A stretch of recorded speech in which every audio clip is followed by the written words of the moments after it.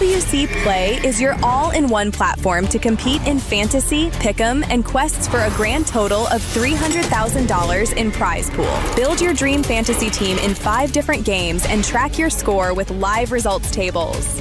Predict the winner of every game, every group stage, and every tournament. Complete daily and weekly challenges to earn boosters that help you climb the global leaderboard. Got what it takes? Join EWC Play now.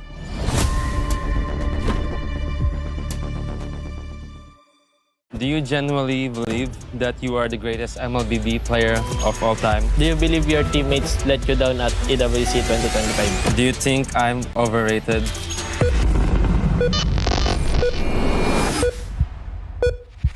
Hi guys, I'm Carl TC and I play for Team Liquid PH. Hi guys, I'm Kyrie and I play for Onyx Esports. The Esports World Cup wanted us to ask some of the internet's most asked questions. But to make sure we tell the truth, we have connected ourselves to a lie detector. So if we lie, everyone will know. Do you genuinely believe that you are the greatest MLBB player of all time? Yes. Yes, he does. Yeah, he definitely is. I think maybe because of all the achievements that I won. Yeah, fair enough. He won everything. Do you consider me your biggest rival? Yes. 100%. Straight away. Nice. Does it bother you that I have more followers than you? No. Ooh. I think you're testing me there, aren't you? No, I'm telling the truth. Do you ever look up how many followers you have? No, not really. Because I don't really care. I think he does care about how many followers he has and his fans. Do you believe you are the best player in Onyx? No. I think you are the best player. You believe you're the best player. I think I am one of the best players. I mean, I think I am one of the pillars of Onyx. Is there anything I do better than you? Yes. Which things? In Assassins and also the face. Yeah. I'm happy to hear that. Would you ever join my team if you were offered the opportunity? Your team. Oh no. No. Why would you wanna join Team Liquid? Yeah, I think if I play with you, a lot of things would be much easier. Yeah. Good. Yeah. Who's the weakest link on your team? I have to answer that? Yeah, you have to. I think right now You is can just lie. Teddy. Okay. He's not lying. He's telling the Sorry, truth. sorry Teddy. It's understandable because he's a rookie, right? Yeah. Do you believe you would beat me in 1v1? Maybe in some heroes. I think right now I would lose to you in 1v1 just because I always see you 1v1 on live stream. Yeah. Do you think we'll be remembered as the 2 greatest players? Yes. Yes. Wow! Ang nagsisinungaling pare. Do you believe you will finish your career with a greater legacy than me? No. Wow, humble. Why would you think that? Because I think your achievements are very hard to achieve and yeah, it's just being consistent is very hard. Good. Do you think I'm overrated? No. Thank you, Carl. I'm just surprised with the questions. Do you feel more appreciated by Indonesian fans than Filipino fans? I see. If I... okay. Yes. I think you love both of your sets of fans. Good fans in both countries and there are also bad fans from both countries. Do you think you will still be a professional player in 5 years? Yes, but I think maybe not in Mobile Legends but other games. Oh. Yeah, I was seeing a pretty big reaction there, but that's because you've been in other games. Yeah. That makes sense. Do you worry that you will eventually fall off? No. I think you worry about it. I worry that I might get tired. I've been playing non-stop and maybe getting a bit of rest is good. Is there anything about my gameplay that you wish you could copy? Yes. Which gameplay? I won't tell you because you might use it against me. Okay, fair enough. Who receives more unfair criticism, you or me? Me. Yeah. Why? because I have already won a lot and I think they're still comparing us. Yeah. He's doing very well, isn't he? Tell him the truth. Yeah, he doesn't lie. Straightforward. Have you ever sent a negative comment about me to one of your teammates? Yes. What is it? Can I know? I always used to say that I'm better at Assassin's Creed more than you, but they would always say, you're better than me overall. Do you believe your teammates let you down at EWC 2025? No. In which part did they let you down? After losing, it's just I see the flaws of my team and I just couldn't help but compare my teammates to TLPH. Yeah, even though I trust my teammates, but yes, you just can't help it. Do you think your team this year is stronger than last EWC? Yes. I think I know why. Febby? No, not Teddy. I think, kind of Teddy, and I think also because of our new coaches, they improved so much. Okay. Do you believe this is the year you win EWC? Yes. Why? Because he's not on your team. But there's also a lot of strong teams, but I do believe that we can win. Okay, that makes sense. Yeah. Last question. You need to focus, Carl. Yeah, let's go. Do you consider me a friend outside the game? Yes. Those questions were not easy. I'm glad it's done. It was very tough.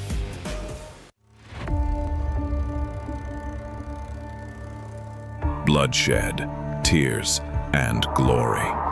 The Land of Dawn calls for contenders once again. Against all odds, GK Esports is here to win MPL MENA Season 9. Guangzhou Gaming! They go straight to the main stage. Ignite Gaming! MPLSG Season 11 crowns a new team. True Rippers are your champions. The place where a new chapter begins. The newcomers. MSC at the EWC Paris. For many of us, this is our first. We may be the underdog. We may have sacrificed everything to come this far. We'll prove why we belong here.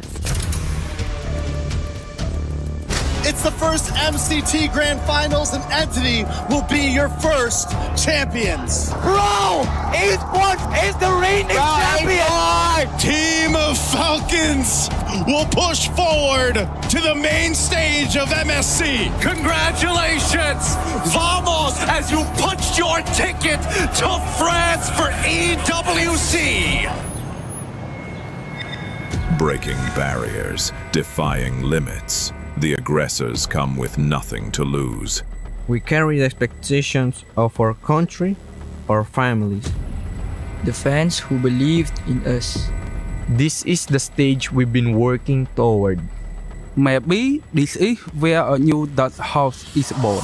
Aurora Gaming have wiped the Young Gun Galacticos out. Megatron have not merely joined the Kings, they have become the Kings! And the Dragons of the North defend their Empire spirit! Challengers of the throne, the Titans stand ready. We have already achieved what many thought was impossible. Whether it's defending our regional title or taking down the champions of our region. We're here to break curses and set new milestones. Falcons AP Runner moving on through the grand finals. Slangor Red Giants are your new champions, MSC 2023 champions! Order! Team Liquid is your grand champions! The names that shaped history, the kings and legends. It's been a while since we stepped foot onto the world stage. It's been a while since we brought home an international title. Our fights continues because our story isn't finished. Our legacy awaits. The journey to rise above begins. Play is in our DNA. Whenever we let it out, it becomes our superpower. Now imagine an entire city being built to supercharge it. Kadir City, powered by Play.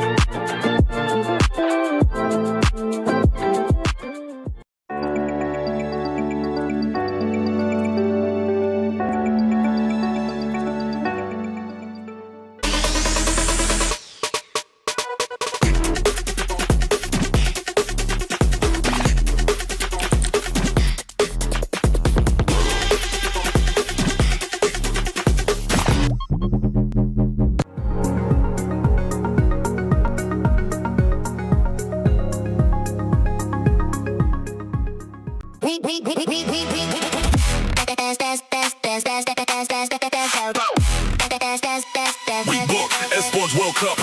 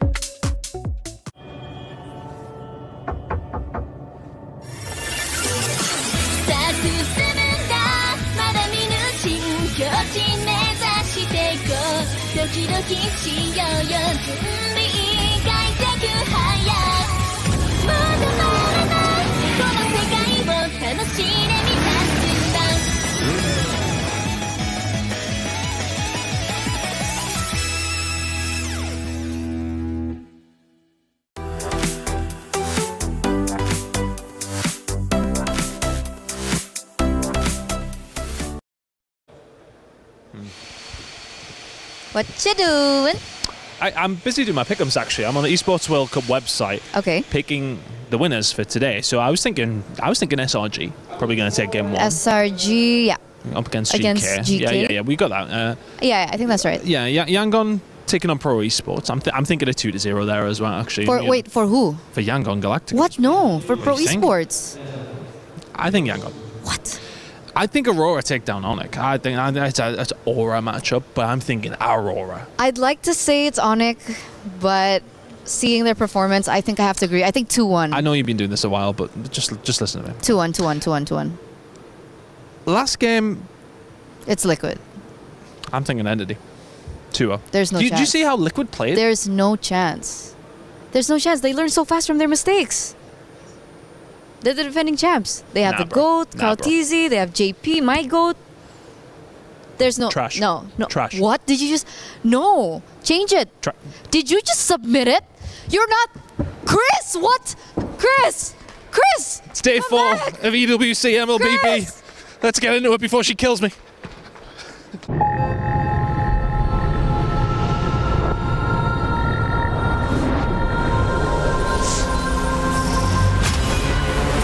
In the past, we were always in Asia. This year, we came to Paris. What stories are still left untold?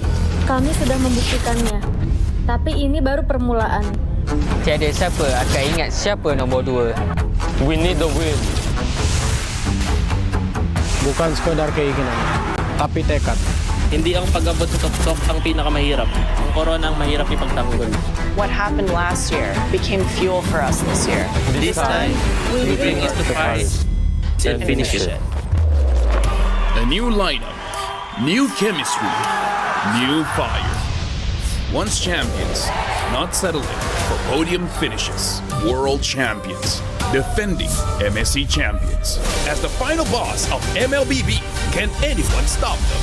Names have been made, stars have risen, but now they need to show the world what it takes to rise above. This time, the world is bigger than ever. Like every year, new challengers step onto the world stage. Some carry the ambitions of 2 continents. Some fight for the pride of home turf. Some have never stopped chasing the throne. So who will finally rise to clinch the title? This is where unresolved stories find their ending. A new shot at glory.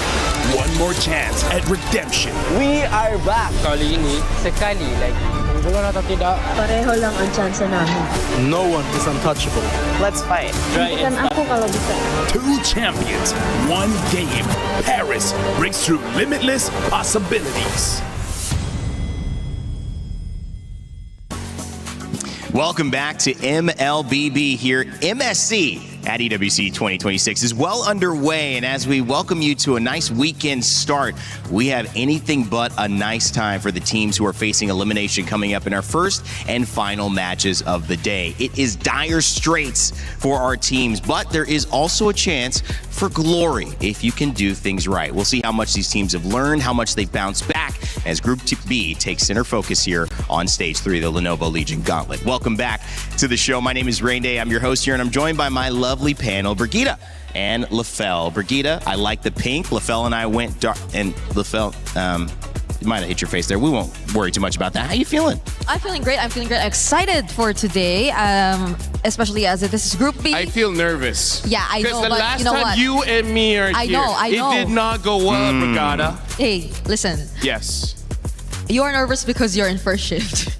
I mean, yeah, but first shift has been amazing so far. Right? But I get to relax a bit because I will be watching during the last 2 series. And then you can become a duck. Yes, and I can become a duck. I just like react and, be. You guys may not know this, but she's part minion, part duck. I'm not. I haven't exposed Brigitte. I just said that something funny has been happening up here during some of those crazy upsets. But I didn't say what. I didn't say what. Okay, so she knows.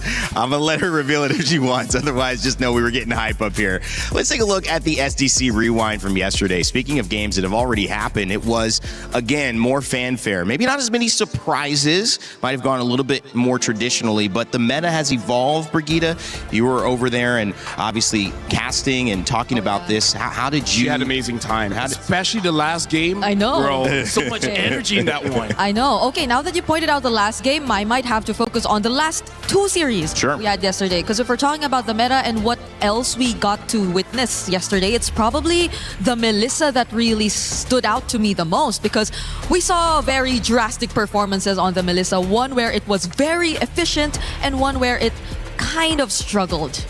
I mean, like for me, looking at Guangzhou Gaming, that Saber though, right? The Saber going into the Yu song with the Atlas just to shut down the Link, and oh my goodness, does it look good. Look at this one. This is the draft where they use, where they say like, do you want to fight? It's just yes. There's no hesitation.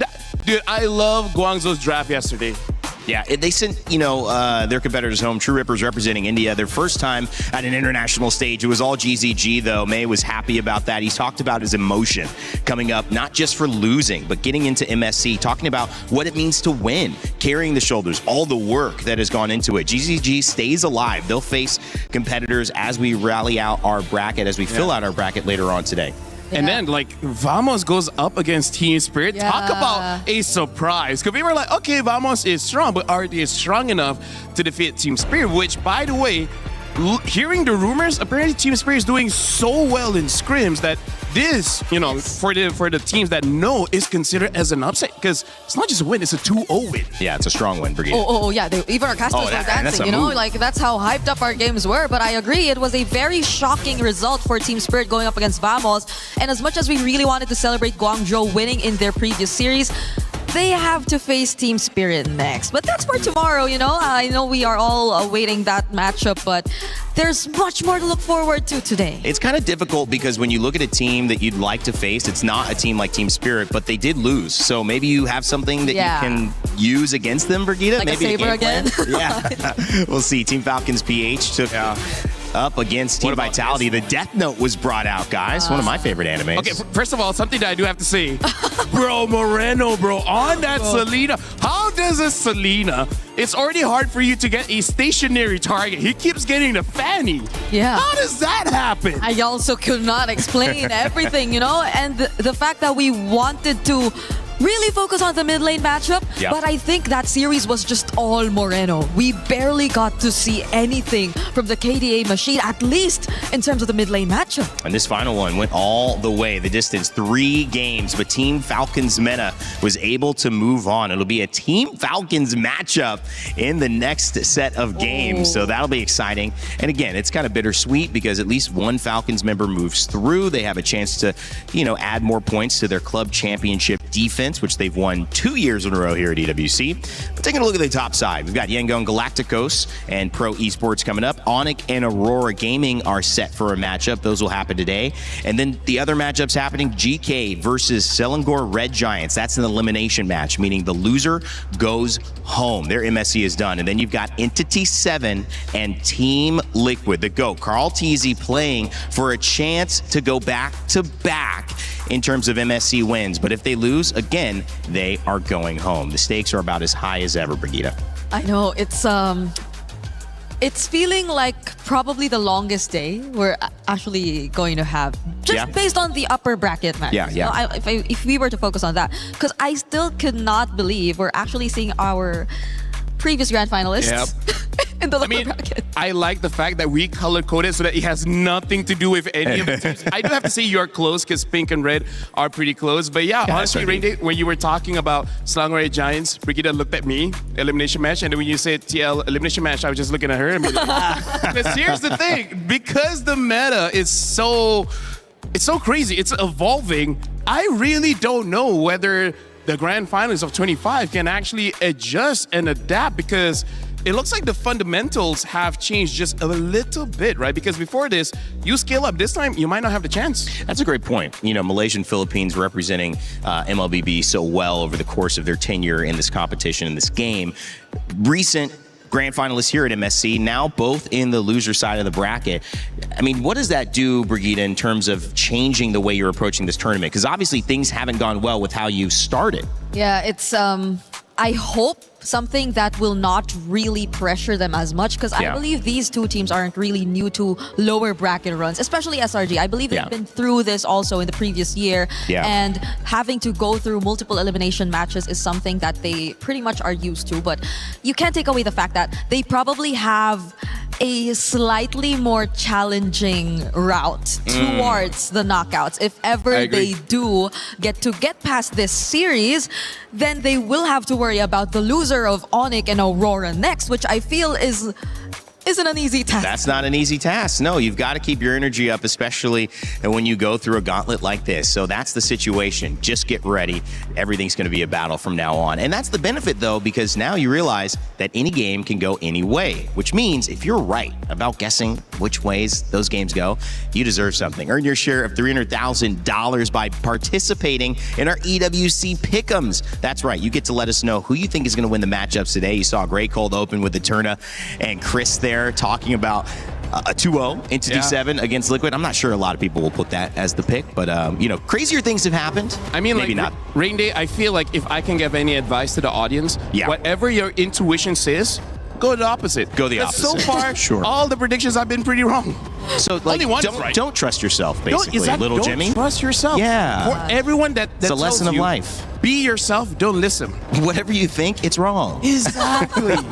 I love that. Just giving the youth. Have self-doubt. Yes. Listen to the haters. At least for this. At least for MSC. At least for MSC, we gotta clear it out. Well, doubt is welcome at MSC. You gotta have at least like 9 days of your life where it's okay to doubt everything. And I think this is what Paris has given us in MLBB. Now as we walk into the camera shots following GK Esports and Selangor Red Giants. The Giants of MENA qualified as champions from their league and able to now face off against what many would consider the ultimate champions, 5-time Malaysian champions in SRG. Unprecedented success from this team. Brigitte, both teams have a lot to play for. And I'm hoping we get to see them in a similar spot as they were 2 years ago, where they had a near flawless run, where Sekai's was just performing out of his mind, and where he was actually labeled as the Sky Prince?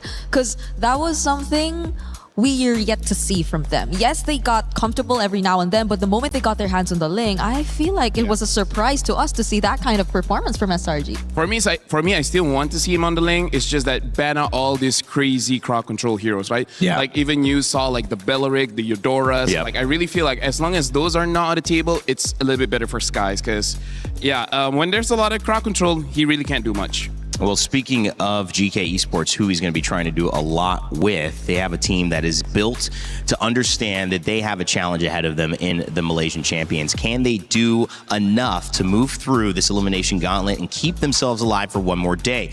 Eterna sat down with Shin to get his thoughts. Hey everyone, it's Eterna here over with Shen, captain of GK Esports. How are you feeling coming to this elimination match? I mean, we didn't get to what we want last match, but today I think we're gonna play better because we got enough time to play more, and we're really excited because we're gonna beat with SRG, so it's really fun to play.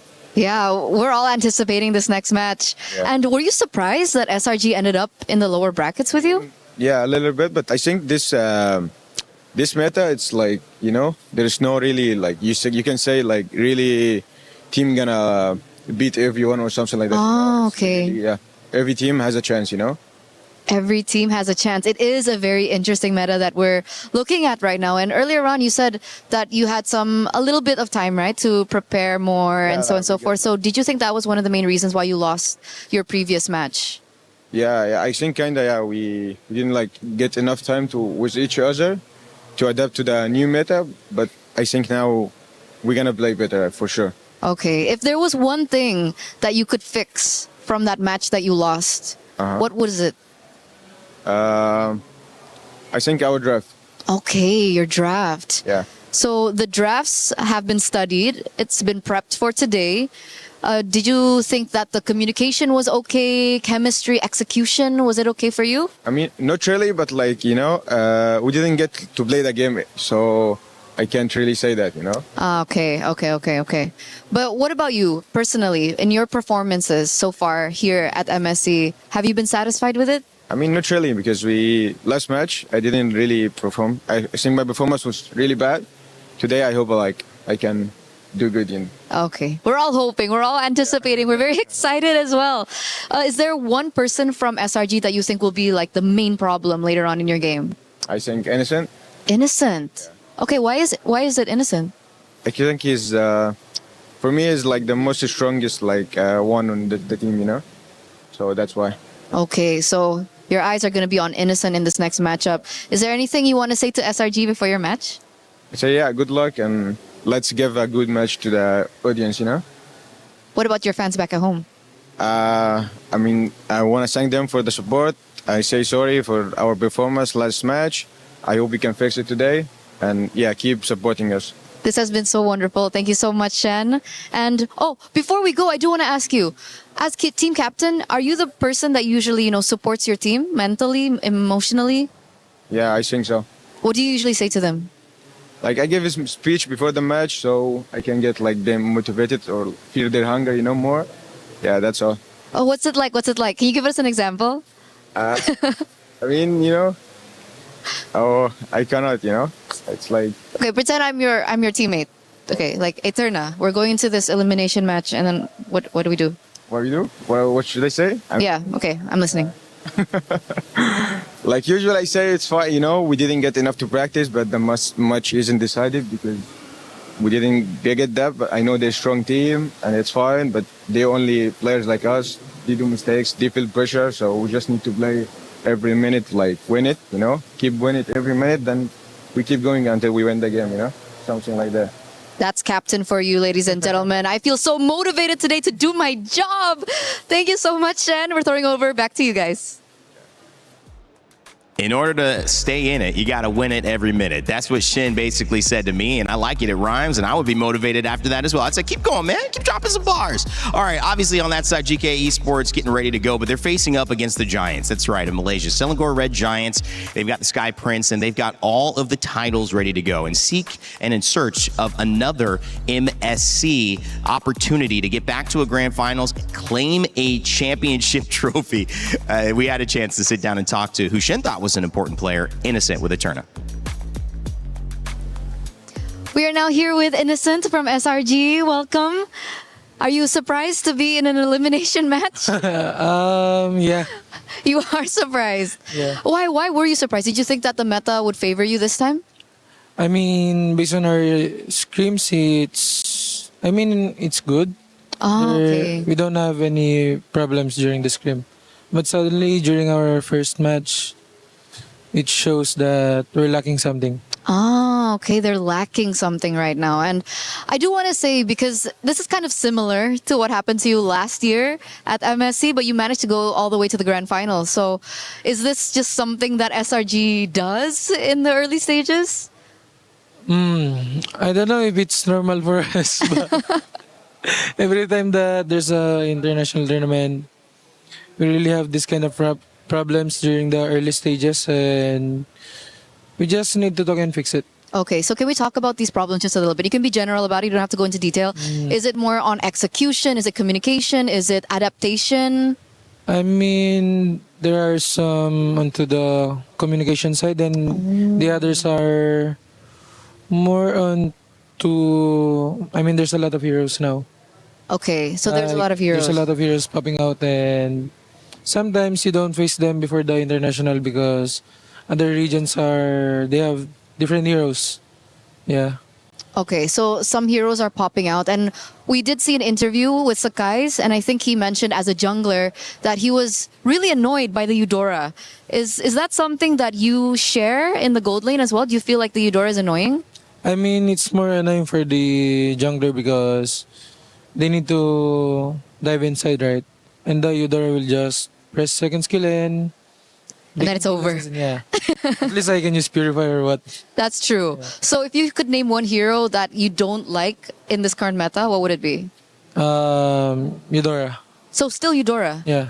Oh, okay. Because he's kind of annoying for Sakai's. Because it's annoying for Sakai's. Yeah. Okay. And we're talking about heroes right now. We've mentioned the Eudora, but what about the Melissa? It looks like the Melissa is rising in popularity. Do you think she's the #1 prio in the gold lane right now, or do you think there's still other options? I mean, there's still other options, but Melissa is kind of safe pick for gold lane right now because her laning is kind of strong compared to other heroes in gold lane. And during team fights, you got your ulti to protect yourself against assassin because it's assassin meta, right? Right. Yeah, that's why he's good, I think. So we're not gonna see Claude and Carry anymore? Is it over for them? I mean, depends on the team on what they want to use. Because the other heroes are not scared of diving and they have a lot of mobility. But Melissa is kind of positioning kind of hero. I love the insight. Yeah. I love the insight. Thank you so much, Innocent. By the way, if you could go back in time, and we're going through to your previous match where you unfortunately had to suffer that loss, is there anything that you would do differently in that match, just personally? I think it's fine that we lost that match because we learned a lot of things and we adjusted a lot of, on our playstyle because of our loss. Champion mindset right there. We're excited for your next match. Once again, thank you so much, Innocent, because we're going to throw it over back to you guys. Thank you so much. A little bit of an interesting thought on the meta, guys. You guys are having fun with it as well as we welcome you to the desk, ready to get going on the stage soon. Brigitte, quick thoughts here. How do you think this first game is going to go? Yeah, I think that just proves how we are really not decided on what the actual prio and metas are. It varies per team because even the Brody was rising yesterday. I don't think we've seen it as much as the Melissa, but there are a lot of new picks coming out here and there. Whatever she said. Whatever she said. I double that. I love that. All right. Well, guys, in France, they have a saying, it's c'est la vie. But when your life is on the line, is that enough. I think you're going to have to fight a little harder for it, especially if you want to take down the MSC 24 champions and the back-to-back finalists in 25. The Selangor Red Giants go up against GK Esports. Somebody's life is on the line and someone's going home. Let's get it started.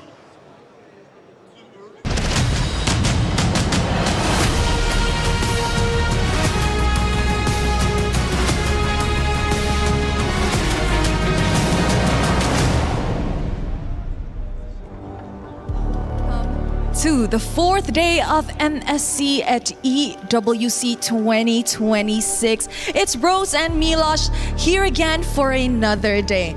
Now guys, yesterday we sent home 2 teams and 2 teams proceeded to the knockout stages. Today, history will repeat itself as we crush 2 keys and promote 2 teams.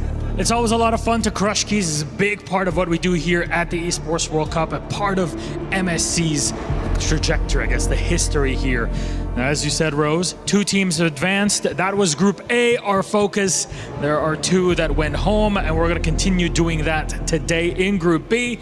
Though, our first matchup is elimination. So a key to crush is the thing I love in the morning. Let's welcome our first competitor to the stage, GK Esports! 1-minute representatives survive to fight another day. Can GK make their own dream come true? A rough ride in day 1 against Yangon Galacticos gave a big set of lessons to learn from. Can they apply them when the pressure is on? Yeah, that's definitely the toughest part. Being able to perform with pressure, and of course, their opponents. It is none other than Selangor Red Giants. The champions of MSC 2024 are on shaky waters after losing in their opening match of the tournament. Have they got what it takes to keep the Giants in the game and attempt to reclaim what was once theirs? It's crazy that already champions from 2 years ago are standing here on the cusp of being eliminated. And by whom on the other side? GK, the Plucky Mana team that's looking to make a story of their own at MSC.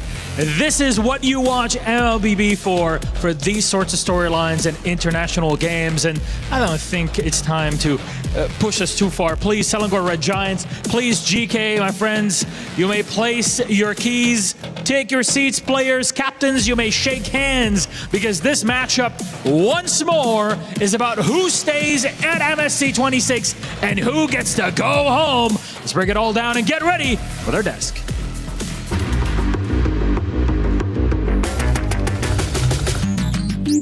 Day 3 just wrapped up and we went through our upper bracket and lower bracket matches. True Rippers were sent home by Guangzhou Gaming, but Ignite Gaming had to suffer the same fate. Then in our upper bracket matches, My Goats, Team Vitality from Indonesia sent Falcons PH down to the lower brackets. And we also have the boys, Vamos from Malaysia, pulling up an upset victory 2-0, dominating Team Spirit to make it to the knockout stage first. By Sawa with the Rapid Drive, keeps him at bay. Tempest Blade Steel gets him away, error! As the first team yang lepas ke knockout stage, kita orang rasa bersyukur dan juga lega. And at the same time, kita orang rasa bangga juga sebab kita orang adalah tim pertama yang wakil Malaysia yang lepas ke knockout stage. 2-0 for Team Vitality as they secure the knockout stage. When we make it to knockout, we're so happy. I hope this is the chance that Team Indonesia and Team Vitality to win this tournament MSC. Team Vitality winning 2-0 against Team Falcons Philippines. I'm pretty confident that Filipino teams can survive the lower bracket because we are so confident and at the same time we know how to bounce back and we can handle the pressure. And there you have it! Day 4 will continue with another brutal 2 eliminations and 2 promotions to the knockout stage for top 8. We'll find out as Aurora and Onyx, Pro and Yangon also face off for that top 8. Somebody's key is getting crushed after this one. We start the day with drama, we'll end it as well, as Entity 7 later on will take on Team Liquid PH. But for now, GK Esports or Selangor Red Giants, their life is on the line. I gotta say, Randy, me and Brigida, we are at the edge of our seats. We're super serious for this one because Here's the thing, like Slangway Giants. You want to start off with a lie? They That's were. how you want to do it? They were one of the favorites, Raina. You don't understand how sad I will be if they get eliminated now. Yeah, I think it's just his way of trying to distract himself from the reality that we're actually You're a facing. distraction. Oh, sorry. I'm sorry. I'll say you didn't get a chance to see it, but these two were shadow boxing during that warm up because they were so excited. That was our warm up. I could tell you guys were hype. You were getting ready for the draft, and I'm hyped too because we saw the meta develop over the course of these last 3 days. It's developing still, but these are the moments where you really get to test your ideas. You get to see what they're worth. Yeah. Everyone has a plan coming into this, but we get to see which ones are prevailing, and slowly but surely we're putting the puzzle pieces together of what's working. Yeah, I think for one, I don't know if SRG want to go up against a Balearic again and again and again, because that's exactly what happened in their first series. That's we right. saw that, and it was very effective against them and their playstyle as a whole, because as much as they wanted to split things up, when it came down to a point where you just had to deal with the fights, the Balearic just made things very difficult for them. I mean, like, that is one of those things that's like overlooked, because when it comes to like the draft, you really want to pay attention to like the win conditions, right? But sometimes there's just way too much win conditions. You can't ban them all, so you gotta ban out these activators, you know? Well, if you want to pick your dual champions and win 50,000 diamonds, you can do that. Pick 2 champions and 1 big prize. A grand diamond prize of 5 winners, each getting 10,000 diamonds each. You can get some exclusive skins, and you can scan that QR code with your phone, your tablet, or whatever device you have that has a camera and get access to it right away. The event ends July 27th. It's currently live right now, so go check it out. Let me just say, Rainda, I feel like this has gotten more and more difficult. Like, before the tournament starts, I'm pretty sure a lot of people said, oh, Team Liquid is going to win. Vitality. I thought you were talking about the My Champions pick. But now they're like, wait, hold on. After like 2-3 days, and this is just groups, and already like I would say the power rankings be damned. Yeah. Everyone's power rankings has just scrambled after 2 days. Yeah, I mean, you saw the intro. You saw Eterna and Chris. They had a mini debate over there. Yeah, what a team is trash. Mini debate. We're not sure what You guys agreed, right? Feel. Trash? Oh, Trash? wait, what? Oh, no, it's just Brigida. Oh, okay. No, Just wait. Brigida, right? Okay. No. That makes sense. I was like, what are you saying, bro? Wow. But that was me, you know? Yeah. I was supporting them. But either way, jumping into this draft, the interesting thing, it really is, if you have an identity, that's good, but at the same time, your opponents will know how to counter you. For Slangway Giants, I would say after their first match against Pro Esports, I don't think it's super defined just yet, their identity, because game 1, 2, and 3, it's different drafts. Even the win condition is different. So I really don't know how they're going to approach this one going up against GK. It's interesting. You did mention, go ahead, I don't want to interrupt you there, but I was just thinking Pro Esports and PPP, you'd mentioned that Belleric, and he was so successful against them. What do they take away from that now going into how they prioritize this draft? I mean, I initially wanted to put a bit more focus on that, but as Lafel mentioned, it's a bit hard to narrow down the win conditions and what you really want to focus on when it comes to the draft. And that's on top of the fact that SRG themselves, unlike the other teams who tend to just really go either tanky EXP and they just shuffle everything else in the lineup, they've been using either tanky or damage EXP. So you also don't know what kind of approach they want to starting from the EXP lane, which I think is very crucial in this current meta.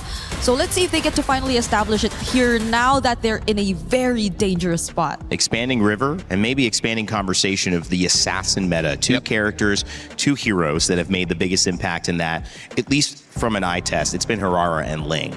But they have a very different win rate. Over the course of these last few days, we got some stats in the green room. Harara, 73% win rate. Ling, 43. And these are 2 of the Harara Ling assassin users that you might think we might see that matchup again, Lafel. So that could be a big thing on the ban list or not. Okay, so we're already starting off pretty interesting here. Slangway Giants, they are on first pick blue side, GK second pick red side, and a Harley ban. That's rarely a first phase ban. But just to expand on the conversation of Ling as well as Harara, I'm looking at a Eudora. Either ban it out or first pick, because at this point it's 100% pick and ban. And every single, I would say most junglers, they're like, yeah, we don't like to go up against her. Yeah, but I kind of wonder about the Harley ban. What could have been the idea behind this? Is it just a jungle matchup that they're trying to avoid, or is it a different hero that they're planning to put out and would rather not go up against the likes of a Harley? I see 2. One, either they're going for a marksman pick, right? So you don't want to deal with the Harley. or Eudora ban. nice Eudora ban. The other thing, Break, you remember Aurora? Aurora Gaming with Mr. Big Brain Midnight? Okay. Yeah, when he used the Harley, he just paired up with both side laners that are like very strong and a jungler that's also very strong in the early game. So maybe Harley is also an activator for a pre-10-minute game kind of draft, you know? So I think Slangoray Giants right now, get rid of Eudora so that Sakai's has free time, get rid of the Harley so that Innocent has free time, and they just want something that skills a little bit better into the mid. Don't try to, I would say, gamble it in the first stage of the game. Yeah, and GK maybe sense that it could be a setup for a Fatty to just have an easier life overall, but you mentioned even a potential marksman that just probably doesn't want to deal with the likes of a Harley and a Eudora. What if SRG, as pointed out by Eterna in the interview earlier on, have plans of maybe putting out a marksman like the Melissa later on? Because I don't think the Melissa would really want to deal with the likes of a Harley Eudora, but that's the thing. We're not entirely sure just yet. We're just somewhat, personally for me, I feel like Melissa fills a hole that is currently there in terms of the draft, which is there's not a lot of siege because look at all the mid so far. The Eudora, the Valentina, they've been mid-range mages, right? They haven't been someone that can really push people away from the turrets for you to get the free objectives. And even the Atlas ban. So this really is just saying Slangoray Giants, they don't want to deal with any crazy instant crowd controls kind of thing. I think that's smart because we've seen Atlas punish teams quite a bit. And I think you also need to even consider leaving Eudora open if the bans don't go that way to make sure that Atlas is banned, because I think we've started almost see some things that can deal with it. We brought up the Vexana as well mid that was okay against the Eudora. Maybe there are ways to deal with that. I haven't seen a lot of answers for Atlas, but there's the Freya. One answer is the Belleric, I guess, which is also still open. Yeah. But the Ling too. Like, is it time? I would say Rara. Hirara. I think Hirara is just a bit better, but to be safe, honestly, I wouldn't mind if SRG just takes the Belleric, because after that, the other roamer that's kind of like AoE control is the Minotaur. Yeah. And Minotaur is much more manageable, especially if you get the Zushin. If you get the Zushin. Yeah, and GK have been very unorthodox with their roams. Like they went Jawhead. There was a Jawhead Selena, right? Yeah, it was a Jawhead Selena. So, okay, SRG do lock into Hirara. They've been performing better on this hero as well. And the fact that they did take out a couple counters too will make it much easier. But GK, on the other hand, do they lock into Belleric, which is somewhat a really good pick? It is a very good pick. SRG based on pro and in general as a whole. One way you could deal with that, my thought is, if you have trouble against Belleric, you prep for that. Teams are going to pick it against you because they've seen, oh, that gives them trouble. But if in these days, SRG have kind of found an answer, LaFell, and I don't know what that answer would be, maybe give that to you, it could be a nice setup because they're like, we know teams are going to bring this out against us, but we'll have the answer now. Oh, do they consider the Valentina or... I honestly don't know, because I actually prefer something with a little bit more range to deal with this Zushin, because Zushin, both Zushin as well as Belleric is very good against melee heroes, so I feel like you need just a little bit more range to counter them before they become a problem, right? But we've seen when Stormy picks up a pick like the Farsa, which theoretically should do good here based on those first two picks. The problem is there's still a lot of junglers as well as EXP laners that can deal with the Farsa. Like, for example, the Yuzong's still up, so now they pick up an Eve, a much safer long-range hero, and they even pick up the Moskov just in case if GK does want to go for that Ling route. Yep. I'm liking SRG's opening draft because this is more honest, but at the same time, it's just very strong heroes. Yeah, and it feels less like them just willingly handing over some of the picks you would just really expect to be prioritized as power picks, as in contrast to the way that they drafted during the first time that we saw them, wherein they were letting go of picks here and there. And that's a Ling which they also did let go of this time, but it's not like they gave up on it. Right. They had the Hirara, which is stats-wise a much better performing jungler here currently in MSC.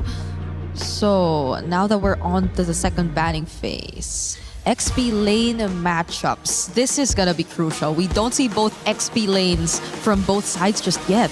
And everything's open. Esme is open. Paquito is open. It's only just the Freya. So at this point, I feel like for Selangor Giants, they're hoping for GK to show their EXP pick on 4th, just so that Cram has a winning matchup, right? Because I feel like that's also something that SRG is trying to do. Get winning matchups, secure the first 2 turtles, and then try to expand from there. Yeah, one winning matchup is a way to win the game. We've seen 2 kind of set them up really well. A gold lane that can push and have an impact, and also an EXP lane where you get off to a good start. I think the Phoveus is an interesting ban because I feel like they already have the counters for the Phoveus. Personally for me, though. Personally for me. And they themselves could have used it. We kind of are used to seeing Belleric in the roam, but they have used it in the EXP also. That's true. Oh, yeah, true. But the Phoveus ban, though, being taken out, again, yes, probably for the lane, but maybe there's a chance they also consider in an XP lane which doesn't want to really go up against a Phoveus. And that would be something like a Paquito, I guess. Paquito and Arlo. Yeah, they might try to get that. In terms of Arlo, I can see it because they do have the Belleric as well as the Zushin. And now the Barat. So this does seem more like an Arlet pick coming up. SRG, I think they would be okay to just let the Arlet go and try to fight back with either a Paquito or an Esmeralda. Both, I feel like, should be able to do their jobs quite well against GK's lineup. Or I don't know if they want to go for a Lapu. That's like not necessarily great, but that's definitely one of Cram's comfort. Yeah, even the Arlot or even the Barat's ban really tells you a lot. Yeah, it screams Arlet for this one. So Harith is taken out too. I wonder if SRG won't want to consider some of the more recently popping out marksmen or gold laners as well. What, like Melissa? Or Claude? The Brody too. Yeah, there goes the Claude. Yep. And expert Rain Day. Hey guys, I'm learning from the best here. Oh, wait. Wait, so they show up the Uranus. This means that SRG, they can get an Esmeralda and basically have a nothing lane. Yeah. Or again, just pick up the Paquito, win that lane, and then just establish pressure. Because as we saw, if you're going up against a Ling and the Ling does not have a good time getting those farms, it's going to take quite a while for the Ling to really be effective in the game. Yeah. And honestly, you don't know the roam yet. I mean, I would have considered Hilda, but the fact that the Belleric and the Juicin are just too good with melee heroes maybe might make you think twice about picking up the Hilda. So other roam options for Yums at this point. I wonder if they want to try a healer. You know, something like Matilda. Matilda is open. Yeah, it could be Funky. Yeah. I love Funky. Yuzhong, what about him? Oh, Yuzhong. Oh, Yuzhong is also very good here. Cram used that. Used that. And into he lost, but he used that. He used it. He used it, you know. Oh, Hylos. Oh. And Paquito. Okay, so a little bit of a different strategy there. And I feel like the Hylos is just a good combination with the Eve. There's a lot of slows there, making it so that the Link can get away. Everyone else, nuh-uh. Yeah. They're just going to stay there. And they're going to be okay with Oh, unique hero. Okay, what's this Hellkurt mean? Who wants to talk about it before we throw up the stage? Wait, is this going to be Hellkurt gold? No, it's Rome, right? I mean, wait, no, gold. It's gold. I mean, Belly could go EXP. It's gold. It's gold, Hellkurt. Well, so Hellkurt burst, and then he can make the map dark. Burst, and then Vision Deny. Ooh. We'll see. We'll see. I love it. We rarely see it. It's kind of cool. Reminds me of my old Jibalanke days back in the game. That's very similar, but this game, there's nothing similar to this feeling of under the bright lights, your life on the line. You're playing for hundreds of thousands, maybe millions of dollars if your journey continues, and one team is going to have that key crushed after this. Let's begin game one, SRG versus GK Esports. Send over your casters, Naisu and Trex. Thank you so much, Rain Day. I'm here with Naisu on the desk. Just a reminder, this is an elimination match between SRG and GK Esports. How are we feeling, Naisu? And you know what? It's weird to start the day with an elimination match, man, but that's been the course of things for the past couple weeks for all the journeys that we've made it up to this point. And now to think about a Hellkurt being placed in the gold lane. If I haven't been vocal enough about how much I love the meta right now, man, this is why. Because we're seeing even this come to play in an elimination match. This definitely makes things interesting, and I gotta say, the past couple big upsets that we have seen throughout the past few days have been because of picks like this. Now, The Hellcurt in the gold lane, not something you normally see. A little bit of action in the mid, though. First blood over to Stormy, Naisu. Wow. All right. Already burning a couple revitalize there to keep him up. But yeah, I was so surprised that was that early on that you're able to get a kill on Shen. A little bit of a misstep. Yeah, definitely a misstep. Yaga in this gold lane. Back to this Hellcurt, though. Nothing too crazy as far as emblems go across the map. We do have the pull together on Quanok. Overall, though, I'm excited to see how this plays. Are we going to see the Hellcurt roam around quickly? Normally, gold lane doesn't get too much action in the early game, but because of the speed, once he hits level 4 as well, getting the Dark Knight Falls might be able to help GK in terms of getting some of these first turtles. He hasn't hit level 4 yet. May be able to get it before this turtle. I'm wondering if SRG is going to want to rush it because they don't want to have to deal with that Dark Knight Falls. Because even when he's on the opposite side of the map, his team can still capitalize from it. So it's something we definitely have to watch out for, especially with the range, with the possible surprise of Shen hitting a Wrath of Dryad, something of that nature. So I'm excited to see how they utilize this pick. Oh, Eisenberg in the flicker too. Yeah, you're right about that. The utility that a Hellcurt can bring just with, darkening the map with his ultimate, that Dark Knight Falls, is great, but still, I think that's the main thing. Can he get out of the lane? Can he join these fights? It looks like he wants to do exactly that. They're going to force a fight anyway. Beacon already used. Shen able to flicker out for now. Dark Knight Falls comes through. They collapse on Sakai, so able to pick up one.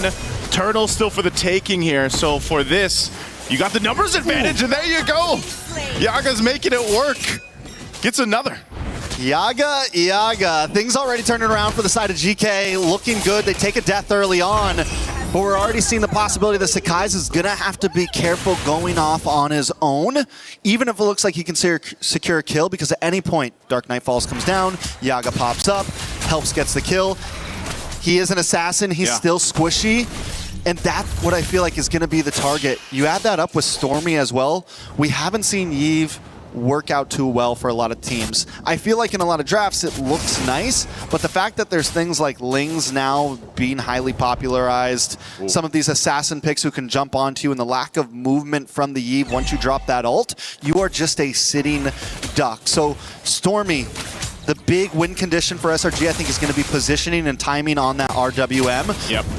And the same thing is going to go to GK with this Dark Knight Falls and things of that nature. Quanok already using the beacon. Actually going to flicker forward. Dark Knight Falls. They want to collapse on Stormy as you were mentioning it. Tempest Blade's already going to be used. Yeah, trapped into a real world manipulation though too. On the back foot, GK has to disengage. They wanted to go for that. Now multiple members are low, and here comes the follow through. A spear from Innocent will be the find a double. He does it again in the mid lane. He just never misses. That's the reality situation with Innocent. And I want to go back to what I was saying with Stormy. That last RWM was huge, but Cram. Oh, Cram. Okay. This is why the Paquito's so deadly. Couple combos, and you're half health or less. Yaga's going to get spotted out. He does get stunned here, but he's fine for now. Yes, back to what you were saying, Trex. I think fighting around the real-world manipulation is key. We just saw it in the hands of Stormy there in that fight, especially because they know that GK's idea behind this draft is to just kind of go in, make it happen, get a kill if they can, but your real-world manipulation is your biggest counterpunch to that. Not only this, but you can slow them down with a glorious pathway from Yum's Hylos, and they've got a lot of tools. So once GK kind of goes all in, the problem is if they don't catch anyone, can they get out? And sometimes you might see that Dark Knight Falls even be changed to more of a defensive use if they need it at some point. And that's where so much of it is going to be who will pull the trigger first. And Stormy did such a good job in that last fight when GK was invading onto the purple buff. He holds on to the RWM. Dark Knight Fall went down first. Stormy moves around, finds a good position, and then after the fight's already been going on, he drops it. Oh, here we go. Fight for the second turtle. Less than half health here. They're going to force it anyway. Innocent gets a solo kill. The turtle's going to be secured by Sakai's, but he might lose his life for it as Quanok picks up a kill. Looking for Cram. He's trying to get away, but there's just a whole lot of crowd control locking him down as Aizen will pick up for himself. So a bit of a trade across the map, but that's also a lot of gold and push now for Innocent on the Moskov. Yeah, I don't think we expected things to go like this. It's 5-4 right now. GK holding a small, ever so slight gold lead. Still, the game is at a standstill, but every fight has gone back and forth. Neither team finding full leverage. Neither team really getting a full grip on this game. GK Esports, I'm wondering when is the time to really pop off? Yaga is going to get a couple more items, and I kind of want to see where he's building towards. Is it just full burst damage? Do we have the... There's your Sky Piercer. Sky Piercer. I was wondering if maybe we were going to say like a Blade of Heptasis, something of that nature, but no. Sky Piercer up front. Berserker Fury already in for Zeno. On the opposite side, Innocent having a great game. 3-0-0. He's already got 2 items in, looking for that third. We're talking about a possible 8-9 minute third item very early in this game as long as he keeps on this path. Yeah, Innocent's going to be a problem for GK, and that's why, you know, at some point, Yaga's kind of... his game plan will be just to lock down Innocent, you know, try to go in. Of course, he's got the execute there to work with too. But, you know, that's the problem with the Hellcurt is you are very squishy, but that's, you know, the price you pay for this kind of kit and the ability to go ahead and darken the map. But now Aizen spotting things out. Even as a Uranus takes quite a bit of damage himself, GK wants to fight this. RWM already dropped down too. Dark Knight falls to follow through. They're going to extend it further. And now here's the surprise as it comes on through as Quanok is gone. Wrath the Dryad won't be able to help save them as Shen falls next. Now Yaga, there's some low health bars here, but it's too much of a risk to follow through. Patience is key in so many of these fights, and for a second, GK felt like they had the advantage there. Cram should be okay here. They wait for the RWM to come down, and that's after that comes down, Yaga drops the Dark Knight Falls. But what GK doesn't know is you've got Cram hiding out in this bush. Everyone's just waiting for the Dark Knight to end, and they all re-engage and get the win out on that Tim fight. SRG stealing away the lead. Okay, fight. Last turtle here. Aizen jumping on forward. Sakai takes a ton of damage, but he's still going to be fine to be able to secure the turtle. Yume's left to his death as he goes down, but Cram looks to capitalize on a kill. An SOD won't connect though, so they fall. Aizen falls here. Dark Knight falls once again. Cram will go down. Yaga able to pick up another here. Good push though down bot by SRG. Sakai goes in with the combo, gets his own revenge, taking out Yaga. Zeno's not going to try to commit to it. Yaga goes down. I feel like at this point, though, Yaga can die. He's always going to pack a decent punch. He's going to have utility. When will that eventually fall off in the lack of a marksman, though? Innocent going to try to get away. Still has a Purify. Should have room to work with. Picks up the DHS. He goes and tries to target Quanok. He knows the rest of the team might try to make their way here, but Yumes is going to be too late. It's a shutdown. Quanok gets the kill on Innocent. A beautiful shutdown at that, going into the hands of Quanok. After taking the 2 deaths, he's going to need some of that gold to kind of pillow some of the losses he's had. On the bot side, though, GK losing so many towers, already down to the inhibitor, top side as well. Though GK's been doing well in some of these team fights, in terms of macro, they've been having a little bit of trouble, and I think that's the sacrifice that happens when you pick up this Hellcurt. And yes, you can use it as a split pusher sometimes, but they've been using it a lot more for these turtles, for these objectives, for these big fights. They haven't really been sending him off to the offlanes, and I'm wondering if there's going to be a point where they kind of change his game plan on what they want to use that hero for. Oh, 100%, especially once we get to this Lord fight here in about 30 seconds. GK's done a good job at keeping Zeno, you know, in that kind of groove of just on the ling, doing your thing, getting the jungle buffs and the camps that you need here. You know, it's not like he's far behind or anything like that against Sakai's, but he needs to win that retribution battle if they're able to set up for that first Lord. That would give a big favor over to GK to work with. So right now it's just kind of maintaining the map. Cram will take a couple shots. Zeno and Shen are up on this top side. Sakai's going to go ahead and join this, and the rest of the team isn't far away as they try to hold on. 1 HP on that top turret, just barely away, but the Lord is up, so both teams will get centered around it.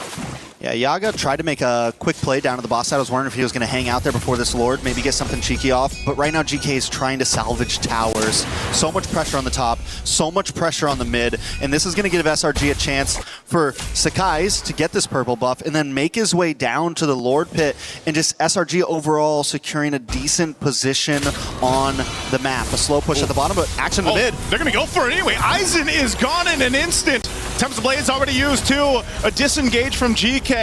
Even with the Dark Knight Falls, right now SRG still in a good position to transition from this point. Shen flickers forward with Wrath the Dryad, locks down Stormy. A decisive play. Cram there, couple punches on the tree will take him out. Shen's gone, Lord is up. Cram alone is zoning out the rest of GK with Yumes. They should be enough, but Zeno is up. He's going to grab his purple and potentially try to steal the Lord here if he's able to. Half health on the Lord. They're going to blitz it down. It looks like they give it up as SRG will take the Lord. SRG with Very clean lore taken, though. GK is doing well at finding some responses here and there. Cram himself right now is just putting so much pressure onto Yaga, so much pressure onto Quinnock. Every time a fight starts, Cram finds a beautiful angle and just stops GK from what they want to do. In that last fight, Yaga was looking for an entry in. Cram was waiting for him. Got a couple quick punches off, and Yaga can't do anything. It completely nullifies the strategy that GK wants to bring to this fight. Cram's basically like, you got to go through me, if you want to get to the team. And even these off angles like this, he's a threat alone. Glorious pathway to slow down a GK. They take down the tier 2 turret. Ratha Dryad Shen just deleted again. Not tanky enough on this Belric pick. Lord charges in the bottom turret. Into the base, Sakai's goes. He does get away. Aizen jumping on forward.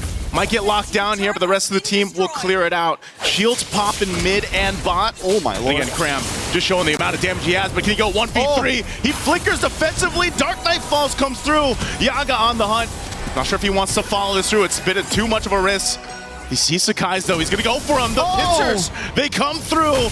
And that was probably worth it for Yaga, but not for the team. I mean, there's some value there. When you're getting pushed on, when you have a 4K deficit, a trade is a trade, especially if it's on the opponent's jungler. GK got the best that they could, honestly, out of that big defense. A little bit of action on the purple buff. Whoa, Zeno so close. Whoa! I'm not sure why he went there. Another SOD. Here comes Innocent. The Spear of Malaysia again lands it. Finds Quinnock. Aizen's tanky enough, but the turret, it'll get shredded down a little bit further here. They don't have the waves pushing in up top just yet, so they'll clear him out. A big play from SRG off of the interesting decision there from GK. Yeah, Zeno should not have gone for that. GK definitely choosing to pick fights at a lot of the wrong times. The fact that they were able to keep their inhibitors was good. All right, they've only got a few guys left, but they're gonna lock it down. Shen trying to keep them at bay, clear out the minion waves. Top base turret's gonna go down here. Bottom one is left. They're gonna go focus on this next, but everyone from GK is up. They should be able to clear out the minions. That they do, and SRG has taken pretty much what they can for now. Yeah, the fact that SRG still ended up getting those inhibitors is because of the huge mistakes done by GK. And SRG's been capitalizing on every single one. Fine, you want to come too deep? We got an answer for you. And that answer has been Cram. That answer has been Stormy and Innocent. When it's time for GK to run away, somebody always gets caught by the Spear of Destruction. Somebody always gets caught by the RWM. And this is what we were looking at from Stormy. This is what we were looking for, at least, to hold on to those RWMs and make sure the timings are correct. And instead of using it as a big team fight mechanic, he's using it as the net, right? He's using it as something. Yaga. Oh, Dark Knight Falls, but Innocent, he spots him out. It doesn't matter. Innocent picks up another, and the team fight is getting decimated in the jungle. Another SOD. He doesn't miss. And Zeno falls. Aizen could be next. Last one for GK. And they just get wiped off the face of the map with SRG. They don't need a Lord. They got a wave of minions coming down the mid, a 7,000 gold lead, and death counter's too high. Too high for GK. They're going to have to scrap this one up and go next because SRG came through in game 1 in this elimination match.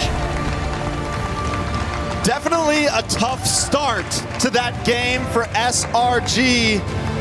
Another pick to throw them off their balance, but they held it together. And as the game went on, the lead got out of hand for GK. Things got a little too crazy for GK, and SRG kept their cool and took the victory. Again, man, there was an attempt there, do something unique in the draft. Interesting in the draft, gold lane Hellcurt. You could see where it could work. There was uses for it, but essentially you have no way to even contain Innocent. Whether it was Innocent or not, if it was just a Moskov has free reign to do what he wants across the map, and you have to kind of deal with that. The macro threat that Moskov had in comparison to what was going on as a team just was too much to deal with. And again, when you have someone like Innocent who's, I don't know what his accuracy is on those spears, man, but they just seem to hit 9 out of 10 times. We need a percentage on that, honestly. Something like that. And, again, you have tankier heroes on your side for GK between the Uranus and the Belric, but it just wasn't enough. A lot of the times they were initiating into this fight and they would just get decimated more quicker than not because of the firepower that was packed in to this lineup of SRG. So go back to the drawing board for game 2 because this didn't work. The early game was better. I feel like they were actually able to maintain, the game and not lose this crazy lead, but GK's got to come up with something else here, Trex. I mean, I get it, right? Game 1, you try something because if that something works, it puts you in such a huge advantage for the rest of this series. It's a mental game, and GK was not able to pull it off. But even more of that, SRG was able to keep their cool through it all. Let's see what our panel has to say about that. Rain Day, take it away. Thank you, Trex, and nice, great cast on the first one. This was an interesting game, but you got to say GK Esports had moments where they looked much better. 5 kills after their time with YG, who got 55 kills against them. Now they added 11 to the tally, so technically doubling their overall efforts and effectiveness, but it wasn't enough against SRG, who I feel like, Brigitte, this is just my take, I want to hear yours, just had a win condition in the Moskov and in the Harara, and their team fights really came together very well. Yeah, and on the other side, it was very specific for Yaga, who had to go up against that win condition you mentioned, which was Innocent on the Moskov, because I feel like Yaga and what he's been through in the first series, in their first showing here in MSC, was something they do not want to go through against. Yeah. So they picked up a very aggressive gold laner, a very unique gold laner at that. And you saw the intention, you saw it work to a certain extent at the beginning, but again, for a more sustained team fight or for the long run, I think they lost sight of how they should have played around this certain lineup. Yeah. LaFell, I mean, when you go to that matchup specifically, it is kind of tough because, Helkert wants to get in and wants to stop Vision and kind of reap through the chaos. But Moskov, if he's your person you're trying to shut down, one knockback and now your whole plan is like delayed, and that delay could be it doesn't work anymore. I mean, the crazy thing is we'll have some time with the Telestrator later because in this game, funnily enough, the thing that I got to talk about the most is actually the map because that's what Selangor Giants used to defeat GK. And here's the thing, it's not that GK does not have ways to stop it.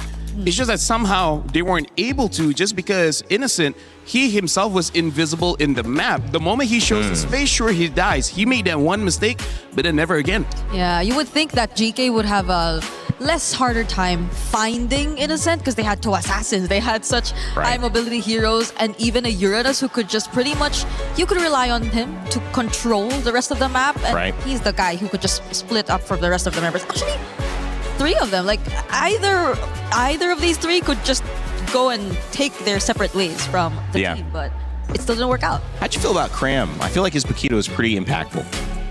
Very much so. Honestly, Cram, I will talk about him a little bit more during the analysis later, but he was the reason that Selangor Giants can change their game plan mid-game to actually make it so that Innocent gets to a point where he can start carrying because for me personally, I saw plan A, and I would say the first 5 minutes, they saw plan A cannot work. Okay. They switched to plan B, and instead, Cram has to be the one getting all the attention, and after that, honestly, smooth sailing. Yeah.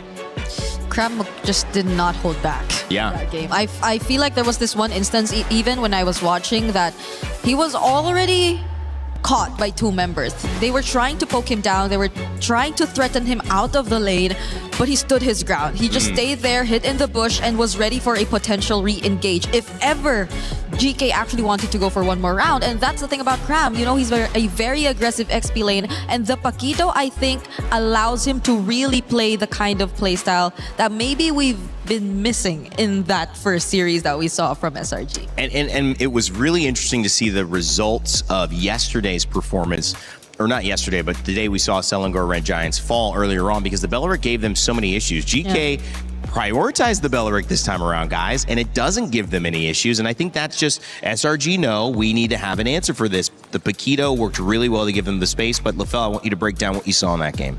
All right, Brigitte, I trust you for this one. So we're gonna be looking at it. I'm just gonna stop. We're gonna look at the draft here, and I'm gonna take some time because we're gonna be looking at GK's draft first, where the idea of this Hellcat was to shut down the Moskov because based on previous matchups, they know that the Moskov will win against Link. So they need an immediate answer, and that answer was this Hellcat, which this is why we're gonna see in the game how it really changes. But before that, we gotta talk about how Selangor Giants approach the draft because they have 1, 2, and 3 independent laners, meaning to say that when the game goes above 5 minutes, you can have them solo lane, and then that can attract a lot of teams. But in this game, Sakai's was not a solo laner. He was the one actually starting the fights. It was more on Cram as well as Innocent to be in that lane. We're going to be looking at some clips here where in the first clip, we'll talk about how great the Yaga on this Hellcurt is,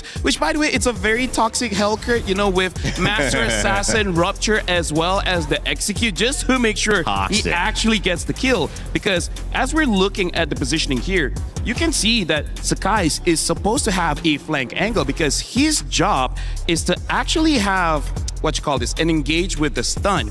And then look at the rest of Selangor Red Giants. They're just trying to establish some kind of box just to make sure that Sakai's is out of this box and he's dealing with everyone else. But you can also see that Zeno and Yaga, they're off to the side, aiming for Sakai's because they know he's going to be the disruptor. And then eventually, they will go for Innocent. But first things first, it is going to be Sakai's. We're going to be playing the clip just to see how they execute this. Kill Sakai's because they know his positioning is going to be outside of the square of influence. And then after that, even eventually killing off Yumes. This is where the draft works really well. And then we can see in a different clip here, this is where I want to show actually the minimap. As we're looking at the minimap here, you guys can see that okay, never mind. You can see that Cram is all by himself, right? And he's been doing this for the good 10 minutes of the game. Yep. He's all alone, and every single time again comes up to him, he never dies. That's the big thing because we're looking at the minimap and see that the rest of the team, they're always together. Look at Innocent's positioning on that Moskov. He's close to the Eve, and even Sakai's is close behind. So the entire game, they made into a 1-4 split where it's supposed to be the Moskov. But remember, Moskov did die that one time, so they changed the plan. Cram is the one going for the solo lane. And then after that, we can see here, this is where we start to see Selangor Giants win when they split up the fight. And that's why, Rainday, you were talking about the Belleric. Belleric is good in a big fight. So don't have a big fight. That's right. Separate it. This is where Innocent had that lucky win where he found Yaga before Yaga was able to take him out. And then we saw in the team fight, things got much easier. Look at this. Already the Wrath of Dryad already been used, but Stormy is already out of the way. Even though Aizen is chasing him, but this is the position that Stormy wants. As long as he's not captured, he is not chain CC'd, he's able to deal the damage because in this position, he's the one with the most amount of damage in the team.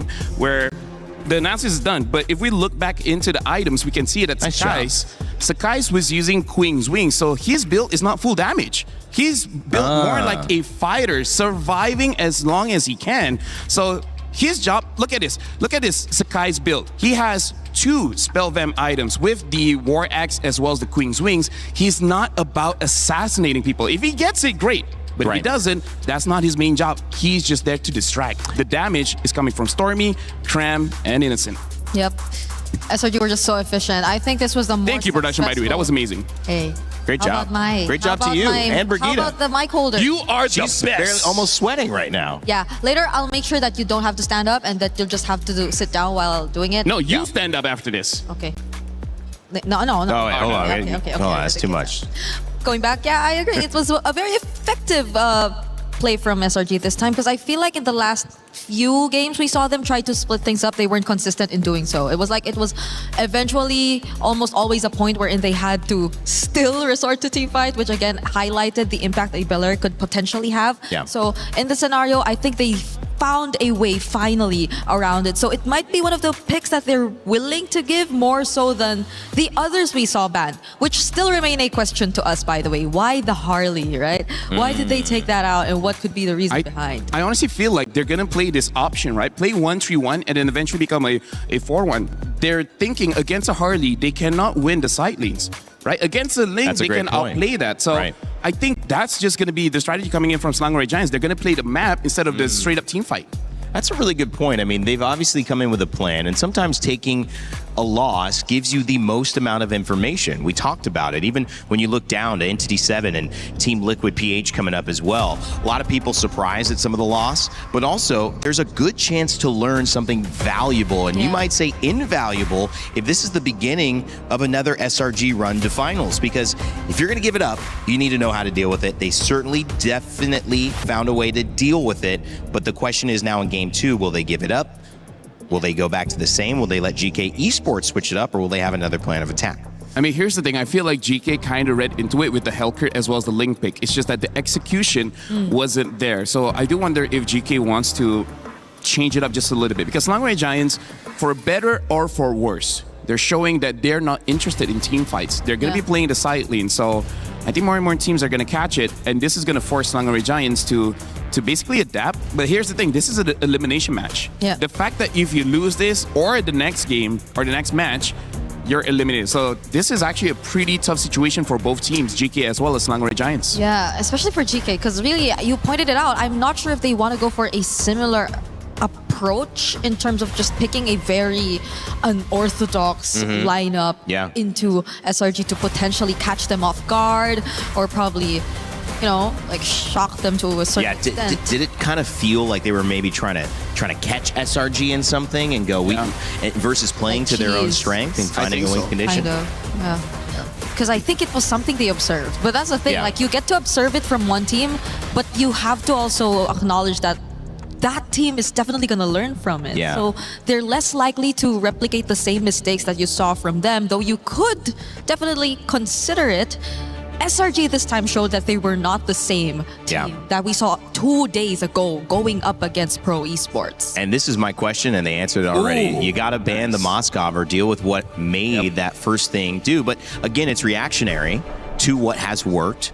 We'll see if that continues with the Fanny and, of course, the Marcel band on the other side of SRG. Honestly, I like the ban here coming in from GK because they're betting out the Moskov.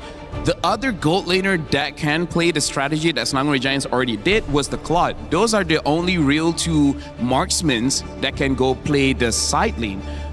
They can go for a fighter. There are quite a few fighters that can handle the long lane well. But right now, with this Moskov ban, with this Harara ban... Interesting. Freya might eventually be let through. The Paquito will get through again. So, yeah, SRG, they're banning out the Harara. Do they just go all in and ban out that Ling as well? I think you have to ban Atlas here. Who Atlas is also a pick you got to consider, Because they're also leaving the Eudora open, so there are just so much trades that they could play around if ever they do leave that Ling.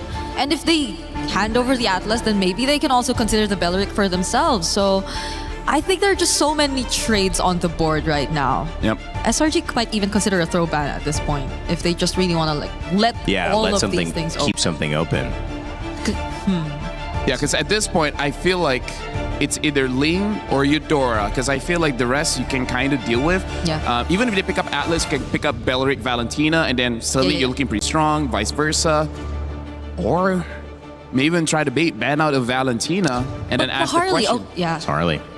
I mean, like, in a way, it opens up the draft. And it does keep them... You mentioned the only other people that could do that, maybe the Claude. Claude's still open. That was actually banned by SRG to prevent a counter to the Moskov that they wanted it to go. But now that they've revealed that's what they want to do, they're going to keep it open. Maybe they can do that since the Moskov is banned.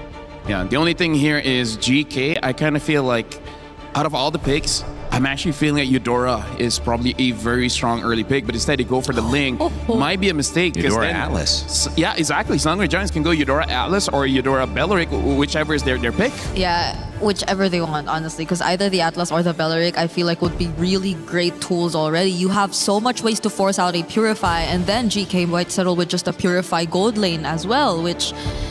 We're not entirely sure if they will revert back to a marksman gold lane either. True. Earlier, again, you already saw them going for an execute Hellcurt in the gold lane. So, honestly, the fact that Innocent was able to survive for such a long time is actually a, I would say, proof of his skills as a marksman gold laner. He just doesn't miss the SOD. No, I was saying that immediate play that we saw, I was like, that was amazing. They skipped the Eudora. They go Valentina instead. I'm not sure how much I like this. And I'm guessing I don't. Why is that? Because... Nothing to steal? Or does it stop something from being picked? It's the Occam's razor. Sometimes the most obvious pick is the right one. And the obvious one here should be the Eudora. Right. And the fact that they did not pick it up is very interesting. Because as of right now, they don't have a real way to stop the Ling.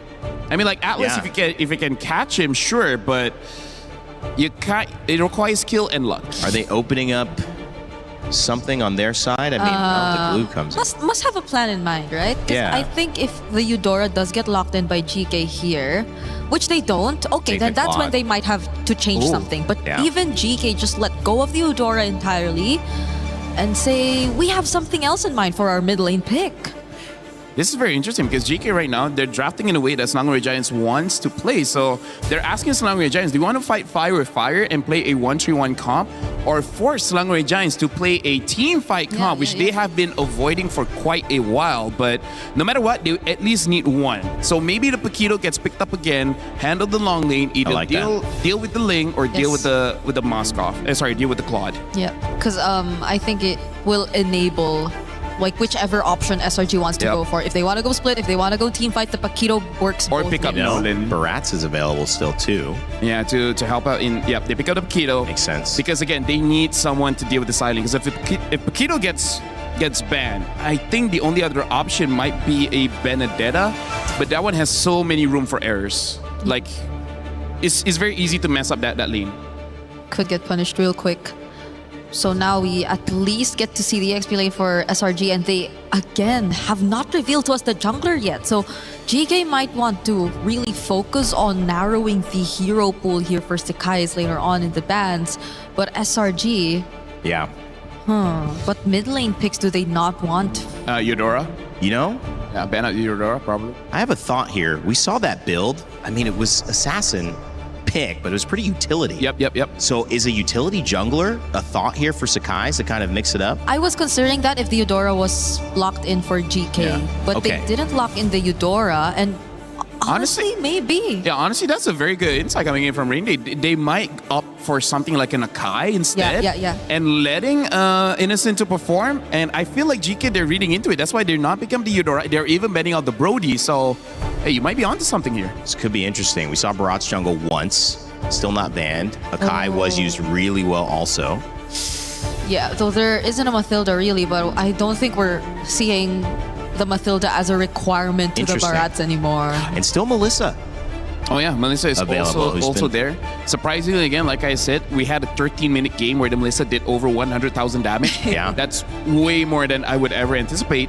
And they're still not banning. If they don't ban the Eudora, Okay, now they ban. There's Eudora. Maybe they're just messing with the head of Costa Rica. Be like, hey, we may pick it, we may not.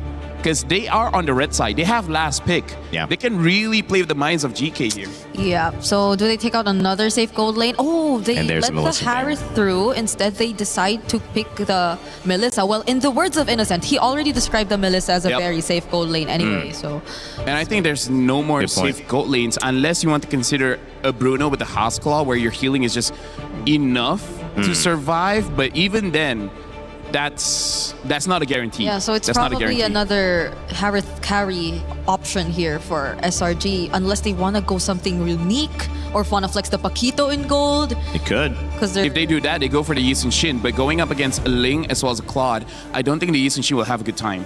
It is an option, just may not be the best option. Yeah.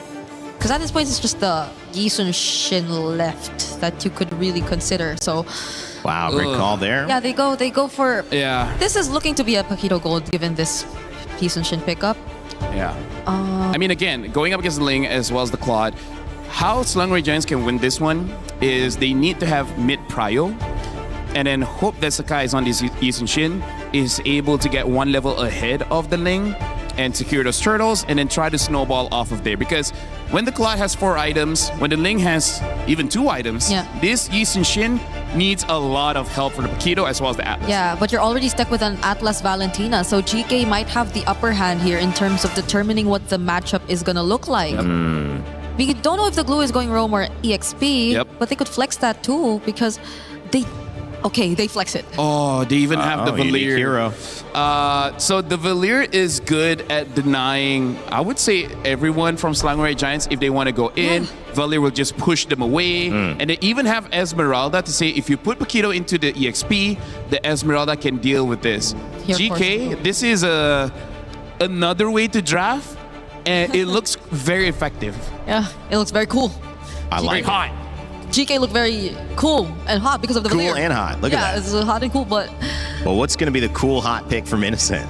should be EXP. Should be EXP, right? If they don't want to put the Paquito against the Esmeralda in the lane. They need someone to do with this Valier, so someone that can dive. Yuzong, a Lapu, Dairov just to deal with the Esmeralda. Oh, wow. This is very interesting. It's only been Falcon's PH using the Dairov. I think the last time... I don't think it won either. It didn't, no. The last time Kram used the Dairov was MSC 25 during the group stage, and he won that one, but that was the only time he used in that competition, so... Wow. Quite a long time since he's used the Dairov, especially here in International. Who gets the edge from you guys? Quick talk. This is... Okay. GK sound very cool to look very cool to Moy. I think GK is easier to execute. All right, we'll see who executes here. SRG trying to go 2-0 and keep their tournament hopes alive to get back to the grand finals. If GK Esports lose, their key will be crushed. It's all on the line here in game 2 as we send it back over to Naisu and Trex. The pressure is on as we jump into the land of Dawn. SRG 1 game away from securing a victory and moving forward. GK just trying to tie things up here. This is Trex and Naisu bringing you the live action in this game. How we feeling, Naisu?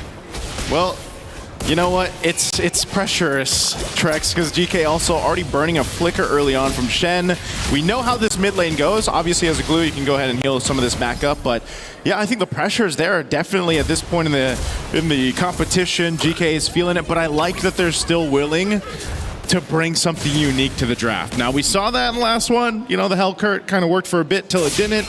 But now the Valier. Valier solves a lot of the points here that SRG brought to this draft, and I think them themselves bringing out the Dairov, who, you know, as our panel, our studio mentioned, hasn't found the most success, but it still makes sense, especially against this matchup against Aizen with that Esmeralda. This is, you know, one of those picks that ends up working real well in terms of that matchup. But now, when it comes to the team fights, how can that help things out? He's really putting pressure there on Aizen, but, you know, first turtle is where we see just that threat.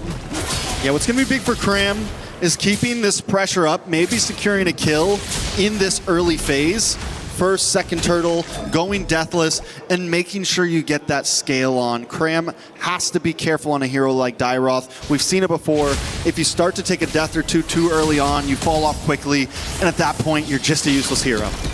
Yep, little check here in the mid, but again, because of the nature of the compositions, you're not going to see too much action until the first objective comes up.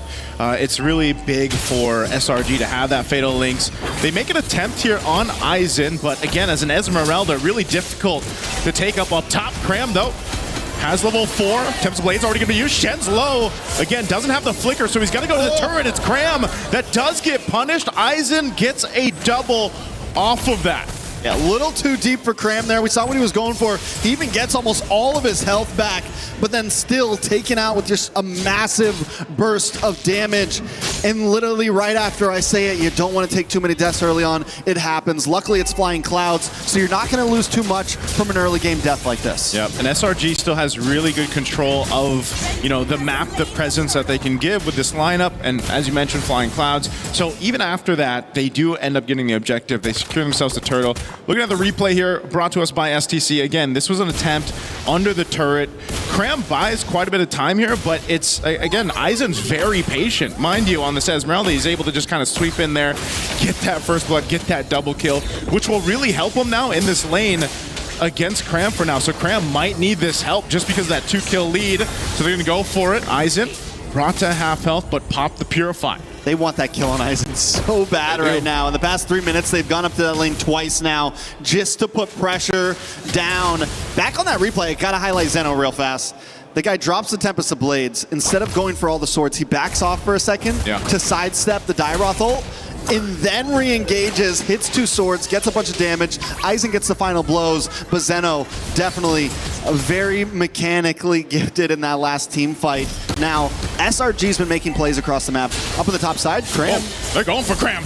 Now he picked up the blades there, Trucks. He gets them this time. Good punish up top and a whole lot of gold going over. I was just about to say how GK wasn't playing the off lanes too much, playing a bit more defensively against SRG, but now they're finally finding their movement across the map. Quinnock and Shen stuck down in this mid. Fatal Links able to pick one. Shen very quick to take out here, and that's what you're going to expect. Every time that Fatal Links is up, maybe even the flicker for Yumes, he'll go make a play, and that's about what SRG can play around. As they were mentioning, throughout the draft, they got to build that lead over on this YSS for Sakai's. Now, bottom side, Yaga going to be the focus, popping the blaze and duet. There's 3 SRG giants here, though. Innocent will pick that one up, but Sakai's gets punished. Zeno able to find one. Flicker from Stormy. Safety to the turret, and now Innocent should be able to get away here. The ultimate's already popped. He had to pop the flicker, though, and Yumes, he'll have to be there for safety, but this is going to be a turtle fought for GK. Yeah, without that flicker, Innocent may not be able to do much to help out. Zeno will get that turtle. Right now, both teams just looking for pickoff after pickoff. Oh, Shen. All right.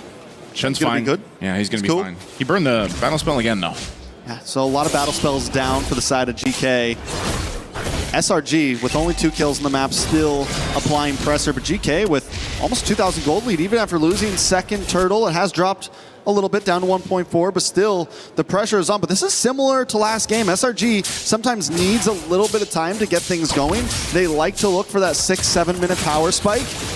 I'm also excited to see how Innocent plays in the Paquito. It's no longer Cram on it. Yeah. And it's so normal to see Innocent on these marksmen, right? On things like the Moskov, things that he can dance around. So seeing him on the Paquito this time, I'm excited to see if he's able to apply the same amount of pressure that Cram did last game. Yeah, Cram was able to do it last game. I think so far, one of the best gold lane Paquitos we've seen. Hold on, Innocent, speaking of, okay, he gets away. Was from Siggy Boom, right? From Aurora Gaming. They really made that work perfectly. And so Innocent being up 2 kills, he's got that momentum going on the Paquito. That's going to be great for them, but they got to control the map here as that tier 1 down bot gets taken down by Zeno. This is what you expect of the Ling. He's going to continue to push the map. Quinnock popping the flicker himself. Some more action here in the mid. Whoa, Innocent got solo killed on the bottom side. Good play there from Zeno, man. Now picking up the Haas Claws off of it. As Zeno has been on fire, even in the last game that they lost. Zeno still made some amazing plays. A couple bad ones too, but here in game number 2, he seems to have gotten some of the rest off. He's finding solo kills. He's able to lock down Honest Innocent on the top side. Cram, not going to be able to escape this one. Yumes, too late to the party off that flying cloud. GK has found the footing in this one, Trex, for game 2. They've got a composition that's really hard to play against. SRG looking to lock down Shen, popping the flicker. So he's still going to be fine. This last turtle's up, though, and right now GK will make their way for it. Conceal's already going to be used now from SRG to push them off the turtle. Looking for this engage. Stormy holding on here, too, up on that front side. They'll just face off for now, though, as buffs are going to be secured by Zeno. Man, GK, like you said, just looking for plays all around the map, but here at the turtle, little action. Oh, they're gonna go for it. Again, the setup, Quinnock gone so quickly. Yaga firing off the backside, though. It's a split fight. Now Sakai's trying to get some work. He falls, and Zeno gets another kill. He'll heal back up with the Haas Claws. Rest of the team still going at it. Now Cram looking for Zeno. Can he catch him? He's quite slow, but he gets retried. So Zeno should be able to get away. Zeno gets away to safety. More action on the mid side, though. Blazing Duet. Blazing Duet already used here. Looking to take out another. Yumes falls, and GK further building the lead that they have. Forget the turtle. We'll take the bodies. Giant after giant tumbles right now. It's 9-3, 5K gold lead. And GK are looking at securing another turtle to cement their advance in game number 2. Last time SRG was able to keep things at a minimum, but this time the tourniquet is gone. They're bleeding out. Is there an opportunity? Innocent, we got to see something from him, but the problem is it's a tough game for a Paquito. You got the glue. Eisen's there. Okay, he canceled the recall. He's there to go ahead and supplement Yaga here. Falling Star unused. Oh, Zeno! under the turret. The rest of the team's gonna get caught in the jungle to fight. GK wants to take it to them as Sakai's falls. Cram trying to get away, but there's 4 members here, and Eisen leading the charge. Meanwhile, Zeno will push mid. GK Esports has total control right now. All right. A little bit of a Fatal Links used on to Eisen there. Does pop the Purify, but at this point... Popping that Purify. GK... Shout out to Leo. GK, shout out to Leo. Pop that Purify. GK making their way in, making their way downtown. And it's not looking good for SRG. Like I said, Innocent's going to have a tough game, man. I was about to... It went right Wait for the Lord. Yep. Wait for the Lord. Wait for the Lord. So as I was saying, we wanted to see Innocent do great things, but you know, we can't count him out completely because the problem is this is a tough game for fighters. This is a tough game for the composition that SRG brought. The moment we kind of called it, we said, big chance YSS can come in and then they go for a double fighter-fighter. But the problem is before they even did that, they lock in the YSS and then the Quinnock comes in and we just know, ooh, this is going to be tough for a big fighter composition. 100%. You see the Valier, you see the glue. Those are things that are just going to give Cram and Innocent a hard time in this game. And it doesn't give the space for Innocent. It doesn't give the space for Stormy. And at that point, how do you even counter this? And every time that someone's been on their own, GK has been all over the map. Zeno's been finding the 1v1s. And the rest of the team is finding pickoffs as well. So SRG's is getting slowly backed into this corner.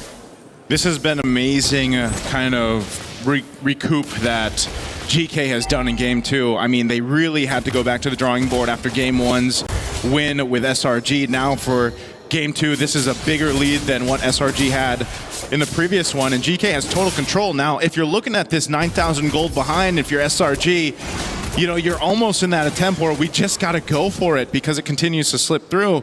And even so, even being down this much, GK will still take things at ease. They'll slow it down. They need that purple buff for Zeno, and they'll just wait because if SRG overcommits into a fight, Trex, they could get destroyed really just because of the economic lead right now for GK.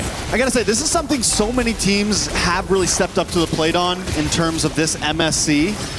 I haven't seen that many super big brawly matches. A lot of teams have been willing to take the Lord slow, been willing to dance a bit, play the macro game, even when they're 8,000 gold ahead, right? Yeah. They weren't trying to rush things. They know that at any point, SRG is still a threat. Sometimes a dog backed into the corner is even more dangerous than one that's on even footing right now. Think about a giant backed in the corner. Exactly. GK respects that.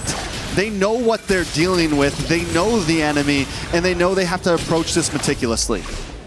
Right now, they'll have to do that on the defense. Once that Lord comes up, it's going to come down the mid. They still hold on to maintain their shields right now in the base, but those are definitely going to pop here, if not all 3.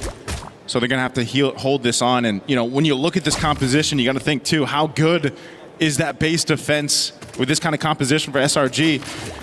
And it might be okay, but it's not the best. You know, you have to expend a lot, so they go for a play. Anyway, this makes it better. They take out Yaga. And now Lord will charge in the mid. They're preoccupied here on the bottom side, though. Quinnock throwing out the fireballs to slow them down and burn them slowly. Lord finally goes down, but not before it takes out the mid base turret. So GK, that might be all they get because they lost Yaga. The Flicker are going to be burned too. SRG, do they want to go for this fight? Quinnock taking a ton of damage. There's an Abysm Strike. Sakai's able to find him, but they get caught in the jungle again. They forgot about Zeno. They forgot about the rest of the members of GK. And they're still here now, focusing on the bottom base turret. They're going to lock down on Innocent with a 1-2 punch in the shields, but they get shredded through anyway as GK picks up another and a base turret. Once Humes misses that Fatal Links, SRG had no reason being there because now GK's at their base. Stormy tried to clear it out, but not enough. GK will hold on to their hopes for MSC and take us to a Game 3. The pressure continues to build. SRG is stopped in their tracks. GK brings it to final game match 3, and they do it cleanly. It wasn't just a, it didn't even feel like a close game, honestly. GK completely just has control, and I think it all started in the draft, personally. The draft, I feel like I don't know if there was a last-minute call to change things up, over for SRG's side or what exactly happened, but the Valier was also just a big part of this. Eisen, mind you, too, on the Esmeralda was phenomenal. When we first saw Eisen, a couple years ago when he was back on Lil Gun and, making a name for himself, I remember he was one of the players to stand out, and in this game he standed out for GK with the rest of the squad here to follow through, just because, again, they had to come together as a team, play around the Ling, supplement that so that Zeno can do his thing, and, this was really a team effort for them to get to a Game 3 after how quick of a game and devastating a Game 1 was against SRG. So, and now Trex, it comes down to it, when you got that one game left for either of these teams to move on forward for MSC, I don't know, do you still bring something new out or not? There's a lot to question here. A lot of questions. Hopefully the panel can give us some answers. Rain Day, how we feeling over there, guys? That was a good one to leave to my experts, because Brigitte Lefel, this was a game that, had the emotion behind it. It also had the impact behind it. GK Esports knew they were going home if they didn't win. And so guess what they did? They won. Now it's a best of 3, turned into a best of 1. Next game, continue or you're out. Welcome back to the panel. My name's Rain Day. And Brigitte, I will leave this to you. You kind of like GK's draft. It proved to be more impactful. What was the difference that you thought, and then how did it show up in game? It's funny because I just said, their draft really looked cool. Yeah. But there's a deeper meaning to that. Yeah. It's mostly because of the way that they managed. I think the mid-duo matchup, really, it mattered the most because it was something revealed to us very early on. And I know that there was still a flex factor in terms of SRG's lineup.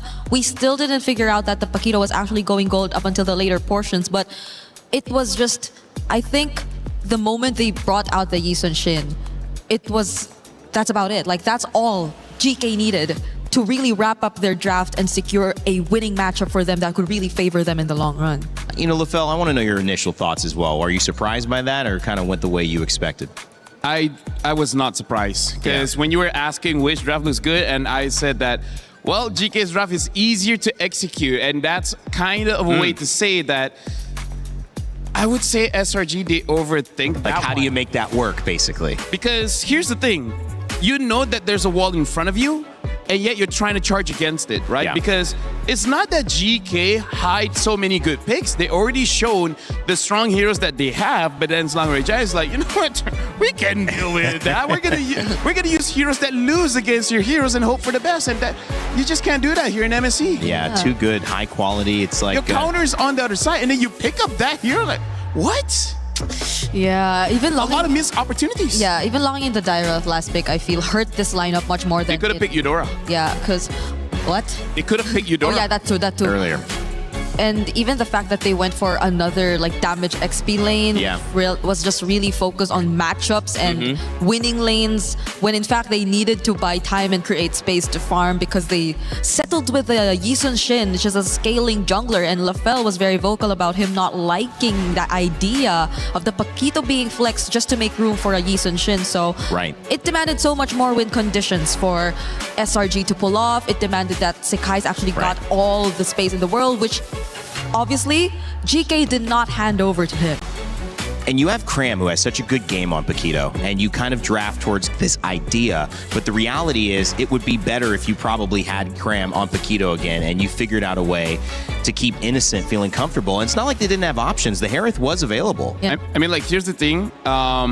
Rain Day, this is an interesting fact, but Slangoray Giants only has win on the Moskov. Wow. When they don't have the Moskov, they haven't won a game. You know what? That makes a lot of sense, though. Yeah. But I think it's deeper than, if we take it one level deeper, right? It's the Moskov. But when you have a Moskov, that means Innocent's comfortable and he's impacting the game. And that also, because he's doing that, is opening space for Cram to also impact the game. And if you have two of those things, that's kind of a winning, I don't know, formula, strategy, right? Yeah. Is it the character, though, or do you think there was a way they could have outdrafted that? No, honestly, I think that's been the playstyle for SRG. The playstyle that's been working for them. It's really focusing on the sides, making sure that the sides win, and leave it to the sides to open up the map rather than the mid doing it for them. So it's ironic. It's ironic to say it because it's a marksman. You would expect that's a marksman you should protect, but if it's a Moskov, then you don't really have to do that much for him, because because most of the time you have to not have him alongside you. And there will be an SOD anyway, so he can just catch up to the team fights when they feel like it's already necessary for him to participate. But for the most part, now that it's taken away and you have to see Innocent on a Paquito, technically it is similar because you kind of can do it in terms of the same approach, but the fact that they had to focus so much of their attention on just Sekais, and Sekais being the sole carry of the game, I think really hurt them a lot because that was shut down by GK and they had no other fallback to resort to. I'd be curious to see Yisun Shin's win rate. Hasn't been great. I think it's quite low. I'm not sure if I've seen him win, actually. I don't think so as well. I don't think Yisun Shin has won as well. Part of the reason is because he needs time, he needs item. Because he's basically a marksman, right? And we see in the current meta right now, if you need time, there's not enough time for everyone. Yeah. Well, let's see what you put together for us, because you got another Telestrator segment. LaFell, Brigida's going to hold you. I can sit down? Yes. She's letting you sit? Well, I'm at the edge of my seat anyway. So, yes, we have to pay attention to this one because I agree with Trex where he said, this is one true to draft. Well, let's see here because let's remind ourselves, what are the first picks for GK Esports? Ling is pick number 1. And then later on, they pick up the Claude as well as the Glue, pick number 2. So this is no longer a surprise, right? So let's talk about why the Ling as well as the Claude pick is good. Well, just like SRG, they like to play the side lane. So this opens up the map for them, which we will see in a clip later on.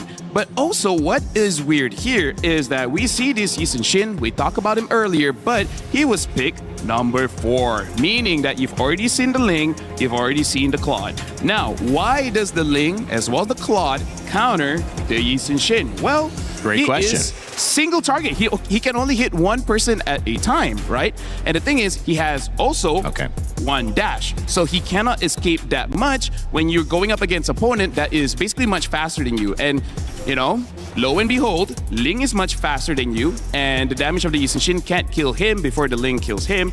And the same as the Claude. The Claude can ignore all of your defense. No matter how many friends you have in the front, he don't care. He can just dive in. So this is already a non-factor. And then, as we look even more, they early pick the Valentina, which probably is just to make sure that the Atlas pick does not get basically countered. But the thing is, you already see the problem of the Ling, right? Shouldn't you solve this problem first with the Eudora? So that was a question mark.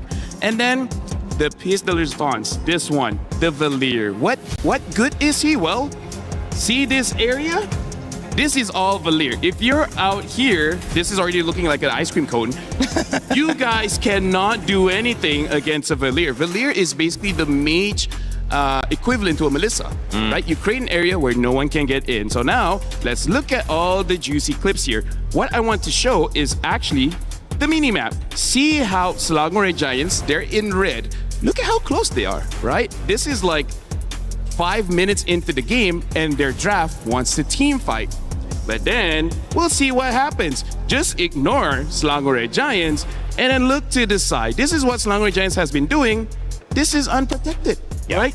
You see this? Zeno is solo farming. He's grabbing the turret as early as the first 6 minutes of the game. And then all the while, SRG, they are getting what? Nothing. They're not getting anything. So this is already losing the macro based on the draft. But then we're going to look at the later stage of the game. And the one that I really want you guys to focus on is this, right? The Valier is here. And yet you see Selangor Giants, they are here. They're all separated where there's a clear line that the Valier is making saying that you cannot cross this line. If you can't cross this line, then you basically cannot fight anything. This whole area right here is controlled by Valier. Nice rectangle. And this happens quite a lot of time. Imagine one hero denying that big area. That's huge. That is amazing. The fact that Selangor Giants had no real range lost them the game. Great segment, LaFell. Great analysis as well. And great mic holder. Well, I've considered reaching over and going, do you have anything to say about that? Which one? Just whatever. I just wanted to get involved in holding a mic to you. Okay. So for me, thank you. This is how it feels like to actually have the mic. I would say really the Valier was what made a big impact in that game. I agree. Okay, that's enough. I think that's Sorry to the hold. sound engineer. You did that for that long against him, with him? What? Oh, yeah. Wow. Yeah, wow. did you see me switch my arms Yeah. like mid? It's okay. Even nice to struggle. Really? Yeah, he was like, oh, now I see why Brigida. I was wondering why I feel you're better reaching now. over with your right. I feel better now. She's getting sore.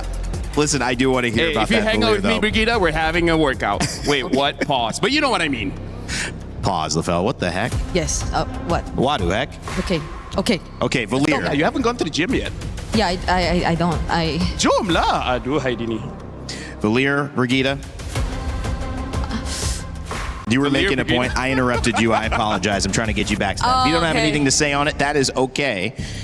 I can move us on to a different conversation. It's okay. No, I really feel like GK 100% won that draft. Yeah. And I don't know whether Selangor Giants like anticipated that or they were just as surprised. But hey, salutes to Coach Costa Rica. GK won game 1, and now there's a real possibility Selangor Giants, being one of the favorites, gets eliminated here and now. Game 2 victory for GK, bringing it back. SRG started strong, and now they are potentially facing a do-or-die situation. But they've been there before. They're kind of comfortable here. M6 saw them do it again. And we'll see if this is just another part of their story or if this is the end. Remember, the winner of this will advance to the lower bracket between Onyx and Aurora Gaming. We'll see that game come up a little bit later, but either way, challenge is just beginning. It's like from bad to worse. Yeah, I know. It's like, hey, congratulations, but also it's gonna be pretty tough. By the way, Selangor Giants, they are first pick here. GK is on the second, Expanded Rivers, and Selangor Giants, they're already banned at the Eudora as well as the Harley. And the Moskov has been banned out. So I feel like Selangor Giants, if they want to play how they usually play, which is those side lanes, they might have to consider picking up the Ling early and then later on picking the Keto. Because, oh, by the way, ladies and gentlemen, we have a sub here. Looks like Sakai's will not be playing in game number 3. Oh! It's going to be Uni substituting for the jungle role. So wow. Wait. I don't know whether the draft is going to change now with Uni playing or not. What's happened here, Brigida? Your reaction tells a big story, but we can't see it on broadcast. I think it's just more on my emotions of being shocked and disbelief that it's not Sakai's playing in this do-or-die match. Let me ask, because I'm coming in and wondering, I've not seen this before or in this moment in MLBB. Does this mean Sakai's wasn't performing? Does this mean they feel that Uni can provide a hero pool that's better in this matchup? There can be an angle where you could consider that, but also maybe SRG just wanting to switch up the plan overall, because there might be some difference between their playstyle when it's Sakai's and when it's Uni. Wow. And that is something we will actually get to figure out here as we get to see the draft and how does this change the draft for SRG, because they went for very similar bans. The Hirara is open again. We can see Uni on the Hirara if they want to consider that, but you have the Ling option as well, and they banned out the Eudora. Yeah, at this point, it really is your own flavor, because Uni can definitely... Well, I haven't seen him use the Hirara because it's still a very new pick, but you know, when the Ling was meta, Uni was pretty good because in Malaysia, Sakai's is the #1 jungler and Uni was the second. But honestly, after MSC, it looks like Air 44 might be taking the #1 spot. We'll see how Uni performs in this one against GK, because again, this is elimination. This is very serious. And this is nerve-wracking as well. If you're Uni, all eyes are on you. But the good news is they let the Hirara through this time around, and I think that is a big part of the win condition. And remember, 73% win rate. That went up in game 1 as they won with the Hirara yet again, and the Ling lost. So now, we'll see if they can improve upon it with a response pick of the Freya, finally let through, and on the side of GK Esports alongside Zushin. Yeah. I would say this is pretty smart because they pick up the Freya because that's what they want, but they also pick up the Zushin because if it's just a Freya, Selangor Giants will reply with the Phoveus. But now they're showing a Zushin, and an option of a Hylos can come in later, and that will completely deny that Phoveus. So they're asking Selangor Giants, do you want to take the bait? Do you want to pick up a hero that can deal with the Freya, but then basically be useless against everyone else? Or do they deal with it differently? Because I think the Belleric is also still an option for SRG. Yes, true. So if they just don't want to match it, which SRG have been doing even in game number 2, right? They went for a Dairoth into the Esmeralda. It's a very straightforward approach. Then maybe they can consider a Belleric. So Oh, they get the Brody Paquito. Well, they want to win the lane here. Brody is one of those, and I think the Paquito is also a takeaway because I think Brody, there are some tanks that he can deal with or fighters in the gold lane that he can deal with. A Paquito, not so much. So what we're waiting to see is that Brody, kind of just like Moskov, he has a stun with his second ability, and if he wins the lane, level 1, level 2, he can freeze the lane, deny a lot of minions, and basically win off economy at that point. So Selangor Giants, this is a different way that they're drafting right now. Yeah. But still with the identity of having very strong side laners. Yeah, still playing around their sides, I feel. And Uni might just change it a bit because we haven't really seen his playstyle yet. Yeah. We don't know the kind of jungler that he is. We know for a fact that he's on the Hirara, but how does he activate the sides, right? That's something we are yet to see. At least SRG now saved their mid duo for last, so they can also really capitalize on that. But now we're heading into the bads and they're just about to lose out on more options. The Eve also taken out by GK already. But SRG can respond too. There are still roam options they probably don't want to go up against. The Belleric we also mentioned, they might want to consider that taken out. But they focus on the Esmeralda. Yeah, you don't want to add more counters to your lineup. Valentina, most likely not. I mean, my thought is, I haven't seen Valentina have the same impact that I think the players have been hoping for. I haven't seen her be the win condition. She's a good pick, and she's good on paper, but I've seen so many other picks be the difference. I'm curious if they let her go. Both teams, she's been picked before in game 2. I'm curious if they let her go here and they look for a different mid option. I guess, mostly depending on what the 4th pick for GK is gonna be, maybe, because at this point it's just really nothing that you get to take your ultimate. Right? More so, the range is also gonna be lacking again to a certain extent. Although you have the Brody, and honestly, Brody is probably one of those marksmen who just really thrives when it comes to range. But other than that, it kind of might limit them a bit more if they go out in the Valentina again without knowing what the EXP is going to pick. If it's not just really going to be a heavy duty ultimate that they can pick up. But there goes the Did they like ban. the Valir? That's the other question. Did they like it? And they say maybe we want to consider that as well. Belleric banned? Into this lineup, I think it'll be... I think it's usable. But I wonder if they want to go for something else because right now, Selangor Giants, they have the damage, right? They're not lacking in that department. They just need utility. They need some kind of crowd control.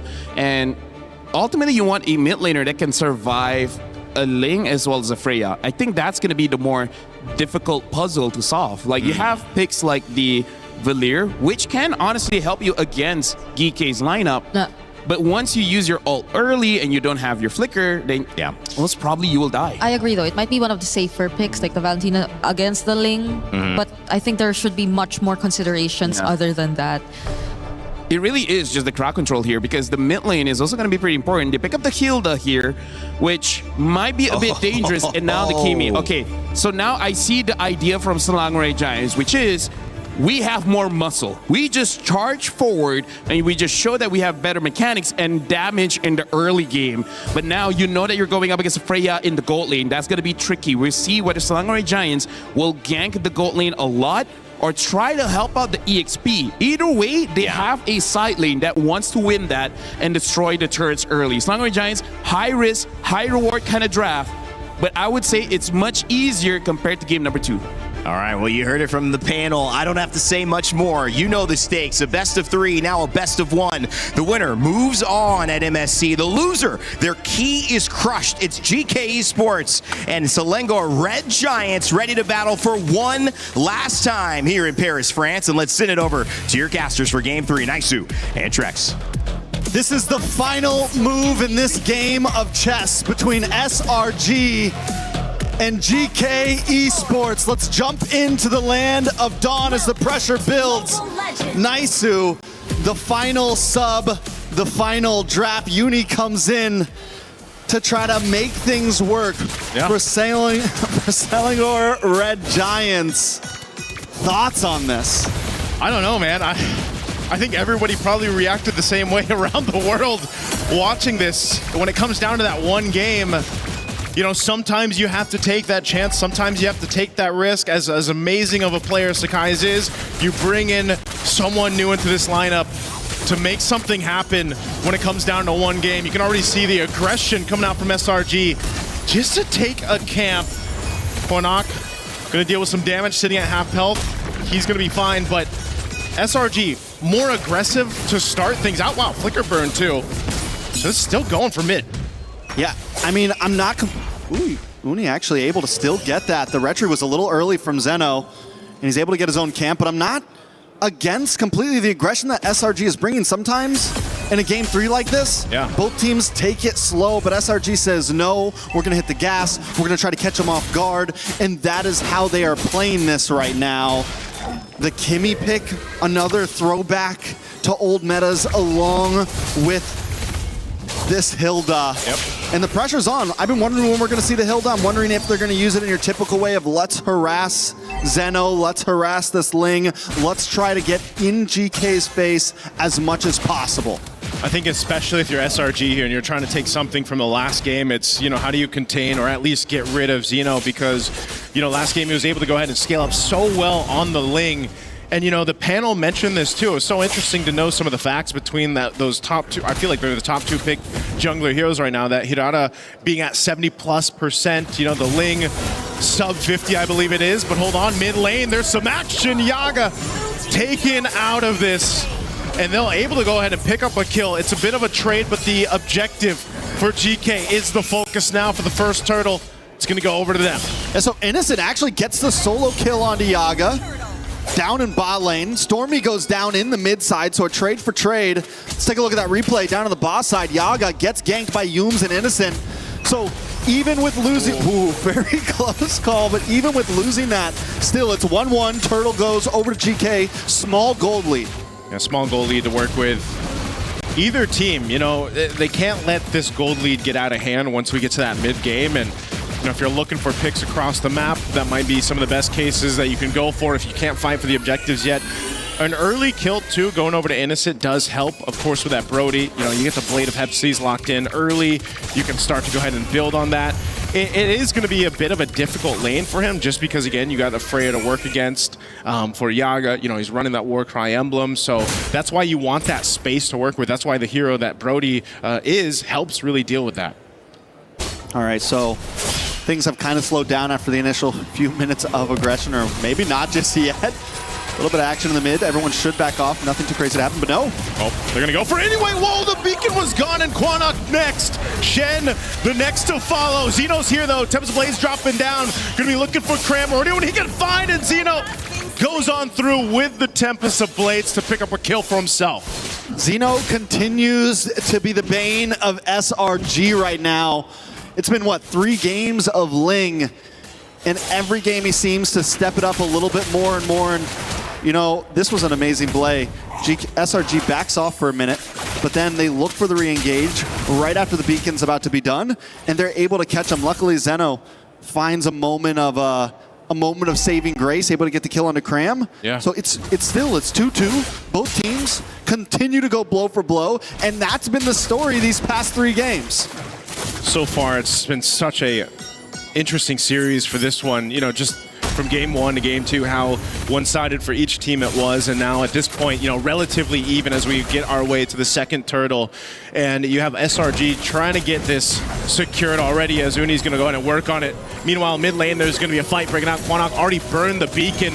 Both gold laners going to make their way. Zeno goes in, but SRG will win the retry. But can they win the fight as Cram is taken out?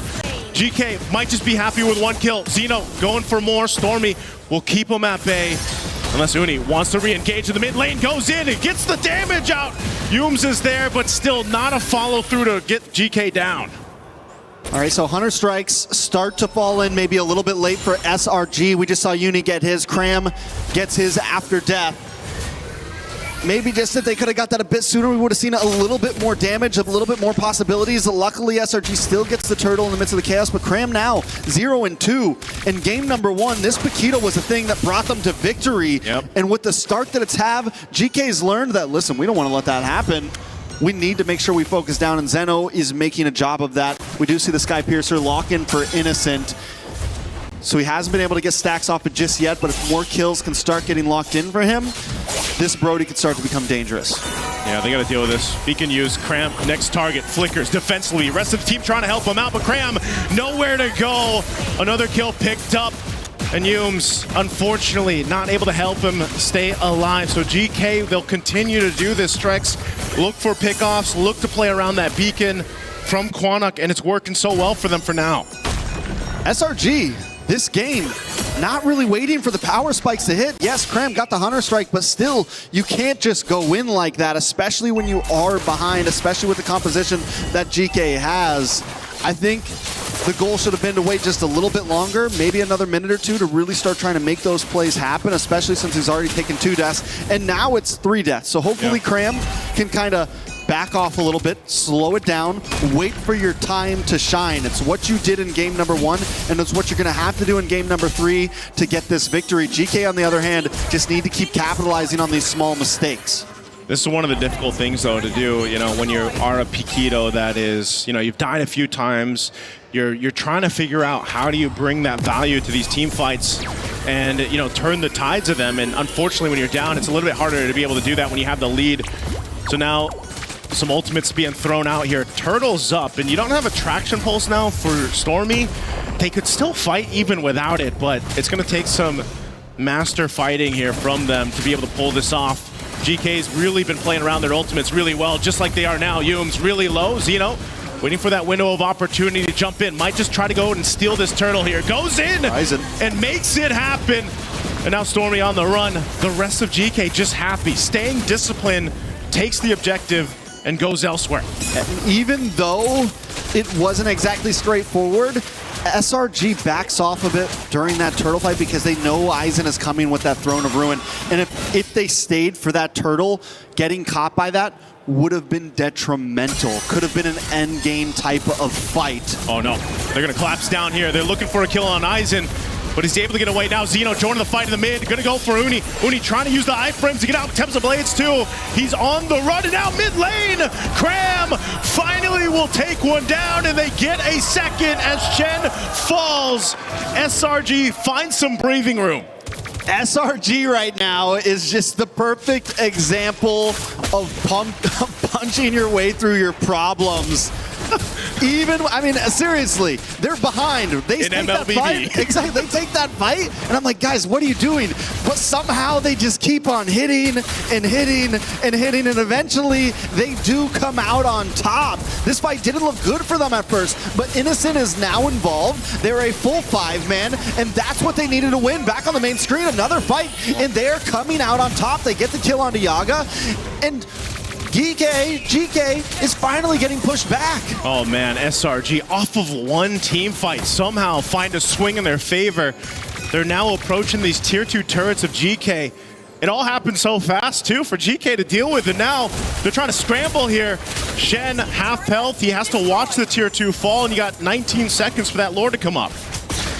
All right. SRG now with a 2.5K gold lead. In just a matter of about 45 seconds, they have completely took this game into their hands, and it's looking reminiscent of game number 1. And Cram continues to show that on this Paquito, even with a death or 2 or 3, I can still pack a punch. And Innocent was the sleeper build all along, hanging out in the gold lane. Yeah. And we were waiting for that moment for him to get involved in these fights. And now the damage is there as well. He's got the Sky Piercer. He's got two stacks on there. 2 kills worth of stacks on there. Yep. He's feeling himself right now. And SRG, this is going to continue to scale upwards and upwards. Yeah, those stacks really are something to worry about. They're going to blitz this Lord, going for it. A Gleams comes through. Uni, SRG gets the Lord. They're going to be able to collapse down on the fight. A couple flickers on the defense from GK. Cram looking for the reinitiation. They're going on Shen. Shen has nowhere to go. Another stack for Innocent. And they find a double. Add another one to Innocent. Sky Piercer. 5-0-1 on Innocent. Shen sacrificed himself to make sure that Zeno can get the purple buff, but the fact that Quinnock falls after that might be a little bit too much for GK to hold on to. It's a 5K gold lead, and a Lord is coming soon. Oh, this was worked so well. Again, they blitzed it. They tried to go in for an attempt. They're knocking on the base turrets now, too. Back in the live cam. Traction pulse already thrown out, sending GK back to heal up. They're going to defend this Lord push. SRG with a swing in their favor. Uni jumps in, bringing down half health bars for GK. They're going to collapse down anyway. Krabs in the base, punching, looking for Yaga. Finds him as well. Takes out Aizen. SRG, they brought out a new Titan. No, a new Giant to the mix. And they move forward for MSC, keeping their dreams alive. SRG continues to brute force their way through this bracket. They take some losses, but today they move forward on to their next opponent, GK Esports. They put up a great fight. They tried their best. They brought the Giants to game number 3, but with a quick change, a quick flex, SRG take the victory. Hey man, that was a risk in itself, but it paid off. And it felt a little dicey there in the early game, mid-game. GK, hats off to them, man. They really put up a fight against a team like SRG, you know, who's accomplished so much. And again, a lot of people probably question the switch in to bring Uni, but hey, it ends up working out. He played this Harara really well, allowing the team to shine, allowing Innocent to get the stacks that he needed on the Brody.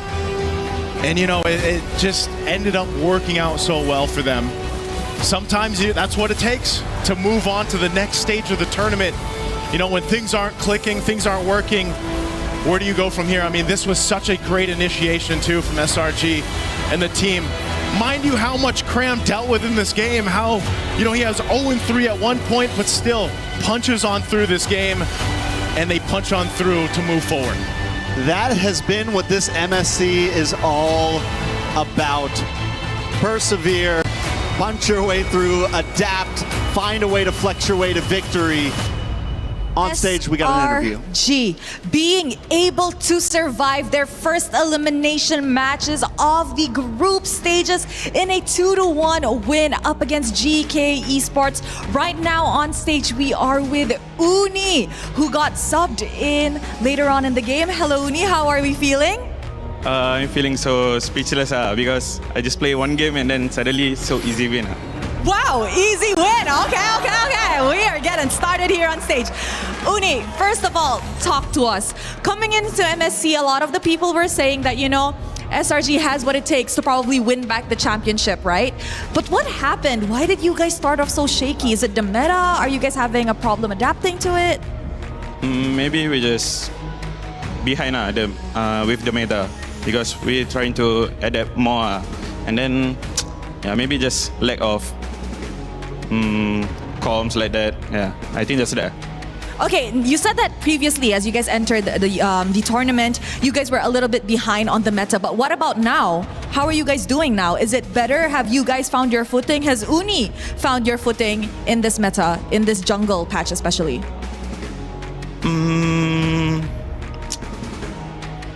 I'm also not sure about that because I rarely play in training, and yeah, I just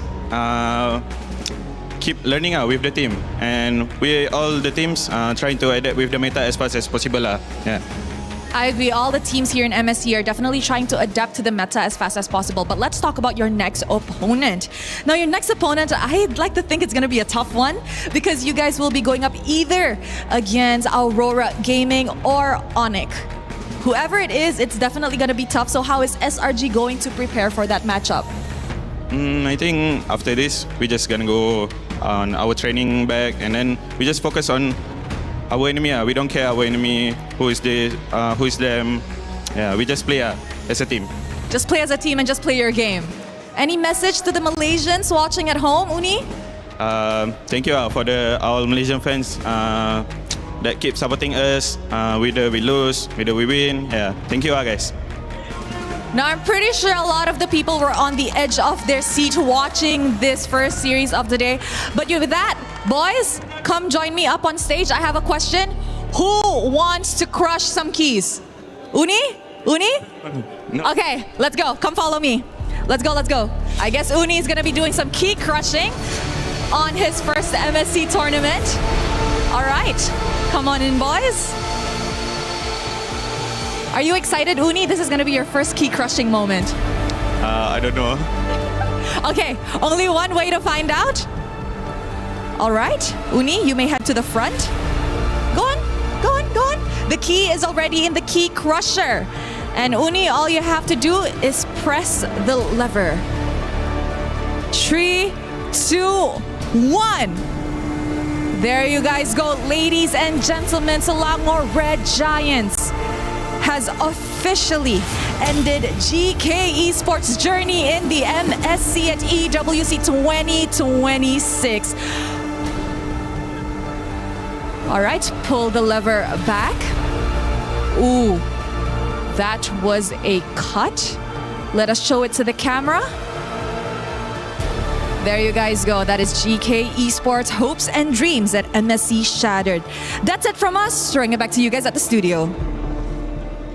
Well, SRG continue their run in the elimination bracket, and it's GK Esports for Meta who will be going home, but not after a valiant effort. In Game 2, they turned it around, sent us to a best of 1. You got to say, it's still not over for Meta. We still have Team Falcons representing the region, but overall, GK Esports, they did well. Just not good enough against SRG, who found their answer and maybe that little bit of momentum or spark that they needed in the substitution in Game 3 for Uni, a story that many, I'm sure, are already talking about, will be talking about for the rest of the day, maybe the rest of the tournament if he continues to play. My name is Rande, joined by Brigitte and Lefel here back on the panel.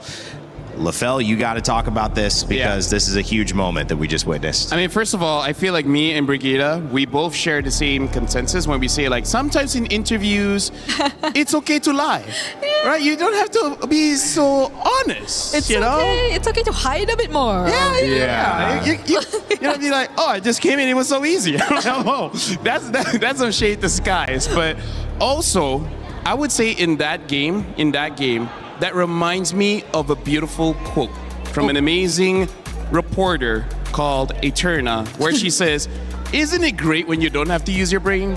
And that's kind of draft game number 3, where it's all just, we just go forward. And that's the best plan we got. And then just keep on pushing. It's nothing you have to overthink about. Exactly. Nothing you have to overthink about. Just go. You see bad guy, you hit bad guy. You go bad guy. You see friend, help friend. It started with Stormy on Kimmy as well, which was super cool to see. I mean, here's some stats that are pretty interesting. When you look at Paquito, 2-0 when Cram played him. 2-0. Won both games on Paquito. The second game they played Paquito, it was on Innocent. And Innocent, when he's on a marksman in that gold lane, he's 2-0 as well. So the fact is they found a way to, I think, change what went wrong in Game 2, get everyone comfortable again in Game 3, and that ended up making a big difference. Another win for Harara as well. Yeah. Oh, by the way, let me just very quickly, Selangor Giants has to hope so hard. Yeah. They're not going to fight against Aurora because we see that their early game is not there. Yeah. Right? And they, like Team Liquid, like to scale up. That is Aurora's specialty. Their early game is the best in MSC so far. Yeah. So if somehow, some way, Onyx wins, Aurora goes down, I don't know whether SRG has enough time to get their early game the same level as Aurora. Because at this point, I feel like no team can have the same early game as Aurora. Yeah, I agree. Although Uni did say that they're not really going to pay attention to who they're going up against. They should. More on, it's more on them just focusing on themselves because as you mentioned, I think based on their first 2 series, we've observed which works for them and which doesn't. And it's mostly on the draft, which we kind of see a pattern that it's really just the marksman working out for Innocent here and there, mostly the Moscovs and then Cram on the Paquito and stuff like that. But now that we have a change in lineup, which we don't know if they'll be sticking with this throughout, then there has to be some work done to polish some things here and there because you, again, never know what to come up against. They put themselves in a really interesting position if they don't keep Uni because you solve a problem and maybe it's matchup dependent. We don't know what the conversation was between Sakai and the coach and who made that decision and how,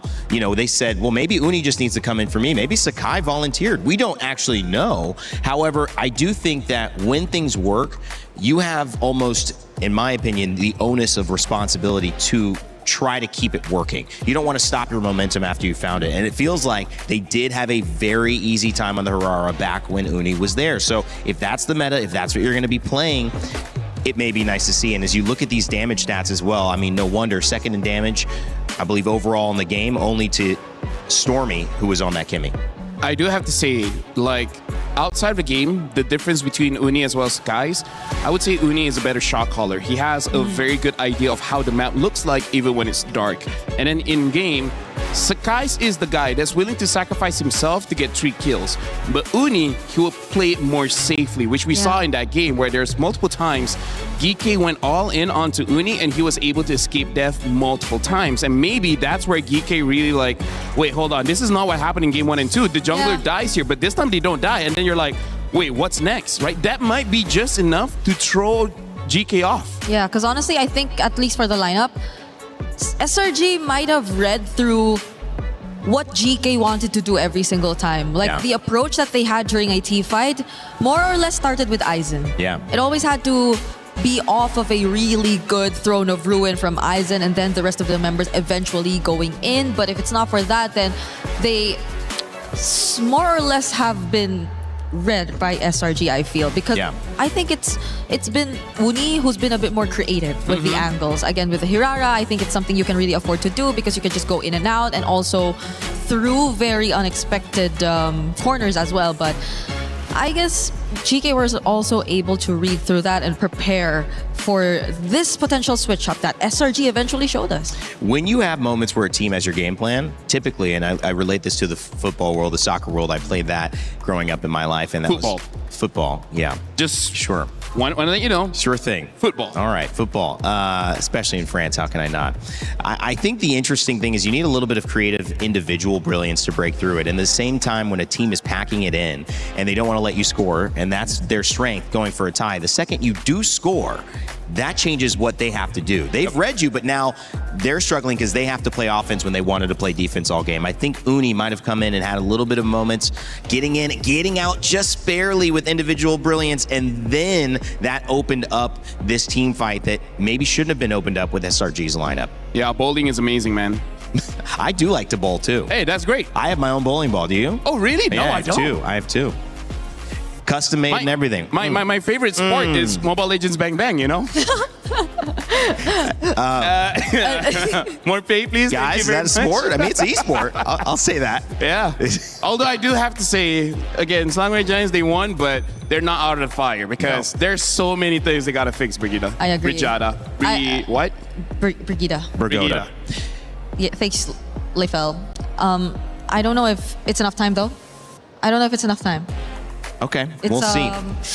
Less than 24 hours because I think they're having their next match tomorrow. Like all other elimination matches are happening tomorrow. So let's hope for the best. Hopefully, though, this has been enough learning experience for SRG moving forward. We'll see. It certainly was an experience for GK Esports. Maybe didn't end the way that they wanted, but of course they found a way to bounce back. Got to hold their heads up high for that game too. We had a chance to have an extra interview with Shin talking about what it feels to have his key crushed and what this journey meant to them. We're backstage now with Shen. What happened in that match? I mean, we kind of... You can talk into the mic a little bit? We kind of were playing good. Everything was good. We kind of like rush every set. Kind of rush, you know? That's why the game get out of the hand, you know? Okay. That's the problem. So that was game 3 or from game 1 as well? I think game 1 and game 3. Game 1 and game 3. We kind of rushed a bit. Okay, because in game number 2, I think that was a valiant effort. 10,000 gold lead for you guys. You guys are definitely on the right track. What is it? Was it a communication error? Was it a shot call error? What made it so rushing? Yeah, I think we all was like good with the draft. After that, we moved to the gameplay. I think everything was like comfortable to play, and everything was good. Everyone doing his job, so it was good. You know, it was a good match for us. Yeah, that's it. Are you okay? Yeah, I'm good. I'm good. Is everyone fine as well? Yeah, they're fine. They're fine. They're fine. That's sad because we could win, but yeah, I mean, it's fine. You were very close. You were very close. It's kind of close. What lesson did you learn from this match about you guys? I think to be more calm, you know. It's like we don't rush everything. Like we just we just fight when we need to fight. That's all. What did you think caused it? Was it like the adrenaline rush? Yeah, I think it's like, you know, we're winning and we like want to fight. So it's like, kind of like this. There's definitely a lot of things that you can learn from this match, and obviously we're very excited to see you come back onto the international scene. That was a very valiant effort. Thank you so much for being here. Is there anything else that you want to say before you leave? Sorry for today, guys. I hope you enjoyed the game. And next time we will do our best, to make you feel better, Okay, once again, thank you, and we're throwing over back to you guys. We appreciate you, Shin. Not easy to do those exit interviews. Obviously, you're feeling the emotion. You haven't even had time to process it. Then a Eterna is making you nervous when you're in there, so I understand it. But thank you so much. GK Esports, they go down. Sillinger Red Giants continue. They'll have another match, which will be elimination or their chance to be promoted into our knockout stages. Coming up next, Yangon Galacticos take on Pro Esports. Nobody's going home here or with Onic and Aurora Gaming. These are the 4 best teams in Group B so far, and they are looking to prove who are the best 2. So there'll be a lot on the line just on the other side of things. A win in these games means at least $100,000 going in your pocket after MSC. So you could be happy about that. Again, Entity 7, Team Liquid, one of those teams going home. Lower bracket game to end the day. Gosh, it's going to be a lot of fun, guys. I cannot wait. Make sure you get your pick'ems in for what you think is going to happen in this next matchup. Yangon Galacticos, they've been playing really, really well, but can they stall? Can they change? Can they outdraft Pro Esports? Because they have been one of our top teams also. We'll find out a little bit more on that after these 2 dance. We'll actually give you a dance break because this is what they're like off camera. Now you're finally seeing a little bit of it. Thank you, Jib, for catching that as well. I've got some fun people on the panel. We've got some fun coming up in Acecraft. If you love the game, well, guess what? There's a new way to play in co-op. We fly together. Check it out. We'll be right back.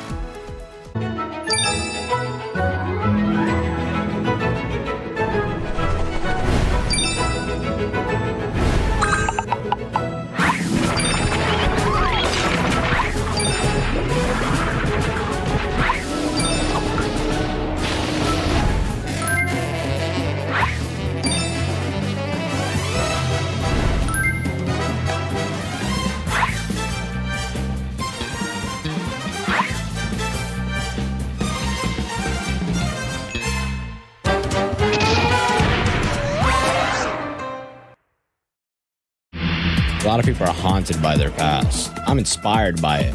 They're not just playing for themselves, they're really playing for their entire family. They have defeated their demons! They have crushed the curse! He thinks he can come in here and play my game! He knows nothing! Let's go! Tyler 1, you're done. Raw energy, half and blow the house down!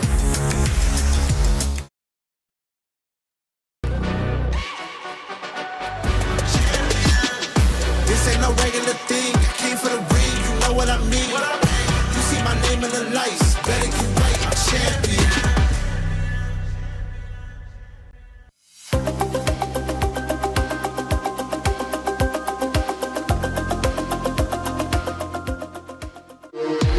We were there. For every click, every clutch, every respawn. We were there for the years of grind. And we're here. Now, the proud founding partner of EWC, powering the biggest event in gaming, shoulder to shoulder with the world's best, making history. Greatness deserves a stage. Lenovo Legion, reach your impossible.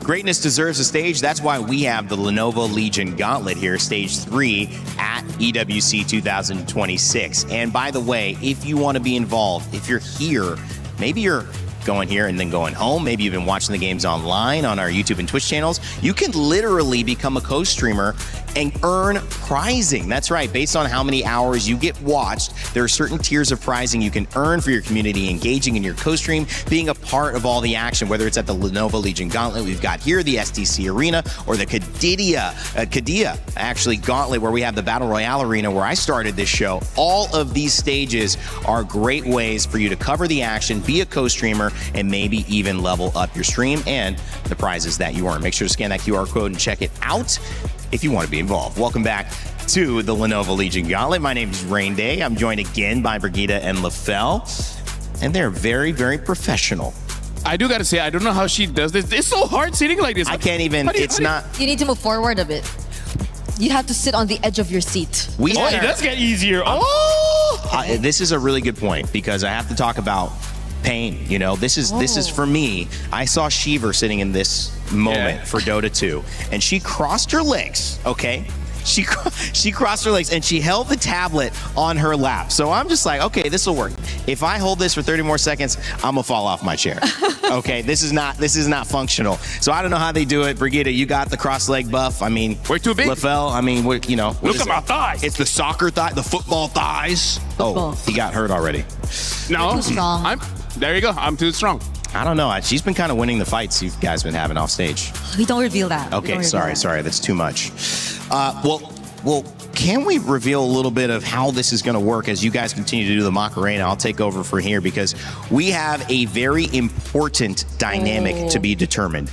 You know how we have those upper bracket winners, right? We're going to see one in this next game show up. We're going to have another one in the following game.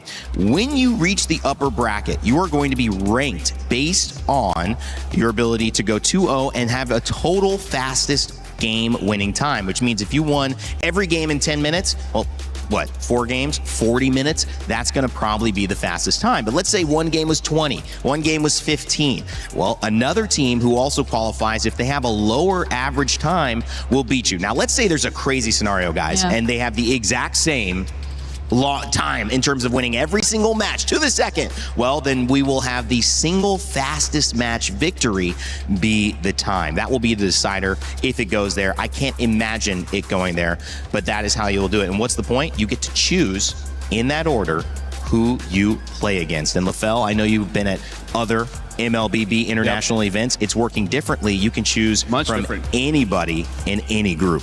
I do have to say, though, based on just my memory, I feel like the fastest should be Aurora. They had a game below 10 minutes, and then even after that, it's like only in the teens. So I feel like if they're able to get a quick win over Onyx later on, they'll be first pick. And I gotta say, they keep it up, I gotta say, having first pick to choose who your opponent is gonna be, that's gonna be a huge advantage. Huge. Wait. Huge. Yeah. Huge. I agree. Huge. You know why? Why? I don't think you want to choose anyone, honestly, from the lower bracket. You don't want the Group B ones. Yeah, the Group B's. No, maybe not, right? Whoever gets to advance, honestly. So, like, any choice will be difficult. Yeah. Either way, you'd probably want to choose where you feel will be more efficient. How? Rain Day, I love it. No, I will say something here. Game 2 coming up. Let's start moving our way into it. We're having a lot of fun today. Yengo and Galacticos, they're going to be jumping on with Pro Esports, and this is the rise of the challengers. 2 dark horses, one will rise above. But if you've looked at the way that they've played, Brigitte, they don't look like dark horses. They're not playing like them. 2-0s for these teams. They have been dominant in their showcases so far. Yeah, Pro Esports pushing SRG to the limit, and their jungler being such a standout player too. You see the highlights from Coily on the Hirara, and I must say it's very MVP deserving if we ever get to actually label an MVP per series. But on the other side, I don't think you can just talk about Coily. You gotta talk about Han. Han has also been an exceptional jungler, especially in the current meta.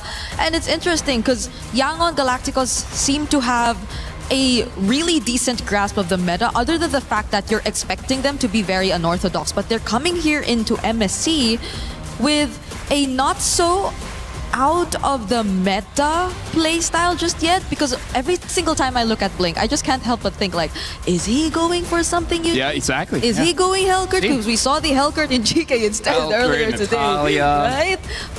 What if somehow there's like a Eudora row? We don't know. Oh, we'll never know. And I believe these two teams played against the teams we just saw, right? They were the ones who took out SRG and GK Esports, which ended up being pretty evenly matched. I mean, especially after that sub, which changed the dynamic, maybe that would have been a game that went 20 minutes towards the very end of game 3. So both of these teams on the upper side very well could be matched up. Are you okay, Ring? She is. Brigitte okay? Did something happen? Be professional, guys. We're be okay. professional. Oh, God, I can't join you. I wish. I got to last all day up here. You guys get to leave after this series, so I have to take care and pace myself. Yangon Galacticos, their squad comes in. You mentioned Han being able to be a star jungler. That has been the focus so far with the Lings, the Hararas, the Fannies being banned. Will Han continue to have that impact? Yangon Galacticos and their road to EWC is hoping to prove successful. If they can get a win here, it will be everything they hope for and put them on the road for even more. Yep, it's a really great showing.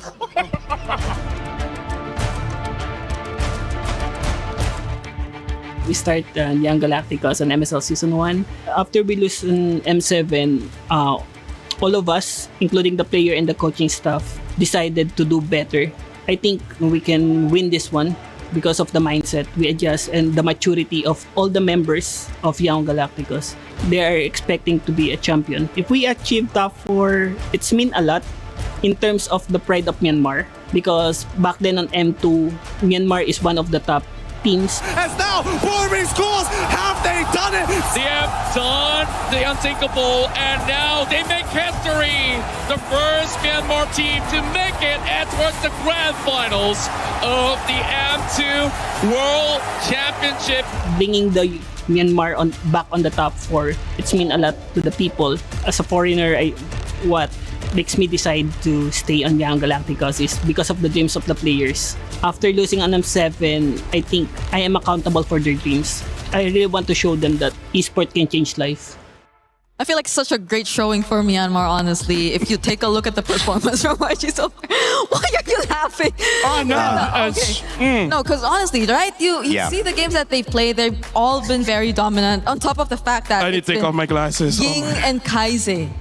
Yeah. Still deathless. You know what? Yeah, that was a really good point. We love you, kind of a long point, Never too. change. You might not have caught all that on broadcast as well, but I said a lot. It was special.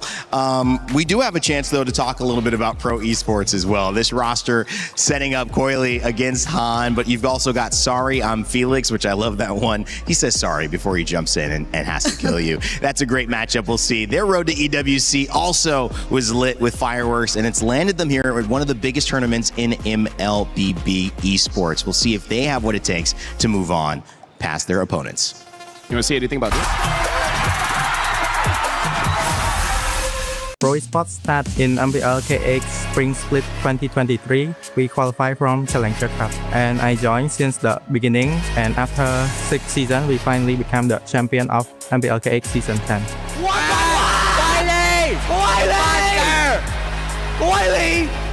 Triple kill though, Lin! Maniac! The grand final! Pro Esports is the reigning champion for MPL KX! When we win MPL KX, of course we are excited because we've been having this dream for many years already, and it's our first time winning, and we qualify to play on international stage, which even make me more happy and excited. Your mastermind! Lift the trophy! After we winning, I feel so impressive to come back to EWC because like since last year I didn't make it. Right now, back to the EWC feels so impressive. See you soon. Now on to Kenji. It's a double kill for Seoul, and it's a 2-0 clean sweep for See You Soon.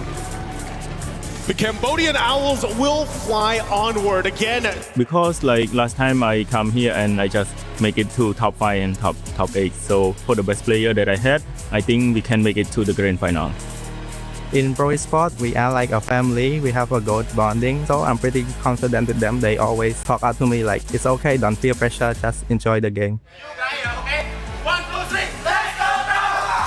For us, it's like a dream to represent our country. Not many get the chance to do it, and when we have the chance, we gotta do our best.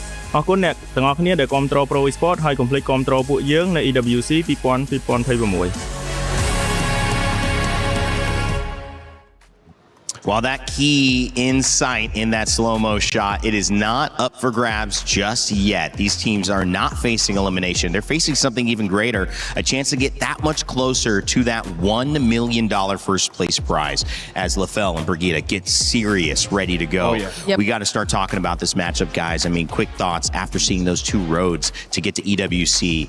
You know, Cambodia representing their country, Pro Esports said. I mean, that's a big deal. I agree. I think for the longest time, we're so used to seeing Thank you. CFU on the international stage, but it's always been a struggle for them to make it far. Though they did get some upsets and on very close to getting upsets a couple times in the previous internationals that we've seen them.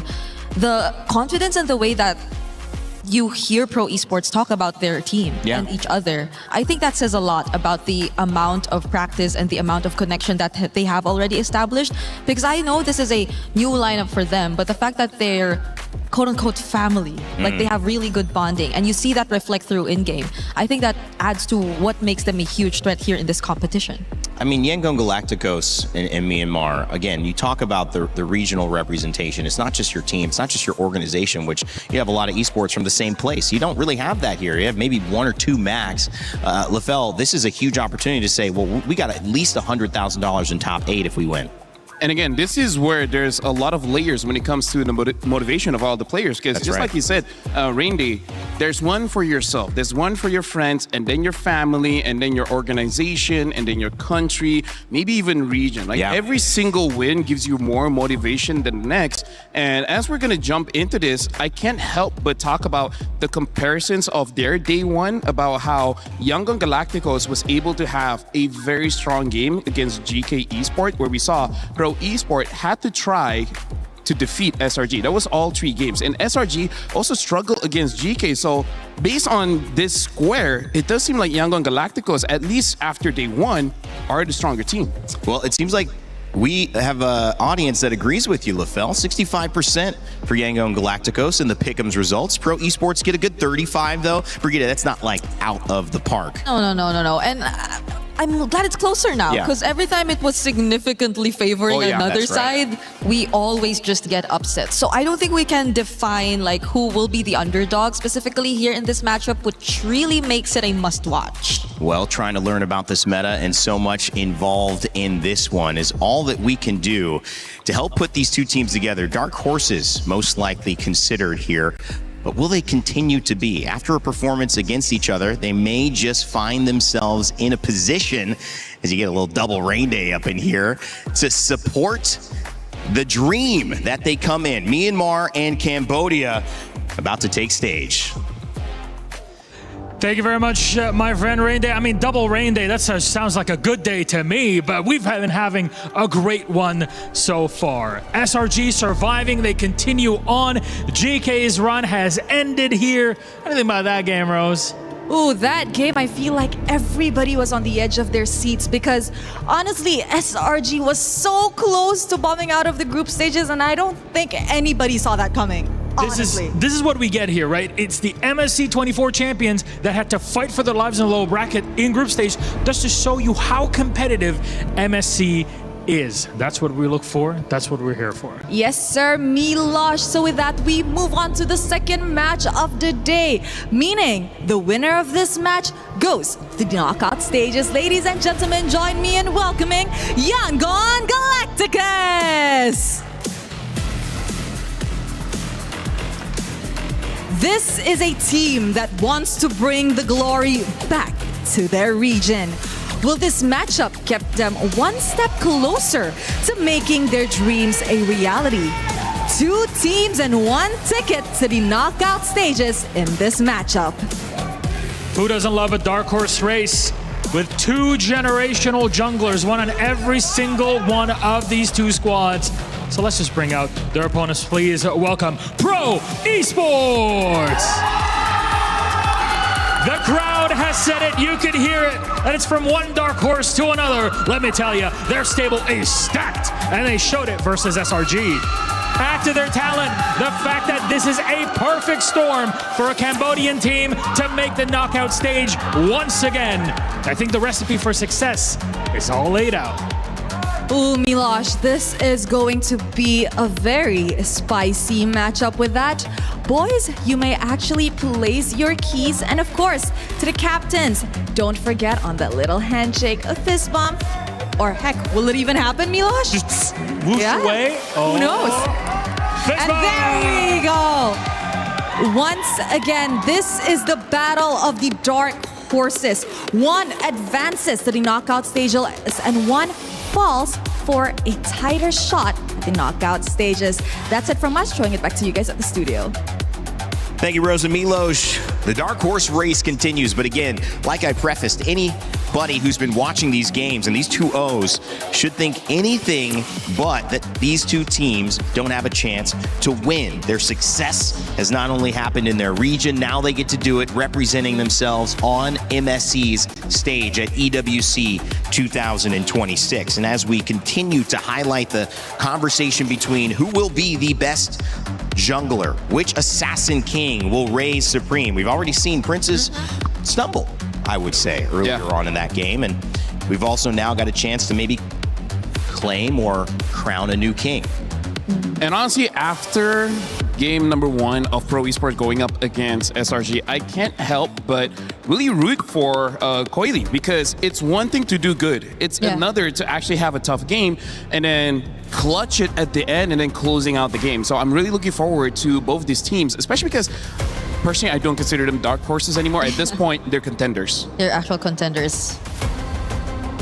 Well, coming up in this shop, you have a chance to grab that new interactive effect. Rhino Day is live. Make sure to grab your cool stickers. What do you call these guys? Emotes? Emotes, yeah. Emotes. So emotes in the shop. You could spam them in your games when you, would get a triple kill, a maniac, a raid. Or just do it just to show people that you got it. Before you start laning, just to be like, As soon as you get in. As soon as you get in. Yeah, so what you do is that you clear the minions, you stand in front of your opponents, you recall, and then you spam the emotes. Yeah. Okay, great. That's the MLB Good analysis, culture. guys. Show your aura. Show your aura. Aura farm. Yeah. The more emotes you have. Aura garden. Nah, it doesn't work that well. Or a garden, or a farm. Anyways, in this game, I really feel like because we know that the junglers is going to be pretty crucial. Funny enough, I really feel like we got to look at the roam matchups, because both the Belleric as well. I mean, like, as much as we want to build by saying that the roam is, I don't know, expanded, because honestly, there is quite a lot of heroes you can use in the roam position, but just by how good Atlas and Belleric is, there really is no reason not to pick them up if they're open, right? So much roam heroes to expect, especially if you're talking about Blink, but at the same time, he's just only been on the Atlas and the Cho. But you could argue the same. PP has only been on the Belleric because we've seen that spammed throughout the 3 games they went up against SRG. So we haven't seen much explored just yet. I think the most creative they've been in the draft so far was really in the XP lane. Because Yangon, they've never used the more common XP lane. It's always the Barretts or the Ruby that you really got to see from them. So that's maybe something we're looking at. We know for a fact that Yangon can be creative, but where and until or only which heroes are they willing to be creative with? Yes, that's a sentence. And it was a sentence that I liked the first part of, which was that Ruby was a hero we did not see involved in this last matchup whatsoever, because they were really focused on the Moskov, and they were focused on what was working in terms of banning the Harara, the Ling early on, the Fanny. But maybe we do see a different priority here, especially when we start to get towards the later phases of the draft and ban, where the Ruby does either come out or it gets taken away, and that opens something else. Well, we're looking at the map here. So far, I feel like for both teams, Flying Cloud should favor them quite a bit because they like to fight, but now Dangerous Grass. And this is what I bring up every single time we're in Dangerous Grass. Sometimes you go autopilot, but where you forget that there's a new grass on the map in front of you, and your opponents might be waiting in there. But LaFell, realistically, for someone saying, hey, what's going on? This is cool. What's some MLBB? They're in Paris. Let me check this out.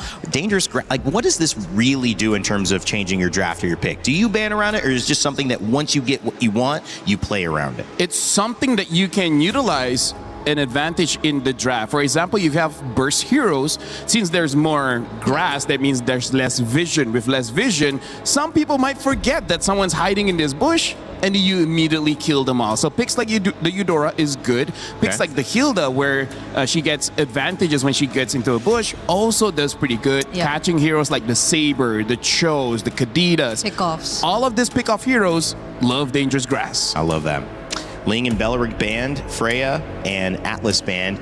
Do you feel like YG say, PP, what else do you got? Because they take the Belleric away right away. Yeah, they no saw, Atlas and no Belleric. Yeah, they saw how comfortable they are actually with these picks. So it's great. I think now that we're in dangerous grass, it's all the more reason for them to just go more creative. Go crazy with the picks. There are multiple options out there and potential for pickoffs. But the Valentina... Interesting ban. Maybe just to open up the draft, trying to force Pro Esports to ban out the Harara, because if Harara is let through, you know that's going to be first pick. So it's both the Belleric Atlas and the potential Ling Hirara banned out. Actually, no, maybe YG just picks up the Eudora first and be like, yeah, I dare you to pick up Hirara. That too. That's a good way to do it, but I feel like this sets up a good thing for YG, and this is where you want in this part of the pick. Because obviously, if you get the Harara, great. If not, you get the Eudora, most likely to counter. So they feel pretty good. I think that the question is, if you give Han the Harara, you still have a Fanny you could prioritize. Oh yeah. Oh, I forgot about that. On the side of Coily. But that was Yangon who also used the Fanny recently. Oh my Mars, God, we forgot. I mean, rarely picked up, right? So now they can pick up a Eudora +1 plus the Fanny. Oh. And the Phoveus. That's very interesting. Didn't thought the Phoveus would get picked up this early, considering that there's quite a lot of EXP that can fight against a Phoveus. Yeah. Like the Alice, Uranus. You just probably be a bit more careful with the gold lane pick, given this. You already have a Phoveus and a Fanny to deal with, so... Wow. That takes out probably a Harith option here for YG. Or play double fighters. But they can do that too, honestly. Right? They can play double fighters if they want. But if they go double fighter at this point, then the jungle options are... I think a Hirara is still fine, but maybe the mid. It needs something like a Kimi or something. Whoa. Maybe no double fighters. Hero. Whoa. Coming up, it's the Fredrin. This feels very pre-patch. Yes, that's the best way to put it. This feels very pre-patch. Pro Esport already having a proactive kind of draft, and then YG, a lot of control. Like basically every single hero here has a way to start the fight and control the fight. When it comes to a Pro Esport, just like, I'm cooler than you. Yeah, I think a Lilia looks Patrick good is here. cool. Oh, Glue. Yeah. Why did that? I thought you were shouting out Patrick. Patrick. Hey, you know what? Patrick Production is also cool, all right? Coolest guy ever. He's the kind of guy you buy ice cream for. But he means the SpongeBob skin, Patrick, that Glue gets to be in-game. Well, they banned out the Arlot still. Well, again, weird, it's Arlot Fredrin, yes, but... I mean, like, they already have the counters for it, so... I feel like they should have banned something like an Atlas, right? Atlas, Uranus, because they do well against the Phoveus. Ruby's still available, but not necessary now at this point. Yeah. There's just so much threat for the mid lane too for Pro Esports. Like you could pair a very annoying mid lane with the Glue. I think there's still like the option of Eudora is still available. Lilia Eudora. You mentioned that as well, but the fact that they took out an Arlot, is there just something they don't want to break formation? And look at this, YG, they ban out the Eudora because, again, even though they don't have an assassin just yet, you just know the EXP is going to be a damage dealer, the gold laner is going to be a damage dealer, and having a mid trio like Marcel and Fredrin always in front of your face, Eudora has an easy time to stun both of them. Eudora will disrupt them quite a bit. And now even the Barats gets banned out as well. So they're drafting in a way that makes sure that their EXP laner gets to win, but again, there are options here. It almost looks like they want YG to use something like an Alice or Uranus that's, you know, I would say not super front-heavy tanky. Like the tankiness of a Uranus as well as the Alice is from healing, not necessarily because they have a lot of HP. But speaking of that, I think Pro Esports are yet to pick up something to deal with the massive HP that could come through for YG. Like they don't have Shred necessarily just yet when it comes to the team fights. The Moskov, you pointed out, is still going to be available, yes. But since YG are not going for an assassin, might they be a bit more comfortable to pick up the likes of a carry again? Maybe, honestly, maybe. Because you know that it's not going to be an assassin. The roam is a question, the XP lane is a question, so that's only probably the next consideration that they're looking at before locking in their goal lane. What's this? Let's go pro. I'm fan of PP. Oh, he loves PP. Oh. Claude. Which is, I mean, very good. Very good. We've seen Claude prioritized in almost every game so far today. And this game, there's not necessarily a hero that counters Claude just yet. Yes, as a matter of fact, the Claude already counters the Gourd, right? So that's also something here where Pro Esports, they have a good dive hero in the Fanny as well as the Claude, and optional dive with the Glue as well as the Fulvius. So this Gourd shouldn't have a good time, but hey, who knows? Maybe YG creates enough space. Yeah. And what does YG lock in for their gold lane and their XP? Yeah, Paquito is still up. Oh, though it's gonna go into a Fulvius.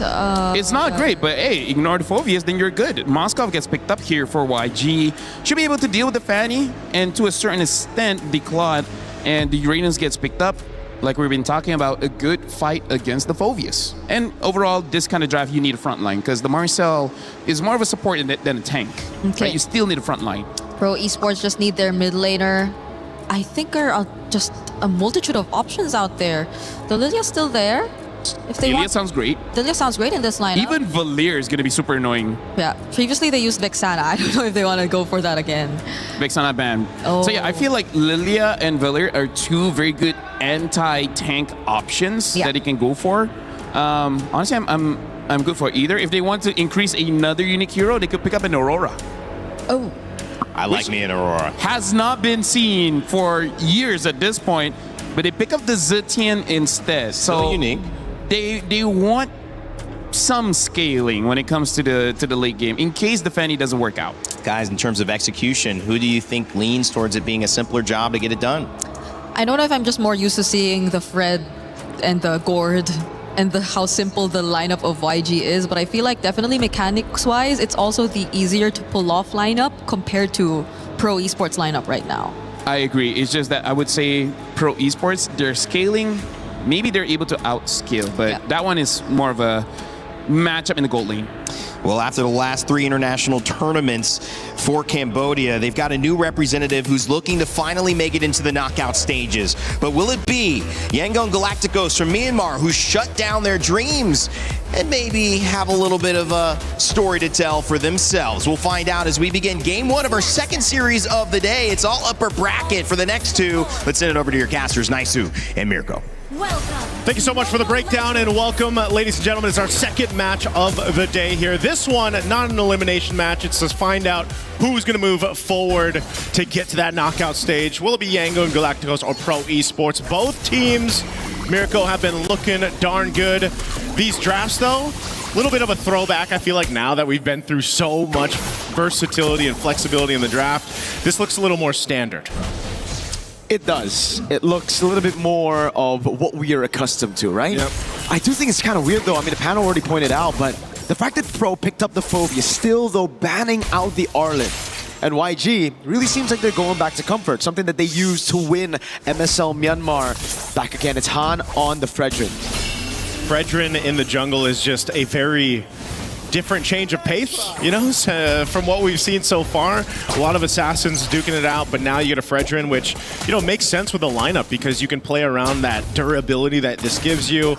You know, if you take a look at the emblem setup too, you're playing with a lot of speed with the Marcel, obviously being that kind of annoying support slash roam that he is. Coily, goes in now, the cables as well, shreds him down. Han will fall first blood over to Coily. Whoa! I guess is that a statement of, hey, you're gonna pick a Fredrin while I'm on a Fanny? This is the assassin meta. Is that where we're going right now? I guess. Coily straight into the orange buff set up by P. But dang, I didn't expect that damage, bro. Yeah. Straight up, walks up, well, flies through, and gets, even though Han was able to secure level 4, he wasn't able to tank up that damage. Now trying to steal this away from Coily. At least he gets a bit of compensation. Okay, yeah. You know what? At least something. Turtle's up, though. both junglers have those retributions ready. They'll get in position for this one, but Young Galacticos is going to go ahead and get that space to work with. There they go. Mystic Gush going to tear PP down with Han, locking him down. Coily forcing to flicker out now, but Han's going to get caught by the Phobius of Felix. It's everybody disengaging. Ying still holding this angle. Back to level on the board. All right, so a bit of a trade. No one going to get the turtle just yet. Jungler is going to grab their buffs for this one. We'll take a look at the replay by STC. Great setup here, you know, to go ahead and capitalize that Mystic Gush, utilizing the Fredrin kit, but you get a lockdown, and you can see how dangerous it is for Han, though, because if he's, you know, in this vicinity of the rest of the team fight, he's actually shredded down quite quickly. It's just not tanky enough just yet. We gotta take a look at the items right now. If we're talking about how Han can actually like deal with Pro, right? He's on the way to the Dreadnought armor. I feel like he should have just rushed that straight up. He went for the Ares belt first, a bit more HP, trying to play around with the passive and then Praiser's Wrath. Let's see if it works out. Felix on the turtle. Yep, just walking up. This should be free. Yep. No purple buff on the hands of Coily. A straight up red tree now is Sa. Has to flicker out. Good taunt though. Brings Felix in for the shoulder bash. The Dark Wave lands and then Praiser's Wrath is right there, but Felix is able to sustain for a bit as Coily jumps into the back. Ken with the cables. Tears through Kaiser. He gets another with the cutthroat. Big double for Coily. Han isolated and it will be fed over to Kuzin. It looked like it would have been okay for YG on the way they went through that. Oh, sorry, Felix. Ying? Okay, he doesn't have enough damage, but yeah, the idea was there, but you always have to remember when you're up against a Fanny that being caught in those choke points around the walls, around the jungle, is not where you want to be. And, you know, just after getting that objective, that turtle, then all falls apart here. This was going so well, but then look at the back line. Coily has all the room to work with, just lines them up and is able to go ahead and swing in, pop that damage out while everybody else gets cut off from each other. So that's really good game sense coming through from Pro Esports and the rest of the team. Also a bit of a whiff from Blink. That golden hour was supposed to keep Kaiser from getting initiated on, but it only found Kaiser. Gave Coily the opportunity to just wait, go for those cables, and find the double. Yep. This is the reason we don't see too many gourds, too many heaves now in this meta, right? It's just, if you don't have Flicker, you're dead. They had their moment, you know, and that, I guess that's one of the things as we gone through the days here for MSC is that development of the meta. And yes, some heroes that just feels like just weeks ago were doing so well are obviously struggling in a sense, but this is something that I would say Young Galacticos, if they get to, let's say, a late game and you get a little more durability to work with, if you're able to go ahead and play around the golden hour from Blink, then, you know, that's one of the cases. Plus the Moskov, still a power pick in that gold lane, able to move through. You do have generally a safer laning phase to deal with that Fanny, you know, from Coily approaching. But that's the thing. It's more so of Young Galacticos really trying to hold on. You can see Brute Force Breastplate now picked up for Han. That's going to help him a little bit to deal with that kind of burst physical damage that's coming through. Second turtle up, though, as YG gets space to go ahead and work around this. Coily in the base can go ahead and swing in here anytime he's ready, but it's just a stare-off for now between both, fighting for this space. One thing you got to take into account if you're Pro is Sanji in the bottom lane here on the Moskov. He's chosen the Bargain Hunter for a reason. He knows his job this game is just to farm out. No pressure here. Han's going to be able to take this for free with Retribution. It's going to be the Mystic Gush now on P, but he's able to flicker out now as Kozin gets caught by a ton of big bonk as well.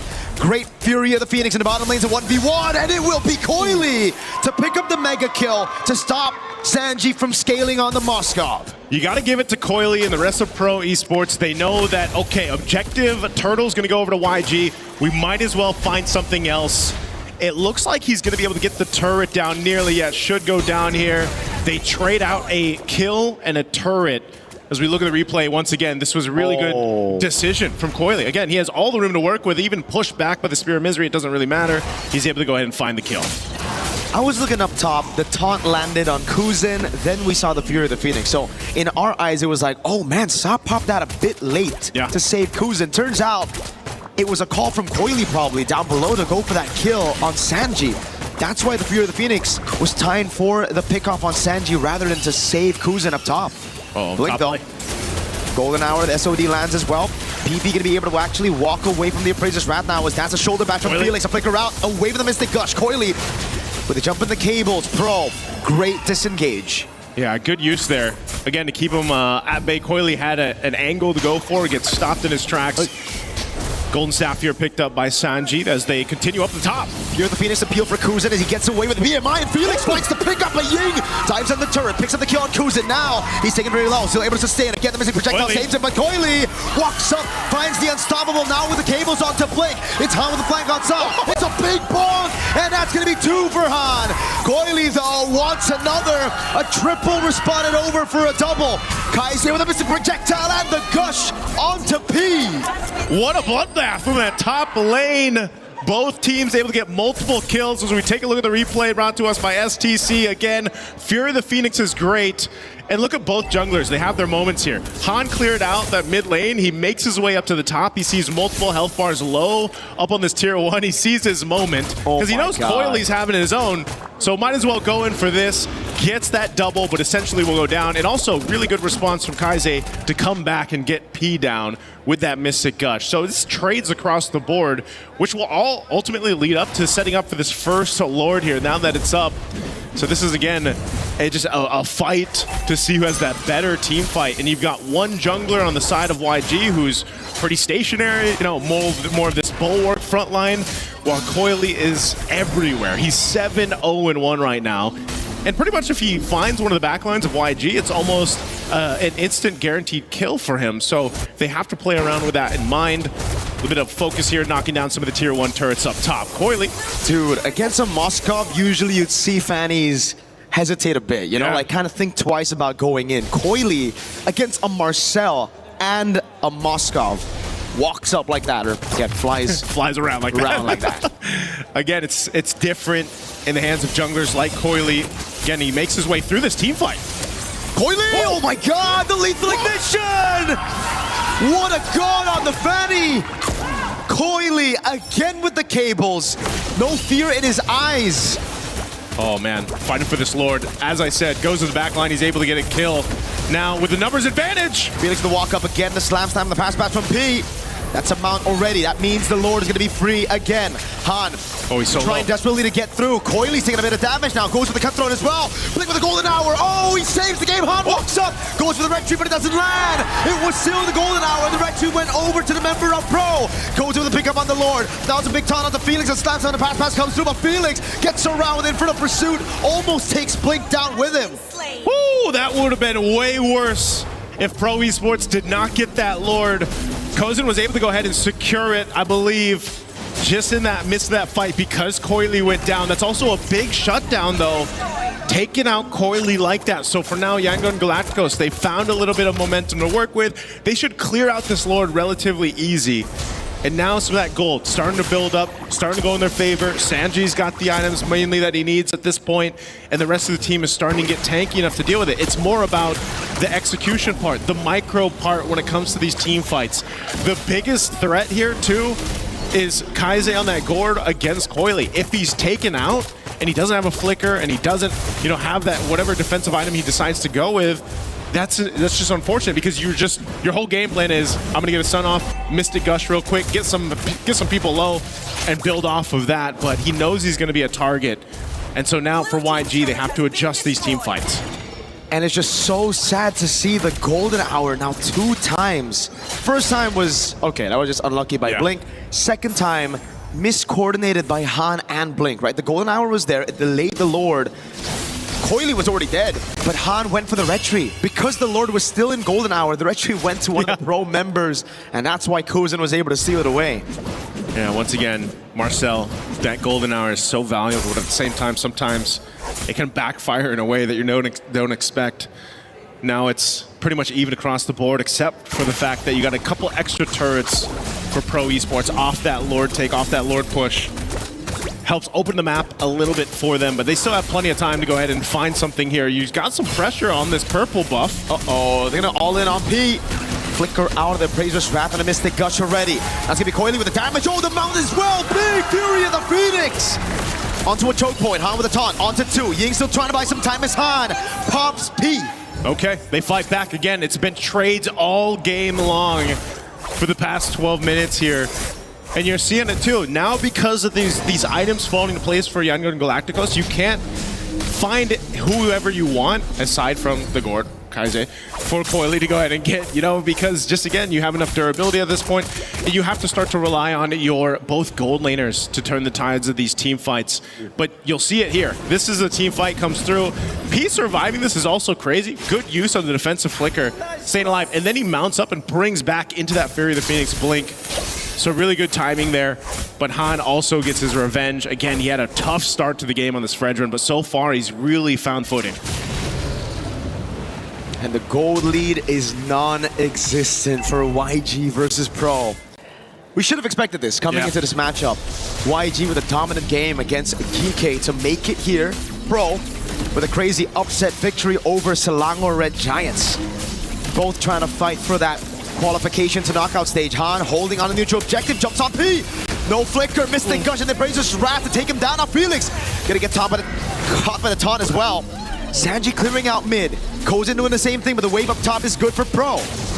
Oh, they're gonna fight for this Lord here. It's at half health. They know they're down P. They're gonna just blitz this Lord though for YG. Han's trying, the golden hour's placed down. Oh, Felix! With a steal on the Phobius! With the help of the Fury of the Phoenix, how did that just happen? Was that just a dark wave? Like, no way, we gotta get a replay on that. What? We have to see it. Again, that Fury of the Phoenix really helping. They're trying to hold on to this mid turret, but man, another Lord. Uh-oh. I thought he was gonna pay for his sins, but no. Flicker, get out of jail free card, Coily. Oh, he's here. He gets caught in a frozen moment. Oh my god, win a crown. Perfectly timed by Kaize. A bait away, Coily wants part 2 with the cables, this time trying to bait out a battle spell. That's actually pretty big though. The Winter Crown being down at least is something as they approach the base. That's what they want to play off of this Lord here now that everyone's going to be up. But again, at least for the Gord, at least for Kaize, he still has Flicker. He can just kind of post up in the base, help clear things out. The fight for these buffs though, man, P taking a ton of damage too. Kozin trying to take down a tier 2 turret. Lord makes its way up top now. Oh, Coily going to be stopped here. Clearing out the Lord. This might be all they get. They do get some damage done to that top base turret, but still, YG's base defense and their composition will clear things out relatively quick.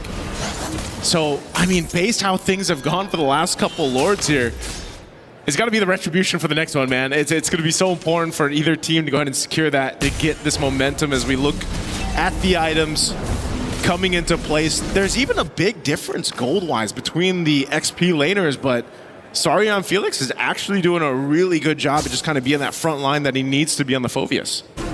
This is why even after those nerfs, the Phobius still finds itself at a pretty good spot in the draft, right? Still prioed, banned in the first phase, especially with the Assassins coming back into meta. Felix, though, he's had a tremendous game on the Phobius so far. That Phobius steal, it shouldn't even be possible. Again, I would have loved to see the instant replay there. How did he get his hands on it? Because it didn't really look like Coily was in a position to steal. Han had a free retry, it almost looked like. Yeah, again, at this point, that retribution battle needs to come down between the two junglers here for this next one. But both teams have been showing that they will go for pickoffs if they can. It's a bit of a tough game, I'd say, for YG too, just because you got to keep tabs on Coily. Where's he pushing? Where is he going? As you look at the difference here between the XP laners, what they've been able to go ahead and secure, of course, for each other. But Ying can essentially do the same thing. We saw that in the earlier team fights, you know, being that front line for them. He can help kind of give that vision too. Phobius, though. Whoa. Oh, hold on. Trying to cut him. Nice try. Yeah, he's able to get away just fine. Again, you got to keep tabs on Coily. Any Fanny like this is going to play that move, but YG has the same option with Sanji. That's the thing.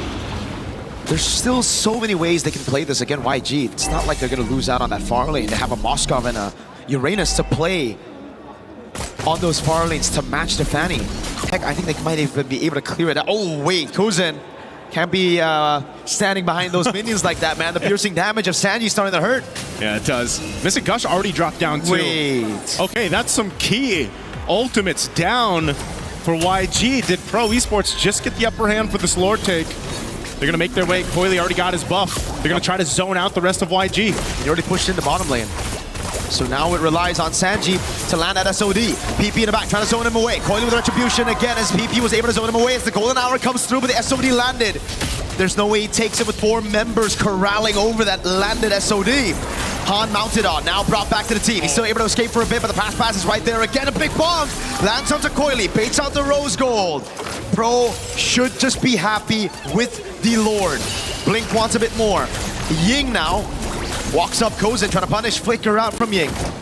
Okay, this just has to be a disengage. They got the Lord to deal with.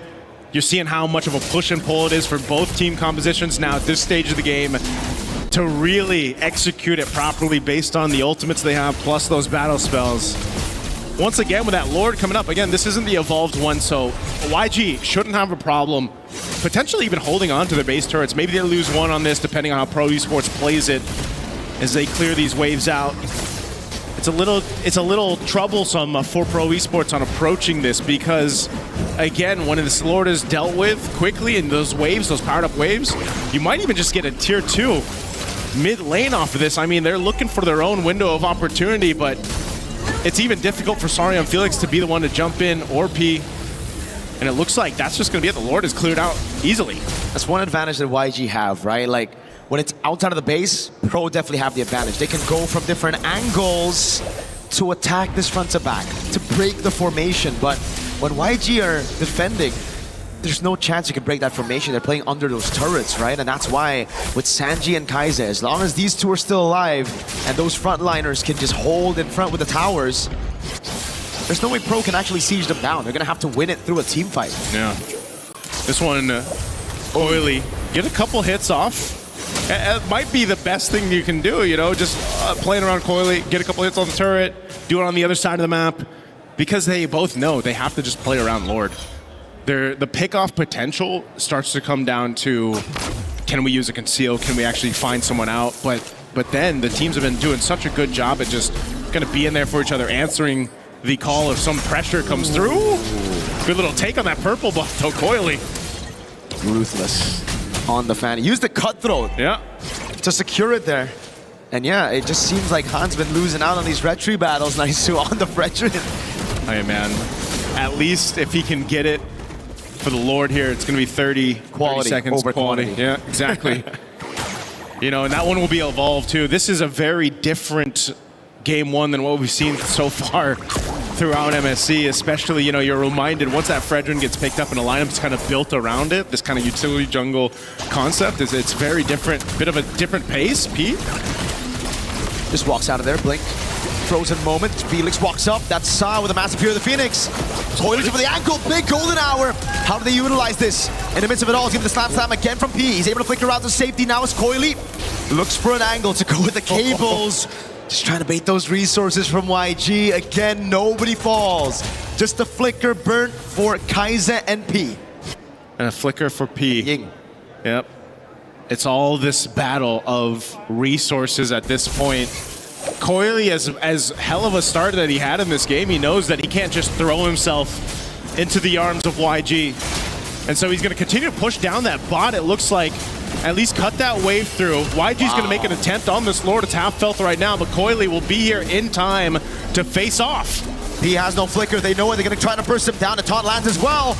P's able to survive. Oh my god! Oh. The rebound with the Fury of the Phoenix. Good golden hour in the back line, but Coily's able to buy so much time. Sanji caught in the dark wave. Now the blazing duet from Kuzen. Oh, Sanji. It's all up to Sanji now. He's going to be caught with a slam and a pass, the win of nature, and also the immortality buy. It's an immortality buy for Coily as well. Dark wave lands. Sanji's still there. Ying trying to buy some time. As Blink is in a 1v1 against Coily. It's an all-out fight everywhere in the map. Again, Coily trying to chase Blink down. He's running away. He finally gets cutthroated and assassinated up top. Oh, I thought that was a nice block, though. I thought it was going to land on Coily, but man, they bought some time, but Pro Esports, they want to go for this tier 2 turret. They want to take this purple buff out. Wait, they don't go Lord. They reset the Lord. They reset the Lord. I have to go. Let's look at this replay again. Started things up with the Mystic Gush over here. This fight breaks off into 2 areas. Collapsing down, golden hour used into that Fury of the Phoenix. Meanwhile, also a real cam. It looks like Pro Esports is going to secure themselves that Lord there, but you know, that was a fight that was dissected on through. And that's one of the things that Fanny will do too. You know, you were able to go ahead and split the fights up, focus on the right targets. Golden hour, it just feels weird in some of these instances because it's like, it's clearly there to stop the momentum of a fight, but sometimes it ends up just kind of splitting things off in an odd angle for YG. So now it's back to the defense of YG. They have a good composition to defend, but Pro have an evolved Lord now. At 22 minutes, it's a different kind of Lord. Wind of Nature for Kuzen. Bootless at this point for both of the gold laners. Okay, clear out these waves. Lord is up top. It's going to get that charge in. Taking out the base turret. YG has no choice but just to let that go. They're going to have to deal with the Lord, clear it out. Potentially losing some more base turrets. Conceal's going to be used from Pro Esports though. Double top from Han now with the force play as well. Coily with a jump in the back line, but it's going to be the winner crown again. Flicker round, Blink shredded to pieces, but he gets the golden hour. All base turrets taken out now as Ying buys the immortality in time, keeps himself alive. Han! With a big taunt on the Brazier Strap, but Kozen was able to Wind of Nature all of that physical damage. Okay, YG lost the base turrets, but it's okay, they're still in the game. They've got some more waves to deal with here, and knowing that they're down Blink, looks like Pro Esports still wants to go ahead and potentially end the game here. Ying again, pops into Consecration, baiting the mini waves over to the right side of the map. Sanji clearing it out. Kaise no flicker. He needs to play far back. Pro are still lingering. That's a bounce! The Mystic Projectile landed. The BMI gets Kozen out, but the Rose Gold was already procced. So that's all they get. Pro Esports off that evolved Lord will take down and strip the base of those turrets. Taking the disciplined route, even amidst the lead they have, it's just YG still able to fight up. They're still able to do well. This is where we start to see the item swaps come into play. Winner crowns even being picked up. You've got multiple across the board here for YG. Wind of Nature sitting on Sanji. Sanji has been doing a great job just staying alive because he's so pivotal for them to actually be able to stay in this game. Kaise as well, very happy with his Mystic Gush timings, but he's got to go in a way where we saw in that last fight where he pops the Winter Crown, he Mystic Gush. It's still being used even when he's frozen, but again, it's better for him to go ahead and do that in the base. But this time, now 24 plus minutes in the game, this Lord, I don't know, man. If Pro Esports able to secure it, even with this kind of defensive lineup YG has, I don't think you can defend against that. Coily still pushing in that bottom wave. He knows it's going to force someone from YG, force Sanji to go clear that out, respond to it. Holy moly. Even with the guaranteed slow push, Coily decides to shove it straight inside the base. This means Sanji's going to have to deal with it. And he shows up on the map. Kozen utilizing the position to go on to Ying. He has a bit of crowd, pops into Consecration. That's the Fury of the Phoenix, baited out already by YG. This could be the angle. They have reset it, and Sanji has cleared out bot. Yeah, he's cleared out bot. He's handled the waves really well. YG, this is a Lord dance as ever. Still half health on it. Fury of the Phoenix still on cooldown, so they don't have that right now. And Han's tanky enough to go ahead and sit here, like we've seen so much before on this Fredrin with an immortality to go ahead and just tank up the shots. Blink jumps in. Golden hour doesn't land on anybody. Felix is able to evade right now as he lands a dark wave, but Coily's gonna go up top. Mystic Gush and a Blink appraises Wrath. Coily in the base. Blink trying desperately to go back into the base to save it. He gets there in time, but Coily has a few minions on it. Now it's gonna be the SOD that lands. Sanji gets Coily down. His first kill of the game, and it's a massive shutdown. Both junglers though will be taken out. A last-ditch effort from Coily to try to make something happen, knowing that the Lord was secured by YG. Really good timing against Sanji. Might have been his first kill, but it was an important kill. Might be the one to potentially win them the game here. They've got a really strong, evolved Lord to march down this mid lane. Now, 45 seconds for Coily to be up. Can Pro Esports delay this further? And without Han, the same thing. Is Ying gonna be the guy to go in and tank this, lead this, or will it be Blink? He's got a golden hour that he can play around with. The game plan here might just be to knock down some base turrets. Mystic Gush already on Felix. Golden hour catches 3. No follow-up though. Felix is able to escape. That Fury of the Phoenix from Sa, buying them a bit of time. Now can they clear this Lord?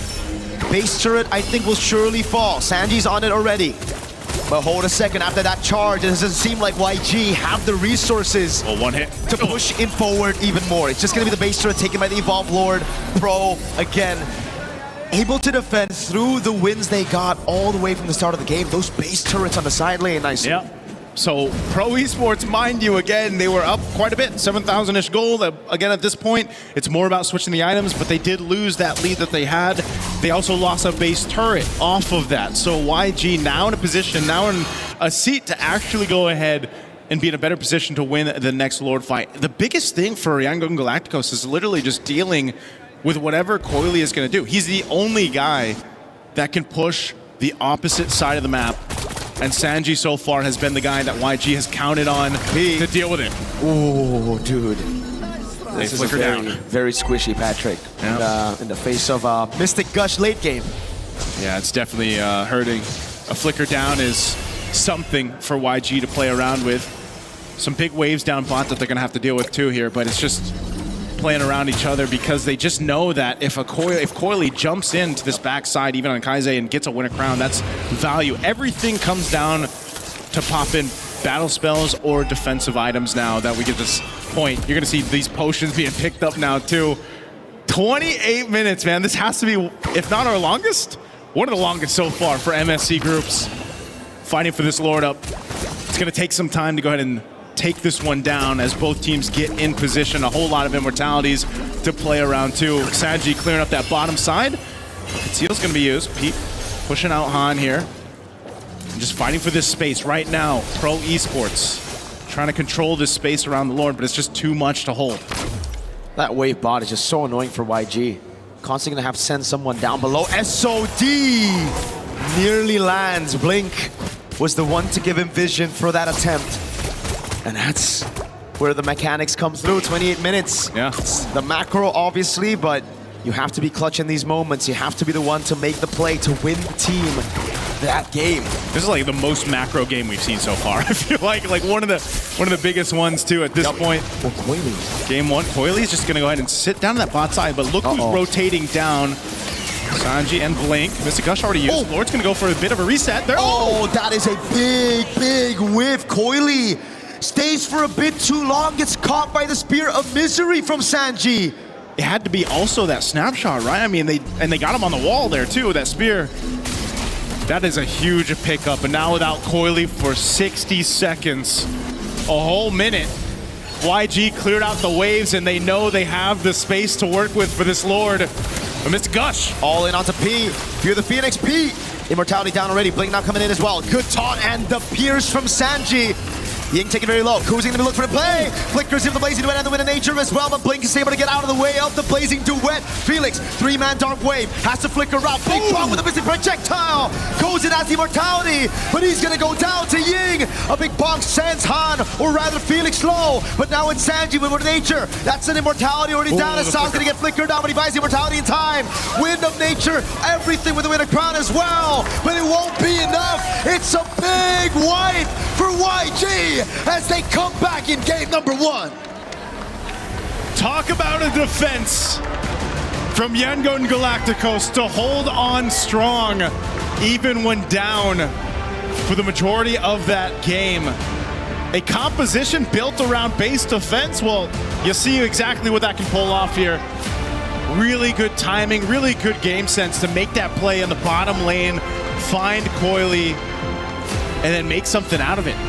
They knew that they either had an option. If we get Coily out, we could probably just get the Lord, and if not that, then we could just win a team fight.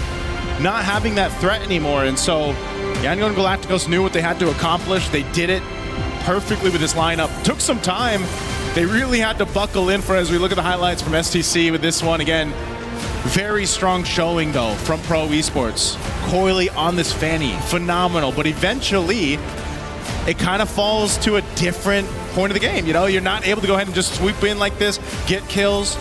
Han really held on, built up that durability, and you know, you got to give it up to Yangon Galacticos to hold on together. YG winning this game with an unorthodox composition. Yeah. We have to say this. This is meta. A few patches ago, this was the best composition you could go for. But in the current meta, we've seen more assassins in the jungle. Coily had an 8-0 start to the game. Yeah. Yet it was the utility jungle of Han. Yet it was them coming back through crazy steals, honestly, crazy mistakes as well, but then adapting and downloading the pro movements as the game got to that late stage. We knew this one was going to be a good one, man. You know, I'm expecting it to be a 3-game series. Both teams just have each other's numbers. They're playing so well around each other, whatever they decide to draft. You know, and again, it's all about that execution factor, and it was executed really well by Yangon Galacticos. So let's go ahead and throw it over to the panel to see what they have to say about Game 1. Thank you guys so much. Great matchup there to kick off our second series of the day. It was Yangon Galacticos with the defense of time that somehow, some way stalled out the efforts of their opponents and made them think that maybe that Fanny, that assassin, isn't at the top of this meta if we let Marcel available. The other news that I want to give you, 4 games Marcel has been let through, 4 wins. Might need to stay on the ban list from now. Welcome back. My name's Rain Day. Brigitte Lefel joining me on panel. That was the longest game of the tournament so far. Yep, it was. And it was off the back of a really good defense. It's a Moskov and a Gord who was just always defending until the very end. And I think I really want to credit a lot of it to these 2 players just because of the fact that I don't think this was Han's best game. So it's amazing how they're able to stall it. That's the word. Stall it long enough. I mean, you mentioned Han. I want to get your just initial thoughts, and I'll start asking about that matchup. No, I mean, like, here's the thing. You came in, I would say, at the right meta where there's a lot of assassins, where the game is pretty dynamic. But imagine this is basically our life for the past 2 years, where tank jungles are a thing. This is it. Almost every game goes above 20 minutes. Because something about tank junglers, they can just hold on for dear life until eventually you make one good play, and then you win that way. 30 minutes and 2 seconds. I said the longest. Well, it says 1 on there, but maybe it was like, 1 and 59 or something, hundredths of a second. I think this was really a good showcase of the matchup we highlighted with Coily and Han. I think Coily actually played quite well, but also I think there was, like you maybe had mentioned earlier, just this meta's past, a glimpse of what your life used to be. Maybe that's just not, maybe you just can't let that be played in this meta. Maybe you have to force assassins in this meta, otherwise you're in trouble.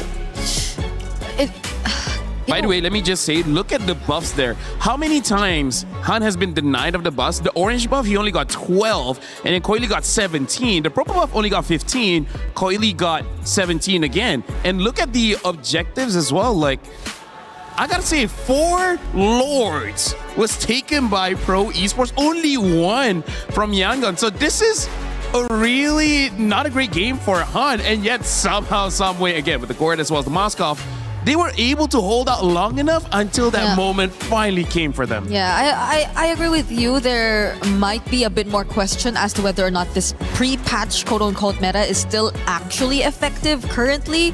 Because I don't even want to point out anything about the draft that we saw from Pro Esports, because they were able to really make it work. Yeah. They found the early game, secured it in their hands, and you saw highlights after highlights, especially from Coily. But it just boiled down to that one mistake down bottom around the 28 or 29 minute mark, and eventually another one from one of their carries, Kozen too. So these were the 2 players who could just not afford to go down, but in that sequence, it was the both of them who unfortunately had to.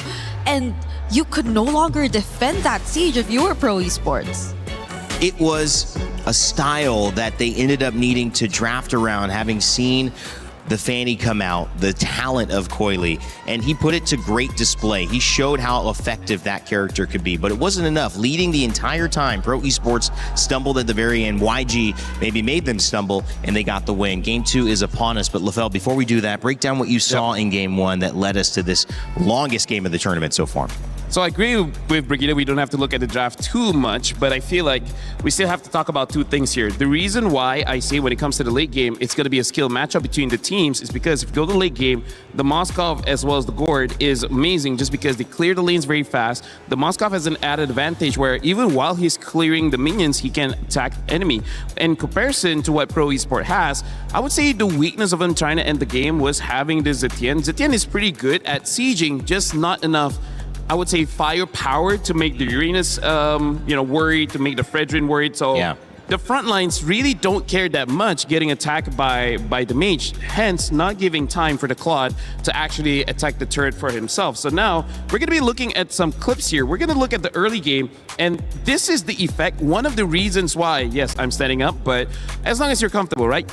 one of the reasons why we don't see a lot of Fredrin is because he has been nerfed in the HP department. Rarely do we see this when Fredrin starts off in his own jungle, and look at how fast Fredrin got bursted down. And in that moment, we even saw Fredrin get level 4 first, and then the Fanny. So not even had a level advantage, and yet the damage is just you know, he can't sustain it.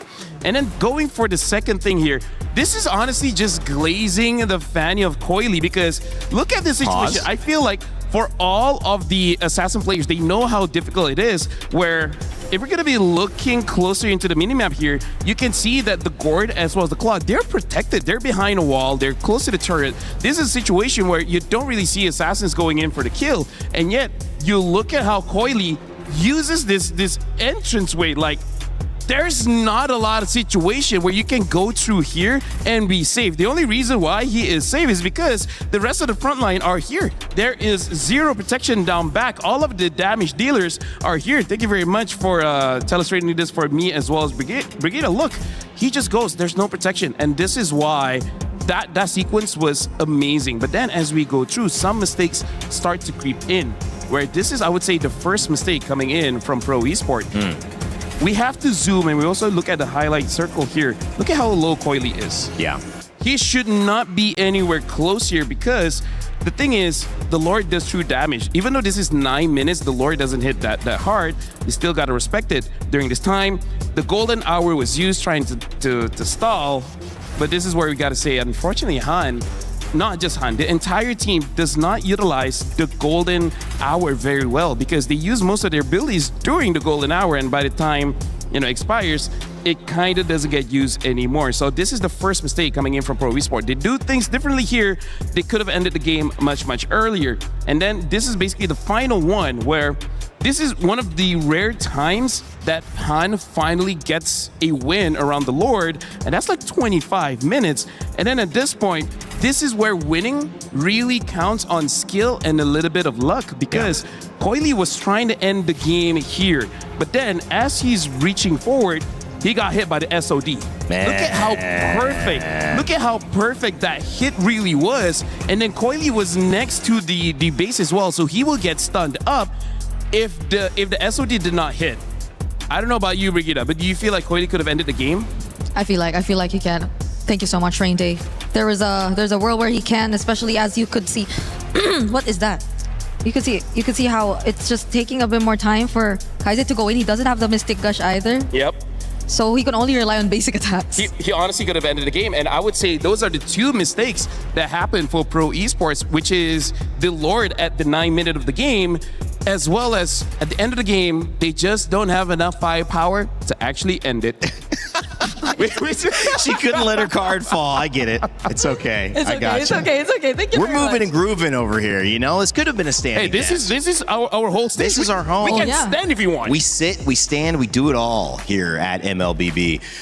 What a fun, game. We're a fun bunch. This is such a fun bunch. You guys are obviously fun, but this game is so fun. It's so great to dive into it. I've loved coming from Apex, right? I mean, we're so focused on the game and where the game goes, how it evolves, how it grows. We are fans of that. We want the best for that.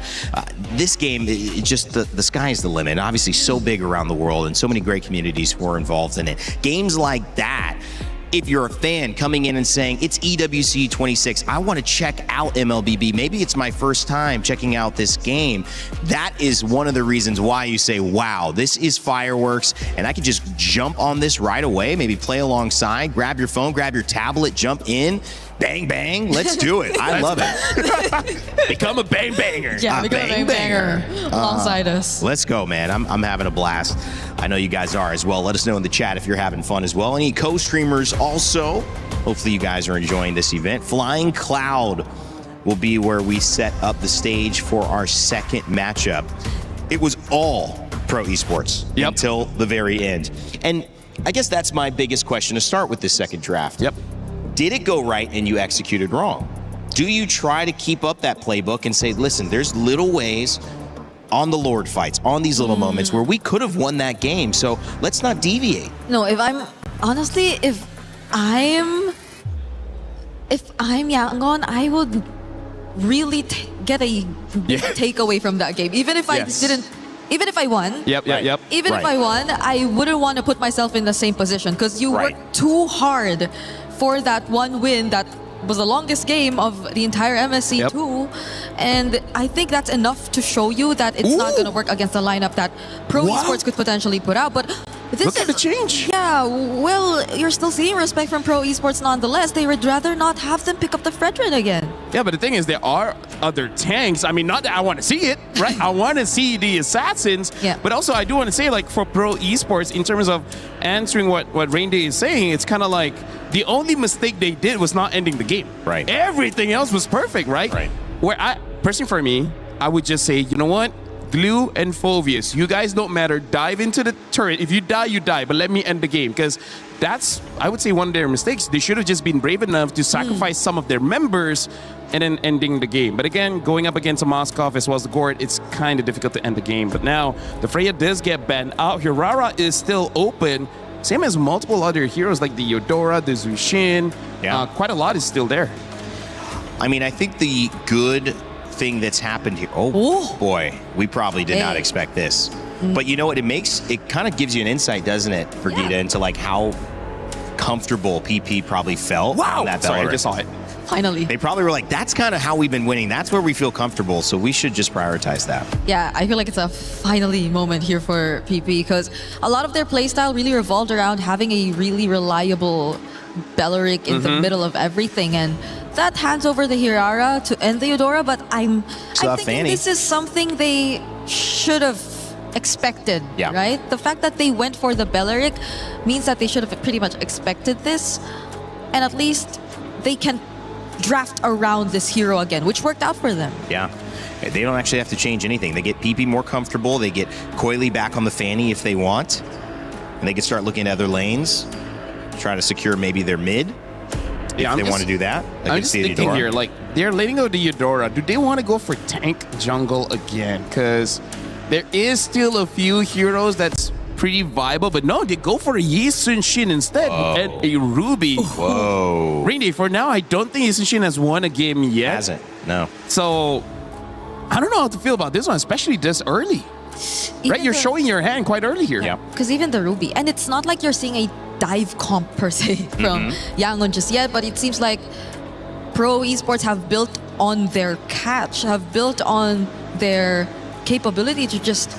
It looks like for Pro Esports here, they just want to build a castle around Yi Sun-Shin, right? Have a lot of utility and then let him free hit. Well, think about how long that game was, right? Oh, yes. The ability to scale, having an answer for late game. Yi Sun-Shin does suffer early, but late, that's where he's going to shine, right? And Hirara, not like a Ling or a Claude, can dive in super fast. She can still dive in, don't get me wrong, but not the same way. And now having the Barats, where I think that's a pretty good answer to what Pro Esports has already shown, because when Barats gets the max stack of the big guy, he does have some resilience, meaning that he doesn't care too much about crowd control. He does care, but not too much. So that's a good way to like just be a front line for the team and waiting for your opportunity to go in. I'm gonna say YG is drafting pretty sound, and Pro Esports does seem like they're showing new-ish things here.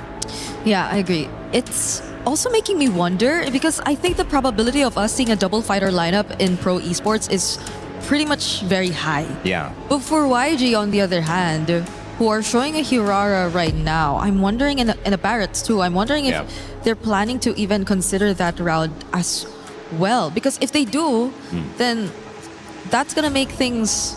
I guess that's going to allow them to play around the Hirara, yes, but the range, I think, is going to be a problem. Melissa. I feel like Melissa would work well against the fortress that Pro Esports is building. Yeah. As of the moment, they still have that option. They can pick it up. They banned out the Carmilla. Interesting. We haven't seen a Carmilla just yet, so maybe they got some information about what's going on with Young Galacticos here.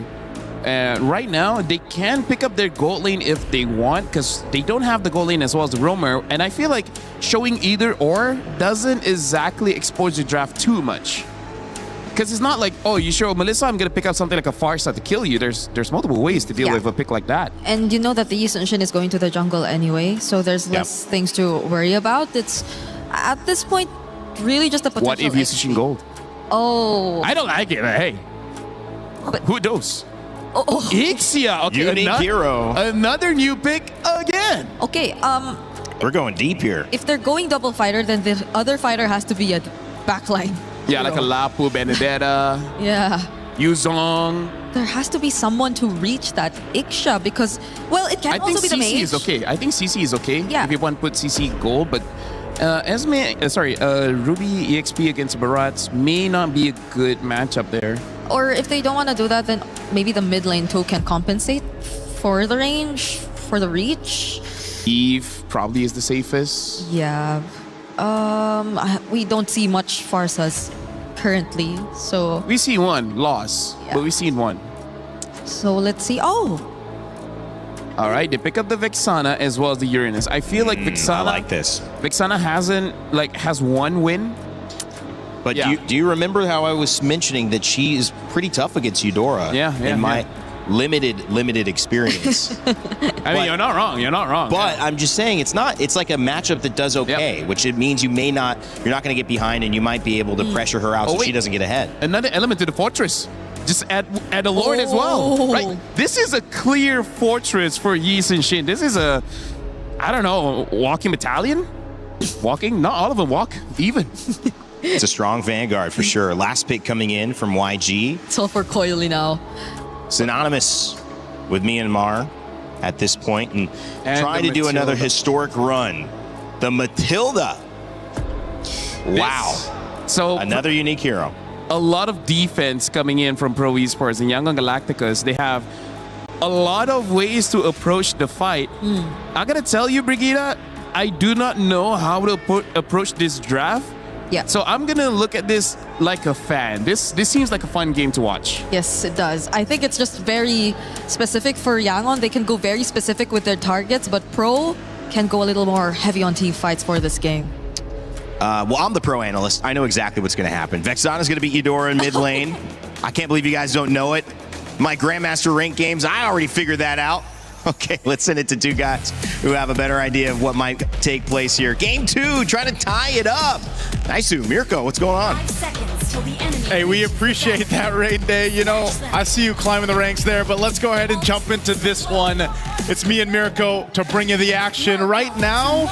Again, it's interesting drafts across the board. Another unique pick. Yangon Galacticos, last game paid off with patience because they turned the game over on its head, got the victory. Now, Pro Esports, I like it, man. This is all playing for your Yi Sun-shin. Maybe that's what it's going to take, Mirko, to get him a win because, yes, the YSS hasn't really won anything. Nope. Been used twice already. P already has to use a Revitalize early as well. At least there's one thing, right? YG technically only have one frontliner. So if Pro want to go front to back, they technically don't need to deal with too many tanks. The thing is, it's a barrage with the help of Matilda, though. I was going to say, you know, it's one thing to have one frontliner who can just go anywhere, you know? That's with the help of the Matilda.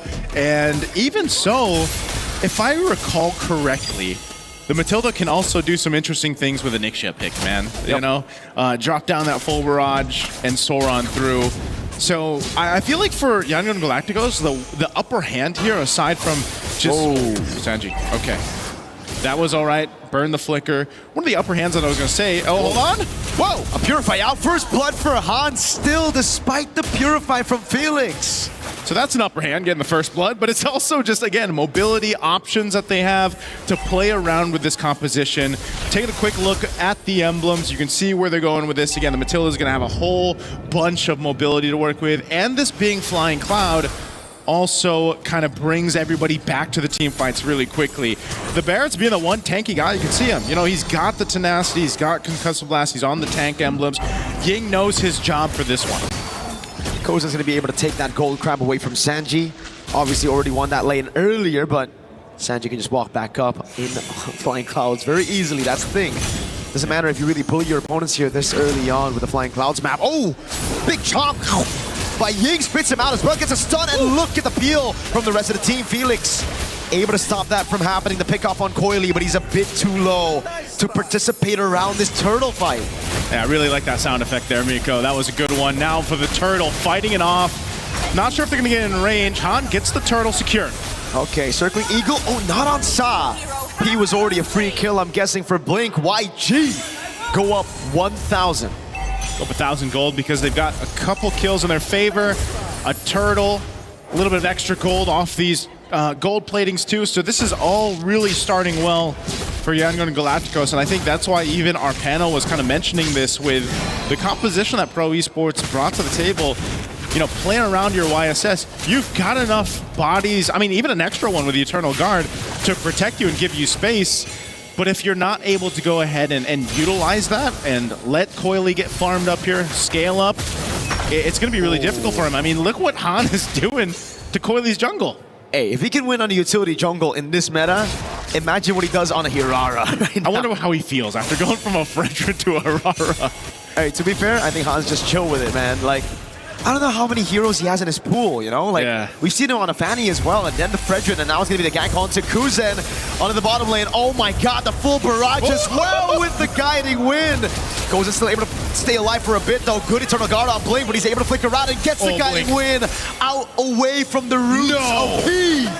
Able to get away off of that, too. I mean, that's dirty to see, but Yangon Galacticos, makes it work. Again, they said this is going to be a fun composition to see in motion. Well, there it is. You do something like that. Looking at the replay brought to us by STC. Brings it a little bit too far, you know, but still able to cap out a kill under the turret, and then good flicker usage there to stay alive by Sanji, and then guiding wins on out from Blink. That's a tilter, bro. That is. After losing that close 30-minute game, this is usually what happens, you know, after you lose a close 30-minute game, it might be a quick one in game 2. We saw the Burmese fans earlier. Yeah. Up on stage. I got my sound effects approved, by the way, by the king. the king yourself. The young man from the Philippines. Yo, shout out to the king, man. Shout out, man. We'll see you really soon. And now for this second turtle. Up here, Pro Esports has control of it, but they wait for Coily to get in range here. Little poke back and forth right now. Both teams, Ying playing up that front side. There's the Mount Shocker. Pulled in the Dino, the Eternal Guard as well. Full barrage comes around. The red tree is good for Coily. Dives onto Han, untargetable for a bit. Able to escape with the help of the Flask of the Oasis. So it ends up being a big win for Pro finally. XP and Turtle. Yeah, that's something they needed. At least get the objective secured. You don't want to let this scaling happen even further for YG. Up 2,000 gold at this point. That's a Sky Piercer also picked up for Han. They're going to go ahead and just keep Kozen back here. You know, one of the things too, speaking of this, hold on, circling Eagle. Oh, stun. Oh, God. Oh, God. Yeah. I was going to do the caca, but... Welcome to the Thunderdome. We need a thunder effect, man. I don't know how it's going to work. I don't know if Leo's going to approve that one, but that one's not. He'll come up with something better. But that is the interaction that you can expect. One of many that Yangon Galacticos can go ahead and play around. And so for Pro Esports, you know, that's one of the hard things about it is like, what way is YG going to approach our fight? You know, or they more so just kind of have this universal, straightforward approach. We saw it where they're able to go ahead and bully off Yangon Galacticos off of an objective. But even so, if that ends up being the case, you know, once the Lords come to play, the approach is going to be different. So Pro are just going to take it slow, but YG scaled pretty well as well with the Ixia, right? Yeah. So, I mean, we're just going to have to find out again. A 2,000 gold lead for YG. We've seen massive gold leads turn around in very, very good games. Like yesterday, Falcons Meta against IG. They held like an 8,000 gold lead. IG were able to come back through forcing Falcons Meta to make mistakes. Seems to be the case, you know, whatever team makes these mistakes kind of gets punished on them. The teams so far that have been competing throughout MSC, they all do that really well. Once they see an overstep from the opposing team, they're able to go ahead and punish it. Now this is also just the nature of the compositions you have, you know, with a Eudora. I mean, there's a reason why the Eudora is picked up so much. One of the top picks right now in that hero pool. Last turtle though, again, playing around that stun that you have, the mobility that Matilda brings, YG will wait for their own moment. Goes in. Oh, the chomp missed. I think he's going to be pulled back as well. Oh, great taunt to read the flicker too. But it won't be a kill. They're just buying time right now for Coily to get his hands on it. But Han walks up. Great CC from the circling Eagle of Blink. To steal it away now, Han locking him down for Sanji to get a few shots on that full barrage. PP with a walk up, a taunt that doesn't land. And it's the combo, but it's a Belleric. He should be able to get away from this, right? Hold on. Revitalize, taunt. Oh, he picks up the kill with a basic attack through the CC chain. How many stacks does Han have right now? Can we take a look at that? I mean, I know he picked up the Sky Piercer, was it a couple kills ago? Let's take a look at the replay here. This looked like it would be so good for Pro Esports, but Blink with that Matilda coming through on the circling eagle, and then Han able to swoop on, get that, and then capitalize a kill. You know, this is one of the things you got to watch out for. We've seen it before where Hirara gets like max stacks on the Sky Piercer, and next thing you know, you're gone, you know? And so Pro Esports, even if they want to buckle in a little bit for this, it might be one of those cases where you don't want to wait too long just because of the scaling that's happening here with YG. Now, bringing it further, you can see, okay, couple stacks. So 2 kills off of that when he picked up that Sky Piercer, but it's that threat now, that threat of just kind of almost lining up the kills too easily for YG to capitalize on. Even then, when they're trying to buy some time for Coily to get his hands on a neutral objective, it's just so difficult because they don't really have CC on on Felix. So all he can do is really just stand up front and hope that YG get intimidated by the aura of a Uranus. All right now too, look at this pressure. Ooh, again, no CC from Felix, he can't chain it. So I can drop down as much CC as he wants to. Yep. But as long as it's not going to be followed up by a Mountain Shocker, an I'm Offended, or a Don't Run Wolf King, Han's going to be good, bro. Yeah, Han's got a lot of space to work with, just by himself, basically. Han. Yeah. And Han can do this. Han can do this. As this Lord comes up, they get in position. Again, some of the ultimates were used in the previous fight, but they should be back up for this, depending on how Pro Esports stalls this out. Whoa. Oh, Mountain Shocker used. Oh, good usage. Not as welcome. 1v4. Oh, spits him out, gets on top! I'm Offended coming through as well. Response over, comes in, flicker through, but Han's able to pick up the kill. Now he goes back in. Onto Kuzen! A double for Han as he outplays Pro completely. Oh, man. Sorry, I'm feeling it's going to survive P as well, but 2 members going down for Pro Esports, and Yangon Galacticos will make their way to secure this Lord. A little circling eagle here to keep Coily back again. There's still an attempt, it looks like, from Pro Esports. How do they want to play this one? Kuzen is down. Coily doesn't have enough damage. Han gonna go in. Wait a second, Han. Oh, he baits him everybody into the full barrage. PP taking a little flicker in from Sanji. And Han with the red tree now as he walks back up again and he picks up the godlike. YG up with 5,000 over Pro. That was such a good bait from Han to go ahead and utilize that. They know they have a full barrage in the hands of Sanji. And so just line up Pro Esports into it. And you know they want the Lord. I mean, look at this replay here. Again, Han popping that winner crown. What a bait. And just following through the full barrage and then comes in, help clean up. After getting the Lord, that's a whole lot of value for YG off of that fight. And now Lord in the mid lane, they're knocking on this tier 2. Full barrage. Oh my God!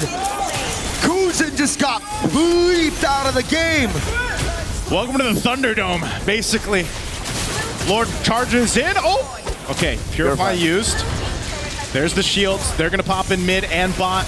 Asanji is still down there right now. Down Kozin for 10 seconds. Pro Esports just has to let these turrets get whittled down here. Han's walking in that wave up top. They're trying to hold on to this one holy defense shield.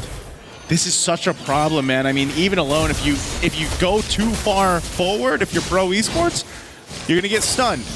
Or you're going to get Circling Eagled, or you're going to get Daytona's Welcome. Like, this is what I'm talking about. There was so many options that YG can play around with, and that's what's gotten themselves almost this 9,000 gold lead. And it just seems like the Yi Sun Shin might not be it in the meta, bro. Yeah. Like, he's done... it's not Coily's fault. It's a pick. He's done nothing in this game, right? Farming up. Oh, whoa. Ow. Finds him, as we were talking about, throws it back to 3! Ying, what a play on the barrage! And now it's Han on Kozin, trying to find the kill, the stun lands, and it's a basic attack that gives Han a double. Now on Felix, can he get it? His hands on the 80 stacks of the Sky Piercer! Han with a triple to send Yangon Galacticos to the knockout stage of MSC at EWC 2026. What a dominant game 2 for Yangon Galacticos after an endurance test in game one. They just came in to this one with a different game plan, and my oh my, did they execute it well. Talk about draft diff for this one and just execution.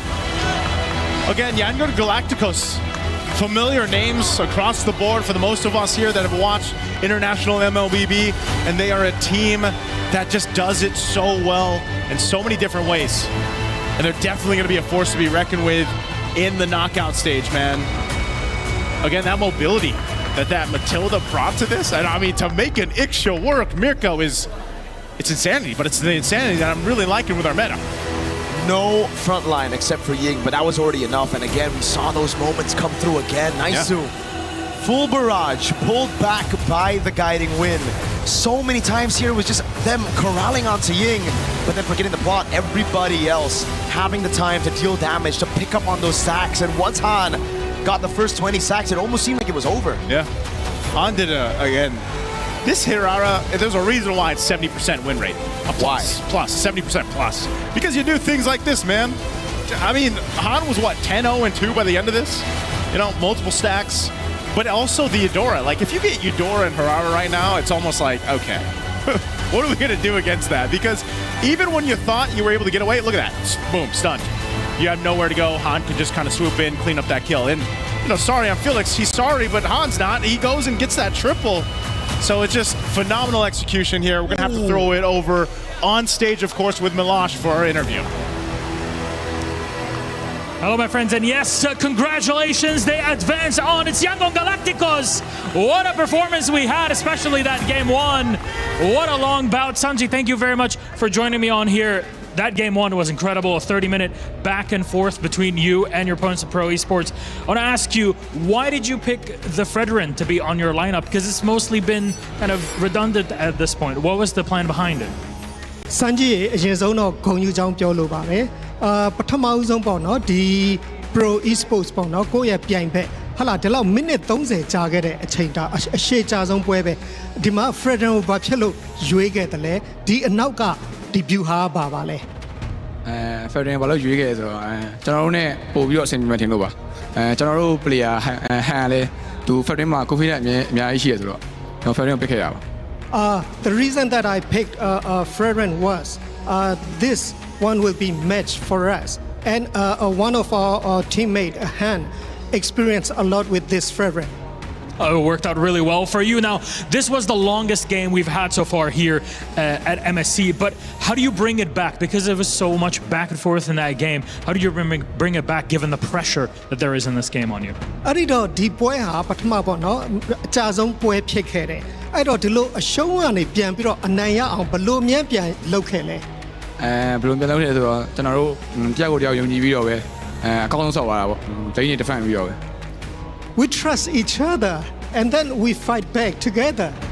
And it was honestly a beauty to witness. Now, you're the only Sanji that's qualified, the first one and the only one so far that has qualified to the knockout stage. We've all seen the Spider-Man meme between all of you here. What does that mean to you? အဲ့ဒီတော့ဒီ Sanji တွေရှိတဲ့အထက်မှာပထမဆုံးပေါ့နော်ဒီ qualify ဖြစ်ခဲ့ပြီးပြီအဲ့ဒါဘလို့ရှိပါလဲဘလို့ရှိပါလဲအရင်ပြောပါလေI'm so happy.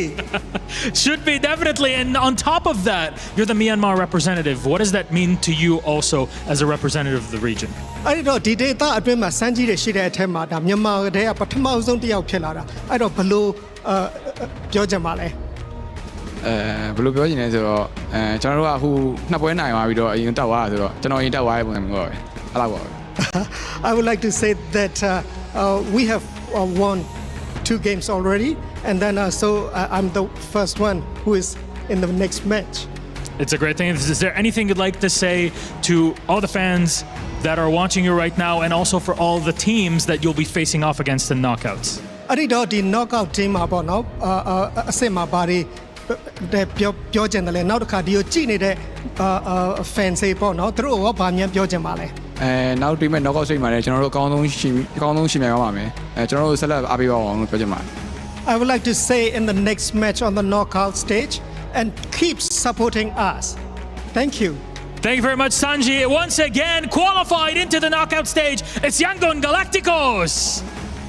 Congratulations to you, Sanji. Thank you very much, Coco, for joining us on our interview. We'll send it back to our desk. Have a little chat. Thank you so much, Yangon Galacticos. Make it through, and $100,000 at bare minimum for them as they advance to the knockout stages. That's going to be a fun one, but we'll see who waits to join them as we have another one coming up in just a moment. Welcome back to the desk. My name is Rainday. I'm joined by Brigitte and Lafell. Brigitte, that was a game very different than game one. Very different. But Very. the same result for YG. Yes, I'm happy to see and hear from Sanji. Because I can still remember your joke about rumor has it still goes on. It's still going on. It was that funny. She's still thinking about it. Yeah, I still think of it. And it's great. It's a great showing. I think whatever we were thinking in game number 1 about YG and them probably struggling or having a slight misunderstanding or being behind of the meta, I could just disregard all of it now. At this point, I'm just thinking it's mind games. I told Lafell, I think it's just mind games. Yeah, it might be, Lafell. Yeah. Fantastic analysis. Thank you. Anyways, honestly, like, it's nice to see Hein going on that assassin again. Because on that Frederick, I think even he was like, Coach, no more. First time, last time. And then the barrage though. Let's talk about the barrage though. It was so good. It's close to a quack. It's close. It's close. Hey, you know what? Technically, it's a giant chicken, right? Oh. Because it's a dinosaur. Yes. Dinosaurs are giant chicken, and chicken are like ducks. Is that how it goes? He always does his research. Wow, that must be proven. That's got to be proven at this point. Because the T-Rex distant ancestor. Yeah. Because the T-Rex doesn't have skills. It has feathers. Oh, well, we just figured something out. And at this point, you can hear the crowd excited. Yes. I think that's a Kelra excitement as Onyx takes the stage. He's mogging is a word that was used to describe him, and certainly I would agree. This one, though, maybe mogged in game. YG 17-2, a 12-minute game. A big important thing about this, guys, that we have to consider, that's a short game. That's going to help them get a higher seed in terms of picking. And, if they, obviously, however, guys, I think it's also balanced out by the first game being 30 minutes from now. I don't think it's going to help as much. One of the shortest and also the longest, so it's moot. I mean, like, here's the thing. I feel like something to consider is that you don't want to be like number 3 and number 4 in this selection, right? Because number 4, you don't have a choice. Yeah. Right? Number 1, number 2, I feel like you still have some solid choices. But then number 3 and number 4, you will have like champions for sure there. Yeah, but that's if it comes down to the shortest single game time. Yeah, exactly. Because if there's no tie, with that 30-minute game, with that 30-minute, I don't know. There might be 3 or 4 after that one. I'm like looking at it, 30, 20, 47. That's like 22-minute average. That's not so great. However, that is an indication that maybe these upper bracket games, we're going to see another one here. You saw Onyx, you see Aurora about to take the stage. That is going to be another tight contest with 2 metas, 2 ideas, 2 strategies that maybe lean towards longer games themselves, Brigitte. Yeah, we've had long series. The first one, game 3. That's what she said. This one, not necessarily game 3, but it feels like we had a game 3. Yeah, it does feel that way. Yeah. 30 minutes. Honestly, like, this is going to be such a good game to watch in the green room on the sofa while having lunch. Eat some lunch. Right? Come on. Or together with the audience. No. No, green room, lunch.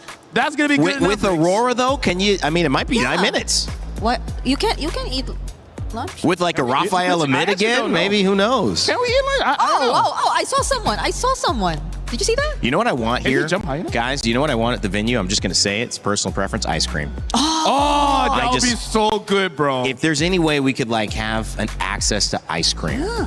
I mean, that would cheer me up. Speaking of ice cream, Aurora Avalanche, though, I don't know how Onyx can deal with that because Aurora, they finished the game so fast. Like, what do you have to look out for? Rafa mid again? That's right. Something like that, something crazier. He said they weren't done. There's still more. Yeah. Brigitte, but what could there be? I mean, we've seen these meta changes happen so fast, but also it feels like in the sets they're happening very slowly. The one pick is trying to counter this other pick. We're really getting to that point in this tournament so far that chess is being played and we're working on just your approach to the game, not really understanding the pieces. For me though, I feel like it's mostly really on Rosa that we're seeing all these surprises. I mean, ever since it's always been Rosa. So if they actually go for an upgrade and show us something new in a different role as well, then that's going to make things a lot more difficult for Onyx. Shoutouts, I see Coach Yeb right now. A fighter in the mid? Let's break down a little bit, guys. I think maybe a learning lesson there. If you are pro, you do get to go ahead and play again, and that is a benefit for you. You don't have to worry about being out of the tournament yet, but yes. I keep going back to that Belleric first pick and leaving Hirara and Eudora to YG. Yeah. I feel like although it was a comfort pick, that was probably letting too much go, and in hindsight, it seems like it was. Yeah, I really feel like that Eudora is very pivotal to deal with all these assassins. Like, do it with me, No, you can go. No, I was doing this and then you follow. You gotta commit now. Okay. All right? Go. Yeah, there you go. So I feel like Eudora really has to be respected, even first pick. Like, you may not have a good Eudora game by having a lot of fighters as well as assassins jump onto you, but you kind of don't want to fight against Eudora. I feel like that's the biggest problem. Not that you don't have it, but more like your opponent has it. Yeah, and imagine they were too free. They brought out an Iksha. How come everything turns into a dance move with you two? Yeah, I'm suddenly starting to become a choreographer. After You all are. these You're both learning This very is a well. weird brother-sister situationship, you know? Yeah. Situationship. Hold on. All right. Well, I think it's time to move on to today's schedule.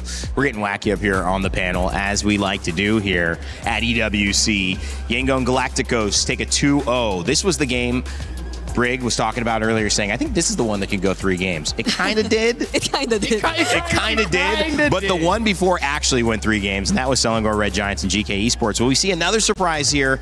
I think many people are thinking it could be quick with Aurora Gaming and how they surprised Team Liquid PH. But if you know Onyx and you know Kelra and that squad, plus their fandom here at EWC in France, rooting them on, I doubt that is going to be a game that they give up very easily. I can hear the screams. You could see it written on all their papers. There's another fan right there.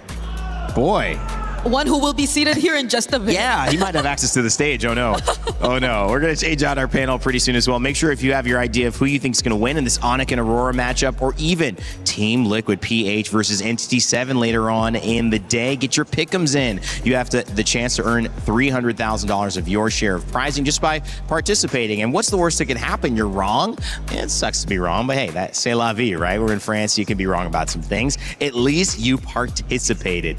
Coming up after this, we're going to change out our panel. We've got Onyx and Aurora, another upper bracket match. It's going to be a brawl, and I know a game that's pretty good at brawling, Street Fighter. Oh yeah, and they're doing something with MLBB. Check that out.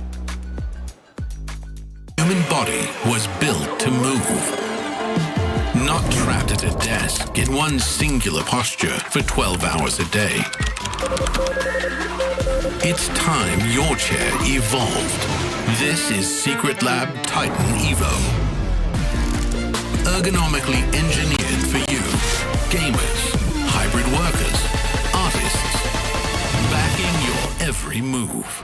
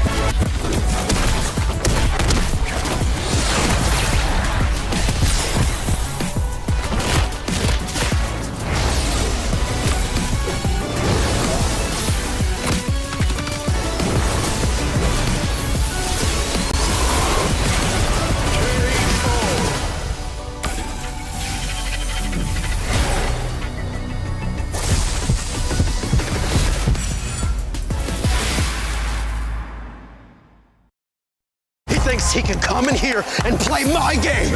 He knows nothing. Let's go! Tyler Wine, you're done. Raw energy. Half for half and blow the house down.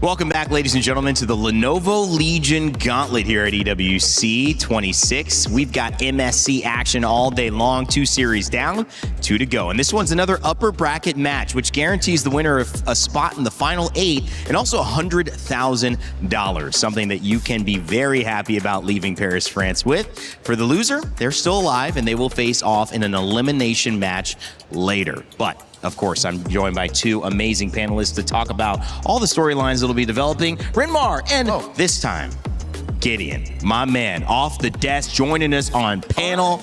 I'm gonna start with you. How you feeling, brother? I'm feeling really good. You know, these past couple of days have been really interesting, seeing some of the highest highs for some of these teams, the lowest lows at the same time. So I really got a good scale to what's been going on, at least on the ground, for a lot of these players. Renmar, too, this has been a game where we've seen developments across the scene, these 2 series. Yeah. I mean, that first game between YG and Pro, 30 minutes, longest game of the tournament. We've seen some mistakes. We've seen some great drafts. A lot to talk about. Oh, yeah, definitely. And still the meta is so wide open. Like, a lot of people were wondering, hey, could we get, like the global ban and picks? We don't need it in this meta. There's so many options, so many permutations to consider. And at the same time, it translates to some really great action as well. It's not just all about the picks, it's all about the drafts. Teams are balling out this MSC. Yeah, I mean, this is honestly a tournament that to me has given us a little bit of a surprise, Gideon. But it's continued to kind of balance out, in my opinion. Have you felt that we've caught our footing here, or do you feel like there's a little bit more to go? I think there's a lot more to go, actually, because especially when you're casting the first couple of days, you're expecting a lot of these teams to come in with their comfort picks first, put their best foot forwards, make sure they get the games that they're looking to win, and then solidify their lead. However, I think we've seen that as of right now, the meta is way more open, as Renmar mentioned, and a lot of the draft starters, they're not linear anymore. And I think that's the biggest problem. A lot of these teams here today are still adapting from the day before. We've already seen 2 different variations as we've seen the past couple of 3 games. It's great. Adapt to the adaptation and just keep going. We'll see what mutation of this meta shows up. And speaking of what mutation shows up, because that's benefiting certain teams that are ahead of the curve. If you are ahead of the curve in terms of your win, the upper bracket is not settled once you get there. It's settled how you get there. So if you are one of the teams like we just saw, Yango and Galacticos making it to our upper bracket, you're going to have a total time that it took to win your games. That total time will be compared against the other 4 teams that make it 2-0 without losing a game.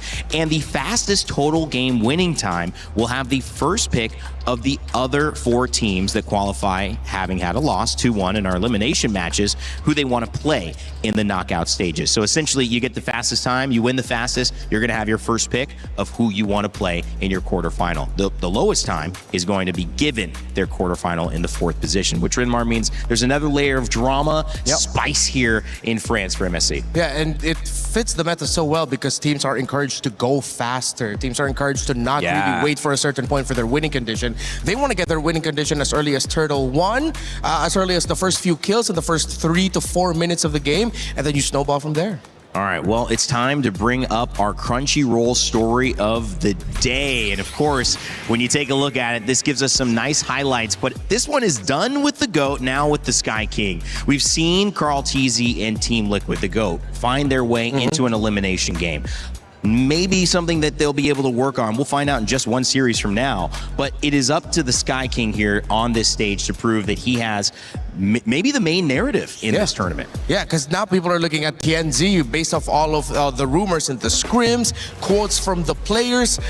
They're all looking at TNZ as the best jungler right now at MSC. Well, you can ask Niall. Niall would say, well, I'm number 1. Yeah. But a lot of other players would definitely say TNZ. And yeah, it's interesting in the in a meta in an MSC where you have Carl TZ, Sekais, Kyrie, Kyle TZ, all these fantastic junglers around the world, TNZ, who's always made a name for himself every international, now it's much more obvious that you really have to watch out for TNZ. He might just be the hitman here. He's already found one headshot already on Carl, and I mean, luckily, you know, there's still a second chance for Team Liquid side, but I think against the Sky Kings, until we see Kyrie on that Boxia, he might have a shot, he might not have a shot. I want to see how they force it in a meta like this that's so rigid. One of the interesting things about these two teams, and we saw it before, is that everybody had a game plan that worked. We saw a lot of 2-0s in these upper bracket runs to get here, and Aurora Gaming was no different. But Onyx has had their own traveling fan base. They have had some incredible moments with this roster. But Aurora is not anybody that you can just sit back and say, okay, let's show up and play. You actually almost have to expect the unexpected, Renmar. Yeah, that's what I'm expecting. The unexpected. I want to see a very tailored draft again. We saw the Rafael in mid lane the last time from them. I want to see if they have something like that prepared for Onyx, that Coach Midnight and the team come up with something very specific to deal with the Sky Kings. All right, well, Onyx Esports, let's take a look at that roster that's showing up as well. We've got a chance to see Lutpi, we've got Kyrie, and one of the main stars of this, Kelra. I mean, Mog is an understatement for that guy. Had a great interview. The fans were cheering for Onyx. Let's hear a little bit more about them before this day's match. Eterna here, and we are now with the Gold Lane Standard, Kelra. Hello, everyone. You're still the Gold Lane Standard, right? No. What? What do you mean, no? For me, the real gold standard is OHEB. Still OHEB. Okay, still OHEB. Still OHEB, all right. But you know, you are still a very strong gold laner. I think a lot of people still consider you the gold lane standard as well. And you're up against a very tough opponent too as well. Yeah. I heard in scrims they're very strong. Is that true, or is Aurora strong it's in scrims? 100% true. True. It's 100% true that Aurora is very strong in scrim. Why? What makes them so strong, Kelra? For me, it's because of Chensi and also Rosa. They give Chensi more space in game and their aggressiveness.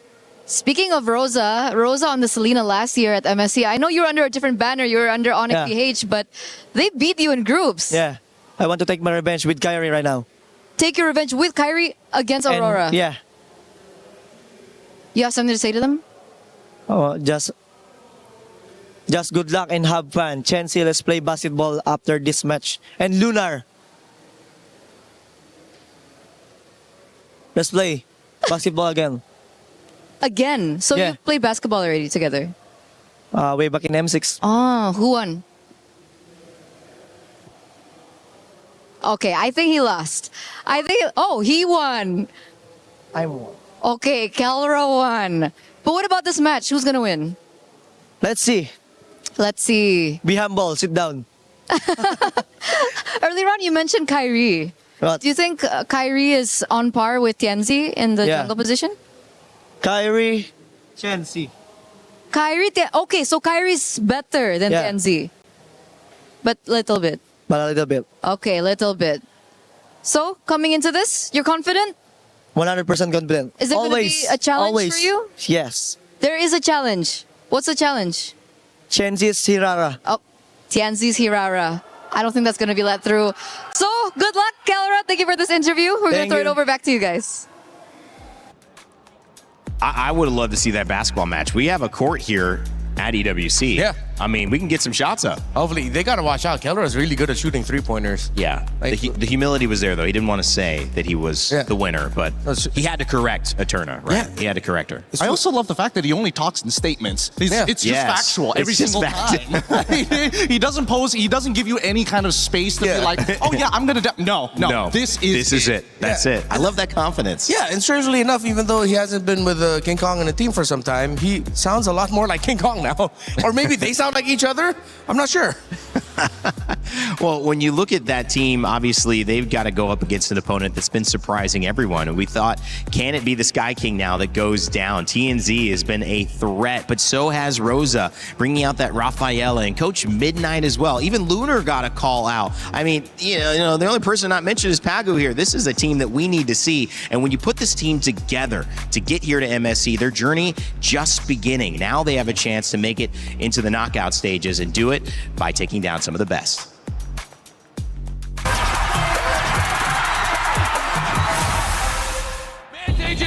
2017 Türkiye şampiyonu Aurora Esports oluyor. Daha fazla. O zaman şampiyon Aurora Gaming. We are Aurora Gaming, 3 times champion of Mobile Legends Turkish Championship. Selangor Red Giants throw Aurora Gaming down to the pits. Bu zamana kadar katıldığımız tüm turnuvalarda birçok güçlü ekiple karşılaştık ama açıkçası beni en çok oynamak istemeye teşvik eden ekip SRG şu anda. Çünkü yaklaşık 200 senedir sürekli onlara kaybediyoruz. Hiçbir şekilde win alamadık. For us, it's hard to beat SRG because they used to adapt a bit better than us. I hope this time it will be different.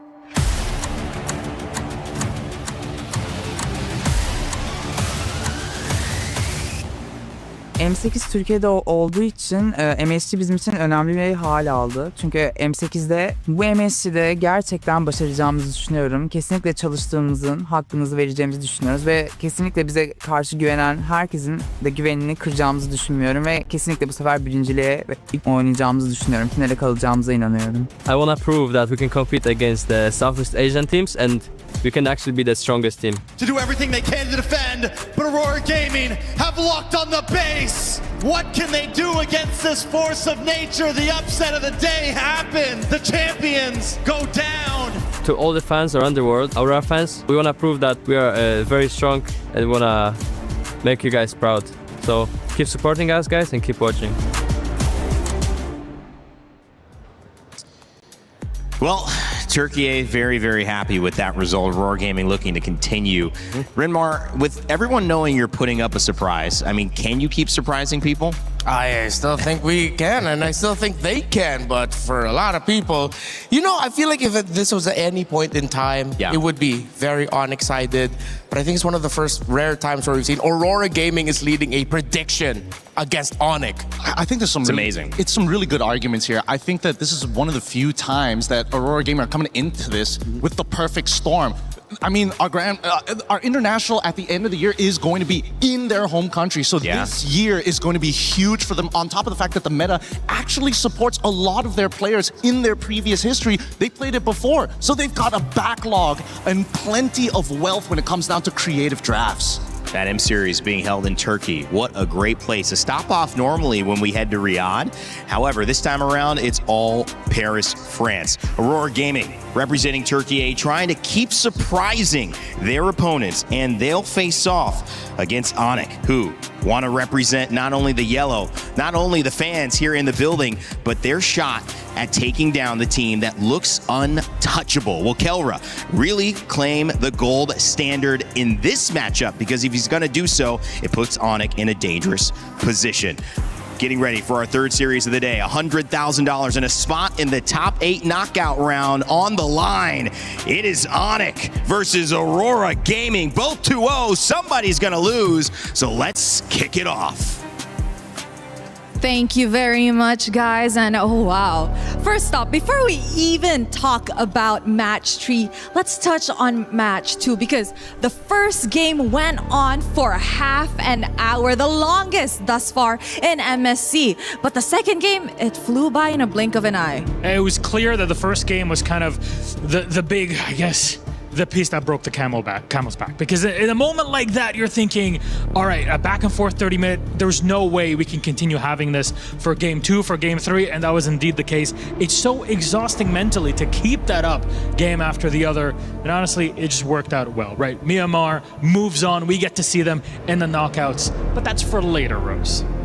Because now, in the present, we are gonna be watching the third match of the day, where we will see the Sky Kings going up against Aurora Gaming. So ladies and gentlemen, join me in welcoming Onic!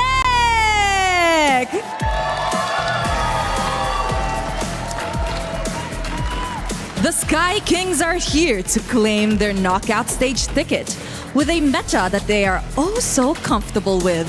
Is that enough to push them through the day? All right, the Sky Kings, not bad, not bad. They're great in their own way. They got fans here even all the way in Paris. There's always somebody looking to cheer for Onic, but I'll raise you one. On the other side, a team looking to prove themselves. Please welcome the King Slayers, Aurora Gaming! Word on the street is that these guys are an absolute menace in scrims from how we saw them send the Liquid Cavalry packing. Our current MSC champions, Aurora, are not slowing down anytime soon. A win here isn't merely a spot in knockouts, it's proof that they are a contender to be feared at MSC 26. This match will be a menace. This match will be chaos, and oh boy, will it be fun. That's all we're looking for here, so please, Aurora, please, Onyx, my friends, you may place your keys, take your seats, and captains, remember, quick handshake before getting this one. Rose, if you ask me, this could even be a final in its own right, and we're gonna get here. There we go, respect between both of our teams. Let's see, will it be the Sky Kings? Will it be the King Slayers? Our panel, break it down. So exciting to be in a moment like this at MSC where the fans are ready, the audience around the world is ready, the players certainly ready, and I know my panel is ready. Renmar, Gideon, it's time to break down this draft, start talking about what these thoughts could be, what else could catch us by surprise. Could be a performance, could be a lineup. So many different ways. I think first starting off with Aurora, you have to look at the gold lane in Sigiboom. Great on the Freya, great on the Paquito. That's one thing that Onyx needs to look at. Next, of course, you're going to be trading around the centerpieces in the center of the map with the Romid trio. But then you also have to consider, wait, what are they fielding for Rosa? Are they really gonna go on with the rumors that we've been hearing that there are some teams still considering fighters even in the mid lane and then just shifting around there? Is that a knockouts thing? Is that gonna be a group stage thing? We don't know. It seems like the more we talk about the draft and consider the permutations, it's more difficult for Onyx to think about Aurora. I agree, but we have to listen to, what not only the fans have said, but what we have on data so far. So far, the permutations when it comes down to that mid trio has been devastating. Do you attack the jungle? Do you start attacking the supports? The big Beleric Atlas Valentina trade is still up in the air, and I think right now Coach Midnight is already thinking about it in his head. How could I either blind pick or have flex picks in that particular area to keep teams on their toes? 2 champions, 1 pick. Make sure to grab your My Champions pick in-game right now. 5 winners, 10,000 diamonds each. Scan that QR code. Events live until July 27th. Good points they're getting in as well. I mean, talking about that Atlas and that Valentina conversation. Also, I think it's just a matter of how far do you go into the assassin pool, because we started off with Hirara and Ling, and then we started getting Hirara Ling bans, and now we've gone into sometimes Marcel's, which has a 100% win rate after being let through 5 times, to the Fannies being much more allowed versus they were banned earlier on. And we're even seeing YSSs which have a 100% loss rate every single time. So Gideon, I think, still trying to figure it out on that backside of the assassin bans too. Well, I think the backside of the assassin bans, it really just boils down to whether or not Hirara is in play or not. I think Yishin Shin into the Ling has been a matchup that a lot of these junglers have faced off before in previous metas, that it becomes somewhat a little bit more comfortable. And honestly, the matchup hasn't really changed in terms of item progression or even power spikes. But is it tempo? Is that the problem? I'm glad you mentioned this. I'm looking at Remar. Both of us agree. It's all about tempo. That's why everybody is looking to pull yourself together on that flicker just to make sure you're just 1 second faster, just 1 moment quicker to catch you off guard. I could be in the club, though, that is asking, may we no longer see Claudes in the YSSs? I don't know, it's just not doing it for me in this meta. The YSS feels cursed. The Claude has less than a 30% win rate right now with multiple picks, and there are 2 very talented gold laners in this matchup. You have Kellera, you have Sigiboom. I know they can do a fantastic job with the Claude, but I feel like in this meta, it's such a dangerous spot for him right now. Hell, even Onyx was able to bring back a Granger and make that work. I'd rather see that right now instead of the Claude. Well, these early bans are going to set the tone, and what they've done is answer at least one question. Marcel, not allowed. Neither is Atlas or Hirara or Zushin or Paquito, which has been kind of a flex potential gold lane or EXP laner that's picked up in that second phase most often. Atlas a first pick, so is Marcel, and obviously Hirara. So it leaves some things open, Gideon. What's your thought? This is an interesting opener because I think from the get-go, I think that JWay has already figured out, hey, we want to make sure that we can, start to alter some of these matchups. As much as Midnight is saying, you know what, the Beleric Atlas trade, CW is telling them, you know what, let's take it 1 step further, right? We're going to get rid of Hirara. Now, do you want Ling or Freya? This time they go for Fanny, but that just means that it's less likely for them to go for the double fighters. Yeah. So let's see now where Onyx will be putting the pressure on. They don't need to pick the Ling right away. That could show up with a red 3. Just don't consider the long time to carries anymore. No more long farming. Go fast as well. Something maybe to make it comfortable at the center of the map. I mean, we've seen some surprise Selena, surprise early Chose as well from both Vitality and Onyx in the past. I wouldn't... Whoa, they picked it up right away. They didn't need to wait, and then they went ahead and picked up the Eudora. I thought they'd want to pick up maybe one of their roamers already. You don't want to play with your food, because I think what may end up happening is they're worried about 2 bans or 2 picks from Aurora that would force them to have to change something in the EXP lane or roam before it gets banned out. And so they're prioritizing having the Ling just to be safe. You're killing it. You're killing it, Raina. You're absolutely right. And now instantly we see from Aurora's side, right? They're still going to try and fight for that tempo. And a lot of it is really going to boil down to how fast you can actually clear that mid wave. Now we have Selena, probably going to have Season Hunter as well to kind of speed up the leash. So not only are they going to get that Fanny like extra fast coming out of that jungle looking for a gank, but at the same time, at least with the Selena, you have that vision of where they're going to move without having to commit too much. Yeah, this is MSC 2026, not 2025, right? It's Kelra in Onyx going up against Fanny and Selena. I saw this last year already. That was the matchup that was getting referred to in the interview with Kelra, wherein it was Aurora then who were able to surprise Onyx Philippines that time. Were they ready for this to show up already? Because it feels like you're just getting reminded of the ghosts of your pasts. There we go. I like that. Coming out early, Badang. So what I expected that might come out earlier, well, I thought it would be the Cho. This Badang with all the dive. Of course, we saw how great the Badang was up against the Fanny when it was picked up by Vitality against Falcons PH. Great pickup. Yeah. And I mean, it's so much has already been shown just from the intentions in the banning phase, right? Again, we've seen a lot of red sides not actually go for the Paquito ban, and not to mention that Midnight is taking the authority of saying, you know what, I will be the one who bans on Marcel. I will give you that free ban on the off chance just to make you go for this Eudora. Because he went for the Fanny straight away without hesitation. Yeah, so now you have to look at the gold laners. Cho gets banned out by Onyx. You still want to consider the Moskov, the Brody, both still in play here. Both great against the Fanny, but then this Uranus, I think, is putting a big question mark for Onyx in terms of their overall damage profile, especially early on if they want to fight for the major objectives, because you have the Uranus there. Aurora, rightfully so, take out the Brody. I wouldn't be surprised if that becomes a Moskov ban later on, so you're really dwindling down the picks that Kelra could pick up. That would be great against a lineup of Aurora. Yeah, it makes a lot of sense here, and I think even for Onyx, they understand that even if they do end up having to play against the Belleric, they can either ban it out now or look for something that utilizes concussive blast to kind of help them clear that wave. Because so far, based on what we've seen, Selena's kind of by herself right now, and the only other thing they have to worry about is single target lockdown. Yeah, we saw one great combo from Vitality, the Badang, and the Melissa that is also still in play here for Onyx if ever they want to pick it up, because you know you're up against a Selena that would want to get close. Once that arrow gets hit on the Melissa, if ever the rest of the team is going to collapse and they have the Badang with it, we saw that a team that's just rolling through with a Fanny up against a Melissa might not be enough. They will leave that open. They take out the Esmeralda instead. I feel like they're trying to set up for potentially Harith here, right? They know that the EXP lane is kind of out in the open, and more importantly, they've got the Uranus as well. They just want to make sure that it doesn't overlap. I do want to see this Melissa, though. I am interested whether they want to go for red for Melissa or they're going to wait up till the very end once they got the final confirmation. Could be until the very end. They could also be thinking of damage profiles and considering, are we crazy enough to pack a Granger up against a Fanny? We do need someone with a Sky Piercer, if ever, to start giving difficulties for that Uranus. But can you even start snowballing kills around that, considering that there is a Fanny? That might be one of the conversations that Onyx is having right now. It's early game stuff, but like, I'm thinking about the late game as well, because at this point, now Melissa doesn't really have much contention anymore. I don't think there's actually a quote-unquote winning matchup, thanks to, CW getting rid of both Freya alongside with the Paquito, forcing Aurora to kind of play, you know what, we got to start team fighting, but majority of the heroes don't scale, and there's the Harith. They needed that to match up with the Melissa. Minotaur as well, very good at the initiation. We'll see if they have enough peel, and that's the conversation too going on the side of Onyx. What are they going to bring to round out this lineup?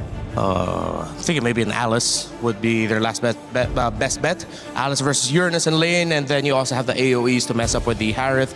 If ever, wherever the Minoan Fury is, that's where you drop your Throne of Ruin so that the team fighting is a little bit more awkward for Aurora. I do like the Harith and Minotaur getting picked last.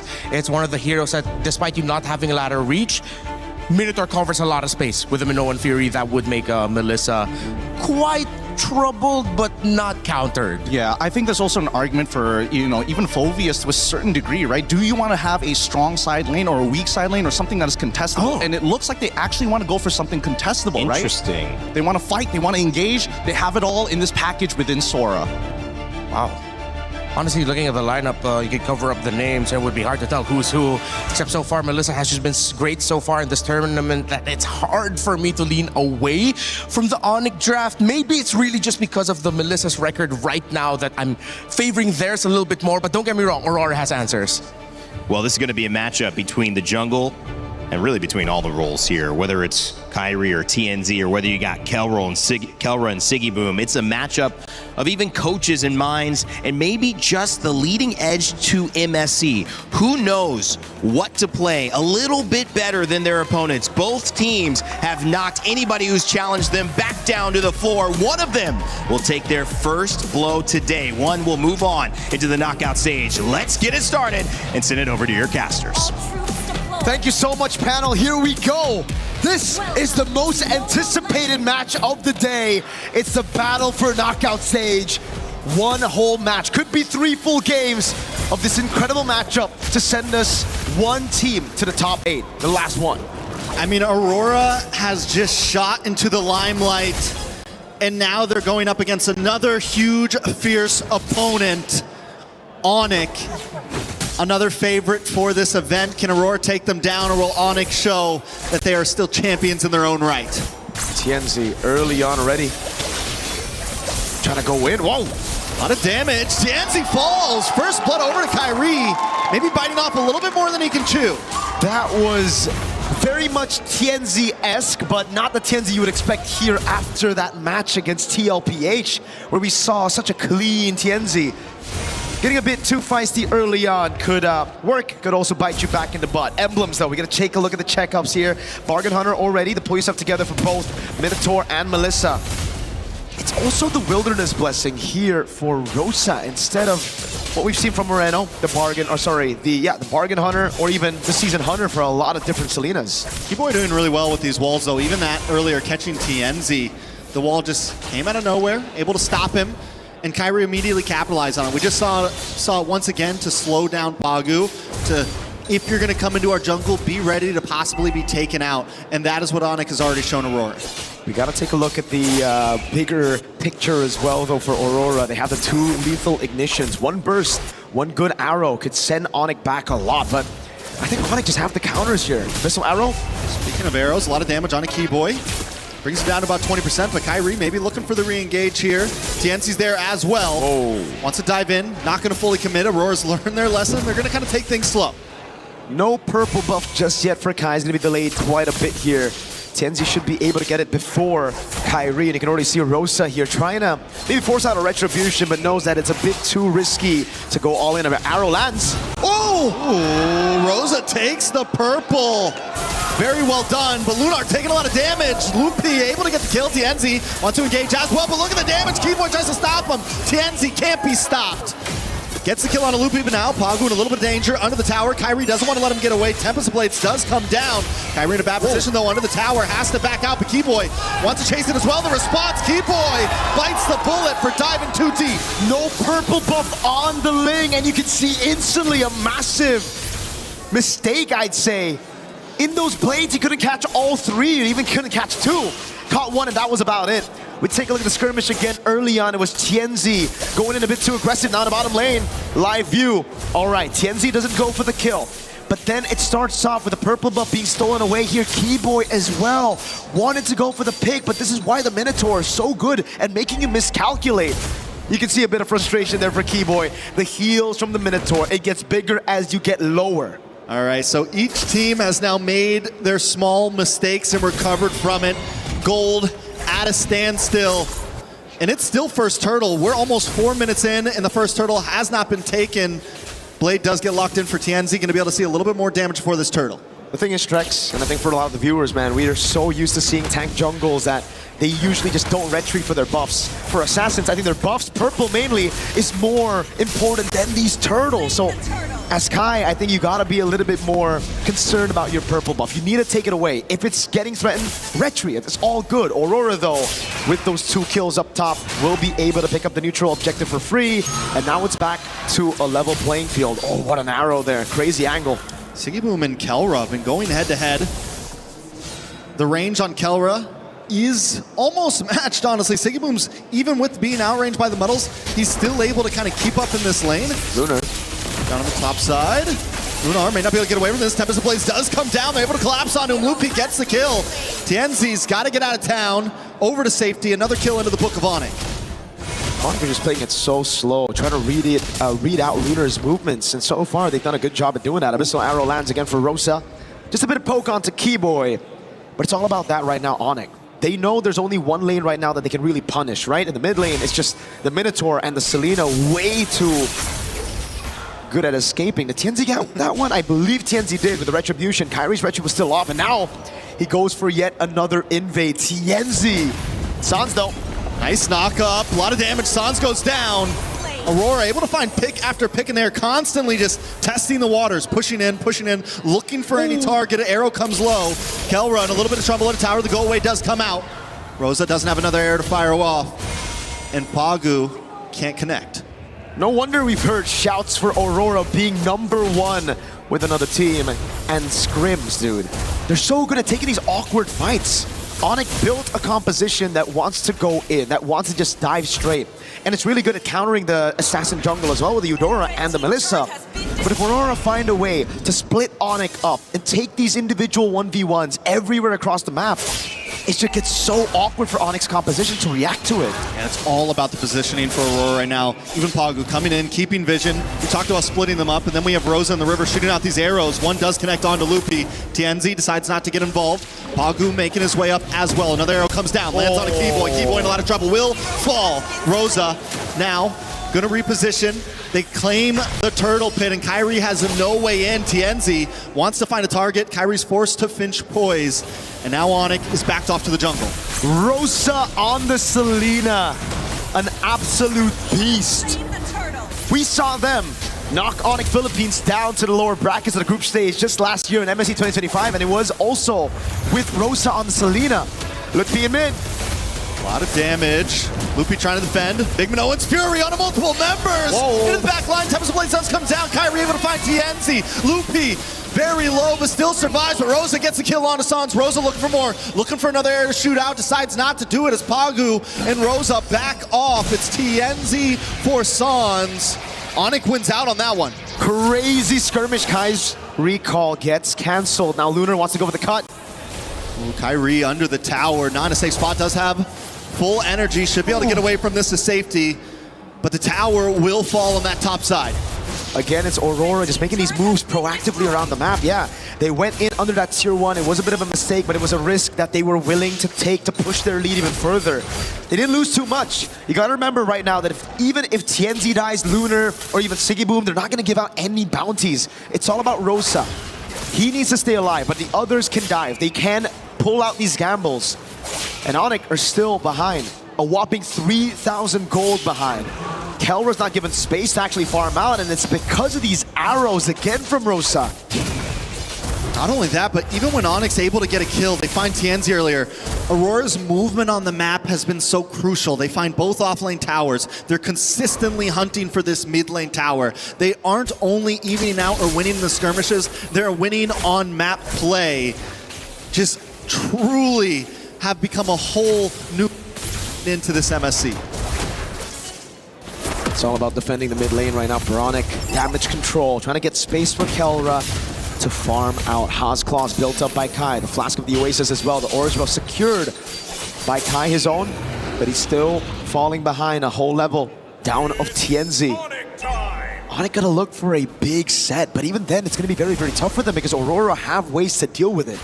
You get a stun on Sigiboom, Rosa, Tienzi, then you're gonna get AoE'd by Pagu. There's the healing as well that just keeps them alive. Kind of want to see the items on where Kyrie is in terms of gold compared to Tienzi. Just 700 gold behind. Not too far behind. Definitely still capable. Lupi as well, holding his own, actually ahead of Lunar right now. that could be the big play. Keyboy sets something up, and those two can output the damage. Not to mention, Kelra has been free farming, hasn't taken any deaths. It's definitely not GG's for Onyx just yet. Nope. They can definitely scale with the Ling and the Melissa. They will have enough damage later on to actually pull out a comeback. But Aurora, they're pretty good. They've got pretty good scaling as well with the Harith. Even the Selena when it comes to map control. If they continue to pushing these turrets, take away these tier 1s, Onyx will be choked down even more. They're going to be forced to suffocate inside of their own base. And that's what Aurora are trying to do right now with a massive lead on Rosa and Sigibuma concealed into the mid lane. And an arrow that lands. Does land. Loopy kind of walked into that one though, but Tianzi to the backside. Looking for an angle, gonna walk into Keyboy. The wall does not come out. He's able to safely move. Loopy forced a dash away. Onyx positioned back into their jungle as Aurora takes over the Lord Pit. Watch for Loopy and Sands, looking for an angle in as well.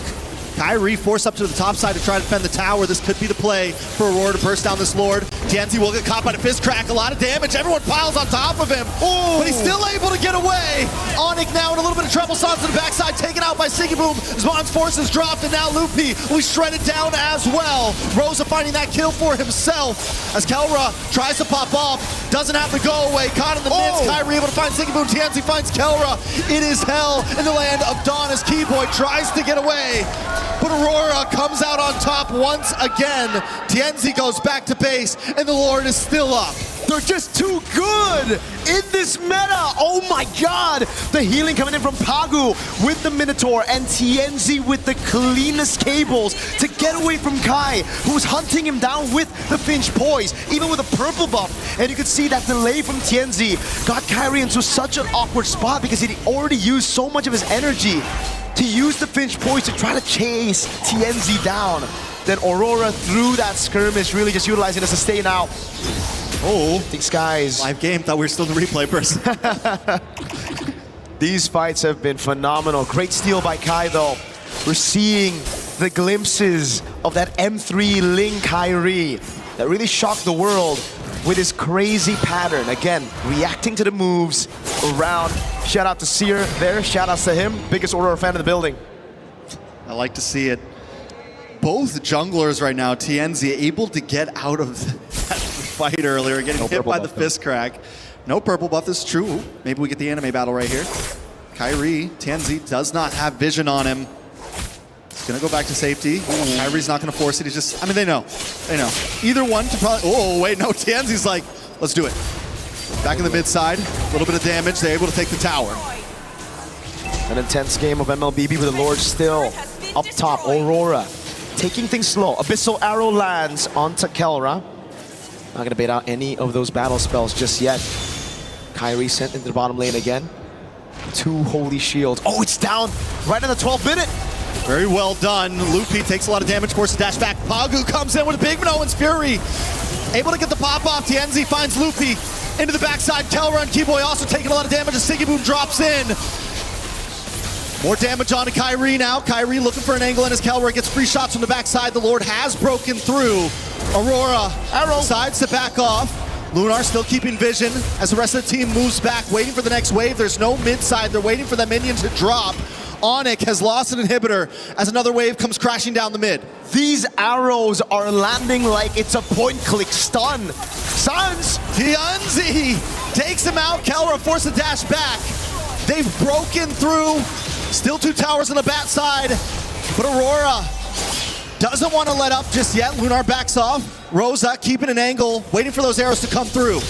And this is what I was talking about, man. Aurora, they have the scaling when it comes to map control, especially if they get these turrets. Another arrow lands on Kelra.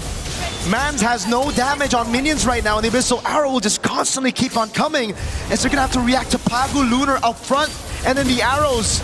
Look, P. On's force does drop. Sigiboom wants to go in.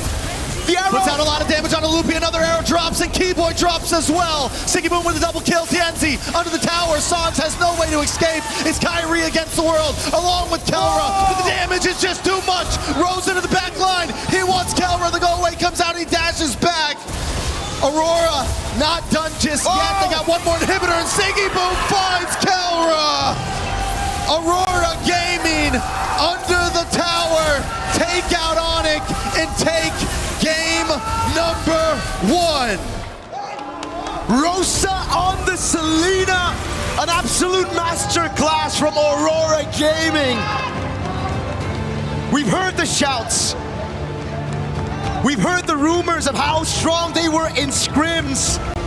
And they're doing it, they're pulling it off on stage. Clearly the number one thus far. Aurora Gaming just looks better and better every game we see them play. Dude, it looked like Rosa was playing with Eudora's second skill with the range of Selena. It's definitely disgusting at this point. And every one of them, you've got Rosa, Siggy Boom, played an amazing game up against the gold standard. TNZ, even after taking deaths early on, was able to pull through and still be a menace. Midnight Parating Handa. We're gonna throw it back again. Towards us. Yeah, towards us. Towards maybe a few words from our boys. What do you think about the early game though, right? A few mistakes. TNZ went in a bit too aggressively onto those waves, onto the creep up top. They took a fight under tier 1. But then everything just fell in place.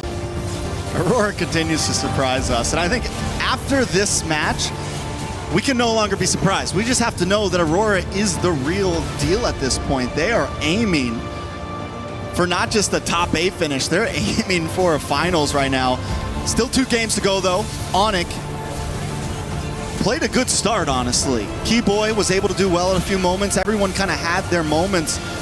But Rosa on that Selena, even at the end here, just hanging out, knowing that even if I don't get the kill, I am a nuisance with these arrows. Is it crazy to say, but this team gives me vibes that I haven't seen in a long time. Prime Onyx Philippines of M6 vibes, no? Okay.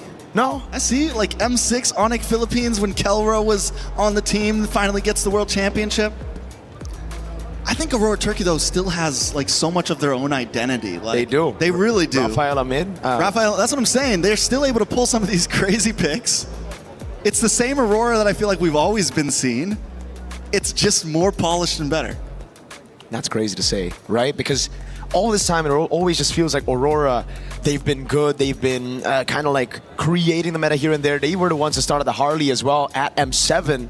But they were always so close, yet so far from being a top team. By top, I mean top 2. Because clearly, I think in the world, they're always going to be rated as like a top 4, top 8 kind of team. They will always be the ones to make it to knockout stage. But now they look elite. They look like monsters. I'm speechless, honestly, by it, because I think a lot of us came to this day wondering, was the other day just a fluke? No. I mean, we heard good things about Aurora, but can they keep it up, right? Can they take out not just a Filipino region dominance, but also a Indonesian dominant team? And they have now defeated both. Damn.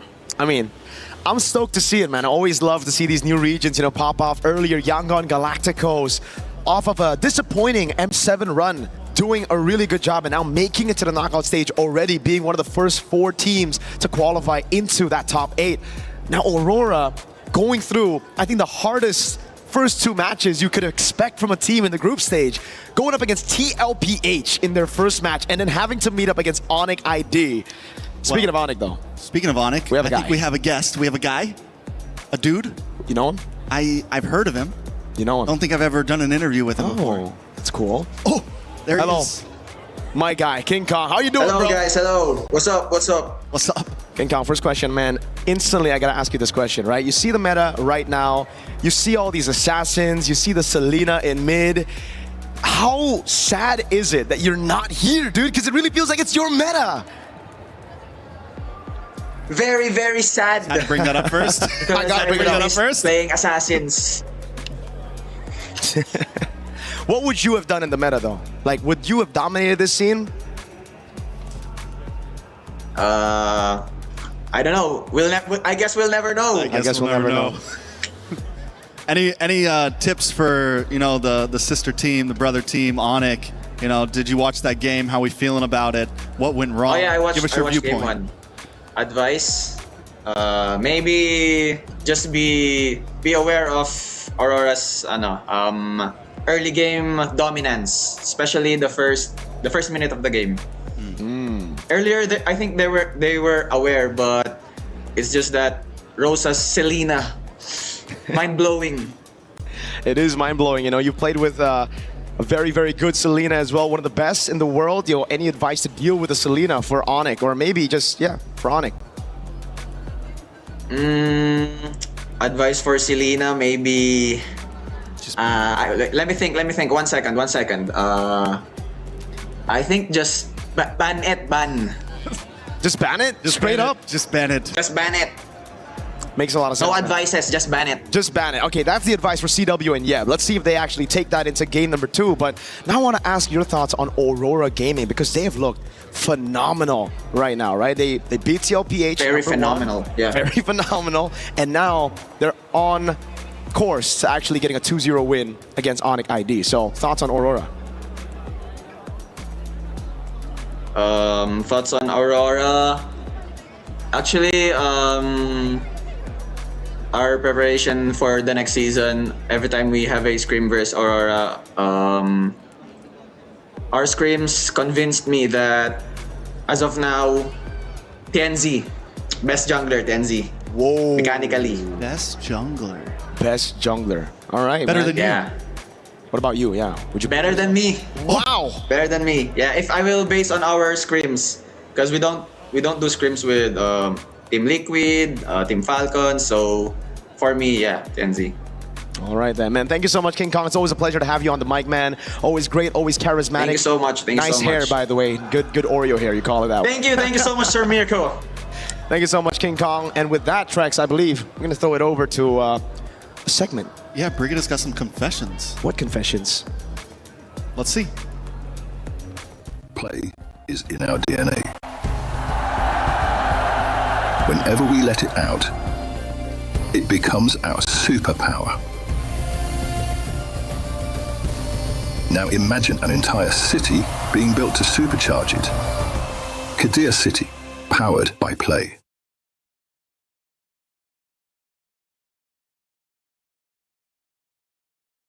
This is Confessions with Brigida. Brigida, I have been told that you are the nicest member of talent, so I've got to go easy on you. Is that just is it all just a bit of is it fake, or are you actually? I don't think so, or it's probably because I'm a bit quiet, honestly. Okay. So they probably associate it with being nice, but at the same time, I think I'm nice. You seem nice to me. I've known you for 3 days, and you seem lovely, which makes this even harder. Okay. I need to use my hand for this one. What does this mean to you? This means a little. Like when you try to use body language, right? You say, oh yeah, it's a little. But does it not have reference to something in particular? Yes, it does. It does. It's, I think, referencing a birthday greeting photo I made with someone. Yeah. So I was making a pose. That's the reference, Chris. But what did I don't understand why. What did this have to do with anything? Same question. I don't know how it got so big. It was just a birthday greeting. Right? Right. Right. Right. Right. So I hear. I heard Khalid has a new name for his ultimate as well. What is going on? Where are these questions coming from? No, he did not change his ultimate name. It's still Raging Sandstorm. Check it again. Make sure you got it right. Raging Sandstorm. Okay.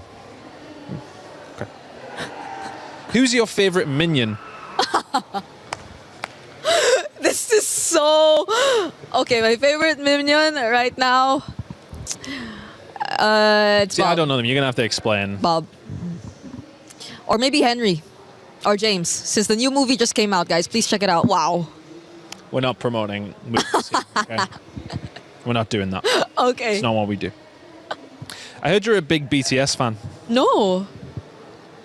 I'm not. I like girl groups. I like Twice. I like La Seraphim. I like Aespa. I like ITZY. I like Eugene's. It says that you look like Momo? Do I? I probably hasn't checked. I don't know. Yeah, but that's an honor to be considered someone who looks like her. She is my bias. So I probably try, or my makeup is probably inspired from her. I maybe need to start redoing my makeup to make me look like somebody. I can do it. What kind of thing do you think I would... What would work? Maybe eyeliner? Bit eyeliner, yeah. Eyeliner? That's for the next one. We'll try. We'll do that for the next one. Do you normally open the MLBB chat on stream? No. I don't. Whoever made these questions, I am going for you, I swear. You will have your chance at revenge, don't you worry. Okay. You will have your chance. Thank you. Brigida, thank you so much. Are you still going to be the nicest member of talent after that, or...? I still am. Good. We always stay good, we always stay nice. Nothing can change that. Good. Keep it that way. A lot of people are haunted by their past. I'm inspired by it. They're not just playing for themselves, they're really playing for their entire family. They have defeated their demons. They have crushed the curse.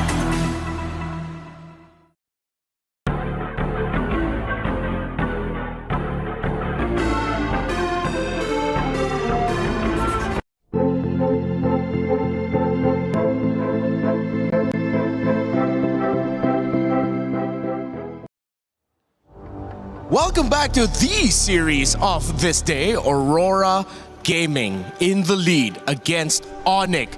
1-0, dominant and undeniable. The force of nature that is the Northern Lights continue to shine bright. Let's see though if Coach Yeb and Coach CW will have something ready and in store to answer what has been a very problematic Aurora for the teams that have faced them. They look too damn good. Renmar and Gideon still here to call over the draft. The baseline of what everybody's expectations have been shifted. I am sure the pick'ems are going insane right now, and not to mention that this map reveal might actually be extremely important to what the next plan might be coming from Aurora. We get dangerous grass this time round, and luckily it wasn't the flying clouds. Yeah. But maybe we might have something new. Yeah, for sure. If it was the cloud, then I think it would not have boded well for Onyx, because I think some of the more unique picks in the metagame does arise out of flying cloud because of how fast you can quickly come back into the fight and into the map. So I feel like maybe it's really just because I have a lot of doubts about the hero. But I think it is warranted to deprioritize the Eudora, because when you rush it too early, you end up going up against a Uranus that you won't have enough damage for, or you're lacking reach. And the problem for Onyx, they didn't have enough damage for Lunar's Uranus. Look, I think, of course, Lunar's Uranus was going to be a little difficult to get through, but that early game actually went exactly how Onyx wanted to go. But this time around, the adaptations are starting to come on in. They're still going to get rid of the Paquito, but of course, they're putting Selena as a priority here on blue side. Yep, that is a very worthy ban. I think Rosa's impact in the previous game was undeniable. Arrow after arrow, and you were pointing it out to me behind the scenes, the trap placements were perfect. Constant vision reading. And I think maybe that's why Onyx just couldn't get a footing in the game 2-3 minutes into the game. After the first minute where they got the kill on Tianzi, good.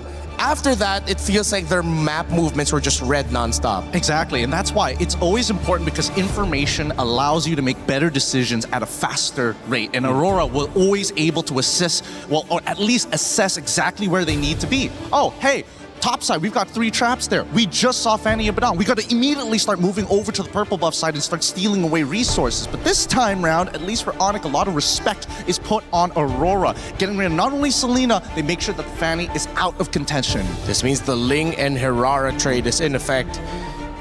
And Aurora will keep it open. Which one is it going to be, Onyx? Are you going to get the Ling, or are you going to get the Herrera? Because you know Aurora will get the other. It's the Herrera for Onyx. Yeah, knowing Kyrie, I think Herrera makes a lot of sense, especially considering that they're working a lot on the early stages of the game against Aurora. But then we jump back, right? What is going to be the next opener? Because now that we see the Atlas go away, a lot of teams have thought, maybe, all right, if we go the Eudora, that's one way of playing it. We've already discussed how we don't exactly want to kind of lean into it just yet. Maybe wait for Red 3, maybe arguably even Red 4. But Belleric has been a guarantee every single time. I'm okay with the Belleric. I'm gonna pause on my dogging on Eudora for now, but let's see how they'll be able to translate that in game. I think I wouldn't mind a Uranus or Esme or something like that really early on. something that demands a really good damage profile to give it a lot of difficulty so that you force out some early, faster scaling heroes from Aurora. You can save your roam pick for later and adjust it in the second phase. You still have quite a wealth of options depending on which way you're going through. Uranus is the pickup, one of my wish lists. All right. See if they'll keep that up. Let's see if the second part of it is going to complete themselves, because we've seen a lot of blue sides reveal their lanes super early, but this time they're making sure that they have a little bit of everything, right? We've got our EXP already set. We've already made sure that we at least have single target lockdown in case that Ling shows up here on red 3. And I think that Aurora needs to make some difficult decisions here, because Tianzi isn't going to get an assassin, then what does the team kind of pivot towards to? And I think it has to be Sigaboom at that point. Yeah, still going to be the Ling. Comes in at red 3. You're now going to be looking at the priorities for the gold lane and the EXP lane for Aurora, unless they're looking to shift that Beleric into the EXP lane and then surprise with a roam pick that we aren't expecting it later on. Meanwhile, for Onyx, pretty honest already, you know that Cho is going to be going into the center of the map. And then you're waiting for their mid and their gold laner. Oh, really great ban here. Good ban. Yeah, I mean, I'm expecting Esmeralda on the side of Onyx side just to kind of, free up some space here and make sure at least Lutpi is going to have a much better matchup to try and control this lane. They knew that Paquito was kind of out of the question, and thankfully Freya got banned out for the side of Aurora. Now Esme, the expected ban. We come back to Aurora one more time. Is it going to be heavy? Maybe even a Lilia? I feel like, unfortunately, Lilia now, her HP is just way too low against these assassins, against these burst mages. It might not be worth it. Wonder if anyone's cooking up something unique here. So far, though, we can still expect the usual options in gold to pop up. You could even think about maybe Aurora is still considering the Harith, knowing that you wouldn't expect something like a Glue to show up. The Vexana in its range plus its AoE would have been detrimental for a Harith. Maybe if you take away a million, no? Okay, they'll take out a Brody. So you still have Moskov, Harith available. Claude, maybe I'll have to reel back a little bit into what I said about Claude earlier. He still might be viable here. I think it's something that Onyx might have to pick up, because I'm feeling like Aurora is trying to set up for another Harith matchup into Melissa. That might be what they're trying to repeat here for Midnight side. I am interested though. Onyx, getting rid of the Brats, get rid of the sandbags, and now all that's left is going to be the Alice and the EXP. If you're still looking for a means to not only engage upon your opponents, but not to mention that there's like a decent amount of iframes. We don't get the Harith, but at least the Claude gets locked in for Aurora. Yeah. If Aurora will make this work, they play Claude, they play Ling, they play Eudora. I think they need a little bit more tankiness in them, a little bit more sustain would be great. Meanwhile, for Onyx, at least you get an honest matchup in the gold, and you can field any of the usual picks. They do have dive, so if you want to go for something like the Itcha as we saw earlier, it wouldn't be worth it. Yeah, there's a lot of things that could go wrong here. I'm thinking whether Valentina might be worth it just to steal the Wrath of the Dryads, but really it's kind of tough overall, right? Because you're still not going to be able to get the correct battle spells out of certain targets, and I think Eudora never is going to take Purify ever, especially with the meta, the way the meta is shaping. Moskov, as you called it, has already been locked in to deal with the Assassin instead of the Melissa matchups, and now we get the Hilda at the very end to round things out, and I'm liking this a lot. I really thought the Hilda might end it up onto Onyx side, but with their opener, there was just kind of no way. All right, you get two aggressive roamers that field around the map, and hell, the Aurora draft, they were blitzing right through it. Gideon, last thoughts about the lineups? Last thoughts about the lineups. I'm going to say that this is a lot more even than I thought it was going to be, but most importantly, Lunar on this Hilda is going to have to do a lot of work, especially in the early stages of the game. That Uranus has full control. So you know what's strong side, you know what's a weak side. Maybe that might be enough, but that mid, that's number one. Aurora Gaming at the cusp of history to make it into the knockouts. They already took down Liquid. Will they take down Onyx in a sweep as well? This is game number 2. Will Onyx force game number 3?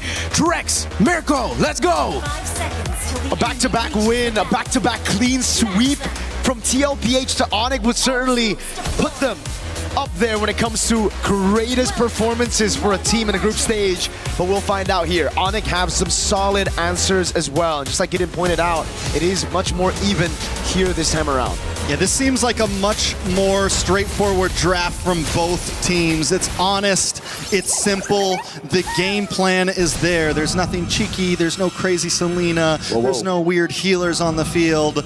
I'm excited to see how Lunar decides to rotate. How much is he going to harass from the CXP lane? All right, quick check on the emblems again. It's going to be the Bargain Hunter this time for Kelra on the Moskov, trying to get that item power spike. Quick Suns! A lot of damage on Hassan's first blood already, but Tienzi in a little bit of trouble. Keyboy will respond with a kill of his own. Jungler for mid lane. Feels like a win for Onyx, and now Kyrie's looking for more. Dashes in the mid side, gets some good damage on Rosa. Pagu as well, but Kyrie can't get the finish. But still, they may have to go back after this lane. Keyboy. Kyrie once more! Pagu falls, but Keyboy gets the kill. Deja vu to game number 1. It's Onyx who strike here early on, getting the lead 2-1. Last time it was a 1-0 pickup on Tienzi. And just like in game number 1, it seems like Aurora are going to have to force, or are going to be forced to climb back in this game already. No purple buff on the Ling, but everything still is relatively calm, right? Some pretty good picks here and there. Yeah. Just that. I mean, overall, they're going to go back and forth. It's the same thing we saw last time. Like you said, last time it was 2-2 in the first 3 minutes. Gold sitting at a standstill. Tienzi, just like last time, takes a death right in the beginning of the match. Can he recover like he did last time? Kyrie, though, it's sad that those kills had to go into the pocket of Keyboy. 2-0 and 0 would have looked a lot better in Kyrie's hands, but still, a win is a win in the Book of Onyx right now. Turtle is up. Tempo-wise, Aurora have been able to keep up with Onyx, and the thing is, with Rosa staying alive earlier in that skirmish, he'll be able to get level 4 before Sans. Sans has gone to the XP lane, soaked in the entire wave, and still isn't 4 just yet. He'll get 4 very soon. But that means Tienzi will almost a steal. What a crazy SOD to be sending there. Sans steals the Wrath of the Dryad. Lunar again with a tempo in the bottom lane. Onyx on the turtle. Yeah, Lunar's going to have to try to make his way up. Tienzi is looking for a possible steal here. Lunar is going to try to open things up. Kyrie still able to get it. Tempest of Blaze does come down right next to Kyrie. Kyrie takes a bit of damage, forces the top side. Rosa falls to Loopy, but Tienzi also low, and Keyboy gets the kill. Onyx finally responding in game number 2 as Pagu falls. Sigiboom comes in with a blazing duet, but unable to get the finishing blow on any members of Onyx. Keyboy still chasing down Lunar. Loopy uses the flicker, gets the final hit. No, it's Keyboy who dashes in to finish him off. A big win from the Sky Kings, this time on Turtle number 1. They learned from their mistakes. It was an insane utilization of the untargetable by Kai again to react to Pagu with the Wrath of the Dryad flicker combo. Then he outplays the situation, gets away, and baits everybody into this skirmish. Kyrie with the retribution and the play. And now it's Onyx who are leading with tempo and gold. Great reaction though from Sigiboom. He did rotate quicker. Kelra was right behind him, trying to rotate over, and that's why Sigiboom couldn't stay for a bit longer for Lunar to deal enough damage over on Keyboy, and then the dive happened. Yeah, at this point, Onyx has taken a decent lead. Still no kills into the pocket of Kyrie, but Loopy being 2-0 and 2 on this Uranus can be a problem. Yes, they have the hard lockdown with Pagu, they have the small stun with Rosa, but still it doesn't feel like enough to deal with a well-fed Uranus, and Loopy's gonna start harassing into this jungle. He's gonna start becoming a problem for Tienzi, a problem for Rosa. Despite that win for Onyx, the lead is still pretty much non-existent, just a 1,000 goal lead between the two. Tienzi still level in XP against Kyrie despite dying 2 times. And it now comes down to who utilizes the Wrath of the Dryad better. Sans has been on it 24/7, always, after getting that level 4, stealing the Wrath of the Dryad over. Kyrie with a jump up top. A lot of damage. Sigiboom might not be able to get away from this. Use the BMI, and in comes Tienzi. Just to try to ward him off. Keyboy is there as well. The disengage is clean from Aurora. That's a massive win for Onyx. They were able to bait out the Purify, a Blazing Duet, and the Tempest of Blades with the Retribution as well. This should be free for Onyx, but it's always awkward. Rosa. Boy, trying to get the knock up, will go in, gets the kick, but it goes the wrong way. Well played by Rosa, but another utility gone. Flicker off the map for Rosa. Loopy now harassing them away. They know they can't fight for the turtle. But Onyx doesn't just want the turtle, they want a little bit more. A lot of damage onto Pagu. Rathdria does come out from Sans. It's enough to buy time to take out Pagu. Kyrie gets the kill, and Lupi continues to zone Sigiboom and Rosa away. A stack on the Sky Piercer for Kyrie. He wants a bit more now as Sans rotates over to mid, but that is a Hilda. Lunar is still going to be able to survive right now as Pagu wasn't... Oh, wait a second, a dive perhaps? No. Lunar gets away, the SOD thrown into the bottom lane, but Tienzi is still able to clear it out. Purple buff gonna be threatened now. Onyx know what they need to take, but they will play it slow. Sans in mid! Sans takes a lot of damage, Lunar gets the kill, and now Aurora's gonna just, I mean, at this point, they just want their purple. You guys are in our territory, they don't want to fight. They're just trying to gain some ground on the map. And this is where you get to see Rosa and Sans be a lot more vulnerable than in previous metas against tanks. If you walk up too aggressive, which is both their tendencies, you are going to be punished. This isn't the tank meta where you can actually just stay up front and then just escape. This is the assassin meta. You get caught, you're dead. Keyboy setting up for something. Keyboy looking for a possible kick, lands it on Tienzi. Kyrie gonna be able to get the final blow in, and that's another kill into the hand of Kyrie to stack onto that Piercer. In the mid side though, Lupi taking a little bit of shots. Whoa! Kyrie goes down, Sigiboom able to get the kill. As Lupi tries to move in, but Kelra with an SOD into the back line, forcing them under the base. Lupi flickers in, and Rosa goes down. Kelra getting the kill, and now Lunar's in a bad spot. Keyboy looking for the knock-up. Pagu also hiding under the tower. Onyx are moving on to that tier 3 in the boss side as they push Aurora back once again. Oh my god! It's so beautiful to watch. Chaotic MLBB, but amazing nonetheless. Aurora trying to respond over by being proactive after Tienzi got picked off, but then again, it's Onyx improvising their way into a teamfight win, just playing and threading the needles over these turrets, finding those skirmishes, and literally just brute forcing their way into a teamfight win. And that's what it's been for so many games. We saw it in the last series, SRG, able to brute force their way in. And now Onyx showing that they can go toe-to-toe, play the same type of game as the others. Last turtle on the map, Aurora. Probably won't even be able to fight for this. They just want to go for their purple. Nope. I think they're going to have to give this away unless Tienzi finds a miraculous steal. But on Cho, on the hands of Keyboy, I don't think you're going to try to actually walk up there. There's been a couple of times already where he's been caught by the Jeet Kune Do. Keyboy just has a way with the Cho whenever he's up against an assassin. And that's why Tienzi, the man who's been popping off all throughout MSC, is now 0-3 against Onyx ID in game number 2. Yeah, Aurora can't really start these fights at this point. They have to kind of let Onyx come to them and look for the bait. They have to get Keyboy a little bit too deep, or Sans a little bit too deep, to where they can respond and envelop the enemy. Onyx, on the other hand, has been able to catch Aurora off guard time and time again. Lupi gonna take a couple shots, should be okay. Doesn't have the consecration right now, but still not a huge problem. Oh!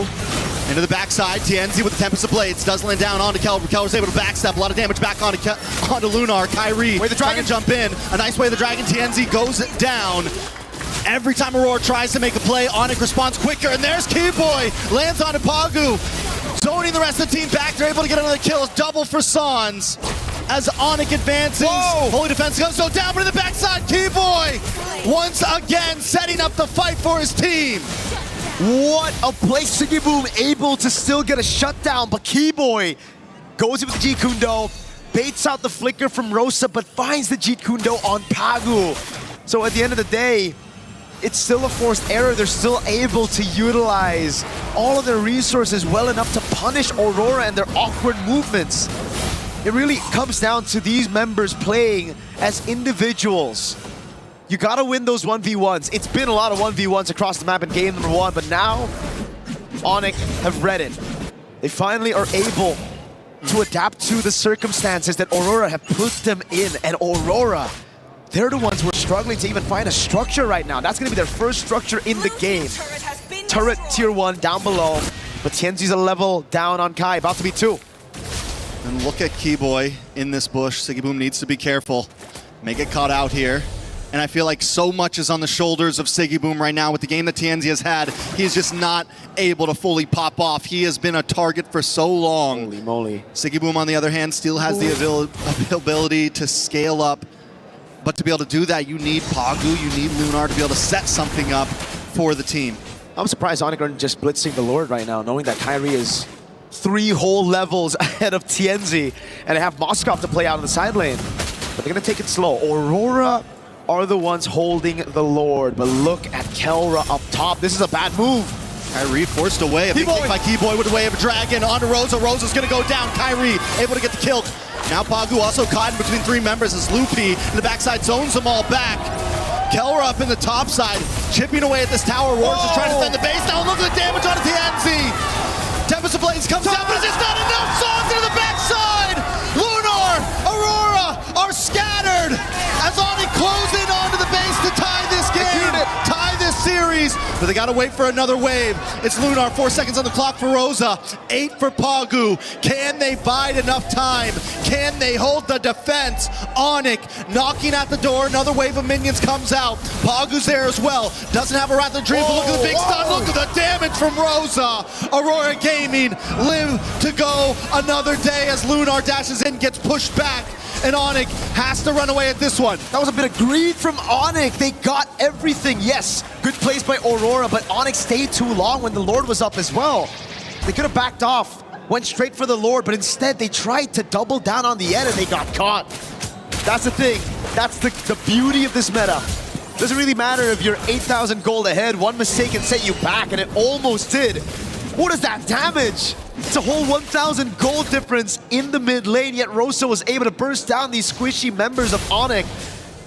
Oh, Aurora really wished for TNZ to be up right there, dude. That would have been the dream for the burst to come through, TNZ to respawn just on time, getting the pitch poised. But even then, Onyx still have an 8,000 gold lead. They have that far lane control, and they're going to try to burst this Lord. Even if Pagu had the Wrath of Dread in that split second there, he was still waiting on cooldown. All it took was a couple more seconds. That could have gone horribly, horribly worse for Onyx. And I think this is why they've been taking it slow. This is why they've been careful at their approach in these fights, because at any moment, the combo play is there. We're down to 12.5 minutes, and Aurora still has some ways to respond. So now we got to talk about the wave clear. Honestly, not too good for Aurora. In a way, usually when you have a Ling, you can actually split these minions apart. You can stagger the waves just by clearing the side lane. But with a Moskov on Onyx's hands, with a 9,000 gold lead as well, don't really think that's going to happen. Onyx are going to be able to handle all 3 waves. So Aurora, they might have to lose all their base turrets if they want to survive in the game. All right, Aurora going to be able to defend down the mid. They clear the tower, but a Lord is coming down the top as Onyx moves on to the boss side wave. They want to try to crack another inhibitor. Keyboy dashes in with the G-Kundo. A big stun from Rosa. The ult doesn't quite connect. Kyrie able to phase out. Aurora defend the tower. They move on to the top Lord, and Onyx get nothing in that push. Wow. Still a stellar defense. I really thought that the base turrets would go down with that Lord, knowing that they have so much tempo in the Moskov as well, but Aurora, they've already used the Rector Keyboy gets the kick, but is it enough? Tempest of Blades in the backside. A lot of damage on Loopy. Loopy tries to dive in. He's forced to flicker out. Kyrie in the backside. Gets nice damage on Pagu. Finally gets the kill. TNZ taking shots from Kelra as Kelra dashes in, and Kyrie's got his back. Siggy Boom with a blazing duet on Loopy and Sans, trying to chase him down, but Loopy's on his back. He BMI's back, but not before he gets the shutdown. 2 whole shutdowns for Siggy Boom. They lose out on their 2 base turrets in the sides. But my goodness, did everything fall right on top of Aurora. That was perfect. Keyboy missed the Way of the Dragon. He didn't get the right target, didn't get the right angle. But look at this crazy move by TNZ. I mean, a tad bit of luck, obviously. The fact that the piercing spears didn't get him. Oh my God. That was a clencher for sure, even for Siggy Boom here, who had to walk past following through the BMI. Back last second, 2 members down. Onyx now on the defense. Aurora back in the game. Trex, 10,000 gold leads in this meta. It doesn't really feel like the normal 10K. It doesn't at all. Big SOD doesn't connect. Aurora getting their second structure of the game. Oh my God. At 15 minutes in and hanging on a prayer right now. But showing that at any moment they can still outplay, and Onyx has to respect it. And now it's back to that slow build. It was Winter Crown earlier for Siggy Boom. He sells it, gets the win in nature, knows just how much there is of a threat from Onyx when it comes to the physical damage. Kelra scaled up completely. Kyrie on the Hirara, a menace.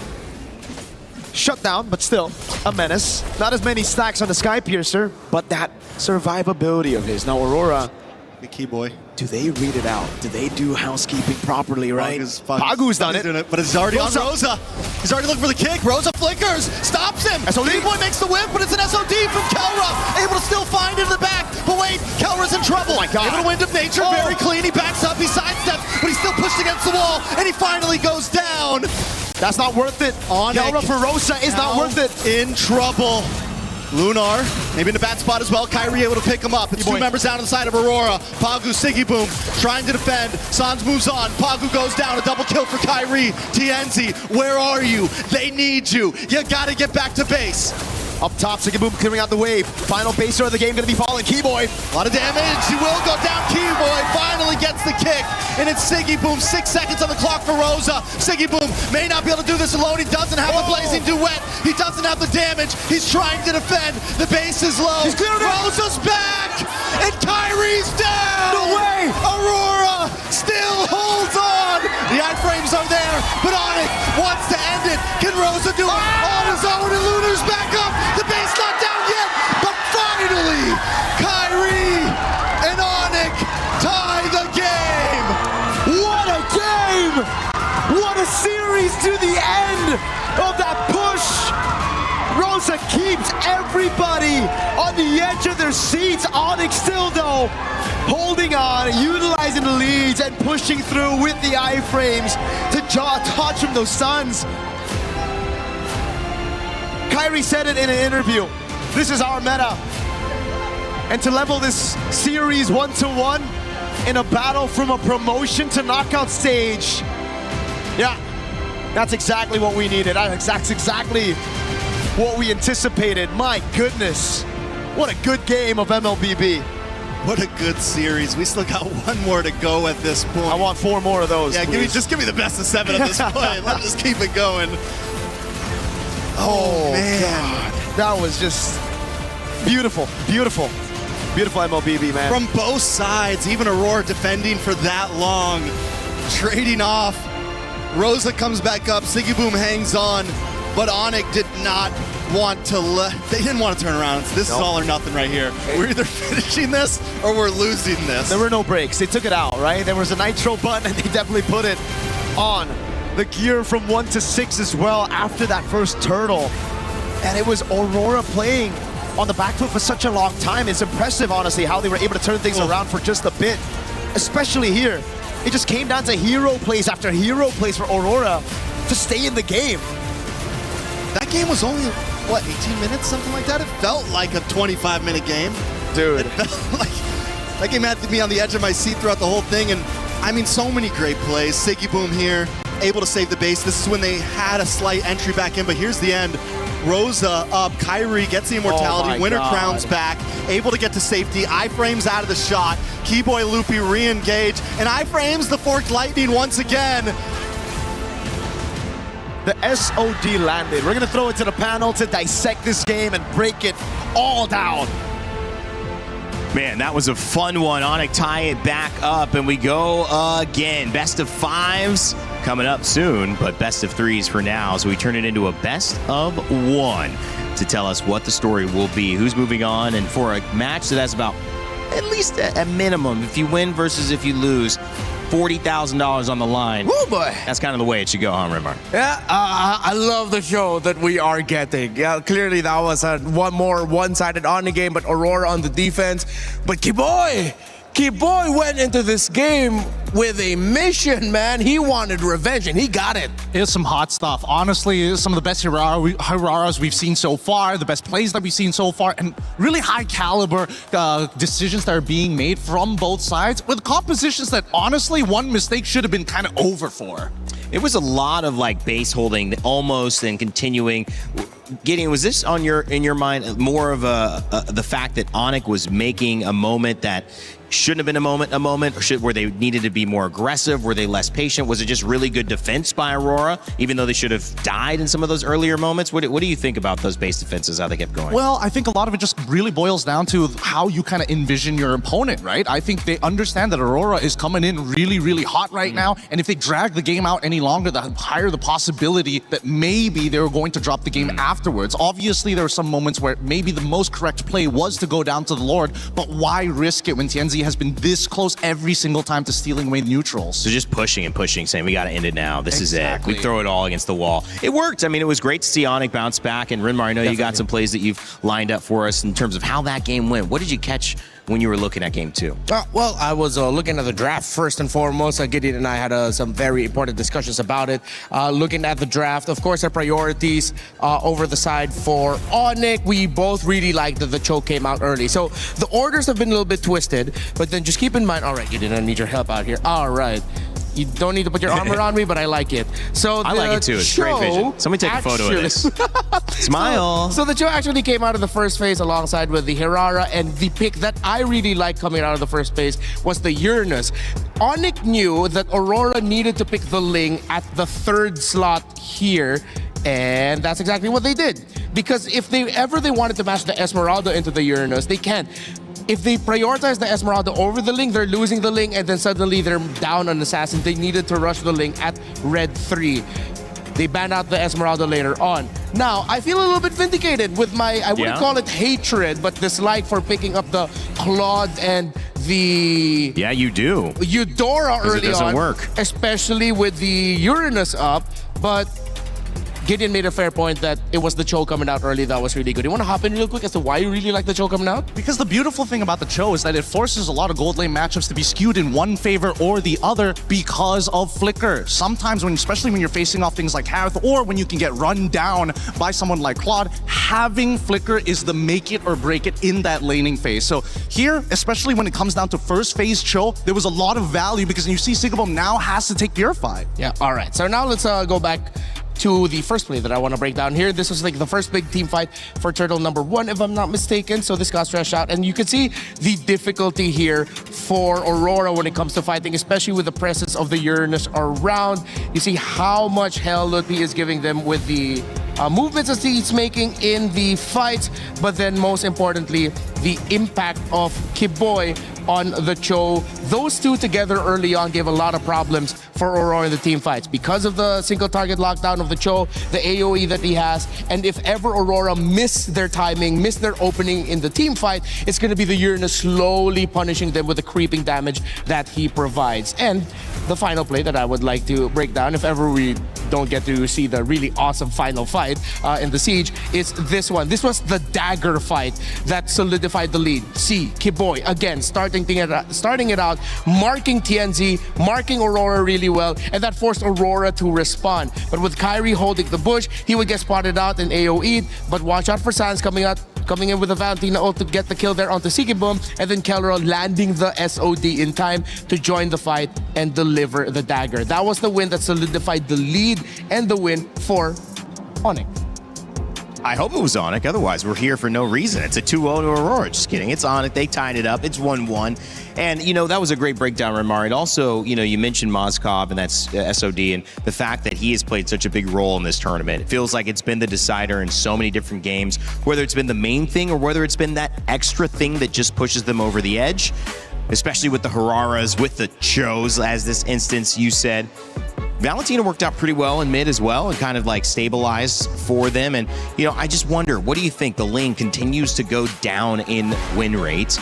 We see the Harara go up in win rate again, Gideon. Do you really think it's that matchup? I mean, other question, how do you enable the lane enough to where you start moving this around back in the other direction? That's a great question. I think a lot of it comes down to priority, right? That's why we see a lot of these highly defensive plays coming out from a lot of teams who is like, oh, you know what? Because Hirara is actually so good at clearing these waves early on, especially at level 2, they look for these fights. So it's a game of rock, paper, scissors. It's either I invade, you defend, or I attack your mid lane, try it, make sure I get some battle spells, or maybe I trade junglers. Either way, it's about punching above your weight and getting as much of value as you can with as minimal discounts as possible.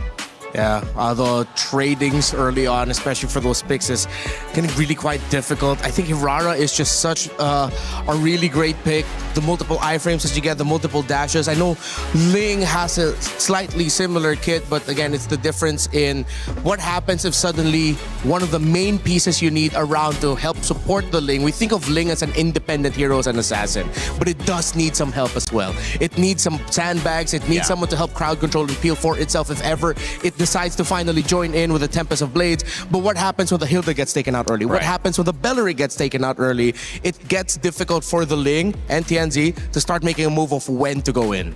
It feels like it just has a higher floor than the Hirara, right? I mean, in terms of being able to execute it, I would say. I think I might have reversed that in the way that I was trying to explain it, but you need more elements to make sure your Ling is absolutely dominating the way that a Hirara feels like. If she's a first pick, there's so many different ways that we're seeing lineups built to exploit what she does well, and she's getting the job done. I mean, you can't have a 75+ win rate without that, right? You have to be flexible. So it seems like maybe that could be a priority going into it in terms of, even though somebody gets Ling, somebody gets Hirara, is it really an even trade anymore? Yeah, I think it's the acceptance of, I'm going to play for the later stages of the game and Hirara wants to play in the early stages of the game, right? It's very clear identities when these jungles have to actually battle against each other, because even so, there are some pros and cons, right? Despite Hirara having 4 abilities at level 2, Ling can cross the map in less than 3 seconds, right? You're giving away pressure for extra strength when you are playing this Hirara. So that's why it really boils down to that mid lane. And I think that a lot of teams have started to recognize right now, hey, if we can influence the lane with our picks, Cho, very good example of this, to force people to take out Purifies, I think then it starts to open your mind to what other options you have of what truly is strong side and weak side. Yeah, so we might need to revisit the importance of showing up Cho a little bit earlier in the draft, as Gideon pointed out. For me personally, the type of mid laners that you have and the damage profile that you have, looking at the opposing EXP laner. If Eudora's up, I really don't like to pick it up if the Uranus is around, if the Barret's is around. Yeah, Onyx coming back from that first win. We thought Aurora was going to continue on doing what they did, early, quick success, and now Onyx has forced Sigiboom, and the first time Aurora's coach, Midnight, to come up with another plan. This is their first loss of the tournament so far. I think at this point, maybe they just go for the trade. They go for the Ling Hirara trade. They gotta ban one of those options. Ban one of those out, pick it up, and then force the other to play a different kind of assassin? Exactly, because so far blue side first picks have been very interesting when it comes down to like whether or not you're going to get one of these assassins. So the 2 predicaments that we're currently in, the Hirara Ling, on top of the fact that, you know, Atlas, Bellaric, and Valentina are still highly contended. Now that we're adding Cho to the mix one more time, I think now, especially with both of these teams who heavily depend on both Ziggaboom and Kelra, there's more priority for the supports to go up. With the rivers being the map that we're playing now, you're gonna have to commit abandon to Freya at some point. You always expect with Freya in rivers to always join Turtle One. That's a given. If it's not gonna be the Freya, then it's a really fast rotating gold laner to see if they can build an early lead, similar to the Claude that might want to join in, or a Moskov, you SOD in for Turtle One, and then you just walk back right quick through the river as well. Well, the Atlas and the Marcel taken down, Fanny as well. Onyx and Aurora kind of trying to throw it all on the line here. Yeah. This is kind of interesting, right? So Onyx have respected, you know what, Fanny, Selena must go every single time. But then you come to Aurora side on blue. This time they made sure, you know what, we're going to do exactly what you did in the previous time. We're going to ban out the Marcel. We're going to give you that last option to decide whether you want to do the trade. And yes, they do go for the trade. Hirara gets banned out. It wouldn't be too surprised if this is going to be a Ling and then trade for Cho. Yeah. Onyx would want to get the Cho, and they have an option to go for the utility jungle if ever. There are still a lot of assassins on the board. You could still consider bringing back the Harley, but of course, as we discussed earlier, the Freya trade is active, and Aurora would rather go for the Freya. They can play the flex. They have options for it. They don't need to rush showing it whether it's going to go into the EXP or gold. Interesting. Interesting. It just means that they're more confident in that in comparison to giving TNZ an option or trying to expand the pool just a little bit more, which means that Onyx at this stage need a decent amount of peel. They could go for traditional counters, but that might reveal too much early on. Yeah. I think it's going back over to the Eudora once again. You think Aurora's going to be crazy enough to go again with that Raphael in mid, Barrett's XP, Freya Gold? They could set it up. They could set up for it, but they need something that like hard scales in that jungle, and without the Harara early on, I think now they need something else to kind of fulfill that position. Ooh, Pack. Ooh, an early Paquito. Now that's interesting. So I think they're also opening up their options as a flex in the gold. So if ever that Freya goes gold, then you send the pack on over, and then at least you get a fighter trade in the gold lane. So that means the Esmeralda, Ruby, Trigger Fingers need to be there. So let's see whether we find any of those indicators in this draft. Then, if you're already getting rid of Zushin, I would have imagined that they would look for something a little bit more peely, right? Or at the very least, the Cho at some point of time. It makes a lot more sense now for Aurora than earlier, now that they've shown the link. But even so, I still think that there's a lot of value in it. It also makes sense to take out the Jushin if ever you're going to be going for like a full dive, because you guys do not want to get like all crowd controlled up in the air by Jushin. So that might have already been a tell by Aurora that despite this looking like a flex, this could be a close to mid-range style of composition for Aurora. And yeah, here we go again with the Uranus coming out early. They get the Belleric. I wonder if they're trying to bait out and signal to Onyx like, hey, commit a ban into the Rafaela in the second phase. We did it before, we'll do it again. It's a tanky lineup right there as well. A lot of front line and presence. We mentioned Rivers rotating will be on the docket. Yeah. And the interesting thing is that they're trying to... I feel like they're trying to get in the head of Onyx because within the draft lobby itself, they got Rosa to pick up the Uranus. So it's like sort of telling Onyx, hey, maybe you want to consider that this might actually be going to a mid lane, and then we're going to be pulling out a lot more surprises. So draft lobby in-game, interesting mind game stuff going on right now by Aurora, potentially. Yeah, it's putting Onyx in a pretty awkward position because last time they didn't have to worry like too much about certain things, and they were also actively banning out the Paquito. Now they kind of have to take it away to deny options. But now, once again, you get this Eudora, and the same problems are going to occur. It's great when you're trying to peel away this Freya from you before her ult gets ripped, but even so, that pressure we've seen many, many times, you lose that out fast. It is a question of sticking to what is good, what is available, and trying to make it work, but also it's a question of how can we not get surprised. Eudora is certainly not a surprise, which means maybe Aurora expected this. You would have probably thought, okay, Eudora Ling available, so that's probably what they'll go to, but do they have an answer, something sneaky? I'm thinking whether or not this could be a potential Kimmy angle as well. That's another thing that I'm scared of. Yeah. Oh, they're banning out the Guinevere just to make sure that these neutral objectives are going to be less easy to contest for, especially since you have anti-CC with Violent Requiem. Esmeralda, really good ban here. And this is an admission from Midnight. It's like they recognize that both sides could actually lean into the double fighters. Yeah. So now, that might actually be a bit of a reveal of where the Uranus is already going. Because if you ban out the Esmeralda, it makes a lot of sense that the Uranus is going EXP, the Freya gets sent to gold, the Belleric is at Rome, so now you're just waiting for mid and jungle. Because I was thinking, I wonder if Aurora drafted something that would be so... a surprise. Yeah, exactly. Like, is it crazy flex that the Belleric could still go XP, that the Uranus could still go jungle? That's what I'm thinking, like, is Uranus jungle going to be up to speed to the lane? And then I realized, no, it's going to be way too slow. Is Uranus, Rome, Belleric XP, Freya Gold an option? Uranus, Rome, a little bit kind of funky. It would be Belleric XP definitely good. Oh, they banned out the Rafaela. I love it. I love it. This is a position that Midnight wanted them to at least say, hey, recognize me, look at me, right? Get rid of the Rafaela. And now that you've committed to it, I want to see what the conversion is going to be at the end of the day, right? Because, again, Midnight's got a lot of plans, and at the same time, he's shocked us in the first couple of days. If he's got something else in that pocket of his, I'm interested to know why. I do like this. Double Fighter's been talked about, but we'll see if that ends up becoming a reality for either of these teams. Still on that final ban phase for Aurora. What will they take away? Oh, they got rid of the carry. That thicker lineup is going to be a lot more. It's going to be real hard to get through. And now that they've already locked the Eudora for themselves on the side of Onyx, they don't even have the option of Gord to lean into after to try and deal with the frontliners. What does that leave us with? There's not a lot of good support options here as well. I mean, you can sort of go Badan just to like slow peel stuff, but after game number one, I think that Keyboy is going to have to take a step back here as they get the Barats. Yeah. I wonder, are they crazy enough to send that Uranus to XP? You pick up.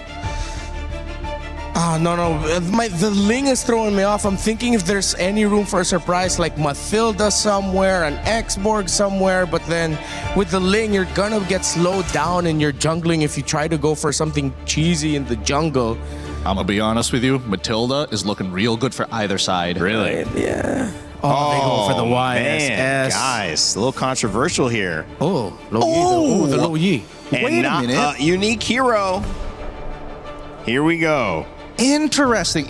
So they want map pressure to be able to kind of, if we're a little bit slow on the turn, the Loyi is able to teleport multiple people at once to a target location. Yes, it is reveal, big whoops, but it's still a way to kind of maintain pressure. Oh, I lose priority? Doesn't matter, I'm still there.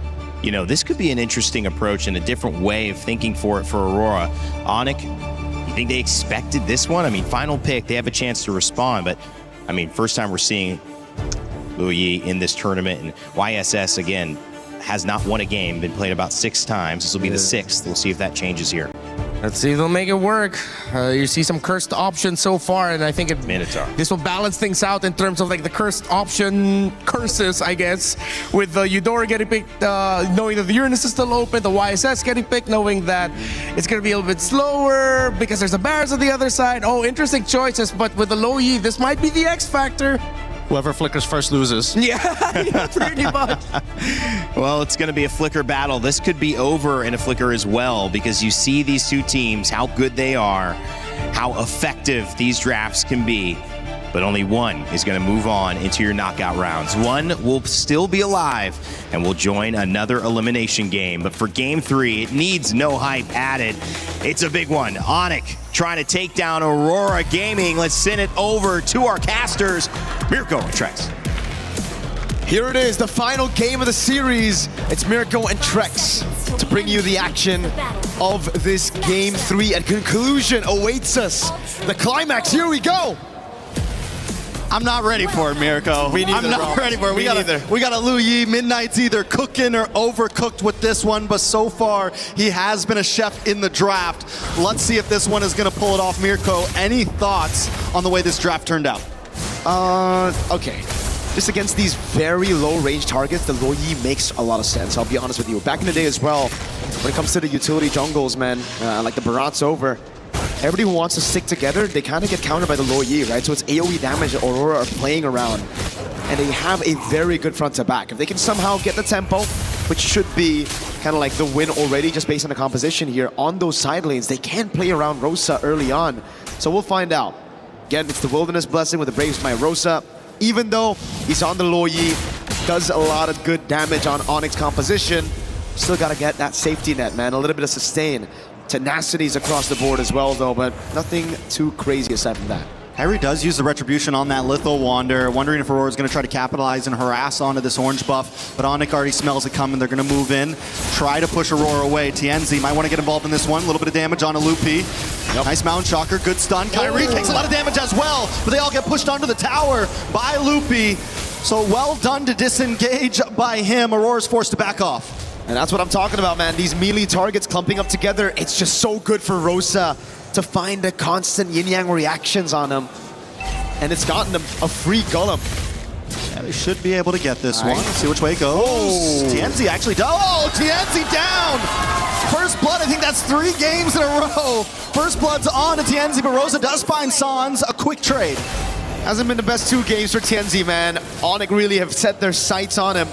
But Rosa has done a good job taking down Sans. Now it's 1-1. Tempo up top for Aurora. So TNZ should still be able to get the orange buff and make it in time into the turtle. So let's see again what happened here. It's just Sans with the flicker in, dude.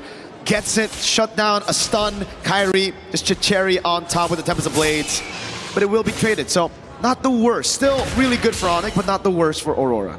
And Aurora is not, whether it's game 1, game 2, or game 3, they're not going to stop their style of play. And that's that early aggression. That's exactly what King Kong was talking about in an interview. They have to watch out for that first minute or 2. And Onyx has been dealing with it well. Diversion play up to the turtle. Kyrie's already there, forced to back off. A nice pullback from Loopy. Good stun.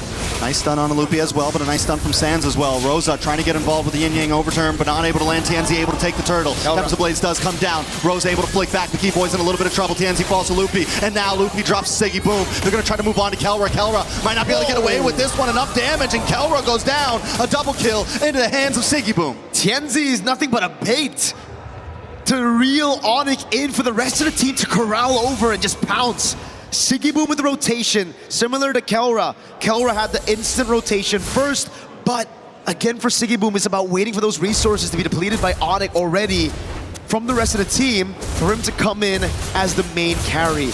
2 kills over, now the gold lead as well. They even got the neutral objective with that turtle earlier, so man, Aurora really cooking. Maybe that's how you make the Yi Sun-shin work. Every other team, they pick the Yi Sun-shin, they play around the Yi Sun-shin. Aurora like, this is the Yi Sun-shin, he's a support. He gets the turtle, he dies, then we kill you, and that's just the goal. You know, but honestly, this has been the start for TNZ in all 3 games. Even in game 1, he got hit by Keyboy, died very early on.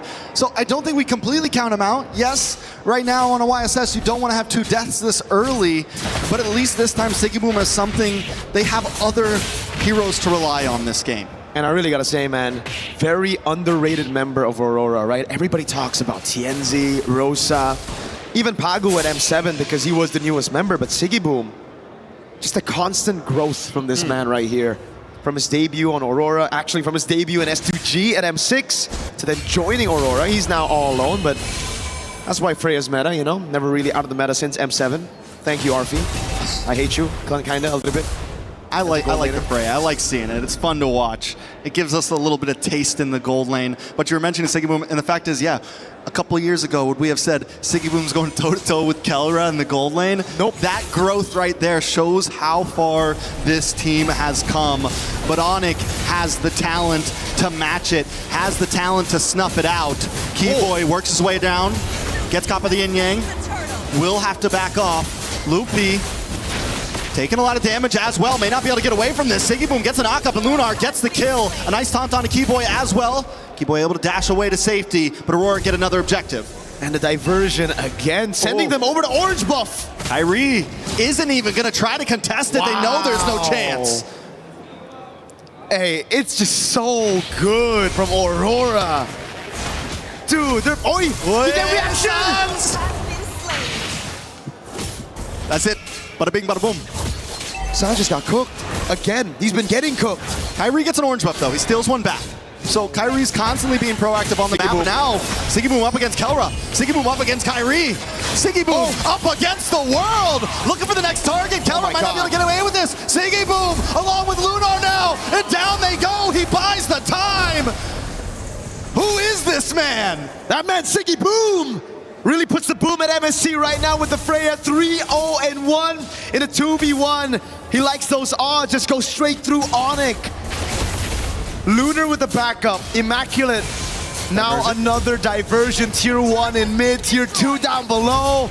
They're moving, they're flowing, they're grooving. They're in flow state right now. Aurora has achieved perfect flow state. They're 4K ahead, it's game 3. And normally in a moment like this is when teams start to crumble. But Aurora's just getting stronger. No way. Rosa, able to flick back. One more shot. Kyrie. Can Lunar chase him down and at least even the playing field? Lunar doesn't have a flicker. Kyrie should be able to get away. He gets out. Wait. Oh, was it close? You thought that was a seal, bro? Hey, wait, no, that's Keyboy. Looking at how chaotic the game has been, how many flanks we had in the last game, I don't blame you. For a second, even my eyes deceived me. I was like, yo, is that Who's that? Is that Belric? No, it was Keyboy, just to conceal to help him in case the chase went a bit too far. But Aurora, 4,000 ahead, TNZ gets away. Onyx trying to tie Keyboy. Ooh, Keyboy does dash in, but TNZ's on phase because of the Traceless. Keyboy now, Siggy Boom on to Sanz.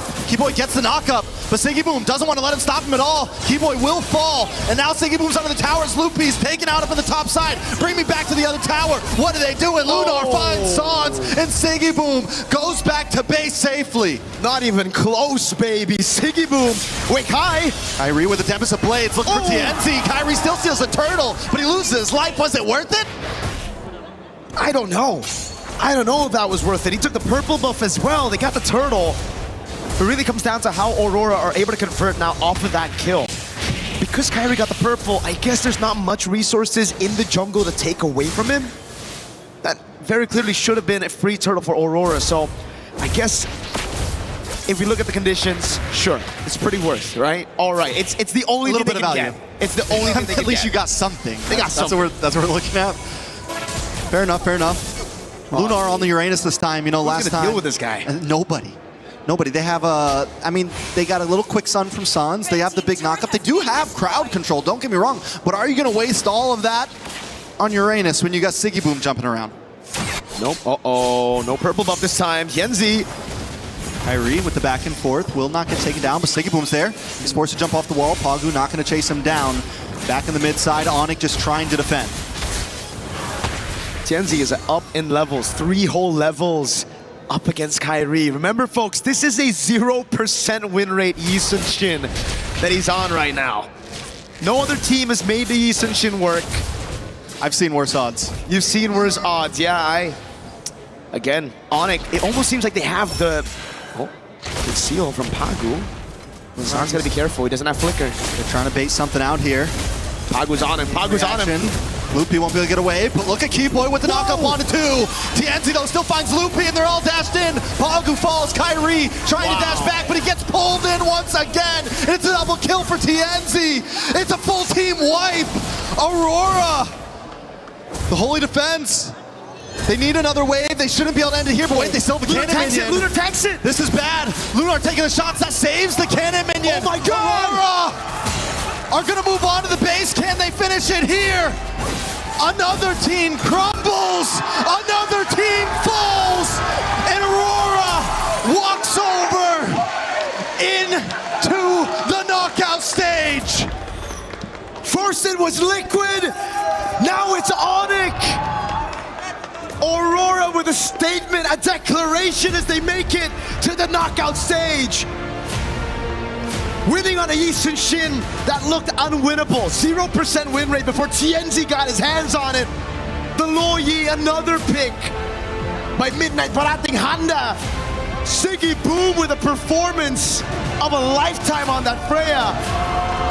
And in the backup of Pagu, the tank of Lunar. Impeccable. MLBB from Aurora Gaming, one of the best to do it. One of the best group stage runs ever. TL, then Onyx, are you kidding me? There are no more excuses. There's no one saying, oh, they're overhyped. Oh, it's a fluke. Nothing like that. Aurora have just taken out 2 of the biggest teams in MSC back to back cleanly, performing perfectly. Wow. I mean, who's next in the chopping block at this point? I don't know, man. At this point, Aurora, it almost seems like they're not scared to go up against anybody. You meet the first 2 teams on your opponents, the first 2 teams that a lot of people thought were the favorites to win it all. Well, guess what? Coming into the knockouts, Aurora are the favorites. Let's get an interview with Tienzi on stage. Yes, my friends, Aurora Gaming have done it. They advance to the knockout stage. And we're blessed to have Tienzi on the side here with us to talk. Look, Tienzi, I'm just going to lay it out straight. What makes Aurora so good right now? 2 huge wins to go into knockout. Aurora'yı şu anda bu kadar güçlü kılan nedir? 2 çok devasa bir galibiyet aldınız. Sürekliliğimiz ve Midnight sayesinde olduğunu düşünüyorum. I think it's our continuity and also thanks to the Midnight, our coach. He's been doing well given your compositions. We'll talk about that in just a second here, but everybody's been talking about it. Is Tienzi the best jungler in the game right now, especially in this meta? Do you believe that that is the case? Are you the best jungle player right now? Not really. Yeah. So humble, why? Yani bence diğer jungle'lar da fazla iyi ama bu iş takım oyununa bakıyor, o yüzden iyi değilim yani. I think the others are also great, but this is also about teamwork, so I don't want to just focus on myself to say that I'm good. Very good, very nice and humble. Now, it is a team effort to advance to this level and make it to knockout. How do your teammates also play around you in that jungle to enable you to farm as much as possible, to prepare yourself for the big team fights and eliminations like we saw in Game 3 here, where you were very effective as a team? Ve burada ekip olarak çok etkili oldunuz bu gördüğümüz eliminasyon eleme maçlarında. Ve ekip seni yani bir sonraki maçlarda nasıl destekleyecek? Daha etkili bir şekilde rolünü yerine getirebilmen için. Daha iyi olacağını düşünüyorum. Böyle komplarda jungle oynarken rakip takım çok fazla jungle'a fokus atıyor. O yüzden oynaması da biraz zor. Biraz daha iyi oynamam gerektiğini düşünüyorum bir de. Yes, I think it's going to be better in the future in the upcoming games, and I think that it can somehow be challenging to focus as a jungler in these types of games because we get a lot of focus from the opponent team on my role as a jungler. There's a lot of focus on you. You're able to clear it. Now, one of those reactions, I guess, especially in Game 3, was you bring out the Yi Sun-shin. Was that a reaction to something that Onyx were setting up in Game 2? Burada şimdi Onyx'in ikinci maçta, ikinci roundda yaptığı şeye bir reaksiyon olarak mı Onyx'ini seçmiştin 3. roundda, 3. oyunda? 3. oyundaki seçimine nasıl bir şey yaklaşabilirsin? The Yi Sun-shin specific. Çok fazla jungle kalmamıştı zaten. Ban yemişti. Oynayabileceğim en iyi hero'yu seçmeye çalıştık. I tried to select the best hero that we could play because there were not many junglers left. Very good. Very good. It works out very well for you. Now that you've advanced, right? Aurora is in the knockouts. You've took down two teams that really are incredibly tough to make it to that spot in the top seed of the group. Do you feel that you're no longer a dark horse, that people are looking at you as true contenders for the crown here at MSC 26? Evet, şimdi çok böyle başa baş geçen yoğun rekabet gerçekleşen maçlardan sonra yani senden ne bekleyebilirler? Yani bundan sonraki maçlarla ilgili olarak artık yani bir dark horse olarak görülüyordunuz. Yani beklenmedik bir şekilde çıkış yapan bir ekip olarak görülüyordunuz. Ama artık hani daha ciddi bir rakip olarak kendinizi kanıtladığınızı düşünüyor musunuz? Kanıtladığımızı düşünüyorum. Uzun süredir de Dark Horse değiliz yani. Diğer STR takımlarla birebir olduğumuzu düşünüyorum. Diyeceğim bu kadar. Yes, I think we have really proven ourselves with the game that we have played at so far. I think we have also not been a dark horse actually for a long time, so I think we are very much comparable to the other teams in that sense. There you go, seeing yourselves as one of the greats. Thank you very much, Tenzi. Congratulations, teşekkürler. There it is. It's Aurora Gaming advancing to the knockouts. What a story. Onyx, they're going to have to work through it. Panel, what do you think of that? I love it. The Turkey A representative getting ready for Turkey and the M Series. We'll see what happens all the way over there. But right now, we got a tournament that they just advanced the knockout stages in, and that means $100,000 at least for Aurora Gaming. That's not a bad game of MLBB. And I love the humility as well. I'm learning that that's kind of a bigger conversation here than, some, I'll say it, braggadocious pros that we have in other esports. Yeah. It's kind of a pleasure to see the difference, and also the fact that everybody is really focused not just on themselves, but the fact that this is a team effort. And yet, in the same face, Renmar, the second that the comment Dark Horse comes out, he says, whoa, wait a second, whoa. We're not quite, I think we're very comparable. And so, yes, hesitant to take too much of a leap forward, but if anyone puts them down where they don't belong, they're ready to correct it. Yeah, so something I'd want to share about Coach Midnight, he's the type that if he knows he has players that have an ego, he would want that ego to thrive in a healthy fashion. Sure. But he also understands that if he looks at his team and sees, okay, maybe they're not about the ego, but they're more about looking at their efforts together as 5, as 6, including the sub, like what they can do as a whole team, then that's what I'm going to be focusing on. So it's good to see that these players, historically, they have also always just been very humble as well. And to see that thrive now and be really damn good in this meta, it's a sight to see. We've seen them grow up over the years, Gideon. Yeah, no, Tenzi, he always had that jawline. It only gets sharper every single year. Same can be said about Rosa. Everybody on this squad has history, and I think. I thought you were gonna say a jawline. I mean, I was gonna say that too, but I'm waiting for the M Series so that everybody has got that cut. But overall, I think it's really unique to see Aurora in a position where they've not only gone through multiple iterations of their own lineup, but they are finally settling into themselves, saying, "This is it. This is the moment. This is the culmination of an entire region working together to get to a 15-4 score pre-10 minutes against the Sky Kings." I mean, going to a third game, it's going to hurt their overall time. But I mean, if you go to a third game, you want it at least under 10 minutes. Yeah, and at least they were able to clear that out. And it was fast, it was clean. Clearly, you knew that Aurora Gaming and their conditions early to mid were clear. They can play around their Freya, they can play around the disruption of the Uranus, and Lunar was definitely a presence to be felt just to set up for TNZ and the Yi Sun-shin eventually to climb up. And TNZ was given some difficulty here by Onyx. He was targeted, his rotations were somewhat slowed down, but it wasn't ever completely disrupted to the point where it felt like Aurora had no movements. With the Freya on board, with Uranus on board, even if the Yi Sun-shin's movements are nerfed, the side lanes can flow the game, the tempo of the game so much better. Let's not forget about the logistics problem here. Oh no, my jungler keeps on dying. What do we do?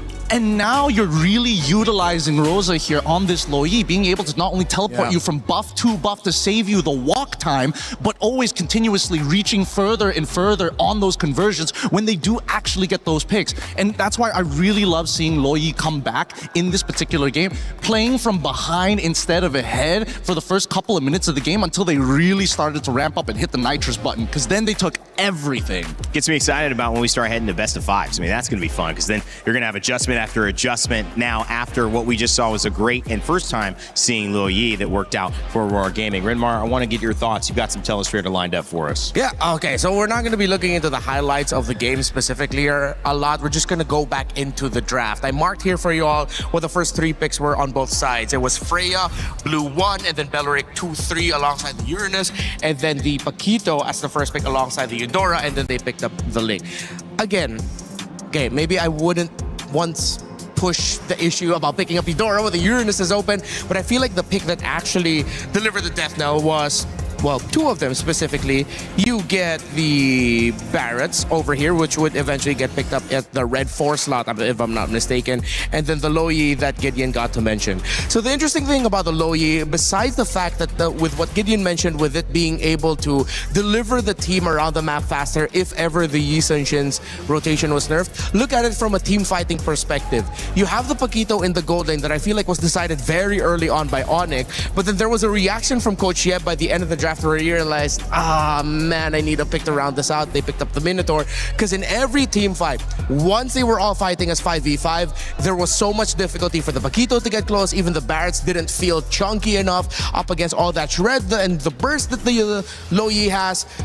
Then it got to the point where Freya has damage, Yi Sun-shin has damage, and Onyx cannot fight comfortably. They're fighting under a lot of crowd control. They're fighting under a lot of damage. Look at the composition of Aurora, and you can just imagine how much of a nightmare it is to deal with that if you are the Paquito. There is just way too much to deal with. And if you are one of the main damage dealers, like I needed 3 circles just to make the point really felt that the Paquito would have struggled in every team fight. Add to that as well, if you cannot get the early game domination that you need with the Ling and Eudora, you're not going to get a good bridge into the mid to the late game. And what stops early game dominations most frequently? It's lineups that have the Uranus and the Belleric. Those are tempo stoppers for lineups that want to snowball fast. That's an amazing breakdown. Thank you, Renmar. And thank you for the attempt to hold the microphone, Gideon. He just went by himself there. He ripped it. He ripped it. He didn't like your hug before? I didn't realize that. I was like, oh yeah, I was holding my mic. Thank you though, thank you. Hey man, I'm just a bench warmer here. Today's schedule coming up on your screens in just a moment. We are almost done. We've got one more series, and this is not an important one at all. Just kidding. It's Team Liquid PH, who are your champions of last year, going up against Entity 7. Ooh. The GOAT, Carl Teasy, will he find a way to come back after a loss against Aurora Gaming and stay in this tournament, or will this be the end and we will guarantee a new champion? Entity 7 has a lot to prove, considerably the underdogs in this matchup. However, Gideon, we have seen a lot that we didn't expect in this tournament so far, so no one's counting anyone out yet. Absolutely, but it's about the level of polish coming into this tournament, and so far Team Liquid has shown that they're a little bit behind on what they were going to. Well, I don't know if it's they're behind or whether they're like holding back on what to show in these tournaments, because remember, our format isn't like, oh, we go through a round robin of a group stage. No, it's immediately, you got 2 lives, you mess that up, you don't get a second chance. So I think Entity 7, if we need to see something good, first off, foundation, and polish. All right, well, let's make sure you guys are watching because you can get your pick'ems for that final match. If you haven't done so already, before it gets going, let us know who you think is going to win. Is it going to be Team Liquid PH? Is it going to be Entity 7? We will follow along with the fan vote and give you guys information on where it stands before we head into game. Before we do that, we're going to get the teams back on the stage, take a little bit of a moment away right now and let you listen to the Saudia radio comms from yesterday's matches when we come back, our final series of the day.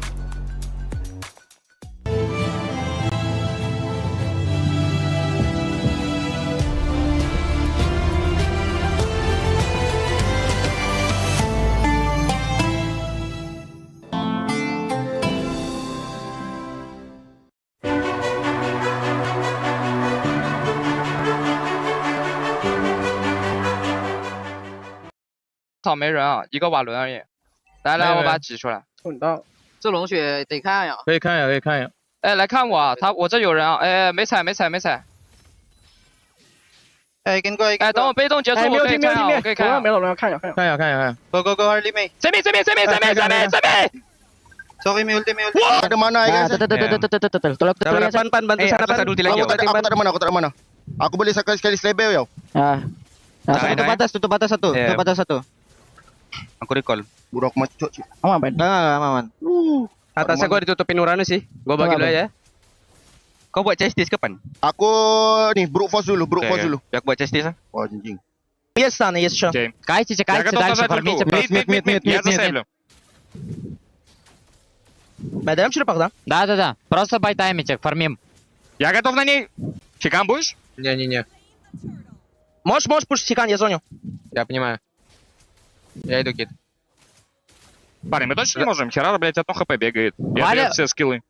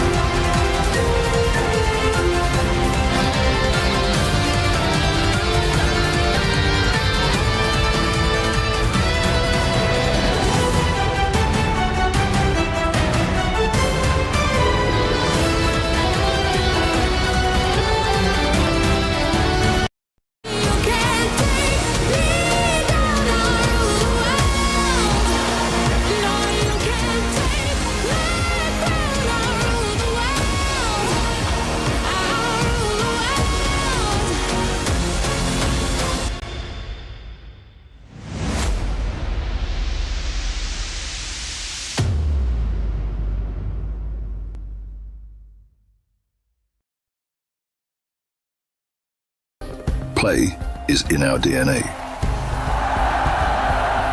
Whenever we let it out, it becomes our superpower. Now imagine an entire city being built to supercharge it. Kadir City, powered by play. 16 games across 4 weeks, all in pursuit of one goal to represent your nation and lift that trophy. The Esports Nations Cup in Riyadh this November. Make sure to tune in and support your nation. I can't wait. That's going to be a lot of fun. Apex will be there. I believe MLBB will be there as well, right? Hell yeah. Okay, that's going to be a good time. Welcome back to the panel, guys. Rain Day here with Rinmar and Gideon. We're talking the MLBB final series of the day. We've seen 3 so far. It was Aurora Gaming who just got the victory, and now we turn our attention to the winners of last year. Team Liquid PH going up against Entity 7. I would say, Rinmar, it is a significant upset, despite, even great competition of Aurora, to see Liquid in an elimination match this early. But if any team has the ability and the experience to bounce back, it's certainly this team. Yeah, I mean, they've already gone through a lot of hardships over the years, and when it comes to their tournaments, of course, they do have that DNA to bounce back. And we do have this very specific thing about Liquid. We call it Galit na Liquid, which is angry liquid, right? Yeah, angry Liquid. When they come from a loss that they least expect, suddenly they bounce back in the next series looking like killers. And that is something that Entity 7 should be kind of afraid of. I mean, you got to play your own game, Gideon, but the fact that you're going up against the caliber of players on Team Liquid PH, it's got to mean you can't just play your own game, right? You got to be aware of who you're playing against. Oh, absolutely, 100%. Especially, at least there's a lot of material to kind of look through to see how Liquid is going to play in the first place. True. And I think that, unfortunately for Entity 7 in that region of the world of the Americas, the Scrim partnership and caliber of practice that they can get there in comparison to coming to this international and seeing who is available to play, it's going to elevate them no matter what. So I think this is a great experience for Entity 7, but at the same time, if by the chance of God, or if they have a new plan to take down Team Liquid and it works out by winning this series, God, must that feel so good. LATAM representative, even though they're representing the totality of the Americas right now, they took down the NA rep, and this is the first time LATAM has been on this international stage. It's exciting because, of course, MSC has brought us many exciting things as well. And there's Team Liquid arriving, the GOAT, Carl Teasy. There was a lot to dissect about the loss, but there's also a lot to dissect about the history of somebody who knows exactly how to get the job done on any and all international stages in MLBB history. So, again, so many big narratives. We're going to have to somehow focus down on the little things, though, as this meta is still, again, surprising people here and there. Yeah, I wonder if Liquid are going to approach this similarly to how Falcons Men approached their previous game, wherein they forced the meta to go back into something just a few weeks back with how they got through the wildcards, trying to force to bring back those utility jungles. Will Liquid have evolved in the, 1 or 2 days since we last saw them? And then suddenly show off that, okay, no, we are definitely up to part of the meta. We just needed a little bit more time. A lot of questions that I'm excited to see how they're going to answer. Yeah, and especially seeing, well, I've been in the scene for a very long time, and Aeon, an ex-player now turned coach, seeing him smile walking out of that bus makes me a little nervous. There's only 2 times I've ever seen him smile like that. One, when he was already looking to win a championship locally, and the other time is when we saw an absolute destruction of a Malaysian team versus a Singaporean team that he was playing on. It's the exact same look, and it's already making my spine just crumple up and fall. I thought number 2, you're going to be like, eat McDonald's or something, eating some type of burger. I was like, yeah, he always smiles when he gets his thing he likes. But at the end of the day, that's a great storyline to pick up on. He's going to be going against Entity 7 and want to make sure that smile, unfortunately for them, is wiped off their faces if they have anything to say about it. Latin America, of course, the ability to prove themselves on this major stage would be massive. But just getting here is an accomplishment. Here's the road that they took to EWC, and it was anything but easy.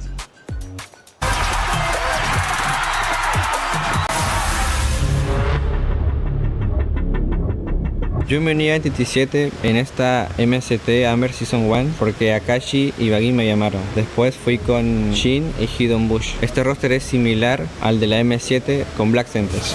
Now just 2 members, now goes Detective, and ladies and gentlemen, we have Black Sentence. Com a junção que teve da América do Norte e América do Sul, eu acho que elevou o nível das duas regiões em si, porque a gente não se jogava junto contra. Eu acho que a América do Norte é uma região bem forte, inclusive tem players que já ganharam o MSC, então elevou o nível de todo mundo e a gente consegue chegar mais preparado para jogar o stage internacional. Este es el momento en que esa llave se convierta en de ustedes. Esa llave va a ser con la que ustedes abran la EWC. Norteamérica y Sudamérica no han encontrado un avance porque creo que deberían mejorar los tratos por parte de las organizaciones hacia los jugadores, como también apoyarnos más y dejar de odiarnos entre nosotros, porque al final somos una región y hay que apoyarnos mutuamente. A última vez que eu joguei evento internacional foi o M5, acabamos não indo tão bem, mas eu acho que deu para pegar bastante aprendizado, pegar bastante experiência internacional de evento presencial. Eu acho que dessa vez vai ser diferente. Yo creo que este roster es mejor que el de Black Sentence porque con la experiencia a la M7 fue muy buena, como también la sinergia que tenemos con el nuevo equipo es muy buena. A Onyx é um grande time, eles estão sendo campeões faz bastante tempo na Indonésia, tem jogadores muito bons, ainda mais que entrou o Kelra. Eu acho que eles são muito fortes nas lanes, eu acho que a gente se pegar alguns heróis que tem pressão no começo de jogo, eu acho que a gente pode lidar bem contra eles. Para todos mis fans, espero que puedan apreciar a este nuevo y mejorado equipo gracias a la nueva competencia MCT Amer. Eu acho que os fãs podem esperar bastante coisa de nós, mesmo que caímos contra time forte e se ganharmos caímos contra o atual campeão do MSC, eu acho que eles podem esperar bastante coisa da gente. High expectations for South America here. Yeah, they are looking to show off a little bit more of their playstyle. I feel like they got the short end of the stick. They went up against Onyx, now they're going up against Team Liquid. Against Onyx, they tried to bring back what made them work out and get success in Amber, but the problem was it looked like they were drafting 2 metas behind. They were drafting before even wildcards, and even though they got some of their picks, it was picks that we were thinking it's not the picks that we're looking for now. So maybe they learned a lot from Onyx. They said they learned a lot from their previous experiences. Hopefully they learned from the Onyx matchup. Well, honestly, I think they've got a lot of ambition going behind them because it's totally understandable from their POV that it's like, not only are we looking for organizational support and the fact that, you know, they've combined the region to raise them up, but they have yet to have that amazing international finish to show, yes, this region has what it takes to play against the best. So again, this may not mean much for a lot of people out there, but for those players up on that stage facing up against Liquid right here, right now, if they can take even one game away from them, that could put that extra chip, you know, that one extra chip to say, these boys are worth investing in. And that's what I'm hoping that this game and this series raises up the region as a whole. Yeah, and we started off the day with a result like that. We didn't expect that it would get to the point we were wondering, is GK actually going to eliminate Selangor Red Giants?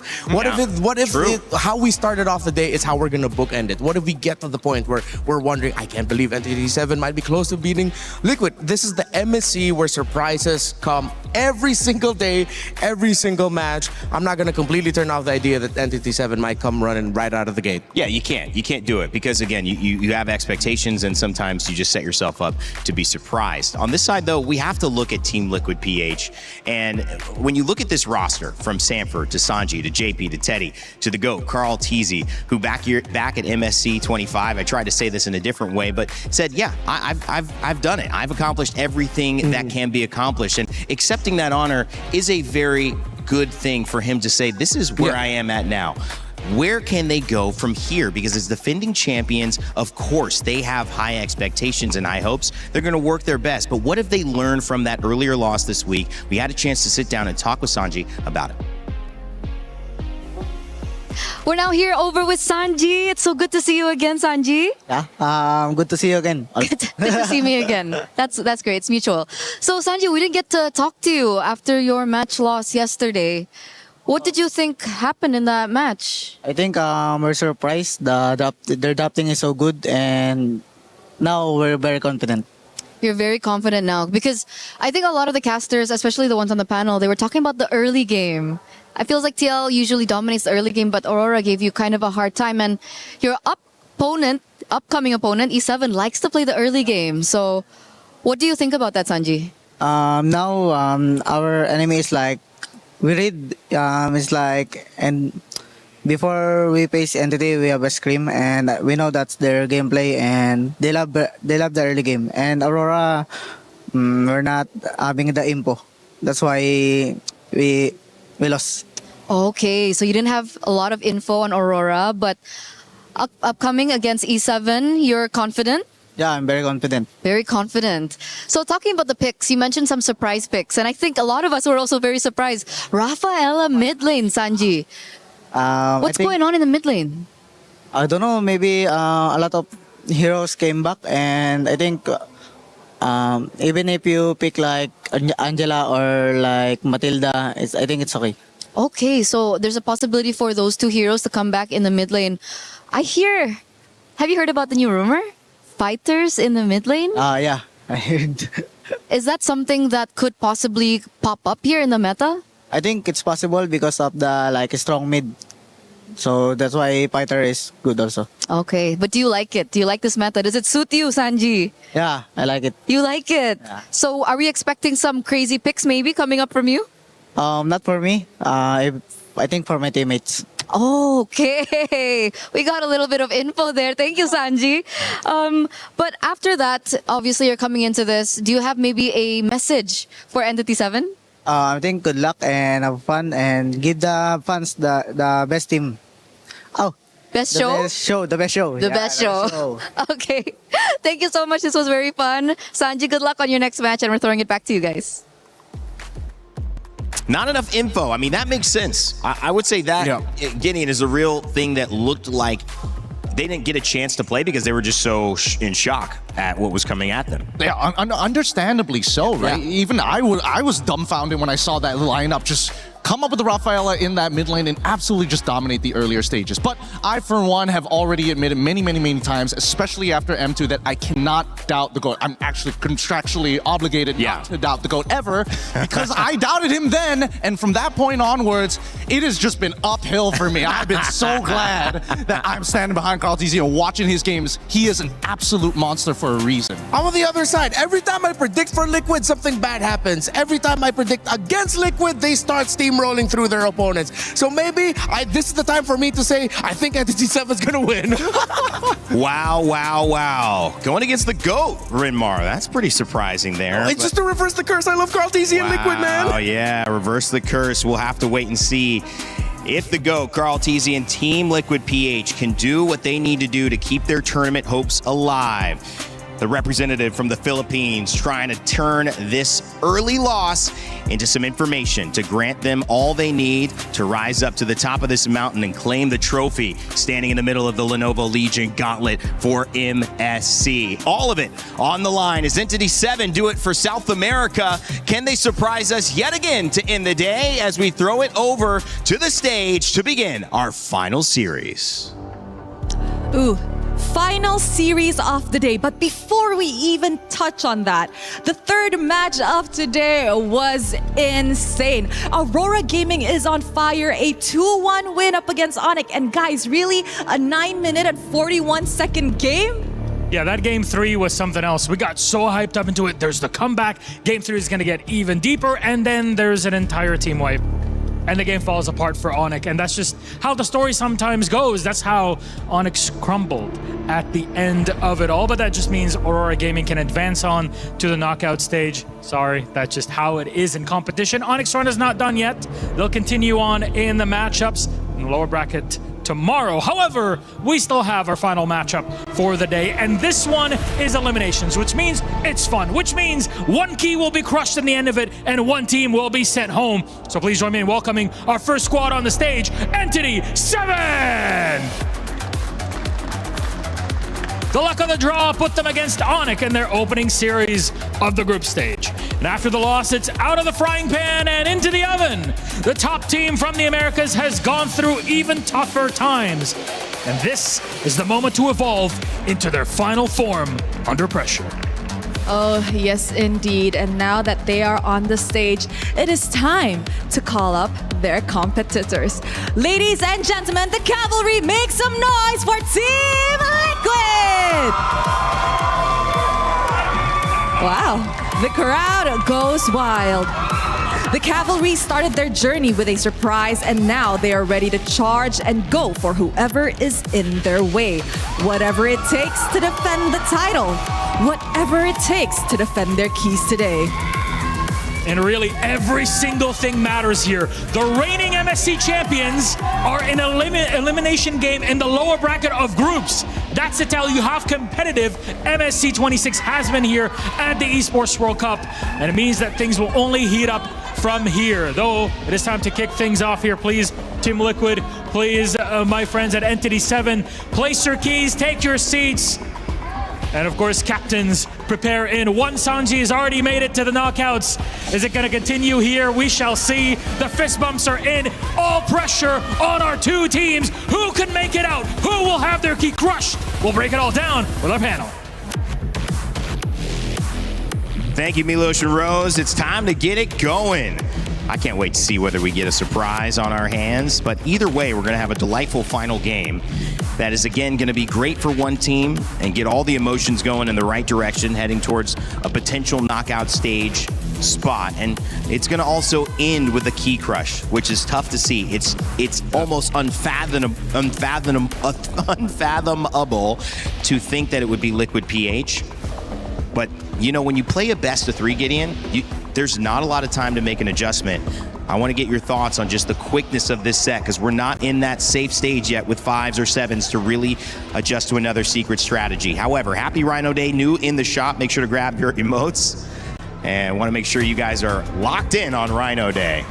Everybody's really excited. Everybody knows what Rhino Day is. Totally, yeah. It's when the season resets because we all turn back into rhinos. Yeah. Every single time, and except for some people. But for the most part, I think that this game, especially seeing how confident that they're walking into this, it's already giving us information, right? Both teams have technically scrimmed against each other, so they have a little bit of info coming into this. Better yet, I feel like the major adjustments coming in from Liquid is now understanding, hey, Teddy, maybe you can put in some fighters for us, huh? Some fighters. Maybe let's not keep bringing up your Claude. We know Claude is your signature pick, but right now it's just a little bit too tough.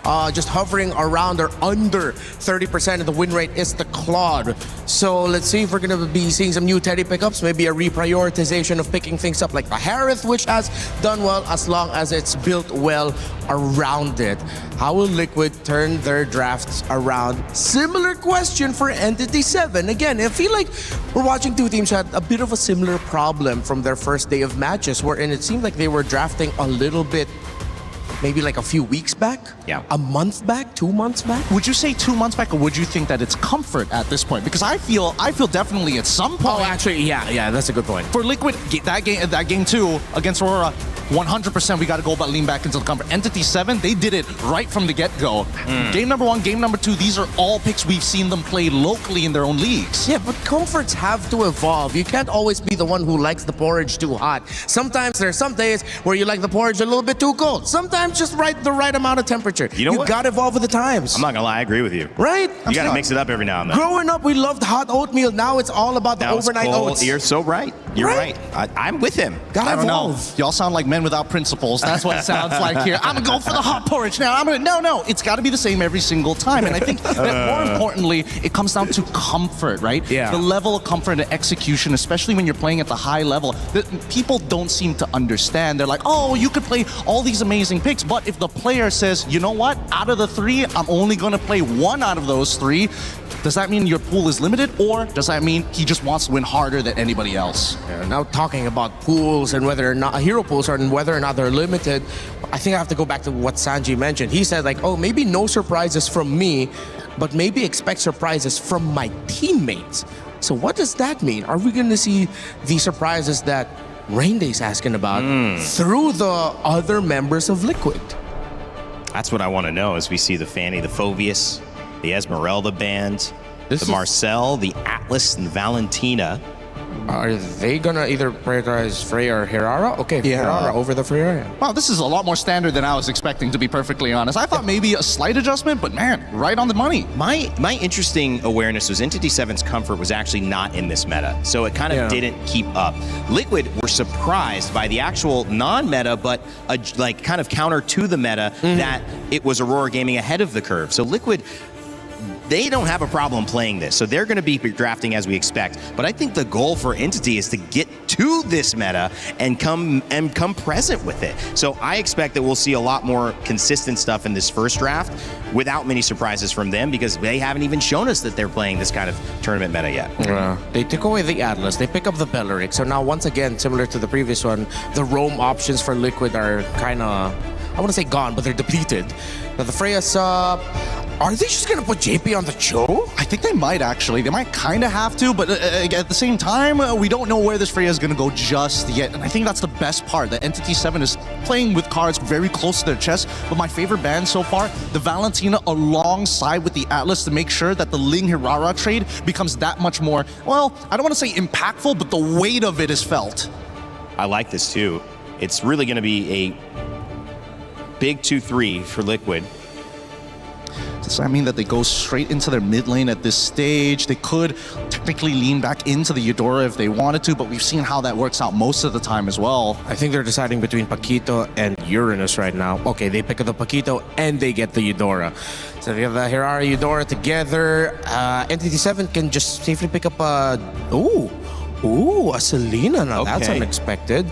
Going back to Shin, this is a pick that he's picked up over the years, and we not only regionally but internationally as well. Yeah, which begs the question. Now that they've kind of secured their first three, they've opted not to go for Ling at this stage of the game. I mean, the Eudora counter on the opposite end was in preparation to maybe expect the assassin. Does this mean we're expecting the pivot here? Because I feel like at least for NTD7, they've got the guaranteed scaling from that Freya side. No matter if it's gold or EXP, right? We get to late game, she's gonna punch a hole in the wall. Yeah.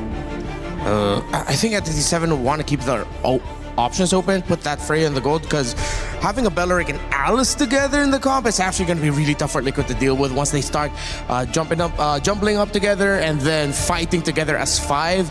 The Eudora, Paquito, and Herrera would not be happy going up against a Belleric, Freya, and an Alice. Are they trying to replicate Aurora's draft in game number 2 it's against pretty Liquid? similar.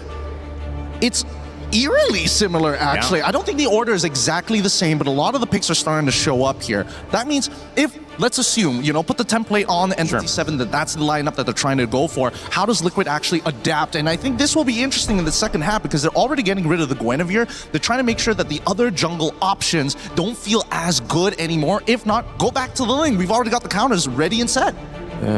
Oh, the show gets banned out by Entity, so they read into that. Maybe the order could have been a little bit different for Liquid, but what are they going to end up with in the roam? Gatot Kacha doesn't completely cut it anymore. It's still an alright pick. I've seen Minotaur come out. Oh yeah, Minotaur. Minotaur is not a bad idea. Yeah, you're right. But at the same time, it's one of those like trigger fingers. Do you want to like fight on a dime, or do you always just want to like wait for that big ultimate? And I think right now it's very flexible for Liquid, right? A lot of their heroes can go in and out of these fights. Yes, they can't fight forever per se, but the push and pull is a lot easier to pull off. Last ban. I mean, Liquid already said they were able to get info on Entity, but I feel like this last ban is taking a little bit too long. Maybe Harley? They took away the YSS, but the Ling is still open. Are they not worried about the Ling? Oh, maybe they're considering an Akai roam. Akai roam might be... That would be interesting. Yeah, that's why they're not worried. If not the Akai roam, then maybe the Grok for JP, because you don't have to worry about the Valentina stealing the tech charge. That might be the top 2 in their list. Yeah, that's actually a pretty good catch here. Considering everything that's going to happen, this Red 4, I would imagine, then would have to kind of reveal, the EXP lane. Baratz is going to try and lock that down. I would have imagined Alice would have been the pick, like you mentioned, but I think the Baratz more so just in case it's a double fighter on Liquid side. So it's also a precautionary tale. Yeah, sure. Still 2 picks for Liquid, as one more for Aurora and for Team Entity 7 in response, kind of doing what Aurora did earlier on. And now 3 more picks before we jump into game 1, which will set the tone for this elimination match in our final series of the day. Seems like they're going to be stuck with just one source of magic damage, and that's the Eudora. If they go either Akai or Grok in the roam, it's going to be stacked with physical. Oh, they go the Uranus? Okay. Oh, they're going to go gold lane Paquito up against the Barretts, the Belleric, and the Freya. Yeah, this one's tough. This one's really, really tough. And Rainday, he's got it right on the money. The Minotaur gets locked in here. And Entity 7, I'm looking at their composition. This last pick, they played this draft real nice. Yes, really nice. And then they end up with the Moskov. Wow. This, I don't like it, man. This looks like it's gonna hurt for Liquid. Entity 7 might have walked away with this one draft-wise. Hey, it's not over just yet. There's still a lot of micro mechanics when it comes down to like the laning phase here. Absolutely. I'm most interested in whether or not Teddy on this Paquito has what it takes to go up, especially against the Moskov on the opposite side. The good news maybe is that even though they're seeing some good heroes here, not a total surprise for Liquid. So caught off guard, maybe not. And for the side of Team Entity 7, the fact that they are in this meta now and not playing maybe a meta you could have seen 2 months ago, it's got to feel good for South America. It's SA versus the Philippines. It is an elimination match. It's our final series of the day. Man, oh man, MSC is only getting more fun from here on out. Let's kick off our last series. It's Entity 7 versus Team Liquid PH. And here we go, it's our final match for today. Today's been jam-packed with quality. Let's see if this one can bring it as well. Team Liquid Philippines facing elimination after, as Coach Aeon put it, getting punched in the face. Can they readjust this quick against a team like Entity 7, who, yes, I have to agree with the panel, Trex, I like the draft from them in game 1. Yeah, they are picking up little things that we have been seeing throughout this event and implementing it into their own strategies right now.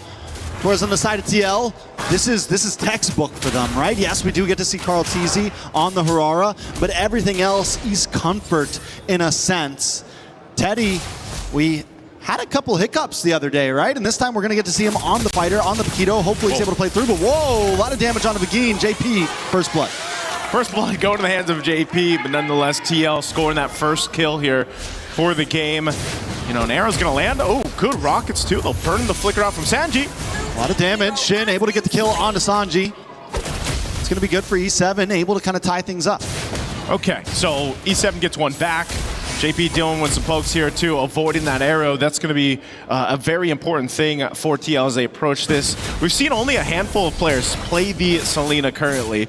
I'd say they're specialists more than anything. As we look at the emblems here real quick too, nothing crazy across the board. A whole lot of tankiness built in to the lineup for E7, even tenacity for Doom here. You know, you talk about Teddy, the struggles that he had. I'd say the same for Doom, you know, in that gold lane that he had to deal with against Onyx. So it's just the nature of the gold laners right now, and that's why back in the interviews, they had talked about, you know, for some of the gold laners out there, yeah, we like to play the fighters if we can, just because, again, this meta currently puts a lot of pressure on those traditional marksmen in the gold lane. Yeah, I feel like it's got to be a little bit relieving too sometimes to switch it up, play something that, yes, Paquito is still very micro-orientated for a fighter, you know, but it's a bit more straightforward in the amount of decisions sometimes you have to make on that marksman now. Speaking of him, Teddy will be trying to rotate his way up to this turtle. Nice knockback on a JP. Sanford in the midst of it all. Brought down to about half health. SOD does connect. Tied on Bush, able to get the turtle. Carl Teasy taking a lot of damage. Ooh. Teddy on the run. And Entity 7 is collapsing onto Team Liquid. Entity 7. They gave the call there, and they're going to take more as well. Sanford in a little bit of trouble as well. Forced to dash through. Entity 7, they get a purple. They get a turtle. They get 2 kills. They're looking good right now. Man, what a play. I was expecting Teddy to look for that opening to go and initiate that fight. I'm not sure what the call was there, but look at the replay brought to us by SCC. Again, it looks like they're in position for this, but then they just kind of decided this wasn't the fight they wanted to take because of that tankiness up at the front line that E7's lineup gives them with that Belric and, of course, even Hide on Bush on the Barretts, plus that Freya. So, you know, and at the same time, Doom just got to go ahead and chill in his lane. All right, on the top side, Akashi and Sanford just having a little standoff, nothing too major.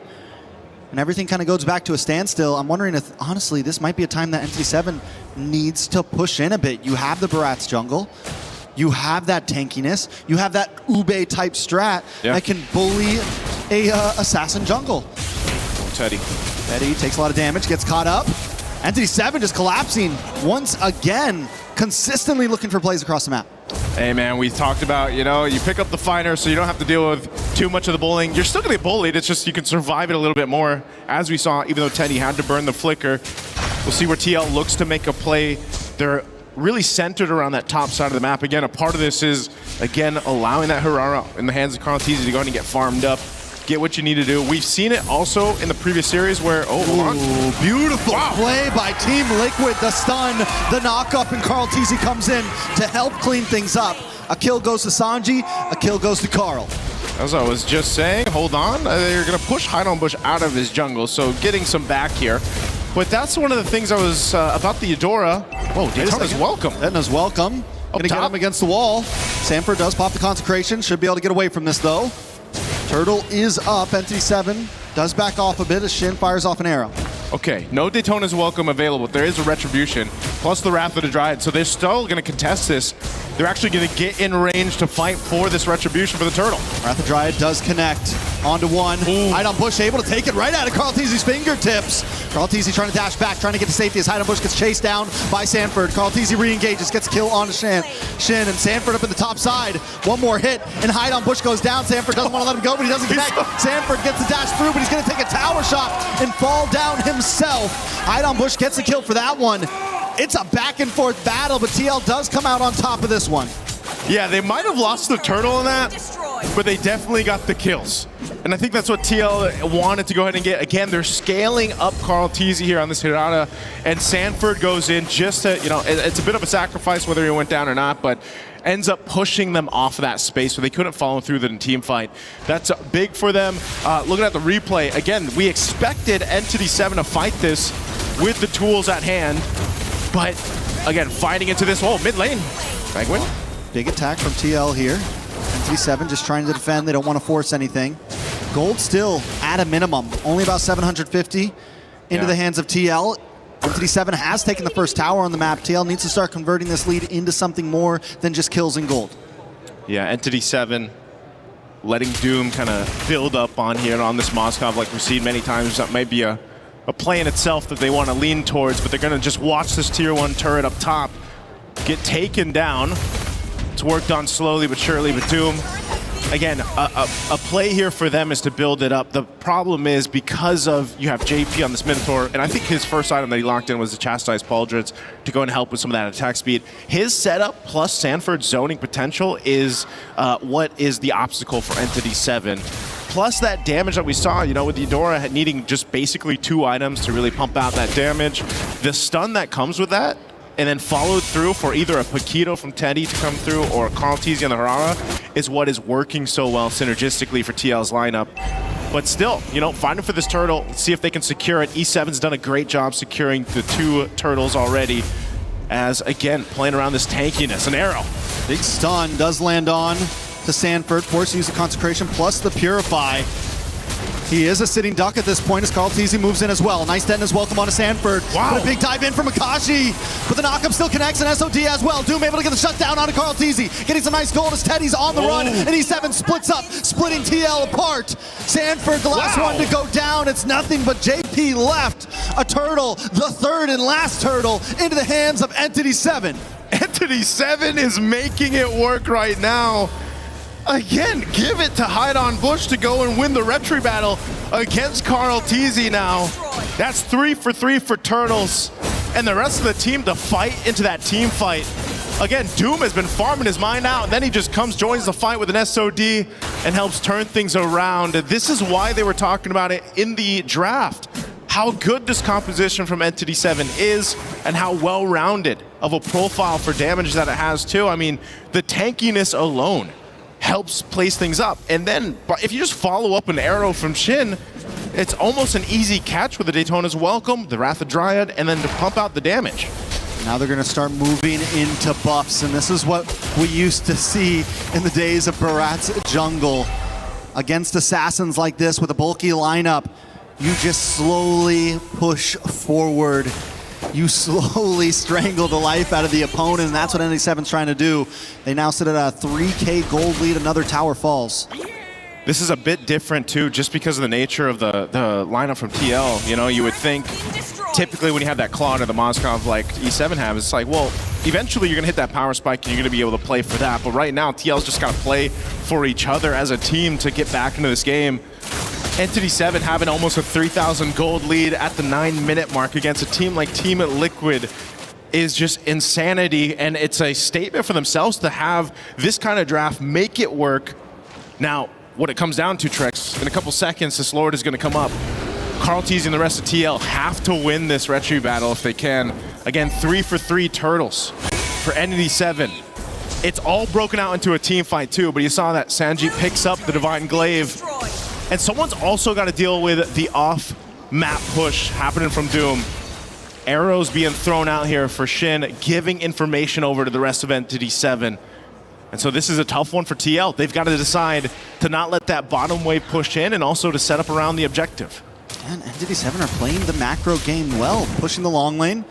They've got Akashi up on the top side. Sanford does have his eye on the Lord, but it still feels like Entity 7 can slow play this. And this is a position Team Liquid's not used to, right? This is a position that they have to think about how they're going to approach this. They don't have a marksman. They went for the fighter off. Teddy not having the greatest game, and how does Teddy even get to the back line right now? If he is able to get past Hide on Bush, Shin's waiting with an arrow. Doom's able to push him back. Uh-oh, Lord, quarter to health. They're going to fight it. Conceal already used. Easy makes his way in, but Begin catches him, and the Detonus Welcome helps Hide on Bush. Secure it. JP goes down. He's able to flicker back at least, but not just yet. Will catch up Doom, but Doom's not going to let him go. Teddy's on the run as well. JP finally shredded to pieces. Carl Teasy, Sanji, JP all off the map as Entity 7 forces in 5 with the Lord. Man, they get the Lord. They win the team fight. Entity 7 is now knocking on the base here of Team Liquid. The rest of the members going to be up here shortly, but they're going to lose the base shields as they're popped up top, mid, and now E7 working on the base turret. They're just trying to hold on, and they're going to clear out this Lord. Entity 7 kicking down the front door of Team Liquid Philippines. I don't think anyone thought we'd be here right now in just game number 1. They're going to move on to the orange buff. 7K gold lead. Mantrex, again, for anyone that did predictions coming in this MSC, have definitely been thrown off. Again, that Lord secured by Hide on Bush. He's been phenomenal in the Retribution battle. Doom as well, farmed up to the grit.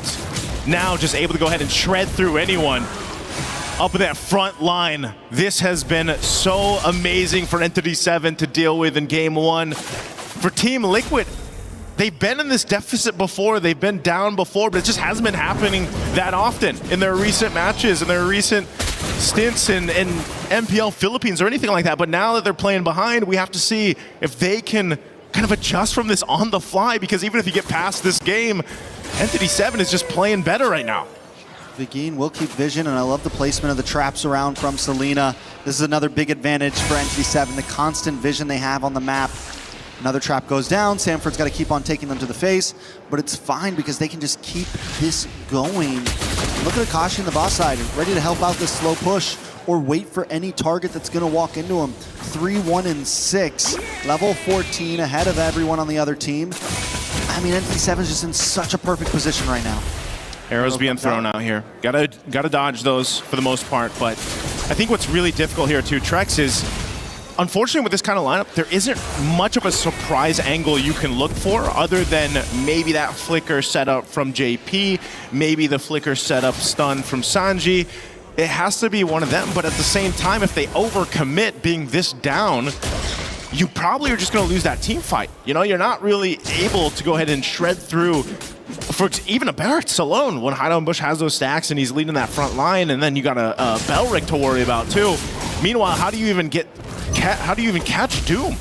You know, he's just been able to go ahead and free hit in the back, utilize his flicker if he needs to. Honestly, he hasn't even used it that much just because it's been such an easy sailing game so far for Doom on this Moskov. And now with Lord up, they're going to go ahead and start this one up. TL knows what's going on here, but there's a Daytona's welcome. Might have been a waste a little bit early on to Sanford. Sanford uses the consecration, able to get away. Arrow comes out. Team Liquid is forced back. Sanford going to look for the re-engage. Keep vision up. Entity 7 knows they don't have the Detona's welcome, which gives Carl TZ a little bit of freedom, but there's minions on the base, making this a forced 4v5 if TL wants to go for it. This may not be the fight they want, but Carl TZ doesn't want to give it up right here. Shin does take a bit of damage on the boss side. Akashi, along with Begin, are going to try to push TL back. Carl TZ gets a little bit of damage onto Begin. Akashi going to dive down onto Sanford, and Sanford goes down. Begin with the flicker in. Teddy's there. Looking for 2, but only catches 1. But a big Minoan's Fury in response. Doom falls. Teddy to the backside. But E7 aren't done just yet. They're going to move on to Carl TZ. Carl TZ dashes back. Kashi doesn't want to let him go just yet. Hide the combo. This is the knockback. Shin, it's a lot of damage. Carl TZ still under with the iframes, but he finally falls. And now it's Akashi up against Teddy, the 1v1. But Shin shows up to help the jump. Minions on the top side. 6 seconds for Sanford. Teddy had a plan, but a boxer to a Valkyrie. The Valkyrie is going to win. And now E7 looks to cap it out. Can they end it here? I don't know. Sanford's got the survivability. He doesn't have a consecration, but a Lord is coming soon. Team Liquid on the brinks of losing game 1. Sanji's back up. I think Entity 7 has to make the call to back off. Oh, man. So they stay in the game. That was a really dire attempt as we look at the replay here. Teddy knew that this was the angle he had to go for. He's completely stacked up there on the combo, goes in, finds Doom, the perfect target. But again, because of the nature of how far behind they are in terms of items, this fight would have been very different if they weren't down 7,000 gold, but still, nonetheless, it's a good fight for Team Liquid to get some gold in their pockets. Again, you can still see some of the frustration across the faces here of TL, Carl TZ especially, but they still have 2 base turrets. I think the question still stands, can they actually contest the next Lord that comes up? Because even that fight was all just started up. I mean, they do get lucky with the RGN, right? Lord will be spawned on top side. They still have a disadvantage in the long lane, but it's not as bad as before. Yeah. Not as bad as it was before, with the fact that Inhibitor's gone on the top side. Sanford already kind of holding positioning, but again, the traps from Salida, constant vision. Akashi just combing out in this bush. The positioning from E7 is good.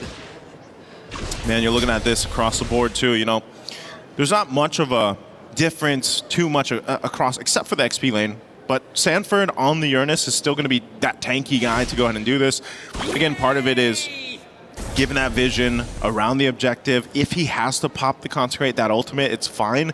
He can go ahead and sustain himself. Obviously, if he gets a little bit tankier, then he's able to go ahead and do that much better for TL. But still, most of their fights that they're going to have to win have to come through these weird angles into the team fights, or just a setup of the lifetime for JP or Sanji. But they'll buy time as much as they need to go ahead and kind of catch up on the itemization here. You know, across the board, 10 seconds for that lore to be up here as we look at this. Once again, you know, it might take some fancy footwork from Carl Teasy too.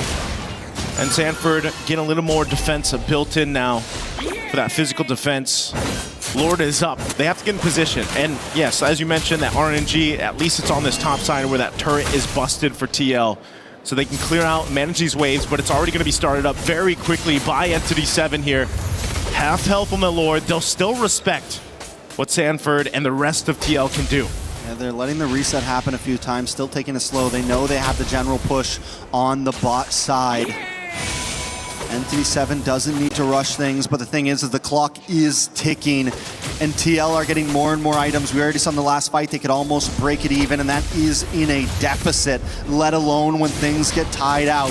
Ooh. This is still Team Liquid we're talking about, but the Tono's welcome does lock on to JP. Maybe not the best target, but it is a target indeed, but JP responds back with a beautiful Nolan's Fury. Hide on push brought down low. Carl Teasy forces a dash away, but looking for the re-engage. Unable to connect on anyone. Doom in the backside, able to push Sanford away. JP trying to run as Entity 7 closes the space. They're going to go for the Lord instead. They don't want to force the fight, and I think it's a smart move. As you're seeing through that fight, Teddy has no option to go in. You know, he might be fully stacked, full health, but if he does go in and get caught through all of that, then they lose that damage from TL. So it's just sort of this push and pull to see what they can get out of Entity 7 and see if they can make them overstep. But so far, Entity 7 hasn't fallen for it. They've done a really good job at just kind of taking their time, stalling this out. JP's got an immortality now, though, too. And so once again, they're going to wait for that reset to come through for the ultimates. Fighting for this Lord. There's a big wave of bot, though. And Akashi's going to go have to deal with this. TL knows this. They have some information. Can they blitz the Lord before Akashi makes his way back up? But there's just too much of a risk. Shin throwing out these arrows, giving the vision. A stun on Van Nguyen.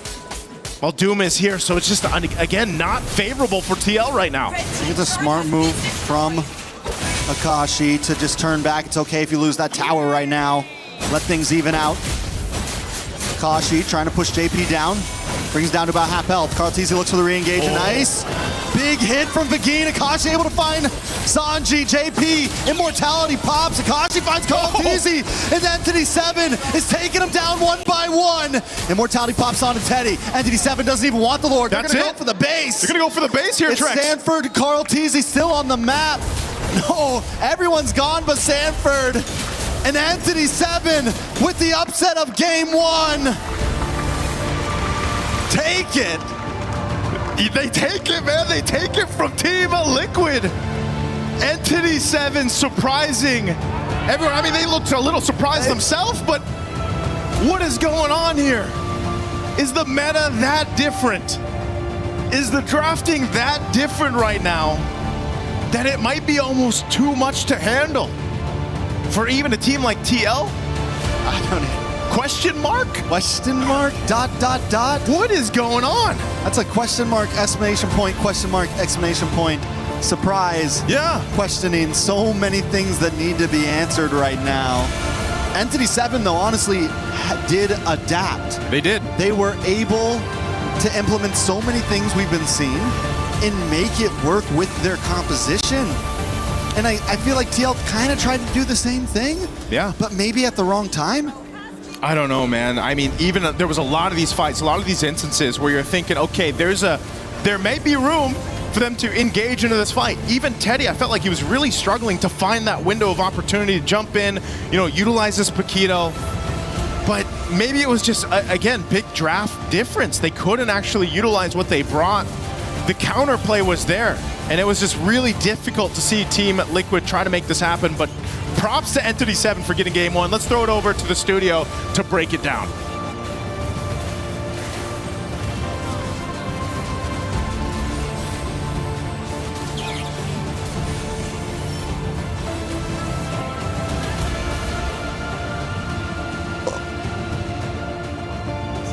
Well, with that, we see another upset. And I love how this is giving us an MSC to remember, and definitely one that has shaken this MLB world, BB world by storm. It is a Entity 7 victory in Game 1 over Team Liquid PH.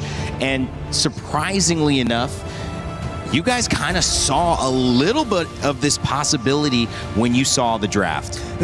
I don't think just a little bit. We saw it. I mean, maybe you didn't say it as heavily as you could have, but man, this draft kind of spelled it, right? Yeah, a lot of questionable decisions by Liquid, but instead of looking at Liquid, I want to look at Entity 7. Tremendous growth for the Amber squad. The changes that they made. That's true. The changes in priority. Seeing that they really looked at all the games and then adjusted based on what gave them problems and what have given victories to teams.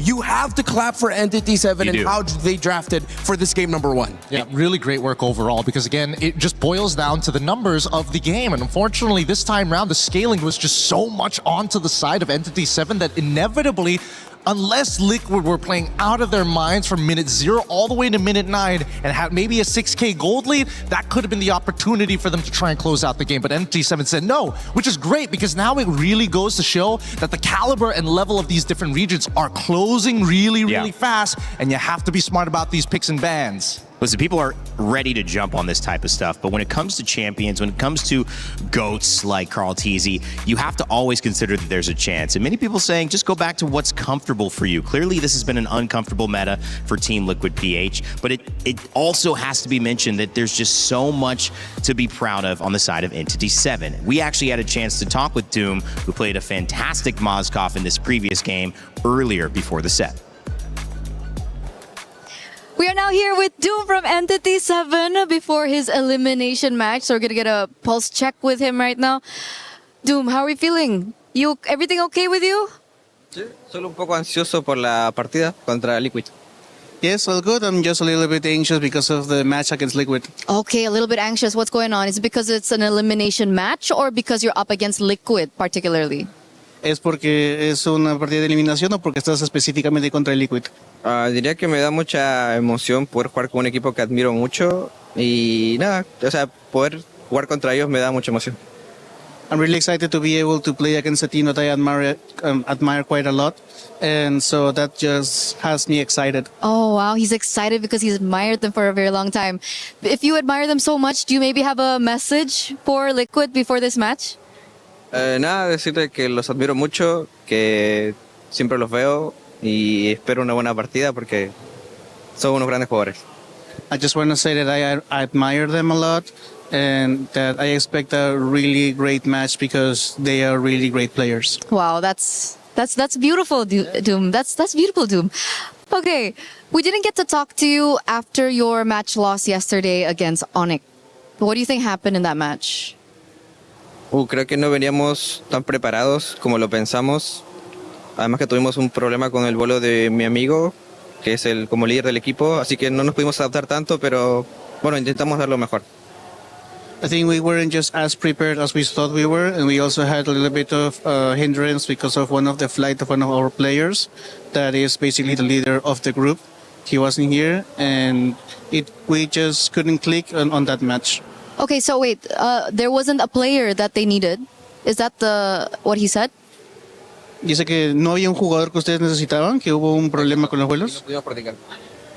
Yeah, exactly. We couldn't practice because he wasn't here for practice. Oh, okay. But you guys are not together, right? Ahora están juntos, ¿no? Sí, yeah. Please, ahora sí. Yes. Okay, so what lacked in that preparation? Was it like comms that you had to go through, or maybe execution? ¿Qué es lo que faltó en esa preparación? ¿Les faltó comunicación o la ejecución? ¿Qué es lo que faltaba para prepararse? Creo que un poco la comunicación, y yo no estoy seguro de mis amigos, pero creo que ellos sí estuvieron un poco ansiosos por la partida y creo que también no nos adaptamos tanto al meta, por así decirlo. I think it's more about the comms, and I can't speak for my friends, but I think they were a little bit anxious because of the match. Okay. And I think we haven't really adjusted our gameplay to the meta. Okay, so haven't really adjusted. There's anxiousness as well. I mean, it's understandable, right? You went up against Onyx yesterday, and then today you're up against TL. So everyone is handling it a little bit anxiously. Is that correct? Es verdad, porque bueno, son equipos top, ¿no? Como uno de los mejores del mundo, ambos. Yeah, because they are top teams, basically the best in the world, both of them. So how do you reset? Like, who usually brings the morale of the team back up? ¿Cómo resetean? ¿Quién es el que regresa los ánimos al equipo? Muchas veces lo hacía yo. Actualmente no estoy de la mejor manera, pero creo que de alguna manera cada uno lo lleva a su manera, porque hay que, no todos somos iguales, ¿no? O bueno, no todos son como yo en ese sentido. Que yo sí soy como más, me adapto más al ambiente, a los temas, o sea, al ambiente en general. Most of the time it's me, but I haven't been at my 100% this time. And I think everyone takes it and deals with it in their own way. Everyone has their own personalities.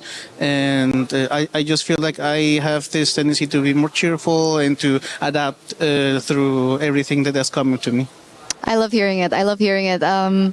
Good luck in this next match. You guys got this, okay? Be confident, all right? Anything can happen. The meta is so flexible. All right, Doom? Thank you so much for this interview. Thank you so much for this translation. I'm going to throw it over back to you guys. Thank you for that conversation, Eterna. Doom getting out in front in this game, never looking back here. Obviously, Teddy still getting the damage lead, but it was all E7 from the very beginning, and this scaling, it just worked in their favor. What was your takeaway after that conversation there, Well, it's good to see that Entity 7, they did learn. They did grow. It seems like they finally got that practice that they needed, and you could see how it changed, again, from drafting to what they did in game. It feels like I'm looking at a very different Entity 7 from what I saw when they went up against Onyx. I have to agree with you as well. I think they've definitely moved in the correct direction for where the meta is kind of at demanding where they need to be. But more importantly, I think they're also keeping their open-mindedness of how to actually play that red side, which is, again, something that we're probably going to bring up in just a little bit about blue side, red side, because I think this is going to be a very important argument to have throughout the tournament. And for now, I think it's red side taking the dub for today, where yesterday was blue side taking a majority of the dubs. Yeah, I think coming into this series, it was about 63% win percentage for blue side, believe it or not. And that was kind of a devastating fact sometimes when you look at yourself on red side and you go, okay, what can we do? How do we play this? But that's the thing. Everyone has to answer that. The longer the series go, as we get further into this tournament, you have more chances to answer that question. But right now, best of three, it's one game. One game in Entity 7 have knocked out our defending champs at MSC. Yeah, it's shocking, really. And I feel like what's shocking to me is, again, the decisions in the draft. For now, I think it's time we look at Liquid. Entity 7, we've already talked about them. I've put arrows on the priorities. First three picks on the side for Liquid and for Entity 7. Hirara as the first pick to me. As great as she is, and despite her very high win rate, I really thought Liquid was setting up for a Freya on their side and then willing to give up the Hirara, meaning that they'd end up with probably a Freya Ling together, and then they'll build around that, see whatever they could get to pick up for Teddy. But it seems like now, looking at the Esmeralda Phoveus two bans, it wasn't to set up for a Freya, but to set up for a Paquito that they already looked at as the centerpiece for their draft heading into this game. While for Entity 7, they flowed with it. I did not see that Selena pickup come in, and it worked out. Despite it going up against a lineup that can heal through the damage of the Selena, what are you providing with the Selena? Vision and that little bit of burst, that means that you'd have to spend a skill from the Uranus to regain, or just make sure that he gets his passive up so that he can heal through it, or maybe a quick little motivation roar from the Minotaur to be able to regain the health that you lost. But Shin on that Selena, what he provided was really just the vision and that constant little bit of crowd control that would make Liquid hesitate. And I feel like Liquid did hesitate in picking up the Moskov in the end, that we felt like, both for me and Gideon, was something that they needed. After seeing the Barretts and knowing that you're up against a Belleric, you cannot double fighter playing an assassin that isn't even basic attack based into this. You have to respect your opponents and acknowledge that at some points you're gonna need basic attack to make this lineup work. Anything you want to add, Gideon? Yeah, I also wanted to add that, the carry bank was the big indicator that this lineup was going to be so thick and beefy that you're gonna not. It's just well done, right? It's just too much to cut through. Yeah, and them banning out the Yi Sun Shin. Liquid, they banned out the Yi Sun Shin right there, right after they banned out the Guinevere. I felt like they did not see this Barretts at Red 4 coming. They didn't expect that a Barretts would be slot into the jungle, instantly making it such a difficult lineup to go up against for a lineup that has an assassin and 2 fighters in the side lanes, no basic attacks whatsoever. It is a very difficult thing to anticipate all of this, especially in this position. You have to kind of feel for Liquid PH, who got up against Aurora and we're like, okay, what is this? No one's played that at all. We haven't seen it still. We haven't seen that come back out. And then you go and you look at a situation where you don't have a lot of time to iterate. You don't have any other tests. And now when you get a test, you're seeing something a little different as well, although it's a little bit more on pace, guys. I mean, this is going to be a masterclass in one way, or it's going to be an amazing story. The masterclass side is Team Liquid PH went back in there for those 10 minutes and they came up with a plan. How we're not going to get surprised, how we're going to get the edge in this draft. And Gideon, if you're that coach, if you're looking at this team with the tools you have, what does that conversation look like? A lot of it is going to come down to how much can we scale into this game. And I'm sorry, Carl, it can't be you this time. We are dependent on the side lanes to make this happen. I'm looking at Teddy specifically here in this particular matchup. And hopefully we're not going to Flying Clouds, because maybe then there will be a time that... What'd you say? Oh, man, you know what? Never mind. I'm out of here. Check it out, boys. See you later, man. All right, Remar, what's your thoughts? Just kidding. Flying Cloud. This is not going to bode well for Liquid, knowing that Entity 7, they have the momentum. They know that they have a chance to make history here and etch themselves in the history books of MLBB as the team that eliminated Team Liquid in MSC 2026 as the defending champions. That is nuts. Liquid, Coach Aeon and Coach Snap, they are running through all the permutations. They have to get creative. We know Aeon and Snap to be very logical dudes. Yeah. They have proudly proclaimed themselves to be huge nerds for the game. But this meta is about creativity.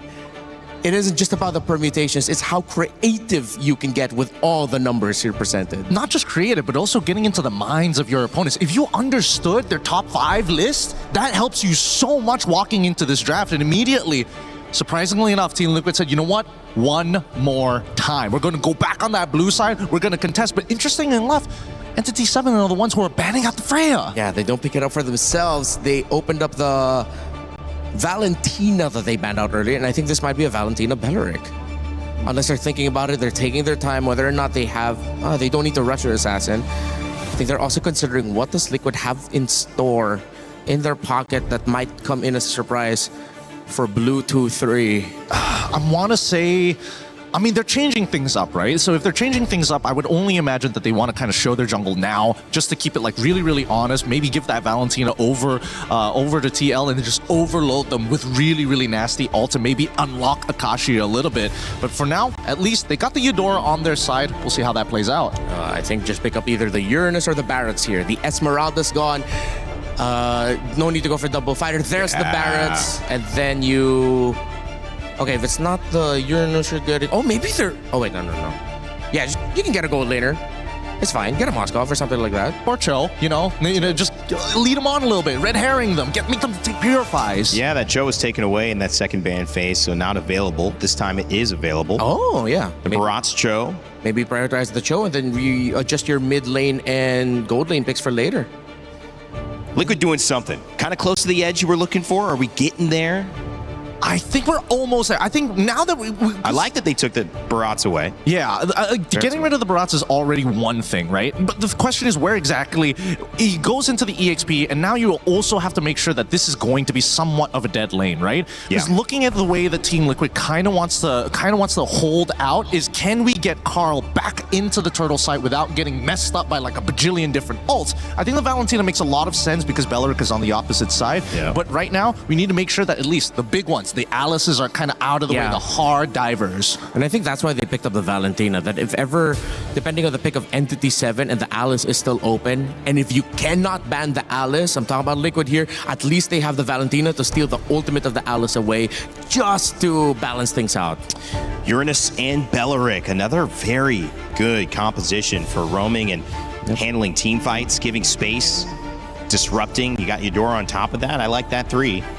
Yeah, that was the trade up. Now, what are the odds? What are the odds that we're going to see Uranus go flexed into the jungle? Like, we're really pushing the meta here at this point. We've seen it a couple of times. 100%. No, kidding. But even so, it's one of those picks where I don't think Hirara can actually deal with you even at level 2. Wow. Unless, if ever they decide to invade it, that could actually be really deadly. Joe taken away again in the second ban. It will work out. Yeah, if the problem of the Uranus against the Hirara and farming is speed, then why don't you take away that problem just by invading? You have the Beleric and Eudora together. Okay, yeah, I think Liquid do need to watch out for that. Yeah, even a Paquito is kind of dangerous on either side. So this could be interesting. These 2 picks at the very end determined a lot as well, but it was already looking good last game for Entity 7 after the first 3. It still looks good, but definitely by stealing that Barrett and then having the Hirara, the Valentina, Liquid playing with a little bit more of an option in case another surprise, a spanner is thrown in the works. Okay, with the Moskov taken out, Liquid and Entity 7 still have a pool. If ever Entity 7 decides to pick up the carry, you can still trade out Melissas, Brodies, Claudes. I think you have to be careful of when you pick up the Claude, because if you pick it up too early, it's going to be an easy Brody pickup. I completely agree. At this stage, I think we're now stepping on like really dangerous territory for either side as they're looking to try and make sure that they get one over the other.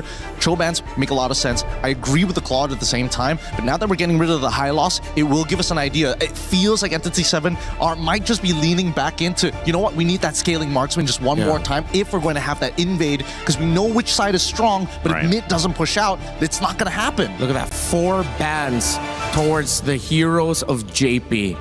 That's 4 roams taken away. It's a lot of respect on the side of Entity 7. Are they setting for a Melissa? I feel like they're setting up for a Melissa. Yeah. Melissa with an 83% win rate coming into today after 6 games. Claude, you mentioned as a counter, actually only a 33% win rate, guys, despite being the most picked. Because, bit of a Ling Hirara conversation there. Yeah, exactly.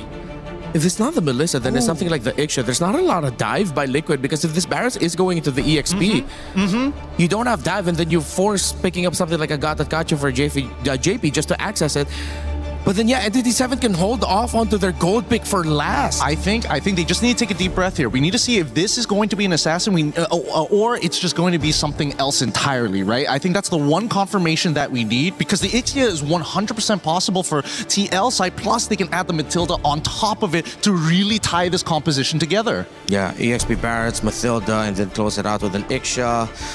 I think that's what Entity 7 is waiting for. They're trying to decide whether or not they show their jungle or their gold lane already. It's a tough choice for them, and they're taking their time. So they're showing their jungle. Okay. So now the Ixia should probably be off the table, knowing that Link can actually just jump into the backline and take you out real smooth and easy. That means that you would have to lean into the Claude at least. Yeah. It's either the Claude or the Brody, maybe? Oh, Harith is up. Harith is should still be up. Fine, yeah. But then with the gold there, no more carry. Is it going to be Liquid? All tough choices. Deny the Melissa and then get the Hilda on top of it for the extra bit of shred. I'm okay with this. They get to roam around. So Harith back. Get vision. Barrett's is going to be their anchor through the EXP. You have the Hirara. This is roam mid trio dependent. Very roam mid trio dependent. I wonder if there's a pick Entity 7 can pick up that can just mess everything up in the lane for the Melissa. It's not a lot can actually do that. I would say that the Harith probably is safest. Claude would also be really, really good. Just BMI on top of her, blazing duet, get it over and done with. With such a heavy front, I wonder if Granger is viable, but then Muddles. Yeah, Granger, Skypiercer, Muddles. They're not gonna do anything crazy like a Leslie, right? No, Claude. Claude. Play it safe, play it safe. Go past Claude. Maybe one of the points that we prepared back in the green room before this, because of the win rate, lose rate in this case, 33% when a Claude is picked up. But ironically, Teddy had been playing a lot of Claude, helping to contribute to that. Now Teddy on the other side with Melissa, who has an 83% win rate. Will this trade in the gold lane make the difference as we send it to a Team Liquid and Entity 7 Game 2, that if Entity 7 win, they will knock out your defending champions of MSC and guarantee that MSC at EWC 2026 will have a new champion here lifting that trophy. Get ready, get excited, because we're Game 2 here. History could be made. It's Entity 7 versus Team Liquid PH. History is already in the process so far with this one. After Game 1, surprising and shocking everyone around the world watching this one. Entity 7 gets Game 1. Now for Team Liquid Philippines to move forward. It starts here with Game 2. They brought a draft that I think it looks better, at least for them in this Game 2, Trex. They got to get it, and it's a Melissa. Yes, that has a high % win rate right now. I like it better than the Paquito for Teddy. Yeah, definitely better than the Paquito for Teddy. It gives the possibility to defend these big pushes. It gives some range. It adds a little more dynamic to the draft of Team Liquid. Entity 7 also comes straight forward this time. They pick up the Ling, hide on Bush on the Assassin. The only game he's been able to win so far has been on a utility jungle, and that was the Barath that he played last game. So things are going to have to definitely be a little different this time. Yeah, the different factor here too is, there's a way for Team Liquid to approach these fights, whether that's depending on what ultimate Sanji decides to take. Most likely that Wrath of the Dryad will be the biggest value for him. Set things up around the team fight. JP provides this information on the Hilda, able to go ahead and kind of slow down or attempt to slow down Hide on Bush. Again, the previous game, Hide on Bush was just on point with the retributions. This is a challenge now for Carl Teasy to make it happen on the Hirara, running it back, but the mid lane is also where things start. Oh, a lot of damage on a Vagine there. Is going to have to go back to base. Team Liquid definitely controlling the pace of this first 2 minutes. But honestly, it was similar in the last game, and Entity 7 was able to find the big punch back. Yeah. It's when those first few turtles came up, that's when we saw the difference happening. Akashi is on this Uranus, and Uranus hasn't had the best games for a lot of teams, honestly. Can Akashi make a difference? Yeah, that's a big question. You see him at quarter the health here. Sanford burning that flicker. He's not going to have it available. He's trying to get that level 4, so at least he's got the Daytona's welcome. Turtle's going to already be started up, though, by Carl Teasy. He'll pull off of it, though. Let it reset a bit. Some of the buffs are up. Oh, flicker. Ooh, nice stun on to Shin. Shin going to take a lot of damage. First blood going to the hands of JP. As Hide on Bush has to work on his purple buff. Team Liquid should get a free turtle here. It is taking them some time, though. If they can clean up this purple buff soon enough, maybe they'll go for a steal. No, they decide to back off as Akashi keeps vision.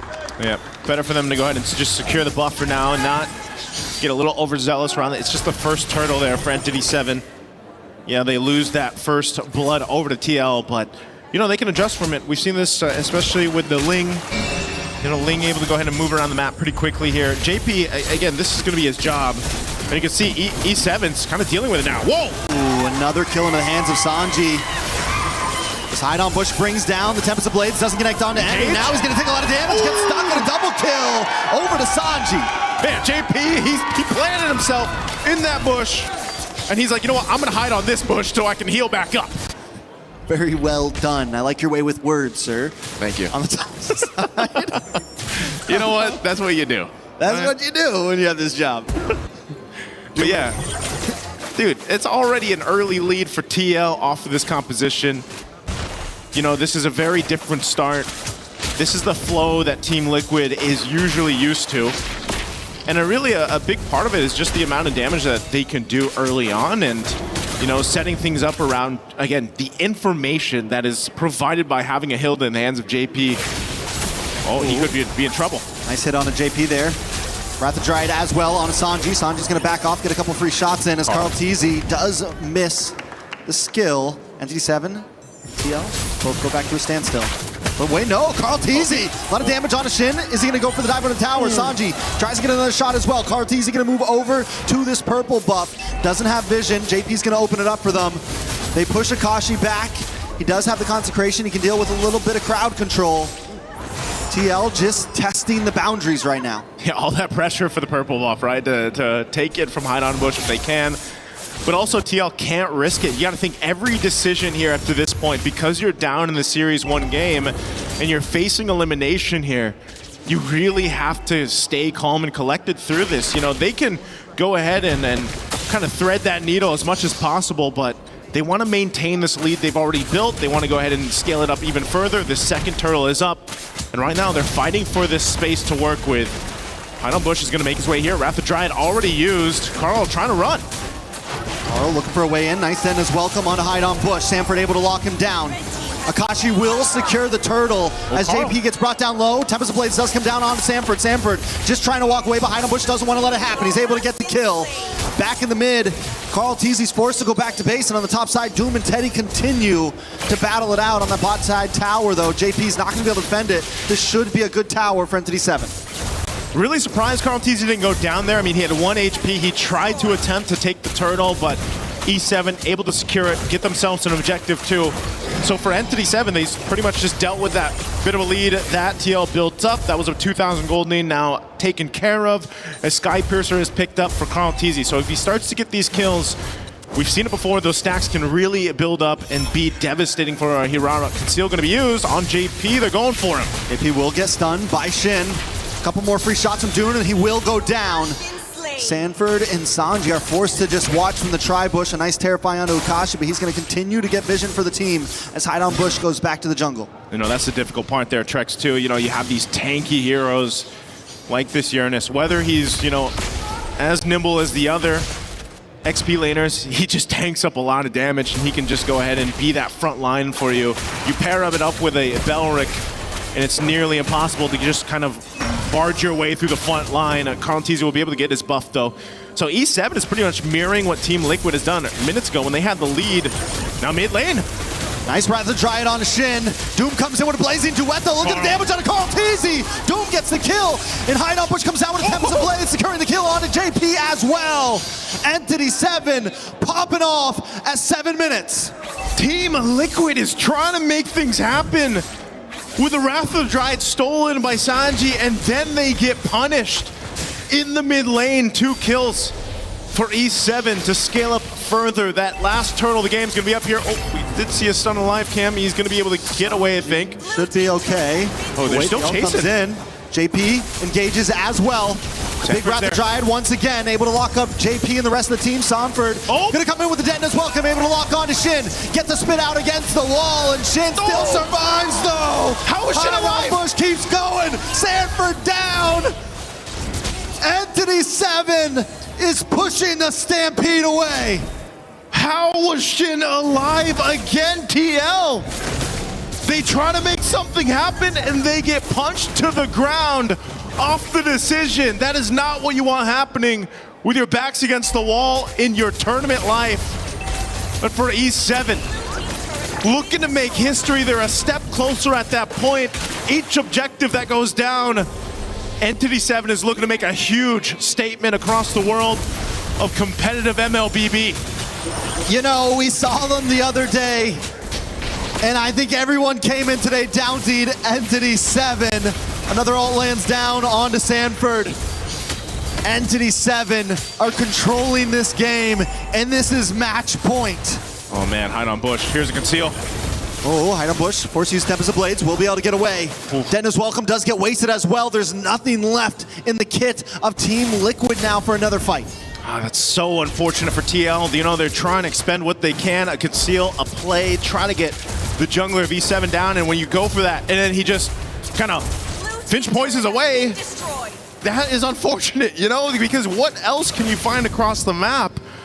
Entity 7 is doing such a good job also just protecting the core members here. You know, again, having a Belric, having a Uranus on your lineup, you can just give so much space. Mind you, Doom has just been able to go ahead and farm up on this Claude, man. 2-0-3.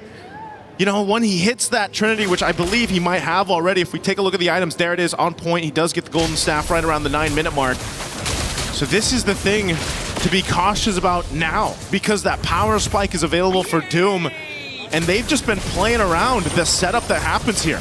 A lot of damage onto Akashi, does pop the Consecration, will get away to safety. Sanford does have the Den as welcome, decides not to use it, but on the top side, Teddy and JP just try to defend the waves. It's a tier 2 on the mid, tier 2 on the bottom, and an inhibitor standing at the top. Team Liquid getting brought down to their bones at this point.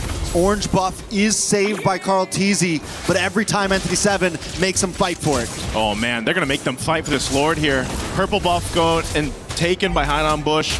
Carl Teasy's trying to get his. It is gonna be a reset on the Lord, but Doom will hold it there. They've got that small wave trying to push up top. That should be cleared out. Oh, they're gonna start this fight. Kashi takes a lot of damage, pops Consecration once again. And Team Liquid still have ults ready to go along with Entity 7. It's a dance, and last time we saw this in the previous game, Entity 7 was willing to go the distance for these Lords. They don't need to rush them. They know they can slow play it. This isn't what we expected from Entity 7, but right now, they are bringing it to Team Liquid's face. JP looking for the tri-brush. Oh, he's looking. As Teddy's up in the top side. Carl Teasy takes some damage. Doom comes in with Blazing Duet. Does not capitalize too much with that damage. BMI's back, but it does the job. It zones them away. Sanford able to get the Detonus welcome. Around the Dryad comes out. Begin ready to lose his life for the rest of the team. Hide on Bush comes in, doing some nice damage. Akashi does go down. Teddy shows up. Entity 7 backs off with the Lord. Okay, they back off. Shin's still there. Carl Teasy gonna be able to get away. Doom's just around the corner too. Did they want to go for this? Again, Lord was secured. They got one kill, but you're seeing how much of a struggle it is right now for TL for these team fights. They still need a lot of time to kind of catch up here. Once again, E7 finds themselves with a healthy gold lead to work with against the defending MSC champions here, the Filipino champions. This is such a big game, a big series for Entity 7. And everyone else watching this, look at the item different factor here as they try to put some pressure on that purple buff. From Carl Teasy, he's able to go ahead and secure it. They do have to go ahead and slow this down a bit to deal with this Lord push up top. Entity 7 slowly taking it to them right now. A wave of minions down the mid. They're going to take this tier 2. TL on the defense. Good taunt on a Sanford. Asanji tries to come in. Asanji does have the Wrath of the Dryad. We got to watch out for that one. But there's one in the hands of Agin as well. Lord crashing in. So lockdown? Lockdown. Teddy able to get Agin. Lord does go down, and TL defend well, taking a member along with the Lord and losing no inhibitors. It's one small step in the right direction for Team Liquid. They got to go ahead and scale up here on Teddy, especially this Melissa, again, has a great win rate so far throughout MSC. But you can see, you know, he's a bit behind. 2,000 gold, that's more than a bit, that's quite a bit of gold behind. You know, working on this fourth item. He's at least got the Trinity locked in. So that's why the damage, when they're able to go ahead and set it up, it's there. But again, you're susceptible to being collapsed down on. You've only got your go away and you've only got your flicker. That's about it. So TL is really just, it seems like they're just trying to slow it down, keep things maintained in the base till that, you know, they're ready to actually fight into these fights right now. They just know that the power is in favor of Entity 7. They have to dissect these fights really carefully, especially with Hide on Bush on this Ling. As we've seen so far, a little bit of stun here on JP. He'll be able to tank that up. They want to go ahead and secure, once again, this buff for Carl Teasy. Sanford's going to try to bring it back. The game does get pushed back as well, but Hide on Bush takes the purple. Now Carl Teasy doesn't have the buff to go, and Lord is up in just 16 seconds. It's going to be a big advantage over to Entity 7. Not to mention as well, they're sending Doom up to the top side to create a slow push on the long lane. Team Liquid has to think very clearly about this next Lord. This Lord is crucial. Approaching that 14-minute mark up to this point, Entity 7 with a 6,000 plus gold lead is in charge. just like they were in game one. And now for this Lord to go ahead and start up. Akashi will pull it through. And Sanford, he's got to get those stacks. He's got to be that front line. They got to allow Teddy that space to work with. And Sanji has been holding on to that Wrath of the Dryad. It's going to be crucial here. If they decide to fight, that's the main thing. Quarter the health on the Lord here. Does TL go for the Lord? It's just going to be secured by Hide on Bush. So they choose to defend again. I think that's the right play, honestly. The thing about Team Liquid's draft is they do have good protection against a siege. They can huddle up. They want to try to fight in those little corners. When Entity 7 has to come through, they'll have the Wrath of the Dryad in response. They'll have the Detna's welcome, and they'll have Teddy just getting free shots from the base. That's where they need to look for the big mistake, or that's where they at least need to buy some more time to get to this 18-20 minute mark to where gold is at a standstill. Man, again, if this Lord making its way up top, Entity 7 with a 7,000 gold lead. Maybe that's lucky for them as they approach the base. TL trying to clear this out. Again, they've got some key items picked up. Wind of Nature too for Teddy, so they can fight this if they need to lock it down here into the base. Lord's gonna charge in up top. Entity 7 looking to take out a base turret. Conceal gonna be used here. Conceal is used. Entity 7 breakthrough. TL's tournament life on the line. One more fight could end it all. Carl Teasy tries to look for the engage. Begin as well, entering through the Lord, crashes in. Doom forced back by the Muddles. Entity 7 just looking for towers. They know they can't brute force their way in right now. And with that, that'll be a successful defense for TL. Yes, they lost 2 base turrets, but given the situation, how far behind as a team they are, they hold on to 1. They potentially buy themselves a minute and a half or so to go ahead and catch up. But we've seen this before, Trex. It might be one of those cases where it's like, do they just continue to let the Lord go and then try to get that miracle base defense? At some point though, especially when we get to that evolved Lord territory, it's almost better just to go for that play in the Lord, you know, and not let it come down to your base defense. This might honestly be the one that they're gonna have to fight for. Without 2 inhibitors, it's a very tough defense because yes, they have the capability with Teddy now, especially having the Wind of Nature and everything. They can hold up for a little while, but it's not like Entity 7 doesn't have the dive potential either. They have the big Blazing Duet. They have Begin. They have Akashi who can harass. They have so many opportunities. And look at them now. They're just huddling outside. They're freezing lanes, but they're not giving much space. And a big threat to just stop Team Liquid in their tracks is, again, Shin. And that's why this Eudora has been so deadly in the drafts. Whether it's Shin and just playing off the Wrath of the Dryad even, or that taunt that comes through with the Balric, that could be an almost automatic kill. That numbers advantage that Entity 7 can potentially get is what's so deadly and why Team Liquid has to pretty much just stay in their base unless they're all gonna go together here. JP can spot some things out. He's tanky enough, has that magic resistance too. So now that this Lord is up, Teddy goes and handles that wave a bit. Doom will start this Lord. And this could be a crucial one. This could be the game-winning Lord take for Entity 7 unless TL could somehow, some way make this happen. The stun's coming through, plus that ultimate from Shin already. I think they know this is going to be drawn out, so they're willing to use it just to force them away a little bit. It's a slow push on the bot side towards Team Liquid's last inhibitor. At some point, Entity 7 knows you got to send someone over there. That's your only option. You also have to worry about top lane. You also have to worry about mid. And look at Hide on Bush. He's even willing to commit. Listen, I'm going to force this thing in. You have to send someone now. Ooh. And I'm quickly going to get back to the Lord. And they know Teddy's got to go there. That wave pushed in. There's the conceal. They got to stop this here. It's on a quarter of the health. Big Wrath of Dryad, and Doom comes in with a Blazing Duet, along with a Tempest of Blades. The Tona's Welcome does lock on, but it's not enough. Carl Teasy finds Shin in the backside. Can Teddy get there? Taking so much damage, and Hide on Bush with the double. The go away does come out, but Entity 7 doesn't want to give it up now. It's just JP and Teddy up against them all with Carl Teasy. Entity 7's not going to force it in. They're going to go back to the Lord. They want to make this a guarantee. Entity 7 will be able to get this Lord. What a team fight. What a macro play to push that bottom wave.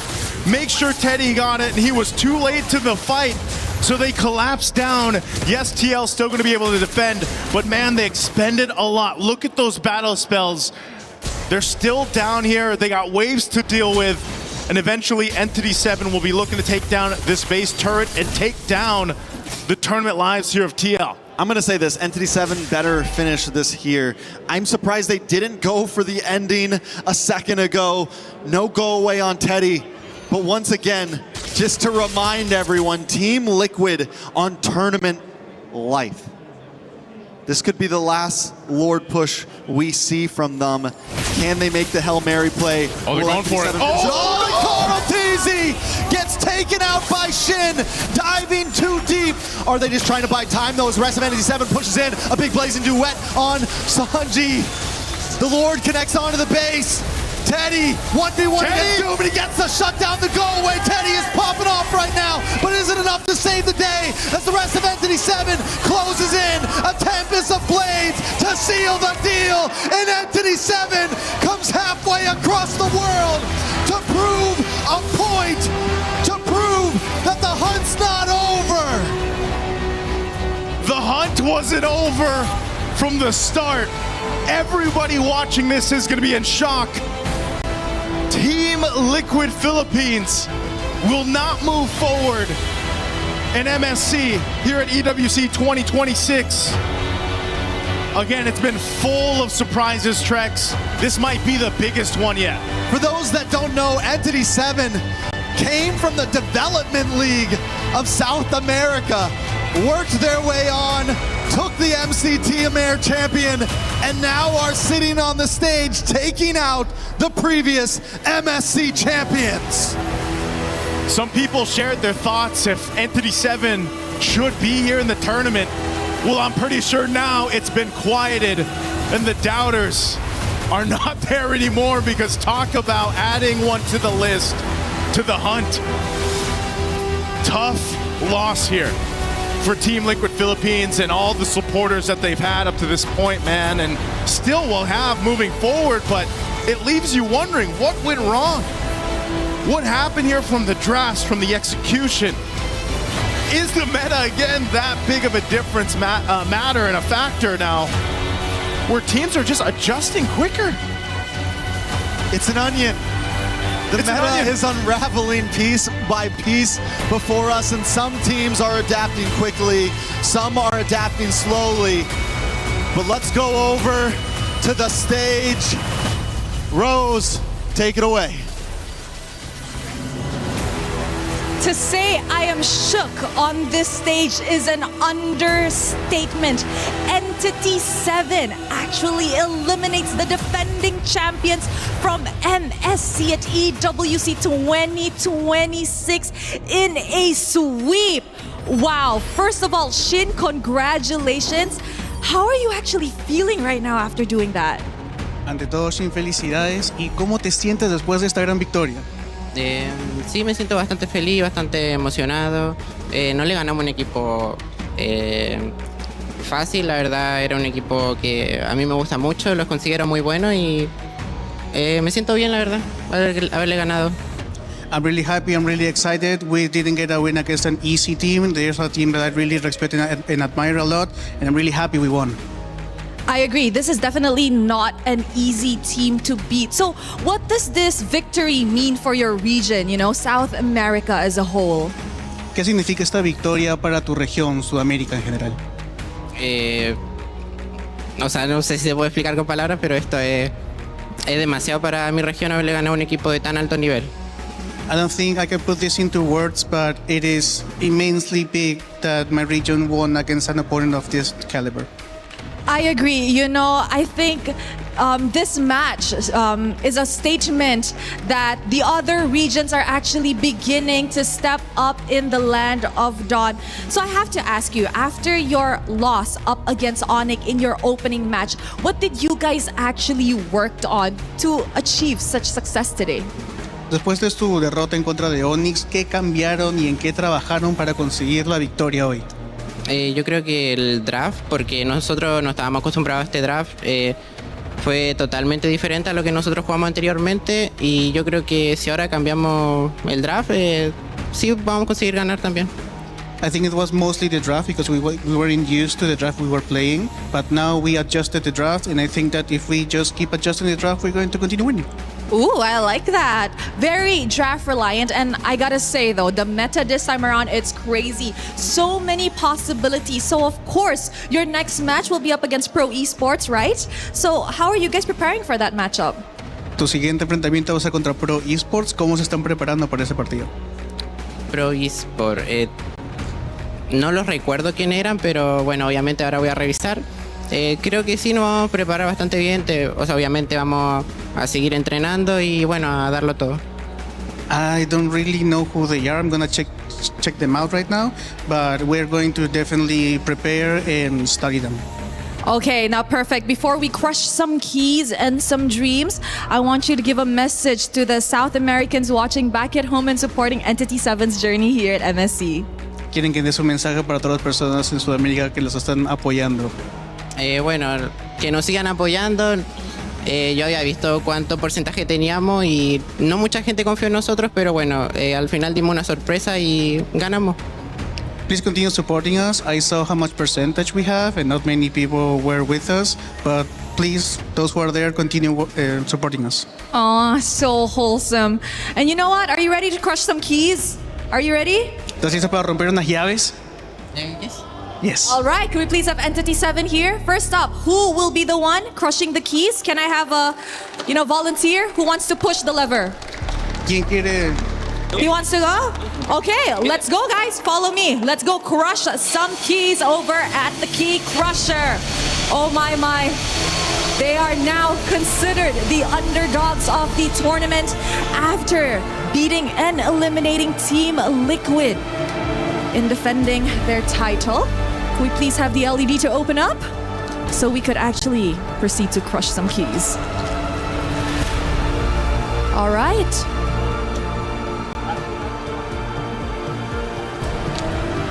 We are waiting. A little bit of a suspense. I think everybody was really shocked at what has played out just now in the Land of Dawn. Let us wait for a little bit longer. Oh, okay. Maybe we could ask Doom, how are you feeling? Excited.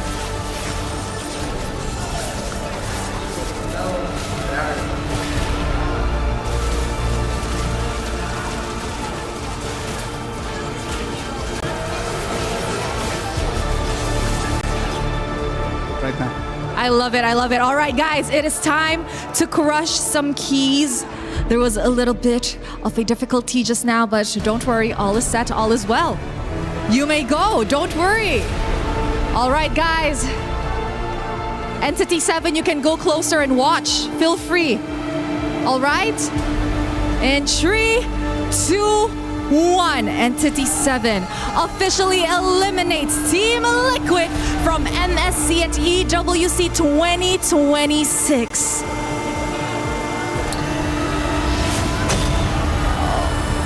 Oh, there you guys have it. And now we could pull the lever up so that we could see the keys of Team Liquid. All right, thank you very much, Entity 7. We will see you in your next match up against Pro Esports. And of course, we are gonna show the key to the camera before we throw it back to the studio. All right, guys, there you have it, ladies and gentlemen, throwing it back to you guys.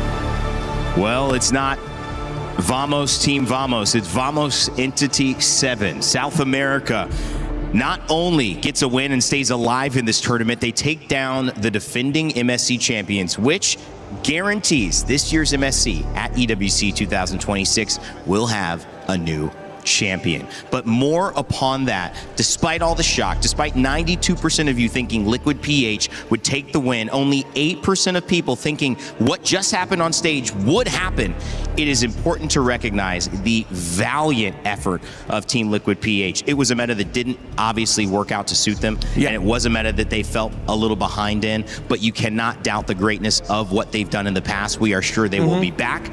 A big salute to all of you. I know you might be hurting right now, fans, but there is still so much more MLBB to happen. And to switch gears, guys, what a valiant performance from Entity 7 to have that loss and to turn it around in such a way. I mean, goosebumps, but also pride. Also, what do you have to add to that, Rimar? Because it's an amazing thing to see when esports gives us surprises like this. What an image that was, and I can't believe it's the Filipino in the panel that's going to have the first word on this, just watching the champions of the Philippines get eliminated. But it was doomsday for Team Liquid Philippines with Captain America's hide-on bush. He was the one that popped the key of Liquid. And yeah, patent pending, Captain America's hide-on bush, you're welcome. It's not just Captain America, it's Captain America. Is that the one after Winter Soldier, or? I don't know. I'm not sure with where we are at. Which one is that? Is that the spin-off? Or? But this is their moment. This is their movie. I'm pretty sure that even they're wondering, wait, are we dreaming right now? You can see that a lot of them were coming off of that like, yeah. I can't believe it. Did that just happen? No, you go up and do the handshake. I don't want to do it. Who wants to do it? Yeah. Because the truth be told, I don't even think that Entity 7 believed that maybe, hey, this could be it. This could be their moment. It just happened. Yeah. And I know with our community, we focus on a lot of what could have been and what could have been different, what could have been changed.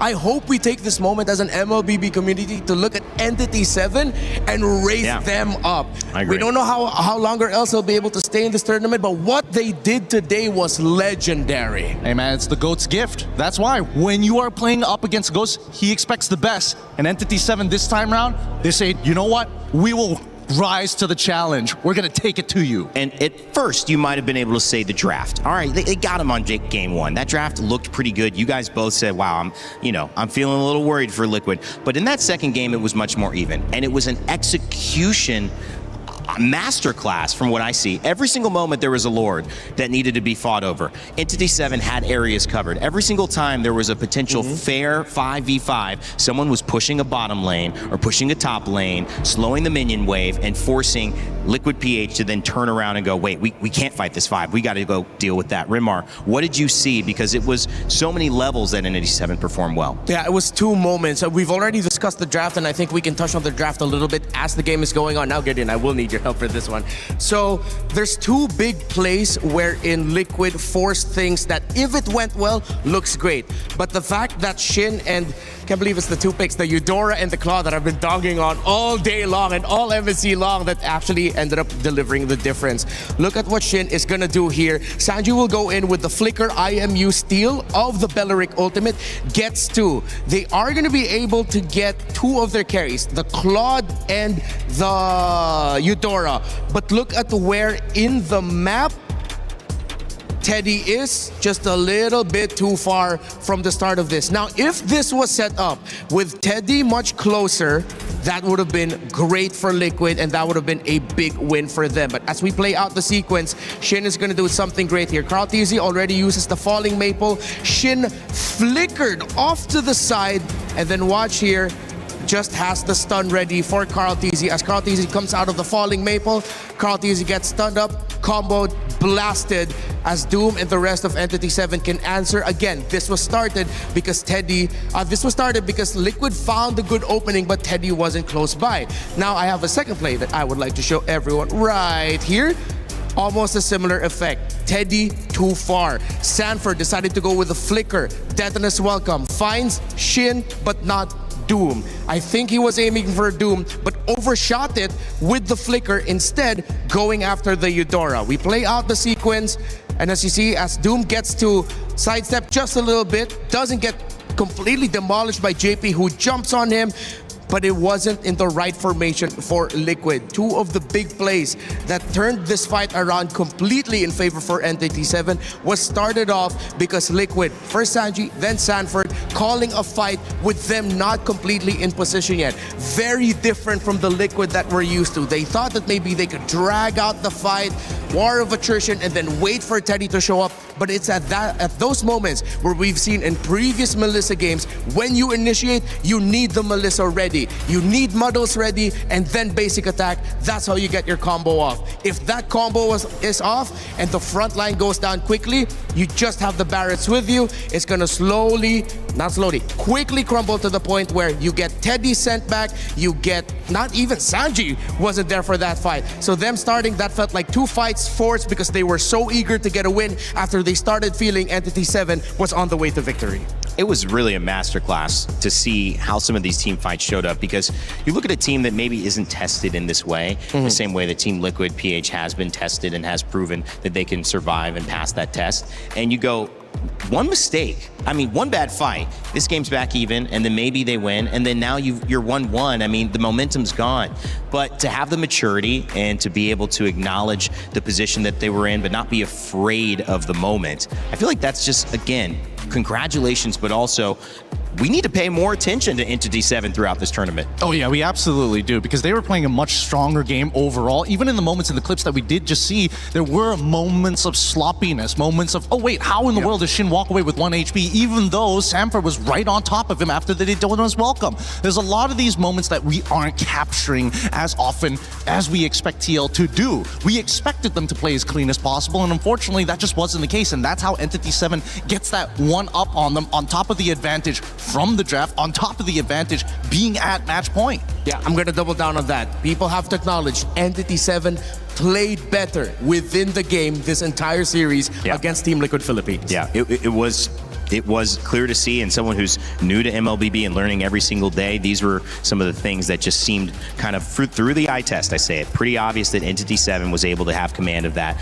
and it shows in the results. 2-0, again, it's not easy. Team Liquid PH coming back, wanting to defend their title. It's in Paris. MSC's only been internationally tournament, in outside of South Asia or Southeast Asia? Southeast Asia. Southeast Asia for a couple of years, and so it's a great opportunity for everyone to be here. Everyone's putting on their stuff, and when you go home, that is a moment like here. You have your key crushed.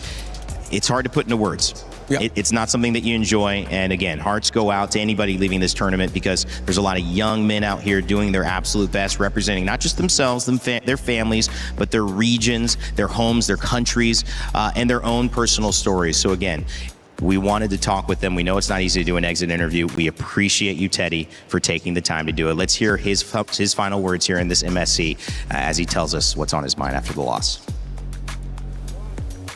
It's Eterna here, backstage with Team Liquid. We have Teddy and we have Coach Aeon. Thank you so much for being here. Maybe, Coach, you could start. What went wrong in that match?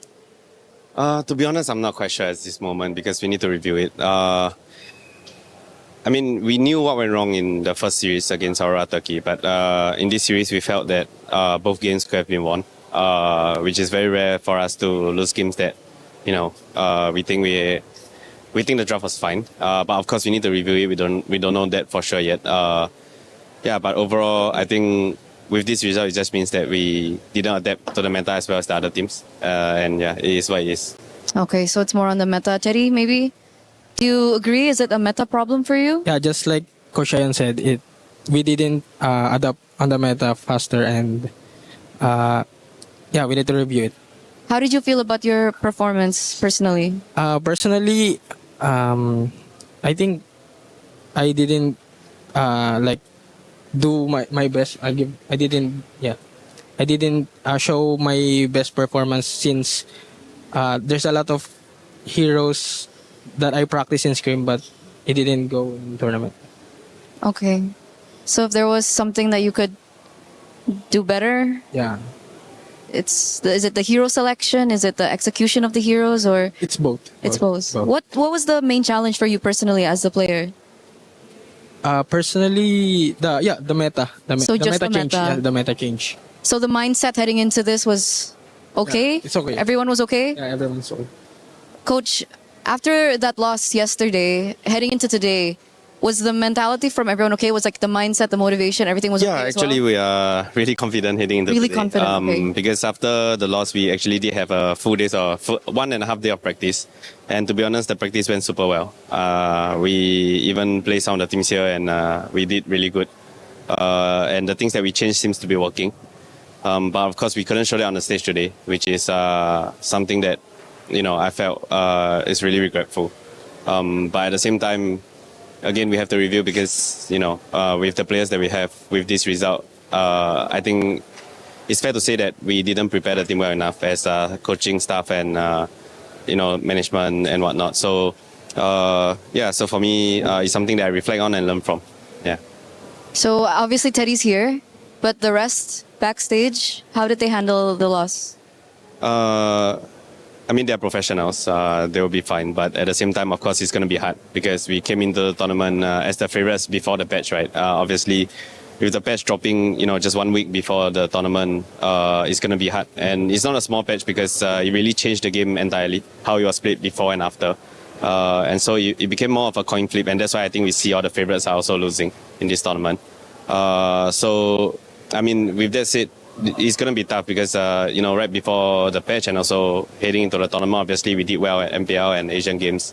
And we were really confident. Yeah, so it's a huge shake-up. And for sure it's not easy, not the result we expected at all. So, yeah. What are you going to tell the players when you get to meet them after this? I guess this is something that we have to learn from. I mean, whatever happened already happened. There's nothing we can change from it. So let's make sure that we use this to make the rest of our year stronger. Thank you, Coach Ayon. Teddy, maybe before we send you guys off, do you have something to say to the viewers, the audience, your fans? Yeah, I just want to say for all the Team Liquid fans and to all the Filipino fans, thank you so much for supporting us and make sure I will make sure we will come back stronger. Nevertheless, whatever happened, you guys did your best. So thank you so much for being here. Thank you, Coach. Thank you, Teddy. Thank you. We're going to throw it over back to you guys. Well, you can tell that there's a bit of a dismal, outlook on the conversation coming up. It's tough. There's really not much to say now, but they're going to review it. And, what else can you say, Rinmar, after a moment like that? It's going to be a difficult comeback. I mean, again, we've already mentioned the Team Liquid. They've been through a lot. They are professionals, as Coach Ayon said, but it's tough. With the results that they were expecting and the results that they got in the end, I hope for the best for them and for all the teams that have been eliminated already in MSC at EWC 26. I hope for all of you, y'all come back stronger. Yeah, honestly, I'm just Teddy, such a young player of this caliber, of this age, playing on such a high level as well, having to do a loser's interview on top of that with their coach, really showing not only professionalism, but dear Lord, he's a strong boy. He kept it together for a while. Yeah. Like, that was a long interview. He kept it all together without breaking. Like, give me a tear, give me something, and I would have been like, he's a human. But no, he kept it strong, and it really goes to show that, hey, the rest of Liquid is supporting him, and they're standing behind the backs of the right players. I think they're going to do it better, but for now, it's just you got to take the L's. Yeah. It's part of it is like taking those losses are huge ways that you learn. I don't think you can really go through an entire career, or at least entire life. You get to a point, but then you have to learn at some point. You have to expand. You run into, this is my limit now. And, for some of these players, limits are championship titles across all major tournaments. Yeah. But can I keep doing it? Can I do it in a different patch? Can I do it with a week before that patch? There's always a new task. So that is life, growing, learning, and adapting. Of course, let's take a look at the schedule for today and what we have upcoming tomorrow as well to preview what's going on. It was GK Esports who went out against Selangor Red Giants. We also lost Team Liquid PH. Yangon Galacticos and Aurora Gaming have advanced to the knockout stages, so congratulations to them. Pro Esports and Onyx are still alive, but they will have to fight for their life. And that means that these decider matches are coming up very, very soon. You can see it here on the bigger graph overall. It is going to be Onyx versus Selangor Red Giants and Pro Esports versus Entity 7 to find our final four who will join the knockout stage. That is legendary for either Pro or for Entity to make it to the knockouts, if ever. Tomorrow in Group A, we're also going to look at the other side of the decider matches, where we've already got Team Vitality and Team Vamos securing their spots yesterday. We've seen True Rippers and Ignite Gaming go home, and it's now GZG, Guangzhou Gaming, and Team Spirit who are going to be fighting for one spot, while Team Falcons will get a spot. No, I'm not a mind reader or a fortune teller. It's just that it's Team Falcons PH and Team Falcons Meta fighting against each other. So some Team Falcons is going forward. That will be the other two teams in the Final Four to join our top squads. A lot of head shaking, guys. It's a tough day. It's tough to say goodbye. Yeah, Gideon and I are second shift. Gideon, look at the matches that we get, man. We get Onyx and Salagor in the Falcons match. I think it's necessary. I think, we lost Liquid today, and they already knew that, I was going to always, put my faith behind the go, even win or loss, no matter what. They're just going to run us through the ringer one more time. You actually said Entity 7 would win. You were trying to reverse curse, but you actually said it. Okay, with that, final thoughts, Renmar, and final thoughts, Gideon, before we head out. It's a tremendous day. I'm happy for all the victors. Of course, I am sad alongside those who had to go home, but I celebrate those who move forward and the action that we've seen. MLBB, we keep getting in better and better. Yep, our fans, especially those coming in from Liquid, every single time you support this team, it's not the opinions that they care about, it's your faith, that blind faith that they're going to come back. And honestly, for Latam, really happy for the Amers as well. Entity 7, I hope this region continues to grow and maybe get 2 representatives next time. Well, some wonderful MLBB on display today, fellas. It's been a pleasure having you and all of our cast members, all of our guests as well, ready to tune into tomorrow. I hope you are, because we have even more action, more teams going home, more teams getting crushed on what has already been a historic MSC. You wanted fireworks? You got it. There will be a new champion next week lifting that trophy, but you're going to have to stay tuned to see who it is. From behalf of all of us here at MLBB at EWC 2026, my name is Rain Day, and I'll leave you with the STC recap to finish off today.